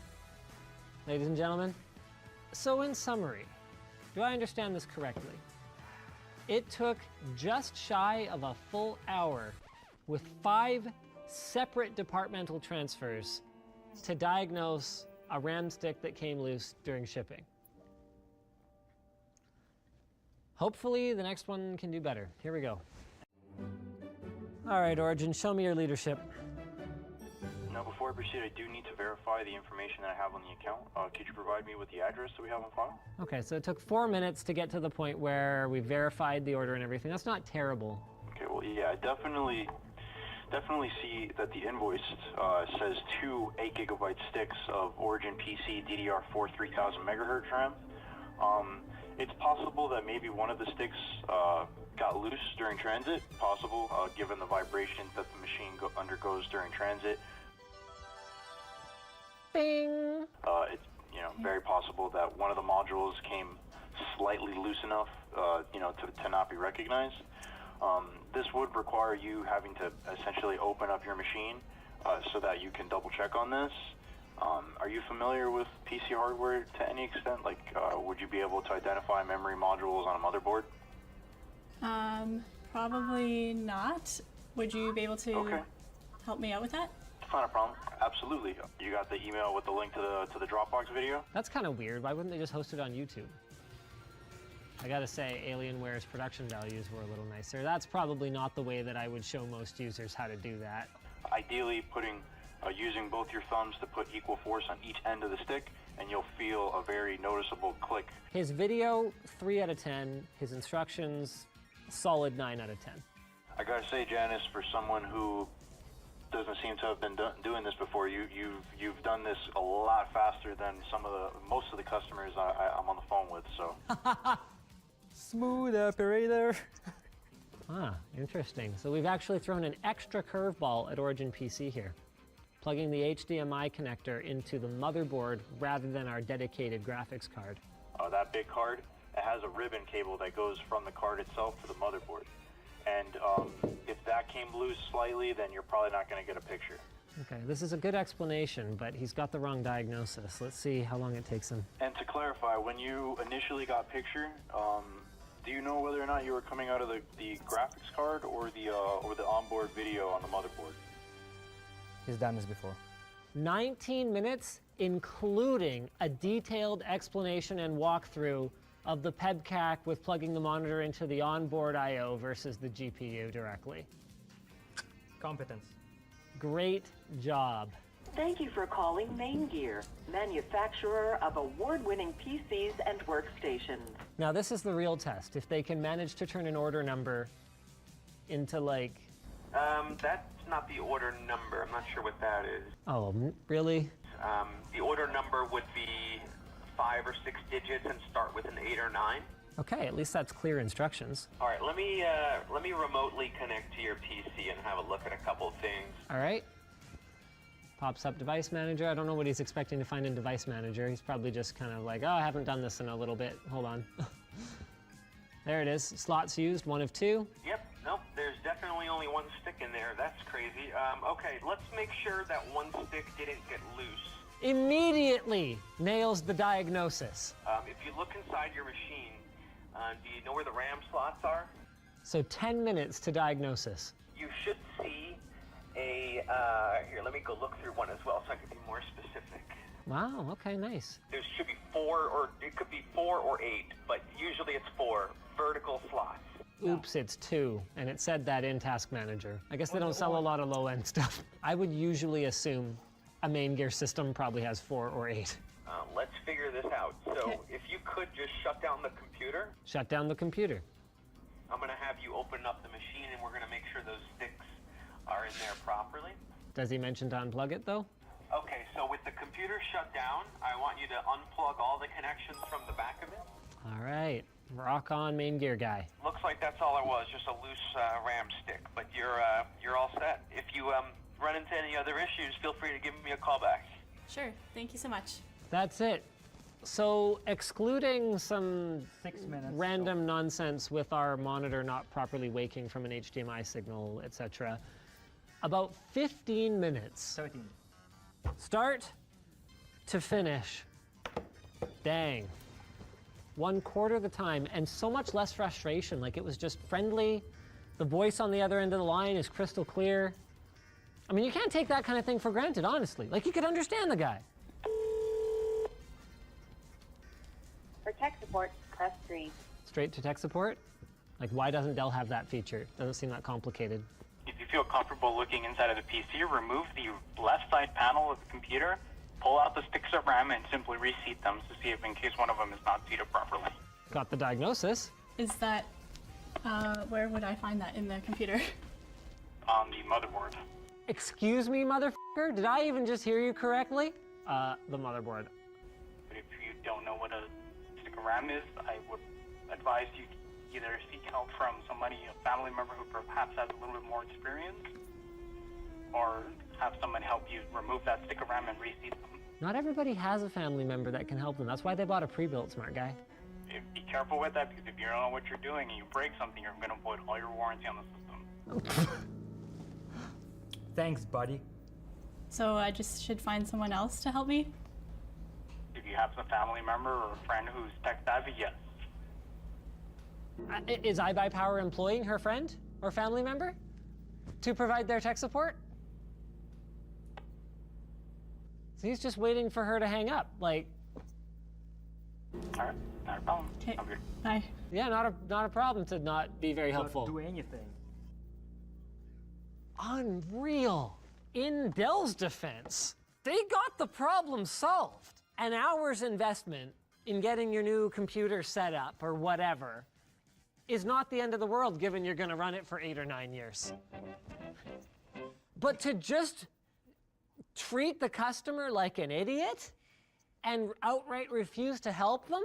Okay, you're not able to help me through that? Not my ability to, ma'am. It's your ability to look inside a computer. If you're not familiar with the part, it's going to be very difficult to do anything inside of the PC.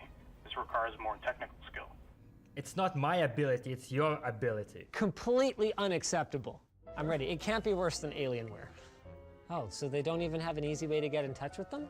I actually don't even mind this form on one condition. It gets passed on. When someone picks up the phone, they have read and understood it.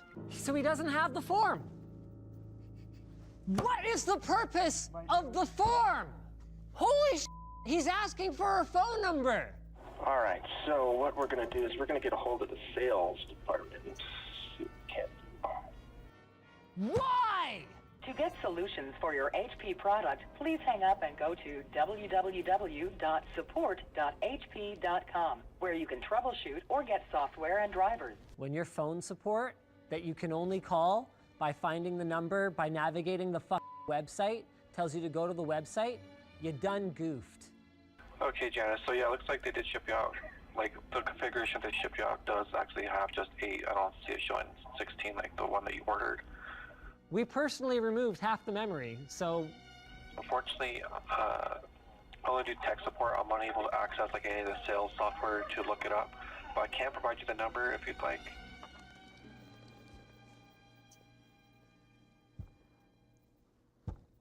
So here's the issue right now. Every company we talked to where the rep had an ounce of experience with PC hardware immediately identified the problem. I'm not imagining that this is common. Okay. I know that we were trying to get you over to like the Canada sales department. Did they send you back over to us? Yes. Okay. What did they end up saying exactly? Well, they did confirm that like the order was for 16 gigabytes. And then I got transferred a bunch of times and I ended up here somehow. Interesting. Let me see here. You should have 16 gigabytes. Right, yeah, that's what I thought as well. Special Agent Janice, ladies and gentlemen. So classic sometimes. Probably there's a setting that you need to check or verify that if it's security, I can connect you to our technical support. What setting makes RAM appear? Oh, the shortcut to downloading more RAM. Is he actually going to start trying to troubleshoot for us now? Is this the magic moment? 20 minutes in or whatever? Let me put you on a brief hold while I do a little bit more research here. It shouldn't be any more than about probably 5 to 7 minutes or so, and I'll be right back with you, okay, Janice? All right. Thank you for that.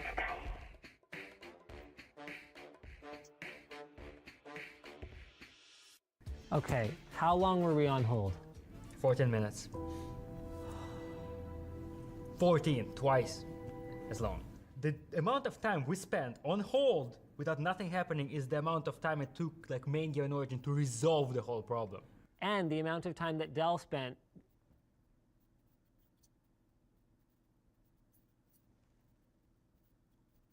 in complete and utter silence. I don't know why they ended up actually transferring you back over to us. That should have been handled on their side of things in order to get that fixed, because you just got the computer. It's well before the 30-day mark and everything like that. They should have been able to get that going to rectify the issue for you. You had mentioned like looking in the case and checking or like seeing if I had the 2 sticks, which I haven't done. I don't know much about computers, so I didn't dare do that. That's okay. Should I do that first? Again, Janice helping out tech support here.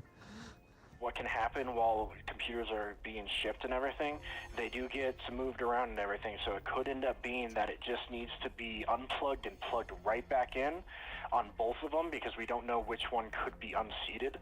And then it might actually fix your issue right there, as being able to detect that it has 16 gigabytes after that. Oh, okay. He knows! See, here's my issue with this guy, because he has mostly come across as though he pretty much knows what he's talking about. The issue, though, seems to be a policy one.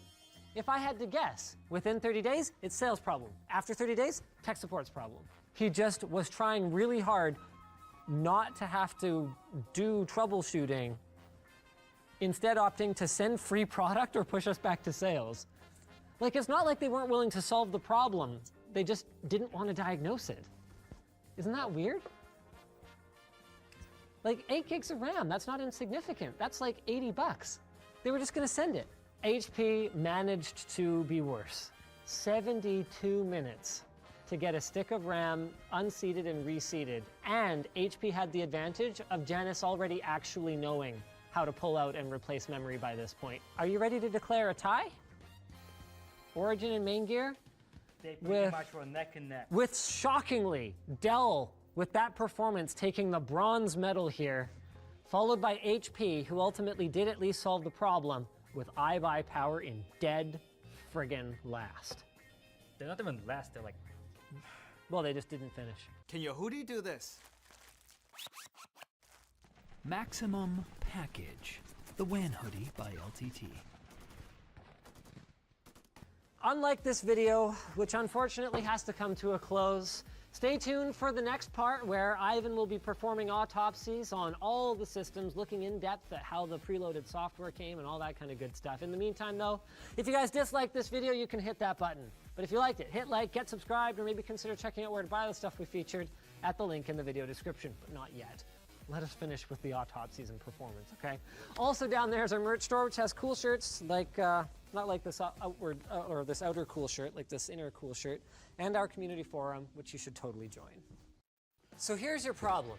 On the one hand, you're a gamer, and you've got your gaming rig and your gaming monitor, and you've got some important gaming to do. And on the other hand, you're a total basic bitch, and you own that. So today is the basic gaming setup, where we will be creating the best gaming desk Stop it. Those we are in can. order. Those We are can in order. with only products from Amazon Basics.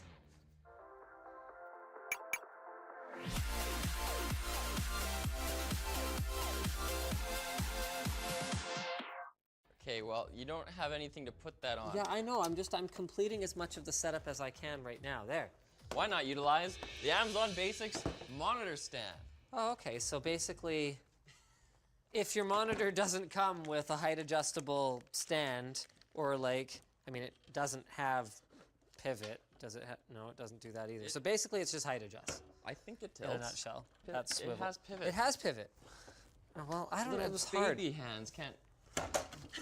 It's advertised as only supporting 24-inch monitors, but I've read you can put a 27-inch on there, but your mileage may vary in terms of the pivot. You might not be able to get it into portrait mode. But who has a 24? Have we investigated whether it is actually cost effective to buy a cheapo monitor and then put a Basics stand on it? See, this is the thing. I'm not sure how many people actually need this. On the one hand, it seems super obscure, but on the other hand, Amazon is making this product, so it must be in demand. Isn't the whole thing with Amazon Basics that they do the most in-demand stuff? Okay. He did it. Oh, it's not like, I wouldn't describe this thing as amazing. Like, do you hear that sound?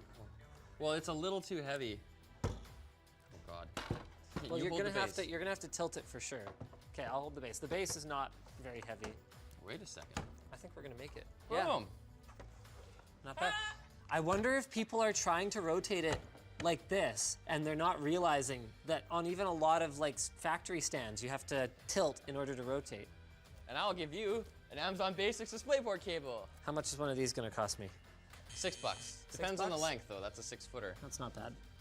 It's only outfitted for DisplayPort 1.2 though, so even though that has the same bandwidth as 1.4, there are some features.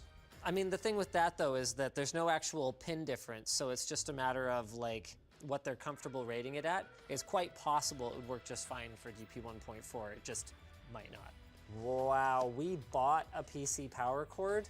I hope it didn't cost much. We literally have a gigantic Rubbermaid bin of these. Yeah, but do they have the Amazon Basics? Does that actually say Amazon Basics on it? No, I think it's a pretty generic ass power cord. Well, it was $7. A lot of people were giving it 1 star because they said that these holes were too small. What? I think they're trying to just plug normal stuff into it. Aww. So, for those of you out there who are even more basic than me, that's how it is intended to be used, and it works just fine. Nice snug fit. It's perfectly adequate. Basic, but adequate. The other end is gonna go into, okay, just 3 outlet surge protector wall tap with 2 USB ports. So you plug that bad boy into your wall outlet and you get a quick charging, a regular charging, and 3 outlets. Now to be clear, I'm not recommending plugging a wall tap into a power squid, but we're not really drawing a lot of power here, so it's fine.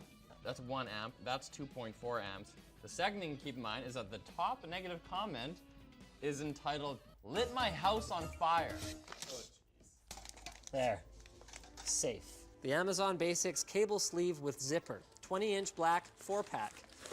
So this is actually kind of cool. Basically, you just put your wires in there and you zip it up. Now that you got that set up, it's time for you to sit down in your $70 Amazon Basics chair. They have a chair? They have lots of different chairs. This one was just kind of cheap and easy. Actually, it's not that bad. I will say that the cushioning down here, this is a pretty, it's a pretty hard, like a pretty firm cushion, which is actually a better thing than you might expect, because if you have like a really plush cushion, what happens to it over time is it just becomes not really a cushion, and then you're just sitting on the piece of what is usually plywood on the bottom. Amazon Basics microfiber cloths for electronics. How many things did you buy? The next thing is pretty much the reason we actually made this video. It's because they made this. This is the Amazon Basics mechanical feel gaming keyboard. Okay, so it's got 5 programmable macro keys. This should be worth about $27.95. It's 36.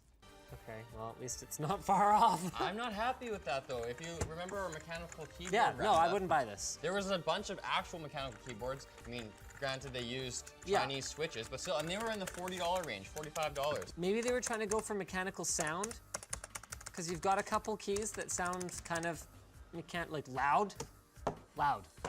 I think what they should call this is the loud membrane keyboard. Have a $7 mouse. Followed by the 3-button USB wired mouse. Oh, you made poor Tyler inventory all this stuff? Oh, a desk pad. All right. What do you think would be a good price for that? I'd pay $14.99. Well, you actually did pay $24.99. So that's their anti-fraying strategy. It seems to be to burn it. And they end up with actually quite a noticeable, see, there's a shine to the edge and it's kind of sharp. You know what? I just wouldn't buy this, actually. I would just buy something better. We have no internet. Oh, that's too bad. Maybe what you need is the RJ45 Cat5e Ethernet patch cable from Amazon Basics. Thank you. Or if you prefer, the USB Wi-Fi adapter. You know what? I don't prefer the USB Wi-Fi adapter, but I'll open it anyway just to humor you. Adorable. It's happy to see me. See, this seems fine. Are you sure? Sheathing's a little stiff, actually. Pretty This bad. is Apparently not an amazing cable. The jacket is prone to cracking, and when it does crack, it'll crack along the length of the cable. On a cable this short, like 15 feet, it's less of an issue. Where you really run into trouble with these cheap outer jackets is when you have a longer cable, and you go, even if you over-under it, when you wind it up for storage, you'll still run into a situation where you try to kind of, throw it down and it's just a kinky mess. I probably wouldn't buy this either. I've had my disputes with Monoprice over the years, but credit where credit's due, their cheap cables are less cheap. How much battery do you have on your phone there? 63%. Oh, you could probably use a little charge here. Here, use an Amazon Basics USB-C to USB-C cable. It's a little better than the network cable. I wouldn't describe it as amazing though. To their credit though, they're using the more expensive connector housings that don't have the split down the one side. They cost a little more. Okay, well there was supposed to be a gaming headset, but I think it's a pretty new Amazon Basics product, so it takes between 1 and 3 months to ship. So even though we got it in October, it's not here until like mid-December. So I did get you a little Bluetooth speaker. A portable Bluetooth speaker. Great. Oh, that's not enough for your desktop setup? Micro B. Did they not have like a soundbar or something? It really does not sound very good. Don't specify Chromecast Ultra, the 4K HDR model. So this is interesting. It seems like the way that the audio profile is tuned, even in its standard profile, it's really emphasizing vocals, and I can barely even hear the background music of this video.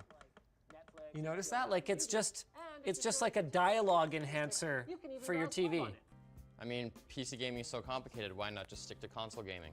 Oh wow, they do an Xbox One clone controller? Oh, that is a weird textured. Oh, yeah. Can you not hear that? It's got like a really kind of grippy kind of feel to the back here. Those are loud. Oh. Those are really loud. Wake the dead with those. Is this RGB backlit? Yeah. Okay, so it has different modes. It can go off. Okay, there's a different color. This is breathing. Different colors. Yeah, it's RGB. Okay. Is that it? Well, I think if you want more functionality, you need to install the Amazon Basics keyboard software. No, I'm good. The keyboard is not good. The soundbar is not good. Unless I was just trying to hear, you know, the weather channel better, you know? The other thing with the soundbar is that it's supposed to come with a remote, but ours just didn't. Oh, what the? Oh, okay. Wow, I just got killed by easy bots. Anyway. I can't stand to watch you struggle with that 3-click basic mouse here. They do make a gaming mouse. I do prefer the mouse to the keyboard, so there's that. We get, presumably, DPI adjustments. We get a back and a forward button, which are, I would consider basic features in the year 2018. Not present on this one. And we also get a braided cable, which I was recently made aware that not everyone prefers, because apparently they can get snagged on stuff. From my experience, I don't really get my braided cable snagged on things. Also has onboard memory, so you can save your configs on the go. Cool. And 3200 DPI. Okay. And $24. Actually feels a little bit jittery at super high sensitivity. It's definitely more comfortable than the other one. Quite heavy though. Like surprisingly heavy given how, well, basic it is. This is too boring. You should be yelling at your teammates with this. Professional USB condenser microphone. All right, more basics. The most gratuitous packaging in the whole lot. It's got one of those standard mounts so that you can put it on an arm if you're into that sort of thing. It actually has height adjust as well. Oh, okay. It's kind of rickety. Oh boy. Tighten it up, give it a chance. You know what? It actually does straighten out a fair bit. So this is what I would sound like if I was yelling at my teammates or actually talking more normally to my teammates. You can see I peaked a little bit there, so we're gonna go ahead and experience that. There's no tactile feedback. Oh, wow. And that is, let's see, that is quite a bit quieter now, and we are getting up into the yellow range less often. So, and my like broadcast, thank you for that. All right, these next two things are kind of better if you are trying to get a one-cord solution for your laptop. Like if you're docking your laptop and making it into a desktop, you might want one of these. You know, this is a weird complaint, but this cord is kind of long. You wouldn't be saying that if you were trying to plug that into the back of your Corsair One right now. That's true. So what it should really be is detachable. It should be a Type-C to Type-C, and then it should just come with a cable and you should be able to swap it out. That would be better. There's our basic placement for it. So this is a USB 3 external hard drive enclosure. You get to provide your own hard drive. Comes with a couple little foam inserts, which are presumably to keep your hard drive safe if you have a thin hard drive. I don't know. The top is metal, but the majority, that part's pretty plastic. This is it. This is what holds your drive, I guess. You just stick it to the top of the drive. That is very basic. At 20 bucks, it's probably fine. This is a very low quality USB cable that's included. Like, that is very thin for a USB 3 cable. So the side with the branding and not the like FCC sticker on it goes down if you don't want to put like strain on the connector or have your drive supported by just this one point here. So I don't like this one very much. And this. Oh, the external hard drive case. Yeah, this is very mediocre. For $6, it's fine. For any more than that, I would probably opt for something else. The Amazon Basics multi-tip stylus for touchscreen devices. For $8. That's an interesting idea. So multi-tip stylus, instead of just shipping it with multiple tips, they just used every possible end of a pen type device to put a different tip. So you got a big fat one, you got a medium one, and you got a skinny one. Yeah, that's 7, 6, and 5 millimeters respectively. Okay, so you could go fat skinny, fat medium, or skinny medium. Like, there's kind of a lot of mush to them. I don't think any of these are really fine or sharp enough to really write with. You know, you'd probably have more success if you had a nice, comfortable Amazon Basics footrest. Actually, that feels not bad. It's got grip, unlike the IKEA ones that we use here at the office. It's not as high, though, I don't think. I'll give it a shot. Also, one thing I already don't really like about it is that it swivels too easily. A lot better overall feel and the skidness on the floor than the IKEA one, but if you just kind of, man, I don't even know, if you just took like some silicone crap and just kind of like gummed it up a little bit or something, I think you could, you know, for less than $1, you could DIY it better. Ow, ow. This is 5,000 sheets of Amazon Basics paper. Why? It's fine. Take your new Amazon Basics stapler for a spin. Linus staple tips, ladies and gentlemen.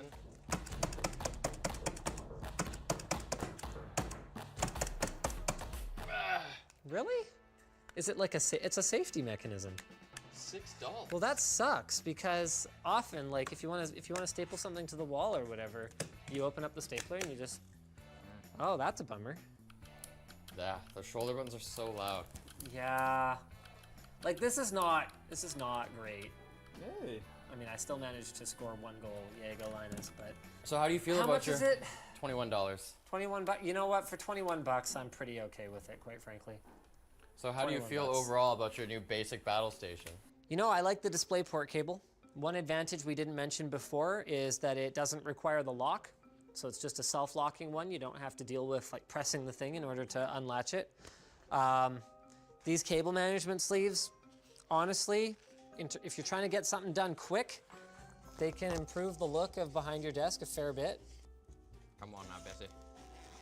Yeah, like that helps a lot. And they're neoprene. I like the monitor stand, believe it or not.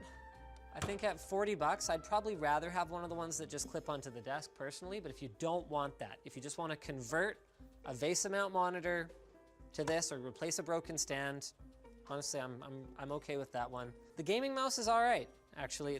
I think it's too heavy to really like game on it.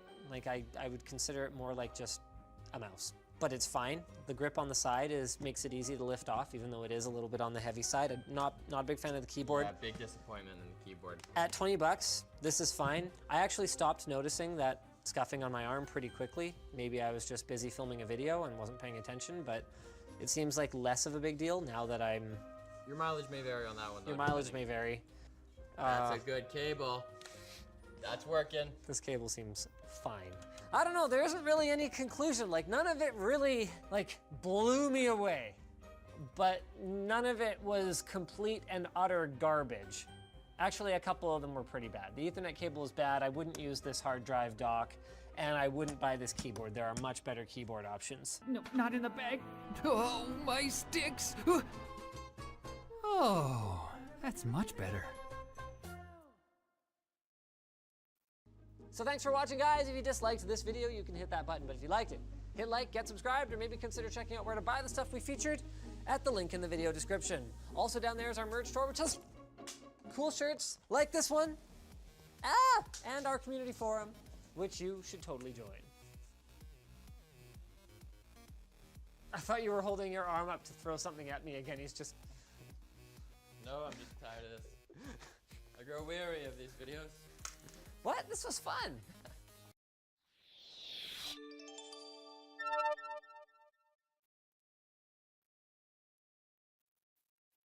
Today's episode, the moment has arrived.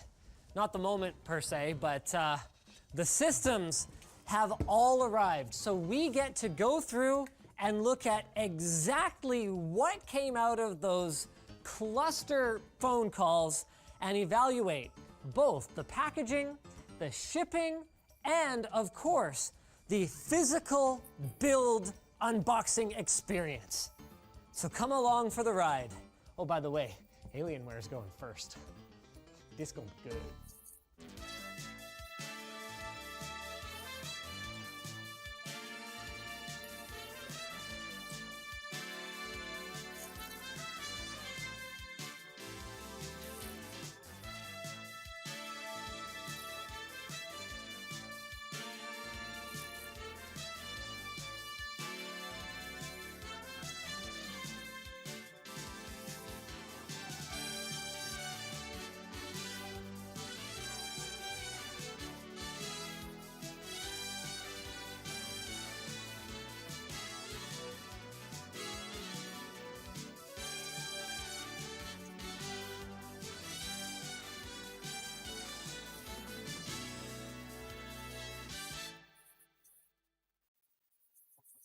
Okay. You have your knife on you? No, I actually don't have a knife on me. Woof! So first up is Alienware. Thanks. All right. So this is our Alienware something or other. Here we go. Our Alienware Aurora system with 1 times M.2 NVMe. Clearly, these guys are new to retail packaging. That is going to mean so much to the average consumer. So Dell's total was 20 days from the time of ordering to the time of the system arriving. And that is 20 real calendar days, not 20 business days. So about 2/3 of a month. Now, the invoice they sent us was a really weird aspect of the Aurora system because it was full of a bunch of like jargony things, and there wasn't really, we didn't have a clear idea of exactly what was coming, or we wouldn't have if they hadn't walked us through it on the phone. In terms of accessories, did you know this thing comes with like nothing? Like, look at this. Wow. So we get a warranty, safety, and regulatory information pamphlet. We get a quick start guide, which basically says connect the keyboard and mouse. Which is not present, as you can see. Connect the network cable, optional. Connect the display. Connect the power cable and press the power button. Okay. And we get a power cable. Is that really it? Well, they did try selling us a $10 keyboard and mouse. I guess it's better to not include it and not have to pay for it than to pay for stuff you don't need. In terms of the quality of the packaging job that they've done here, there's already something that I've noticed. It was loose inside. Yeah, it is not a good thing to have a system loosely packed inside a box. You want everything closed up as tightly as possible. So there's still a fairly good chance that our system is just fine because at least Dell is using a very high quality closed cell foam here. So you can see that it's strong, but it's also not gonna crumble and crack if the whole box gets impacted by anything, so that allows it to stay strong, and it has some give to it, which is really important when it's sitting, you know, vibrating on the back of a truck or whatever else. I actually haven't seen an Aurora system in a very long time. It's got some heft to it. That's probably as much to do with it being a steel case as anything else. I guess we need a screwdriver, hey? Screw me. Yeah. That's good. All right. I don't really have any complaints about the plastics. I mean, Dell's done a pretty good job of these kinds of things for a long time now. Get some of that peel action going on here. Oh, interesting. It's perforated. It's perforated just in case you're like one of those horrible people who leaves the plastic on your electronics, it still won't die. That's awesome. It's like actually an idiot proofing measure. Because it's the same thing here at the back too. It's all cheese grated. That is freaking hilarious. In terms of I/O, not bad. USB 3, USB 3.1, Type-C, another USB 3. Audio, can't take headphone jacks for granted these days. Oh, okay, yeah, there's the button here. And then, there we go. So, our side panel does actually make use of the chassis intrusion detection, so we're probably gonna get a notification about that. There's our RGB PCB for the lighting in this sort of triangular doodad they got going on here. We actually can't see a lot about the internals of this machine. So we've got a 120 millimeter cooling fan sucking air in from the front here.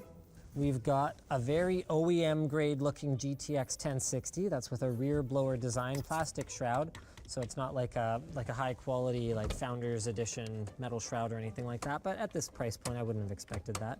This is nice to see. So we've got card support. So even though there was some extra space in the box, the chances of this card coming out of that slot or breaking it off, I've seen that, very slim.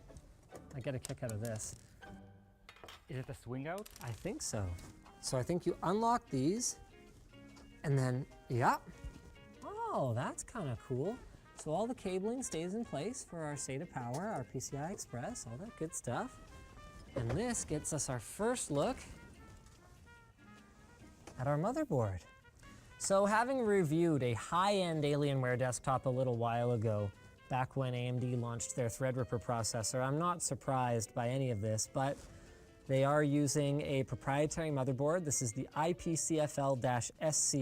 It's got that little Alien silk screened on it, so this is definitely specific to Alienware. It's got a mere 4-pin power connector for what ended up being this is an 8700K processor. The one that's 10 times faster. Remember, 10 times faster. Very important to remember I think that. this is the auxiliary power to it. And then this is GPU power. Oh. So that's weird, hey? Actually, there's some weird stuff in here. So look at this. They use an adapter here instead of just plugging their 24-pin connector directly into the board. And I have to assume that it's because they're actually using a proprietary wire layout for this. And you can actually see they are. So orange, orange, black, red, orange, orange, black, wait, no. Black, red, black, black, red, black, gray, purple. Ah, yes, white, white, orange. Yeah, but yellows might just be whites. What is going on here? What are you even doing? That's so weird. What, so just so you can't use a normal power supply? We should find out if this system runs without this plugged in, because I'd be willing to bet that it does. Also notable down here is our nice, robust, thick cooling fan. Wow, actually that's really nice on our AIO cooler, and our 120 millimeter radiator is right up here in the top where it's got clean access to exhaust. This is a lot more open than it actually looks like. So I would expect cooling on this system to be quite strong. But check it out, these are not cooled.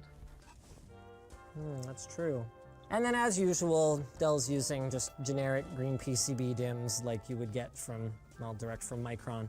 Overall, I am less disappointed than I was expecting. As long as you have compatible components, and right now the motherboard and the power supply are big question marks, this is a standard ATX-ish motherboard, standard ATX-ish power supply, and it is easily user serviceable if you wanted to add a hard drive or whatever the case may be. So the HP ordering experience was a little bit unique. The invoice still didn't have a full spec list.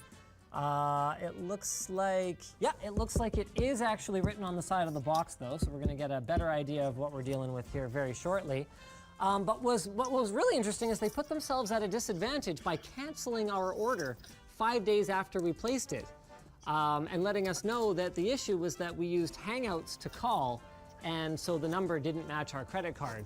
After we resolved it though, the system was shipped the next day, and so they still even with the 5-day head start that they gave everybody else, still managed to deliver the gaming system to our door, ready to be gamed on first. All right, we get a keyboard, a mouse, high quality. The packing job they did definitely gets extra points versus Dell, because while the quality of this material is slightly lower, like it's still a nice flexible foam, rather than the brittle kind, it's packed in tight. So once you close the flaps, there's no room for it to move around. 1, plug, 2, push button. So our final spec, 8th gen Core i7-8700, non-K, so it's gonna be about 1/10 the speed of the Dell then. 16 gigs RAM, 256 gig NVMe SSD, 2 terabyte hard drive, 2x2 Wi-Fi, and holy crap, HP is putting themselves in a pretty good position here to run away with this. This is equipped with a GTX 1070. Now the 1060 versus the 1070 is not a small step up. That K series processor that Dell upsold is going to have some serious performance benefits in order to outweigh the improvement in GPU that we get with our Omen here. Oh, that's nice. Carbon fiber replica. Actually, I'm liking their industrial design a little bit better as well, too. So I don't know what the deal is with the, oh, it's an optical drive. Includes an optical drive. Did the Dell even include an optical drive? Nope. If we're not making other compromises, it's better to have it than to not have it.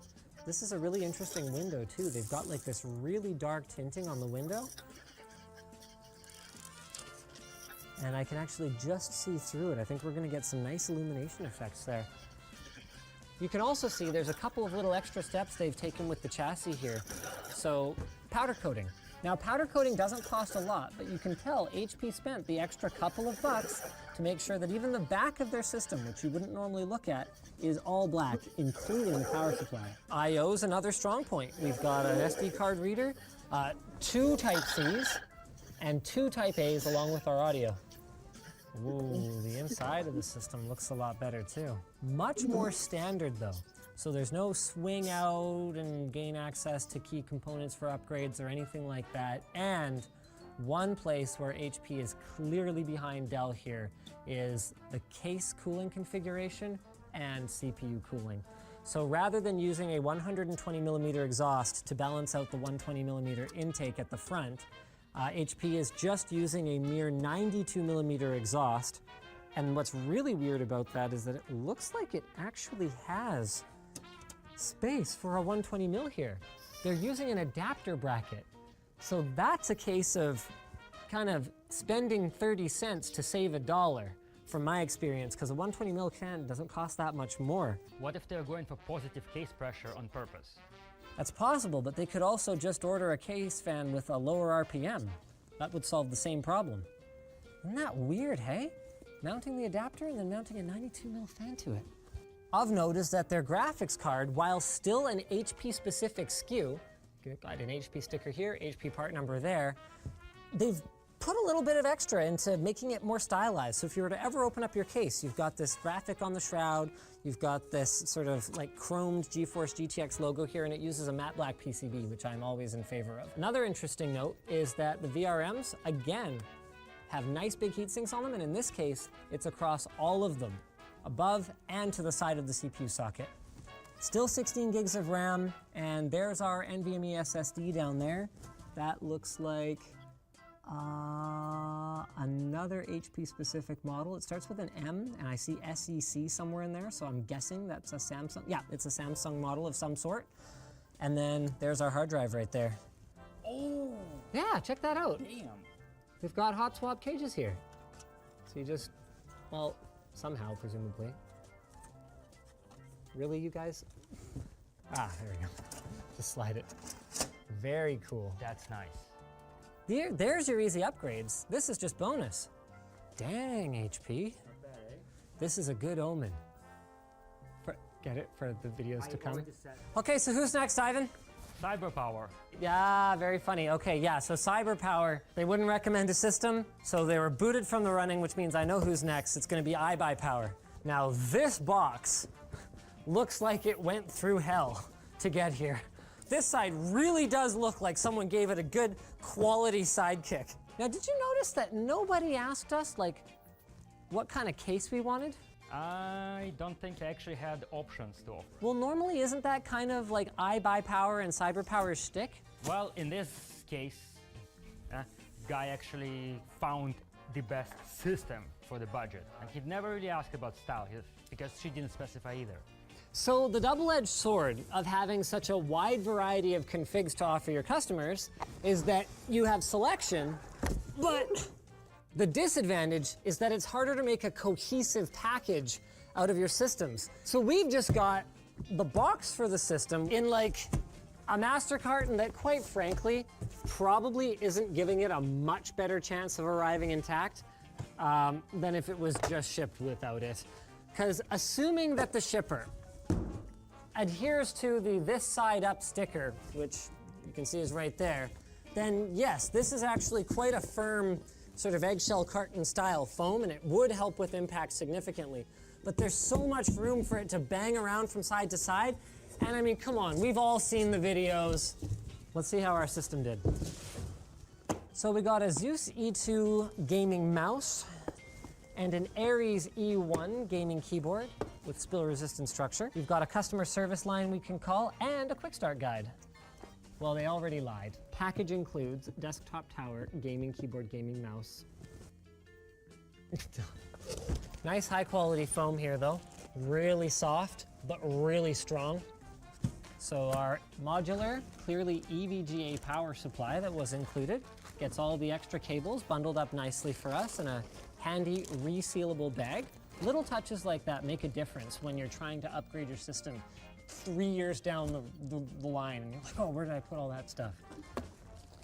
So we've clearly got an ASUS graphics card, MSI motherboard, EVGA power supply. They're all gonna be brands that you recognize. Again, this is one of the challenges with having any number of different case designs is you can't have custom packaging and you can't have custom brackets to hold everything together in shipping. So what they've done is they've included this foam packaging material inside to prevent your system from getting damaged in shipping. You'll also notice that these instructions are for this like ancient, I think that's a Raid Max case from like 15 years ago. Yeah. They don't correspond to the way that you would actually open this chassis. It doesn't have screws at the back and you don't need a screwdriver. That's something that I really think they could do a better job of for new users. To their credit though, we actually looked into using these at NCIX in the past and I had wanted to do it. Like if I recall correctly, these cost a couple bucks each. About $450 actually. $450? There you go. So that adds a significant amount to the cost of a system. But it's all about getting it there in one piece for the buyer. Wow, that is a very bare bones looking system compared to our HP Omen there. So just like our Alienware, we've got better cooling for the CPU, but we've compromised on our cooling for the CPU's VRM, which may or may not matter because what CPU is actually even in here? This is actually a 9600. A 9600? We'll check whether it's kilo or not. And remember, they sold it to us before it was launched, so we actually pre-ordered it. That would probably explain why, even though this is a fairly simple build, they still took, what, about 20 days to deliver the final system? Now, the thing is, what happened in the middle is that the PSU we initially ordered was out of stock. So they gave us a free upgrade to the 750 unit. Really? Yeah. That's pretty good. Speaking of the power supply, they've done a better job at the back of making sure that you use the correct video ports. So Alienware had onboard video, but didn't specify in their quick start guide where you should plug your monitor into. These guys say, hey, don't plug it in here. And they've got a sticker on the back to make sure that you don't plug in your system and run it before you remove the foam insert. Because I've talked to SIs before, it's like a big problem. People just turning the system on and letting it cook. Foam taking up the entire inside. In spite of the kind of bareness looking of it, it's obviously modular and easily upgradable because it uses all standard off-the-shelf components, and they're all from quality brands that I would trust. So we've got MSI motherboard, ASUS GTX 1070 graphics card to go with that 9 series CPU, A-Data RAM, Looks like 16 gigs of it. Corsair liquid cooler, EVGA power supply, and then we've got a Toshiba 1 terabyte drive for the back. This thing is gonna shred when it comes to gaming performance. And the processor is a K. The only drawback here is gonna be that this is a SATA SSD rather than an NVMe SSD, and that might affect system responsiveness, but from my experience, not much. Okay, iBuyPower's looking pretty good here. Yeah, that's a pretty poor application of that sticker. Yeah, they could have put a little more effort into that. I think it was Origin before Main Gear, right? Yes, it's Origin. Okay. So far, the unboxing experience feels pretty special, but based on what I'm expecting about the specs of this machine, it had better be really special. So they include what seems like a reasonable quality mouse mat. That's kind of nice to see. Did they ask for shirt size? Yeah, you get to pick. You told them XL? That was Janice. Thanks, Janice. So they actually benchmarked the system, well, somewhat in Cinebench. Yeah, so they're assembled on one day, QA the next, burn in and ship on the third day. Interesting. 450 watt Silverstone power supply. Again, recognizable brand names, MSI motherboard, and this is interesting. It's a Core i5-8400. So what happened here was we've got an 8400, which they upsold us, telling us it would be a lot better, which of course it would be, but it didn't technically fit in our budget. So we resolved to benchmark this system both ways, with what they upsold us and with what they would have originally shipped. And honestly, given that they did send it with a GTX 1050 Ti, I'm not expecting it to improve much. Remember, this is a $1,500 US system. And this poster, and what else you got over there? Scum Steam Code, a Star Trek Vanguard Starter Pack, and Shroud of the Avatar Steam Code, along with Call of Duty Black Ops 4. Still, these better be some amazing games on that 1050 Ti. Very high quality foam. Credit to them for that. And it was all packed tightly within the outer box. And credit to Origin. Their Chronos is a sexy little machine. A sexy little machine that probably should have had some plastic peel stuff on the front. See that? Oh boy, Origin PC. The thing with someone like Origin is that we are paying a fair bit extra for the custom chassis, and it has some cool features. So the Chronos, which we've actually featured before, has these magnetic feet. So all you gotta do is move them, and then you can have it in a tower configuration or a desktop configuration. And it is extremely compact. So this is the smallest of the systems that we've looked at today. It looks like it has managed to stay in position, and because they're using a PCI Express riser to install the graphics card, it doesn't seem to have come out yet. But given enough time, this would cause a problem. Please tell me we at least have 16 gigs of RAM. All right. So cooling, we've got an 80 mil in the front that goes directly over these perforated 2.5-inch cages for our solid state drive. Remember, that is a mere 120 gig solid state drive. Quality components, you got a Silverstone SFX power supply here, EVGA graphics, MSI motherboard, Kingston or HyperX memory with Origin co-branding on it. So this is again your motherboard accessories, your power cord, your extra power supply cables, and any documentation that came with your parts. Also, they throw in a USB drive. That's actually their recovery USB, I believe. Oh, okay. That's a nice touch. That is a nice touch, and it's 16 gigs. And then you've got their own AIO cooler. It's an Asetek-based unit though, so it's just fine. To me, the big disappointment was that our unboxing experience was marred by these handprints on our system, and that it seems like Origin gave up a lot to have their custom chassis with their fancy motherboard and ended up with a bit of a mis-spec'd system. Like I wouldn't recommend this to someone who's purely after gaming performance. This brings us finally to Main Gear PC. These guys were also right in that 20-ish day range, and they did a really excellent job of keeping us updated on the status of our order throughout. So after placing the order, they said, hey, You know, we've got your order. Hey, now your system's being kitted. You know, here's all the parts that are picked. Hey, it's assembled. Hey, it's shipped. And bippity boppity, here's our system. So right now, this is kind of Main Gear's competition to lose, because they definitely did the best job of the pre-sales experience. And honestly, so far the packaging I'm feeling pretty good about as well. This is a nice high quality foam. It's all packed nice and snugly within the outer carton. And there's a second internal carton. I think the odds of this getting damaged in shipping are quite slim. Okay, more solid packing materials. Really nice foam. Wow, these guys go all out. So they have also invested the, what did you say it was, about $400?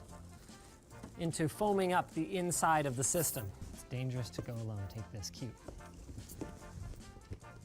Oh, you can tell they actually used the actual system that, I mean, not the exact one, but the same configuration for their startup guide. Also in here, our invoice, Windows recovery, documents and accessories, resealable, very nice. Got some motherboard cables, we've got case screws in case you ever want to upgrade. And then you got a pen and some stickers, a keychain, coaster. I'd say that's a B- mouse pad. It doesn't have a stitched edge, so it's going to fray more than the other one. You have C+. They write you a little note on the inside of your box. Enjoy, Yvonne. All right, before powering on, you must first remove the packing foam inside your computer. No real instructions on how to do it though. That's something that I think iBuyPower, for all the deficiencies in their instructions, did a better job of making clear. So this seems mostly designed to prevent the graphics card from moving around. Like clearly they don't think the radiator is going to come off or anything like that. So our config in here is an interesting one. We've got the best cooling for the CPU out of any of our systems here. We've got an overclockable CPU, so that's a Ryzen 5 2600X. We've got 16 gigs of RAM, non-expandable unfortunately. But then we've got a GTX 1060, Intel SSD, and then we've also got a Seagate Barracuda 1 terabyte drive for our games down in the bottom. I'm expecting this system to perform decently, but any points that Main Gear gained during the ordering process, they are probably going to end up losing in gaming performance. Nothing against AMD, but this CPU is not going to perform as well as our Intel-based machines in that particular application. And our GTX 1060, well, let's just say we probably would have been better off spending our dual radiator money on a 1070 and putting a stock cooler on it. Maybe. The benchmarks will tell the whole story. So that's it then. Ordering process and initial impressions complete. Let us know in the comments below who you think is going to be coming out ahead in our Secret Shopper Showdown. Next up is going to be customer support. How do they handle it if the system doesn't work 100% right out of the box?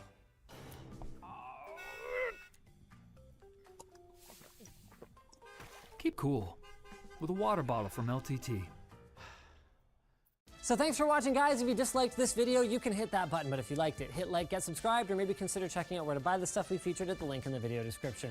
Also down there is our merch store, which has cool shirts like the one that I'm wearing under this, and our community forum, which you should totally join. While many of you build your own PCs, we've shown before that buying from a system builder can be a good way to save yourself some hassle, get extra warranty support on your machine, and, thanks to the economies of scale, even save a buck or two. But who exactly should you buy from? Well, to answer this question properly, we couldn't rely on cherry-picked samples where the system builder knows who they're shipping to. You know, some extra cable management here, a touch of extra overclocking there. So, as we learned over the last couple of Scrapyard Wars, you look like someone I know, Ash. That means that I couldn't be involved in the process at all, not even to get on the phone. So, we devised a plan. We recruited Agent Janice from accounting, equipped her with $1,500 US per system, and gave her a simple mission. As someone who doesn't know that much about gaming computers, buy the best gaming PC you can, following the advice of the PC advisors on the other end of the line. And I think the results here are going to shock you. They're certainly going to shock me because I haven't heard any of this yet. Ivan, you got the donuts and coffee? Because I think it's time for me to have a good old-fashioned stakeout. Let's do it.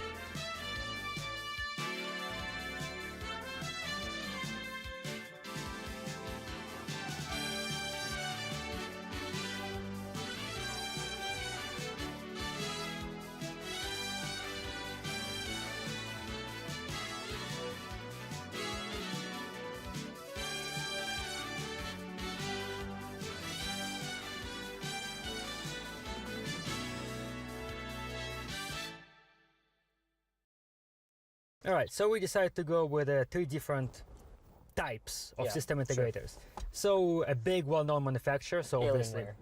and Okay. Hewlett Packard. Okay, and HP, sure. Yep. Then I'm envious already. I see what you did there. So then we went with the 2 high-volume manufacturers, such as IBA Power and Cyber Power. Sure. Okay. And then finally we more went. boutique? Yeah, 2 Where'd we go? boutiques. So we went with Origin and we went with Main Gear. Okay. Yeah. I have a feeling we're not going to be making any friends over the next half an hour or so here. Hold your judgment. Welcome to Dock Canada. You know, reach an operator. How can I direct your call today? Hi, I'm looking to purchase a PC. All right. Gaming time or non-gaming computer? Gaming. Gaming. It's like these people have never heard of a computer before. It's a gaming type of a computer. You heard it here first. Okay. So, is it going to be the gaming computer? Yes. Yeah, The he's gamer. an avid gamer, so. And you need a laptop, right? No, I'm looking for like a PC. Desktop? Monitor? Monitor? No, just the box. Laptop, right? What? No, Second time. a desktop, please. Okay, desktop is that's a tower, right? Yeah. Yeah. For those who didn't know. So let's just go ahead and check one good laptop for your brother. One moment. What is it? 3 times. Did you just try? Did you just try and sell her a Did you say laptop again? desktop? No, sorry, the laptop you said, right? You need a laptop, you Holy! said, right? 4 times. No, a desktop, 4. please. Desktop, okay, all right, one moment. Desktop is like a tower. I just learned it. Yeah, I'm looking to. On Dell.com. He's been gone for 30 seconds. Yeah, with no elevated. So, He's back. And he's back. Desktop, it's a new Alienware Aurora. He's not even desktop, like, hold okay? on a second. So Let me it's get. specially designed for the people who love gaming, who just want to do gaming on the desktop. And this is faster and amazing. This holds good for at least for next 7 to 9 years. Okay. Where's he 7 to 9 years. Where's he pulling these numbers from? Like, that? There is no way that that isn't out of the script. But if you pay just $100 extra, you can go for i7-800K processor, which is like 10 times faster than the previous one. However, the first one is also the faster one, but 8700K is the latest technology to boost the performance of the desktop. You heard that here first. Okay. It's like 10 times faster than the other one. Like 10 times Like faster. the $100 other more. one. Great deals. I will just put this call to my services expert. He will just have a word with you for a minute. Then he will Wait, what? He's passing her off to someone? Okay, sure. Yep.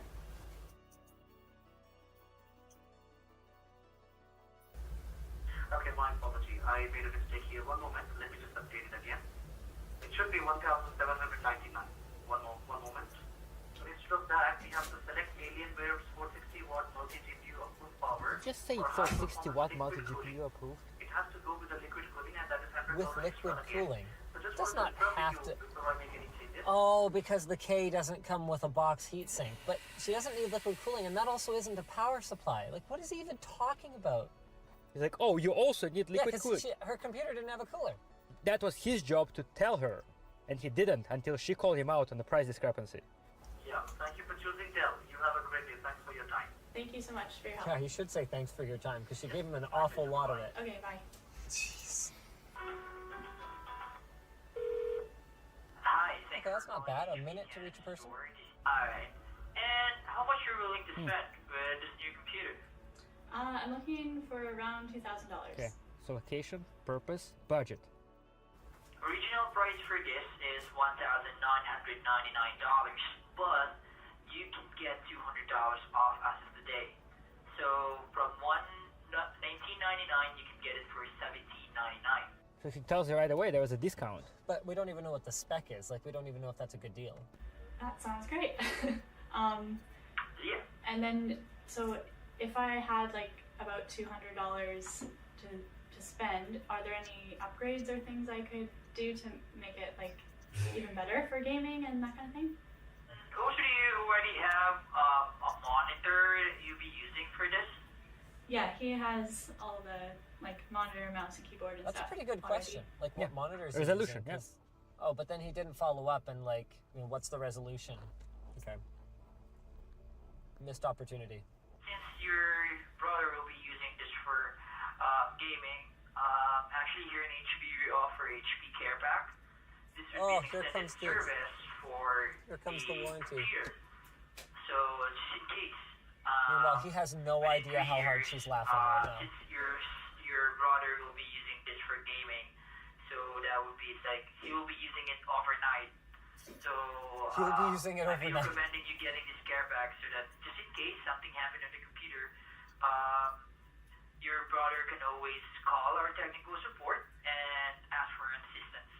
Alright. Well, let's see how many times they try again. Alright, so let's go ahead and complete this purchase. That was it. Wait, what? They're clearly doing it wrong. What? We still don't know what the specs of the system are. They just sent us a link. And they said this is good for gaming. Didn't specify the resolution. Wait, so did he send her a link? Like, is she looking at the system? Or no, he's getting her email now. So we still don't know what system we're buying. But he already found her a solution that says has the best specs for gaming and has a deal on it and will fit within $2,000. Let's see what he sends. So that's a gamble. Because if he gets it wrong, he looks like an idiot. And if he gets it right, then we just had a really streamlined experience. That's what it comes down to for this one. All right, who's up next? Hi there. I'm wondering if you can help me with. Wow, live gaming person just PC. picks up the phone. I'm looking for one for my brother. That's pretty good. And I don't really know that much about the different components and things. We don't make recommendations on what parts you need to get or you do not need to get. But if you need a question, I will try my best to answer it for you. Hold on, did I just hear it right? What? The salespeople do not do recommendations? Okay. What PC would you recommend for around $1,500 for a gamer? Yeah, we don't make recommendations. The best for gaming system, there are two things you really need to look for. One will be the speed of the CPU. Two will be the speed of video card. For gaming-wise, for Intel, the best CPU will be the i7. Technically not wrong, You but can start with any of the Z390 chip packages, and then start. Once you click into any of those packages, you can pretty much pick and choose whatever you want, and our site will provide you. Totally understands that 390 chipset intricacy right now. yeah, obviously. Which, to be clear, is not us ripping on Janice. That's just like, you can't expect normal people to know what that is. The best way will be for you to check with the game maker for the games that he wants to play the most to find out exactly what parts they recommend you to get to run their games at the setting that he wants Okay, to so play I'll at. call up Chris Roberts from Star Citizen, right? Yeah, Yo, dog. Chrissy, Yeah, you know, like... that game that you haven't finished yet. Oh, well, it's only been 8 what years. graphics card show you? Wait, so that was it? That's the end of the call? That's it. We did, Just like, he can't even, what even happened there? Like, so what, did we just not buy a system? Like, did CyberPower just lose an actual sale? Because just to be very clear to the viewer right now, we are spending our actual money to buy these systems. They actually get our money. And CyberPower just didn't get our money because they couldn't pass the most basic hurdle in the sales process. I have money, I need system. You word say, I money give. Easy peasy.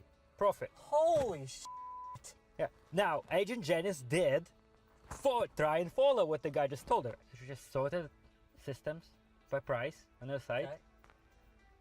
Their site is a hot mess, though. Yeah. It's like, looks like a freaking Walmart flyer or something, you know? Like, imagine somebody with like 1,500 hard-earned cash just being subjected to this. Like, oh no, just Google it, basically. Yeah, basically.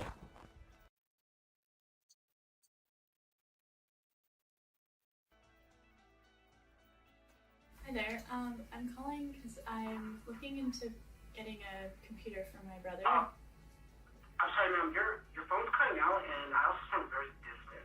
Oh, sorry. Is it any better now? Okay, well that's pretty good. We go straight to a live person pretty much. Yeah, 10 seconds is like barely a wait. Yeah, that's great. Okay. Yes, I can, because the phone is cutting out quite a bit. What I can do is I can email a bill to you that would suit the needs. Can you tell me what games he plays?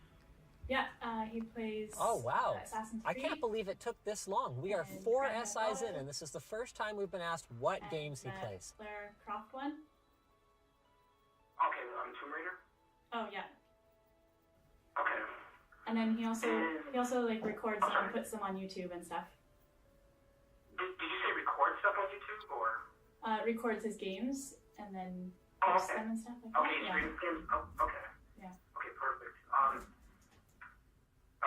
Okay, perfect. So then, I probably get a system budget around 1,500.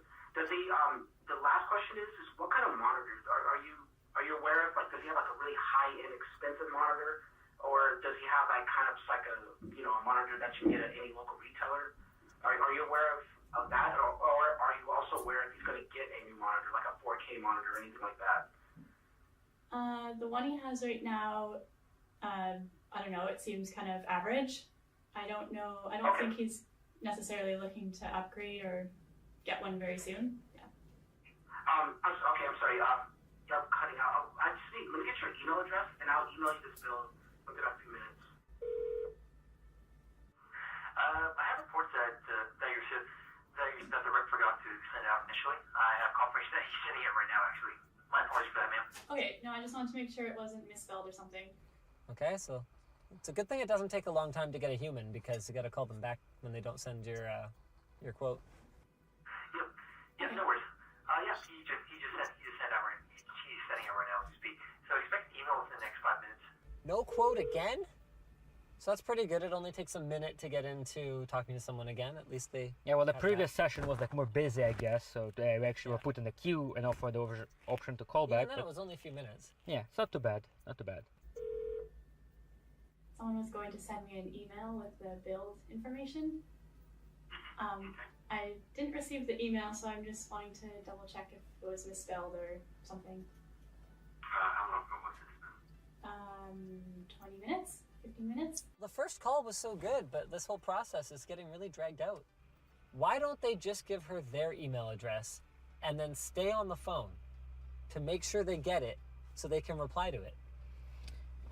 Like, if you're ever not sure, that's like 101 level stuff. So she did get the quote, she did get a list. Okay. And they actually sent her a link to their configurator with pre-selected parts. Okay. Yeah. And what was interesting is 9000 series part was listed in it. Really? Even though it that's wasn't the, launched yet? That's the quote he sent us. So they're pre-selling it? Yeah, so pre-ordering essentially, but within a full system. Interesting. All right? I mean, they were announced, right? But these Yeah. guys had it for sale with pricing. I mean, it's system integrator pricing, but nevertheless, you got it. Okay. All right, so we're just going to not modify anything, just click as is. This is what the guy told us. Okay. Fits the budget. Let's go. Okay, done. Next. Next system. That's pretty quick. 10 seconds from the auto router to Okay. live person. Okay. We can definitely help. Do you know if you're looking for a desktop or a laptop? Yeah, desktop. Okay, so then that would take you to kind of like the custom design section. This is just aesthetic choices, so I would skip those for now. You could always go back and Okay. Wow, he's not trying to sell the paint job too hard. Yeah. See, So this he's is a way guiding smarter her. way to do it. Just have her look at it at the same time. Yeah, he's Yeah. guiding her to the site.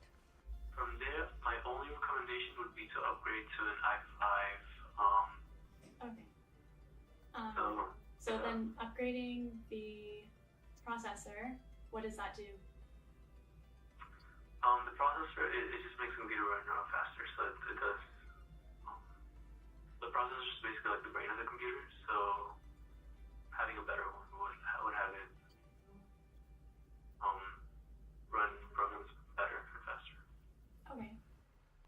For $1,500 $1,500? US. I mean, that's a good recommendation to upgrade, but like, did he That's say 8,600K? As an upgrade. What does she do? What is 8,400. What is she doing buying a Z390 motherboard for a Core i3? Because 90 is bigger than 70, okay? So it's Yeah, but you better for don't- gaming.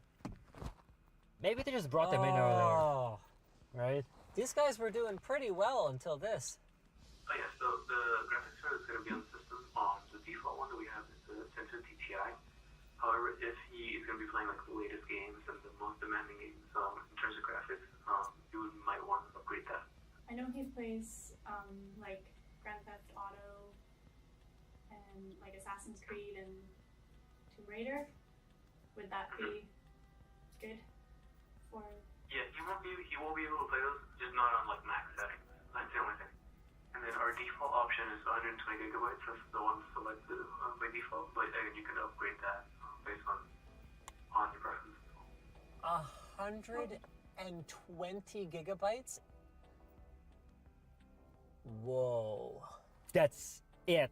There is no storage in her system at all. Just 120 gig SSD if I heard it right now. But yeah, other than that, we have our warranty options. We have lifetime 24/7 USB support. So if you have any problems with the system, you can always call in, and we'll have a representative guide you through the process. Or if you would need to send the system back to us, you could. I mean, I will say this. I can understand based on how much more, like, even though he doesn't sound enthusiastic, he does at least sound knowledgeable. His explanation of the importance of the CPU and like what it's for and all that It's stuff the brain of the computer. He knows how to explain it. was like you know. fine. Yeah. So I can see why people might buy from a boutique rather than from a tier one, and certainly better than iBuyPower or Cyberpower. and certainly better than CyberPower. But then again, iBuyPower guy did know. Oh what- yeah, iBuyPower Yep. knew what was up. He knew Yeah. what's up. Okay. Okay. So main gear, like 15 seconds That's from quick. operator to live person. Yeah, that's not bad. So if you know what like types of games that he will be playing, That's a good question. Types of games. I would recommend you go with the Vive, which is under our gaming desktops. It starts at 825. That's pretty. I didn't know Main Gear had systems that like $800. I mean, I'm pretty sure it has i3 and 1050 non-TI. Yeah, but that's with $800. Once you upgrade it, it should be decent. So if you would want to keep it, below 1500, I would say Wow. go with the Ryzen chipset. She just got recommended an AMD system. Wow. For $1,500. With that said, at $1,500, you could really go either AMD or Intel. But the fact that he brings it up at all. This is for RGB. If you want an RGB. RGB. For gaming. Control the lights with it. If it bothers you, well, after a while you can just turn it off. RGB bothers me. If it bothers you after a while, you can turn it off. Take up 8 gigs of memory, but it's gonna probably get to that point. So if you want a future proof, we recommend customers to go with 16. He said the F word, but I think he said it in a pretty appropriate context. Future proof is a fallacy. Now keep in mind, like this conversation is happening after hours. Their office is officially closed for business. Really? Yeah. Oh, wow. Black Friday is around the corner, and we're definitely gonna have deals around that time. So He's actually trying to save her money. Black Friday. Wow. He actually Dang. tries to save her money. toward Black Friday, we're definitely gonna have more deals around that time. Next up would be the wireless adapter. So the board that you have, it does not have a wireless. It doesn't come with wireless, but if you're gonna, I'm guessing he's gonna be plugged in via Ethernet cable, so he probably won't really care about that.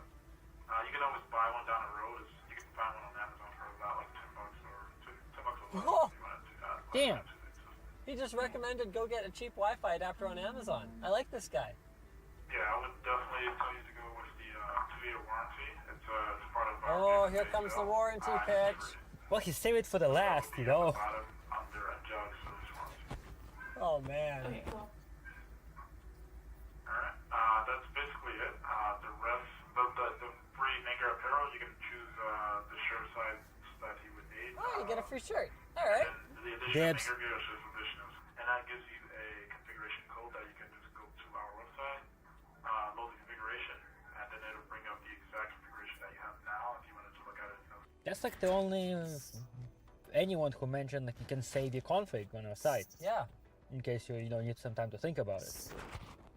So I wouldn't have expected one of our boutique SIs to be the most low pressure, straight talk sales experiences. So bottom line here is Main Gear absolutely ran away with the pre-sales experience. I concur. I mean, that was awesome. Non-condescending, straight to the point. Nope. I like it. I'd say Origin was really good as well, if we're ignoring the config. After that, boy, it gets tougher. Like HP was an okay buying experience, I guess. Minus the part where like she was not told what she's buying like ever. Yeah, minus until that. she got invoiced. Yeah. And then I mean, iBuyPower, if that had a bad connection, I mean, they were probably fine. Yes, and to Pretty give benefit of straightforward. the doubt, they just maybe misspelled the letter. The ones that really lost here, though, Alienware and CyberPower. Those guys need to do better, straight up. Can your hoodie do this? Maximum Package, the WAN hoodie by LTT. So thanks for watching, guys. If you disliked this video, you can hit that button. But if you liked it and you want to see more Secret Shopper, hit that like button. Get subscribed, or maybe consider checking out where to buy the stuff we featured at the link in the video description. But you should probably wait until we get to the part where how good they are for gaming and all of that. Also linked in the video description is our merch store. It has cool shirts like the ones that are probably under the attire we have on over top, and our community forum, which you should totally join. Now, Walmart doesn't sell their gaming PCs in Canada, but there's no way that that was going to prevent us from getting our hands on the next generation of overpowered gaming PC. Now, I have heard through the grapevine that the Walmart gaming desktop PC, as they call it, might not be all that it was cracked up to be, but I have intentionally sequestered myself. I have not watched Gamers Nexus or Bitwit's content on this so that I can experience it for the first time in all of its glory for myself. Now, Ivan, you have already peeked under the hood, have you not? Yes, sir. Don't spoil it. Aye, aye.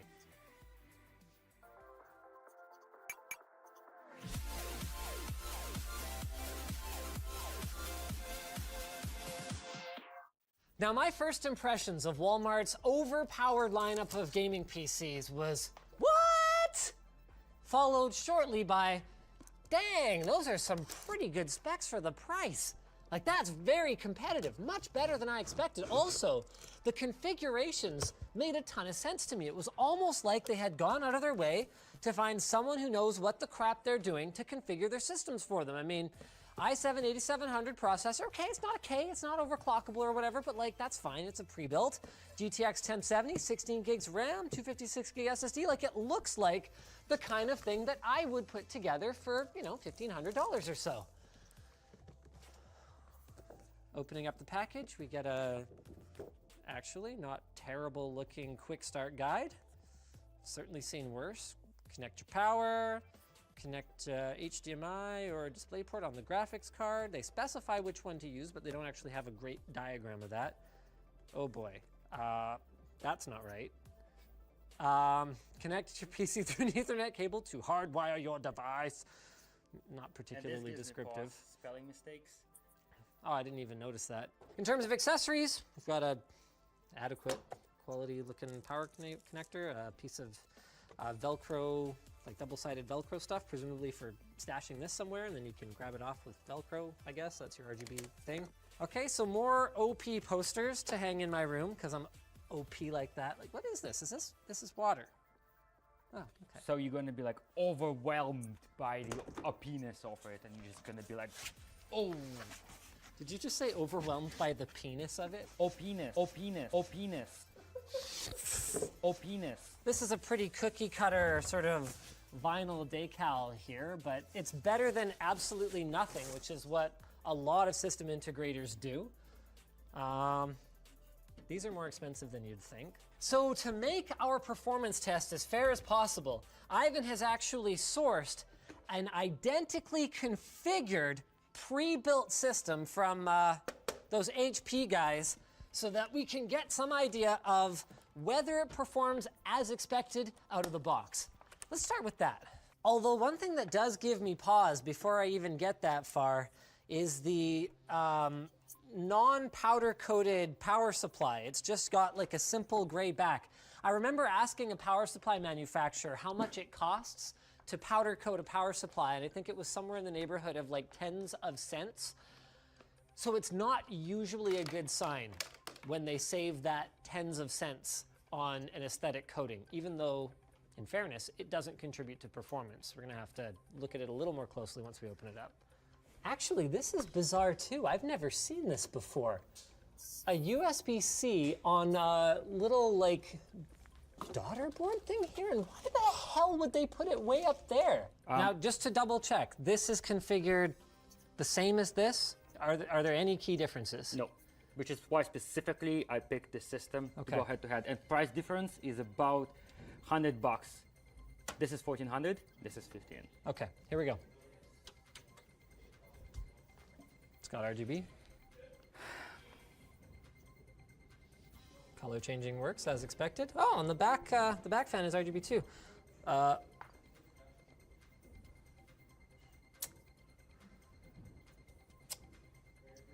What can happen sometimes in shipping is, okay, well, I've never seen it like that before. Like, neither have I. It has latches. Yeah.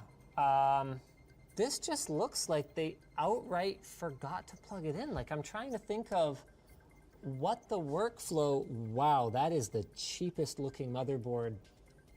Maybe not that I've ever seen, but wow, is it ever damn close.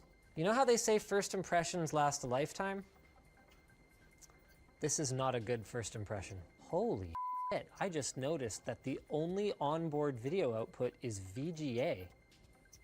I mean, not that it matters, we wouldn't be using the onboard video, but like, what year is it? Oh, the year's right here, manufacture date, October 2018. No, I didn't go back in time, I just thought I did, because that was a VGA connection on there. All right, what game are we starting with? Or should we just start with like a CPU stress test? Yeah, let's do synthetics. Okay, Cinebench. Okay, we're in the home stretch here, and this is about as neck and neck as I think I could imagine it being. Okay, yeah, $199 for the Walmart overpowered PC. $199 for our Omen.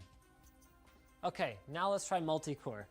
Interestingly, our overpowered PC actually came out ahead in this one. 1312. Whoa, you want to punish it? All right, fine. I mean, it's fair. IBT is a fair test. So I'm going to open Task Manager as well, just so we can verify that our CPU is 100% loaded. Okay, so right now I'm at 4.28 gigahertz. What are you at? 4.29. Okay. Keep in mind this has a per core monitoring as well. Okay. My system took longer to start the test. No, it's being hit now. It's all loaded into RAM. I'm at 4.1 gigahertz. So I'm running faster than you. So have they configured this system to use an all-core turbo on those VRMs? Now the thing to note is that our Omen desktop is actually adhering to Intel's spec, while this one is technically kind of overclocked in a way that some aftermarket motherboards will be configured out of the box to operate. Something to note though is that while ours seems to be working fine even in an all cores loaded stress test, your mileage may vary. We might get a really good CPU that handles all core turbo just fine. Your system might be unstable. I mean, we can only judge what's in front of us though, and so far, this thing is managing 4.1 gigahertz, all cores loaded on its 8700. And with temps that are in the 50 degree or so range. So to put that in context, that's probably about 35 degrees above ambient. It is pretty chilly in here today. No! The front ports are all USB 2. That's why they have that weird USB 3 thing on the back. Why would they? How can you ship a system in 2018 with USB 2 front ports? That's why they had the internal header free for that weird thing at the back. They don't have front USB 3. What is this? Why did they create 4 partitions for the hard drives? What possible purpose could that serve? They do know that partitioning a hard drive doesn't do anything, right? Like with respect to reliability, ease of organizing files. Why would you do that? Maybe make it easier for people to compartmentalize their files. Like it's called a folder. Now we're not judging game loading times here just because Shadow of the Tomb Raider is installed on a hard drive here and an SSD here, so let's ignore that, but that doesn't affect gaming performance.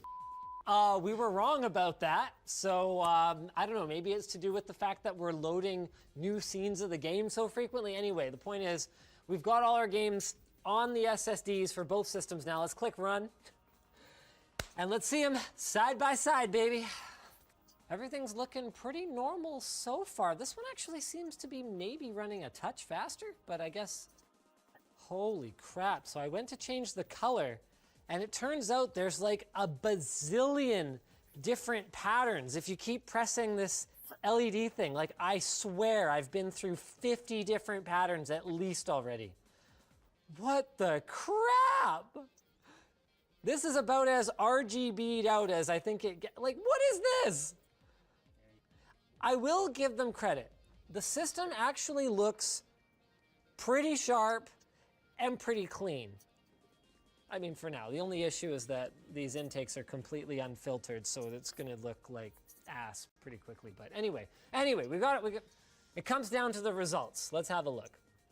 Average FPS, 86. Mins look reasonable. And things do not get any better in Assassin's Creed Origins. This is at Ultra 1080. So everything looks fine. 63 FPS compared to 71. Okay, yeah, that's an improvement. But if you look a little closer, the CPU frame times are 15 milliseconds, whereas our CPU over here is 9. So you can clearly see the GPU is the difference. So that's where our frames per second actually isn't that much higher over here, but our CPU is performing way better for some reason. Okay, bringing us to our last one, Deus Ex. Same thing here. If all we look at, this is exactly why you can't just trust average frame rates.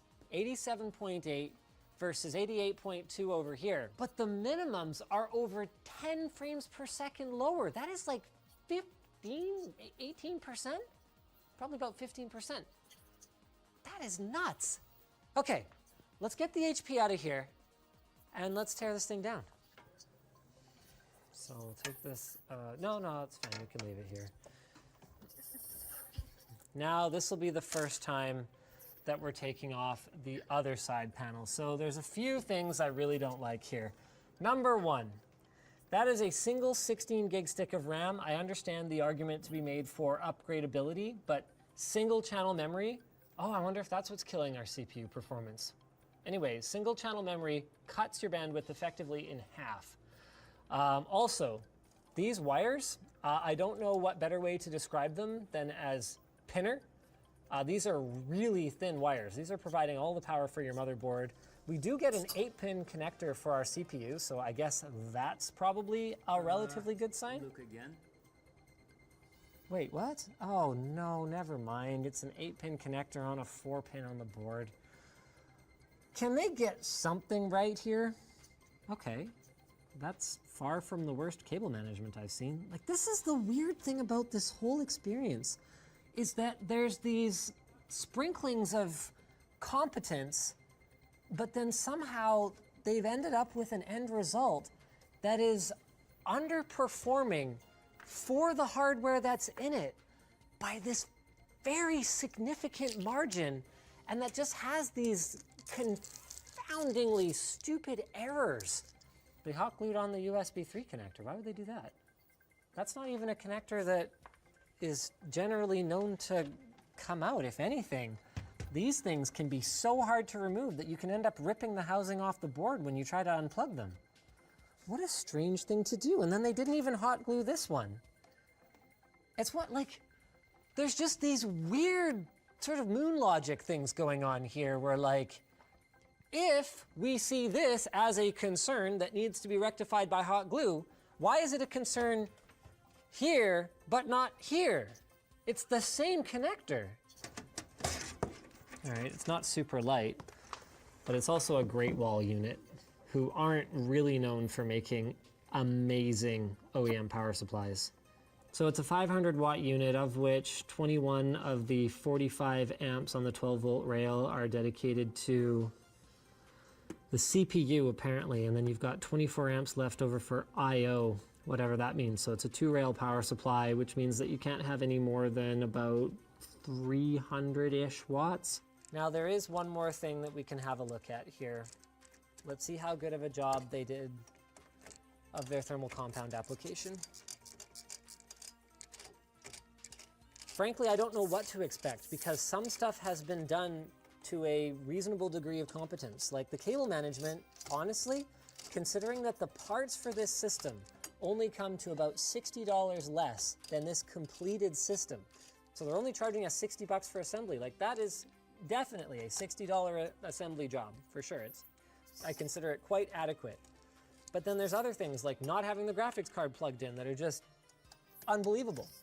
Yep, no concerns there. This was probably the pre-applied thermal compound on this heatsink though, so it's a little bit of a heavy application, but it's quite thin where these direct contact heat pipes actually touch the integrated heat spreader, so I have no concerns there, and I didn't see anything about the thermal performance of the system that raised red flags. And that's the thing, is I think the bottom line here is that even though they're not really making a huge amount of margin on this thing, and they're not charging an unreasonable amount for what you get, there's just these gross errors in the configuration of it that make it impossible to recommend. USB 2 ports on the front panel. What is that? And the motherboard, it needs a significant upgrade so that you don't have to give up performance in order to get upgradability. You should be using a proper board with 4 memory slots, and while you're at it, a little bit more expandability. Like what it really feels like to me is that they blew the motherboard and power supply budget on RGB lighting. And I get that RGB is like for gamers, but first and foremost, gamers need performance and stability. And right now, this system just has too many red flags for me to possibly recommend it. And this whole thing is unfortunate because I had really wanted to be the contrarian. You know, I thought maybe Steve was being too nitpicky or something. Not that Steve would ever nitpick on a minor technical detail, not Steve. But I thought maybe he was being nitpicky or something like that, but I'm just in a position where I'm just not comfortable telling anyone to buy this thing either. No, not in the bag. Oh, my sticks. Oh, that's much better. So thanks for watching, guys. If you disliked this video, you can hit that button, but if you liked it, hit like, get subscribed, or maybe consider checking out where to buy this. I don't know if there's anything in this video that we featured that I would necessarily recommend buying at this point in time. But maybe we'll put like something fun down there. While you're down in the video description, you can also check out our merch store, which has cool shirts like this one, and our community forum, which is definitely worth joining. See, I was gonna be like smart and give you a hint about like CPU performance. Like, what were you before you met Yvonne? What, sorry? What were you before you met Yvonne? Single? Channel.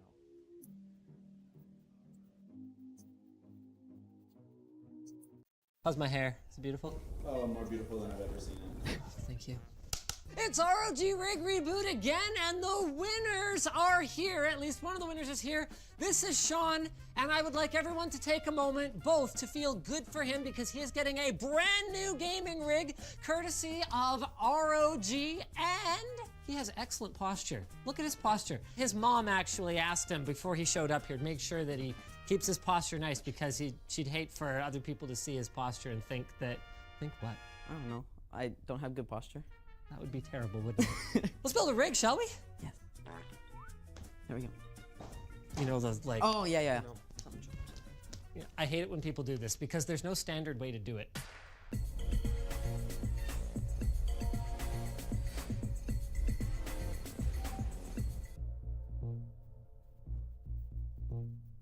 So here's a screwdriver. Psych, you're not ready yet. So, Sean, where are you from? Maple Ridge. That's where I'm from. Did you go to Garibaldi? No. That's probably just as well. I went to Garibaldi and we all kind of see how that worked out. Have you ever built a computer before? No, never. Have you at least watched a build video before? Oh, no. Yeah, I watched the ROG ones and then the Super RGB one.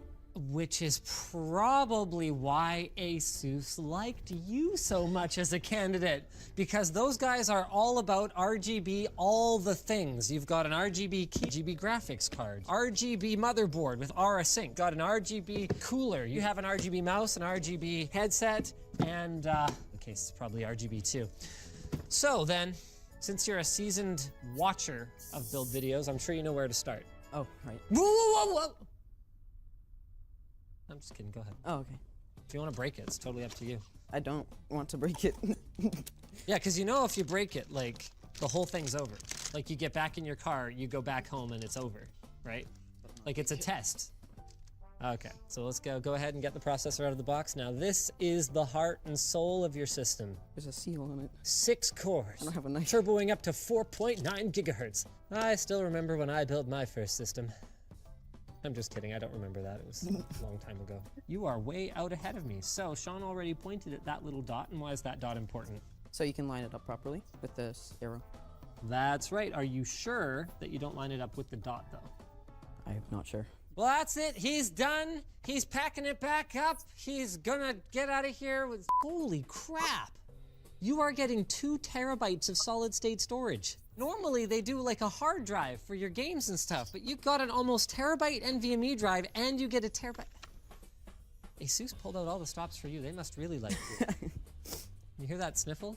That's his case of the crappy systems. I'll stop sniffling by the time this build ends. All right, now I know Maple Ridge kids fall into one of 2 camps, the ones that play with knives and the ones that play with fire. So which one are you? I don't know what's the right response. Only in the wrong hands. Yeah, is that because your dad's sitting there and you won't admit it? No. So which sticks go in which slots?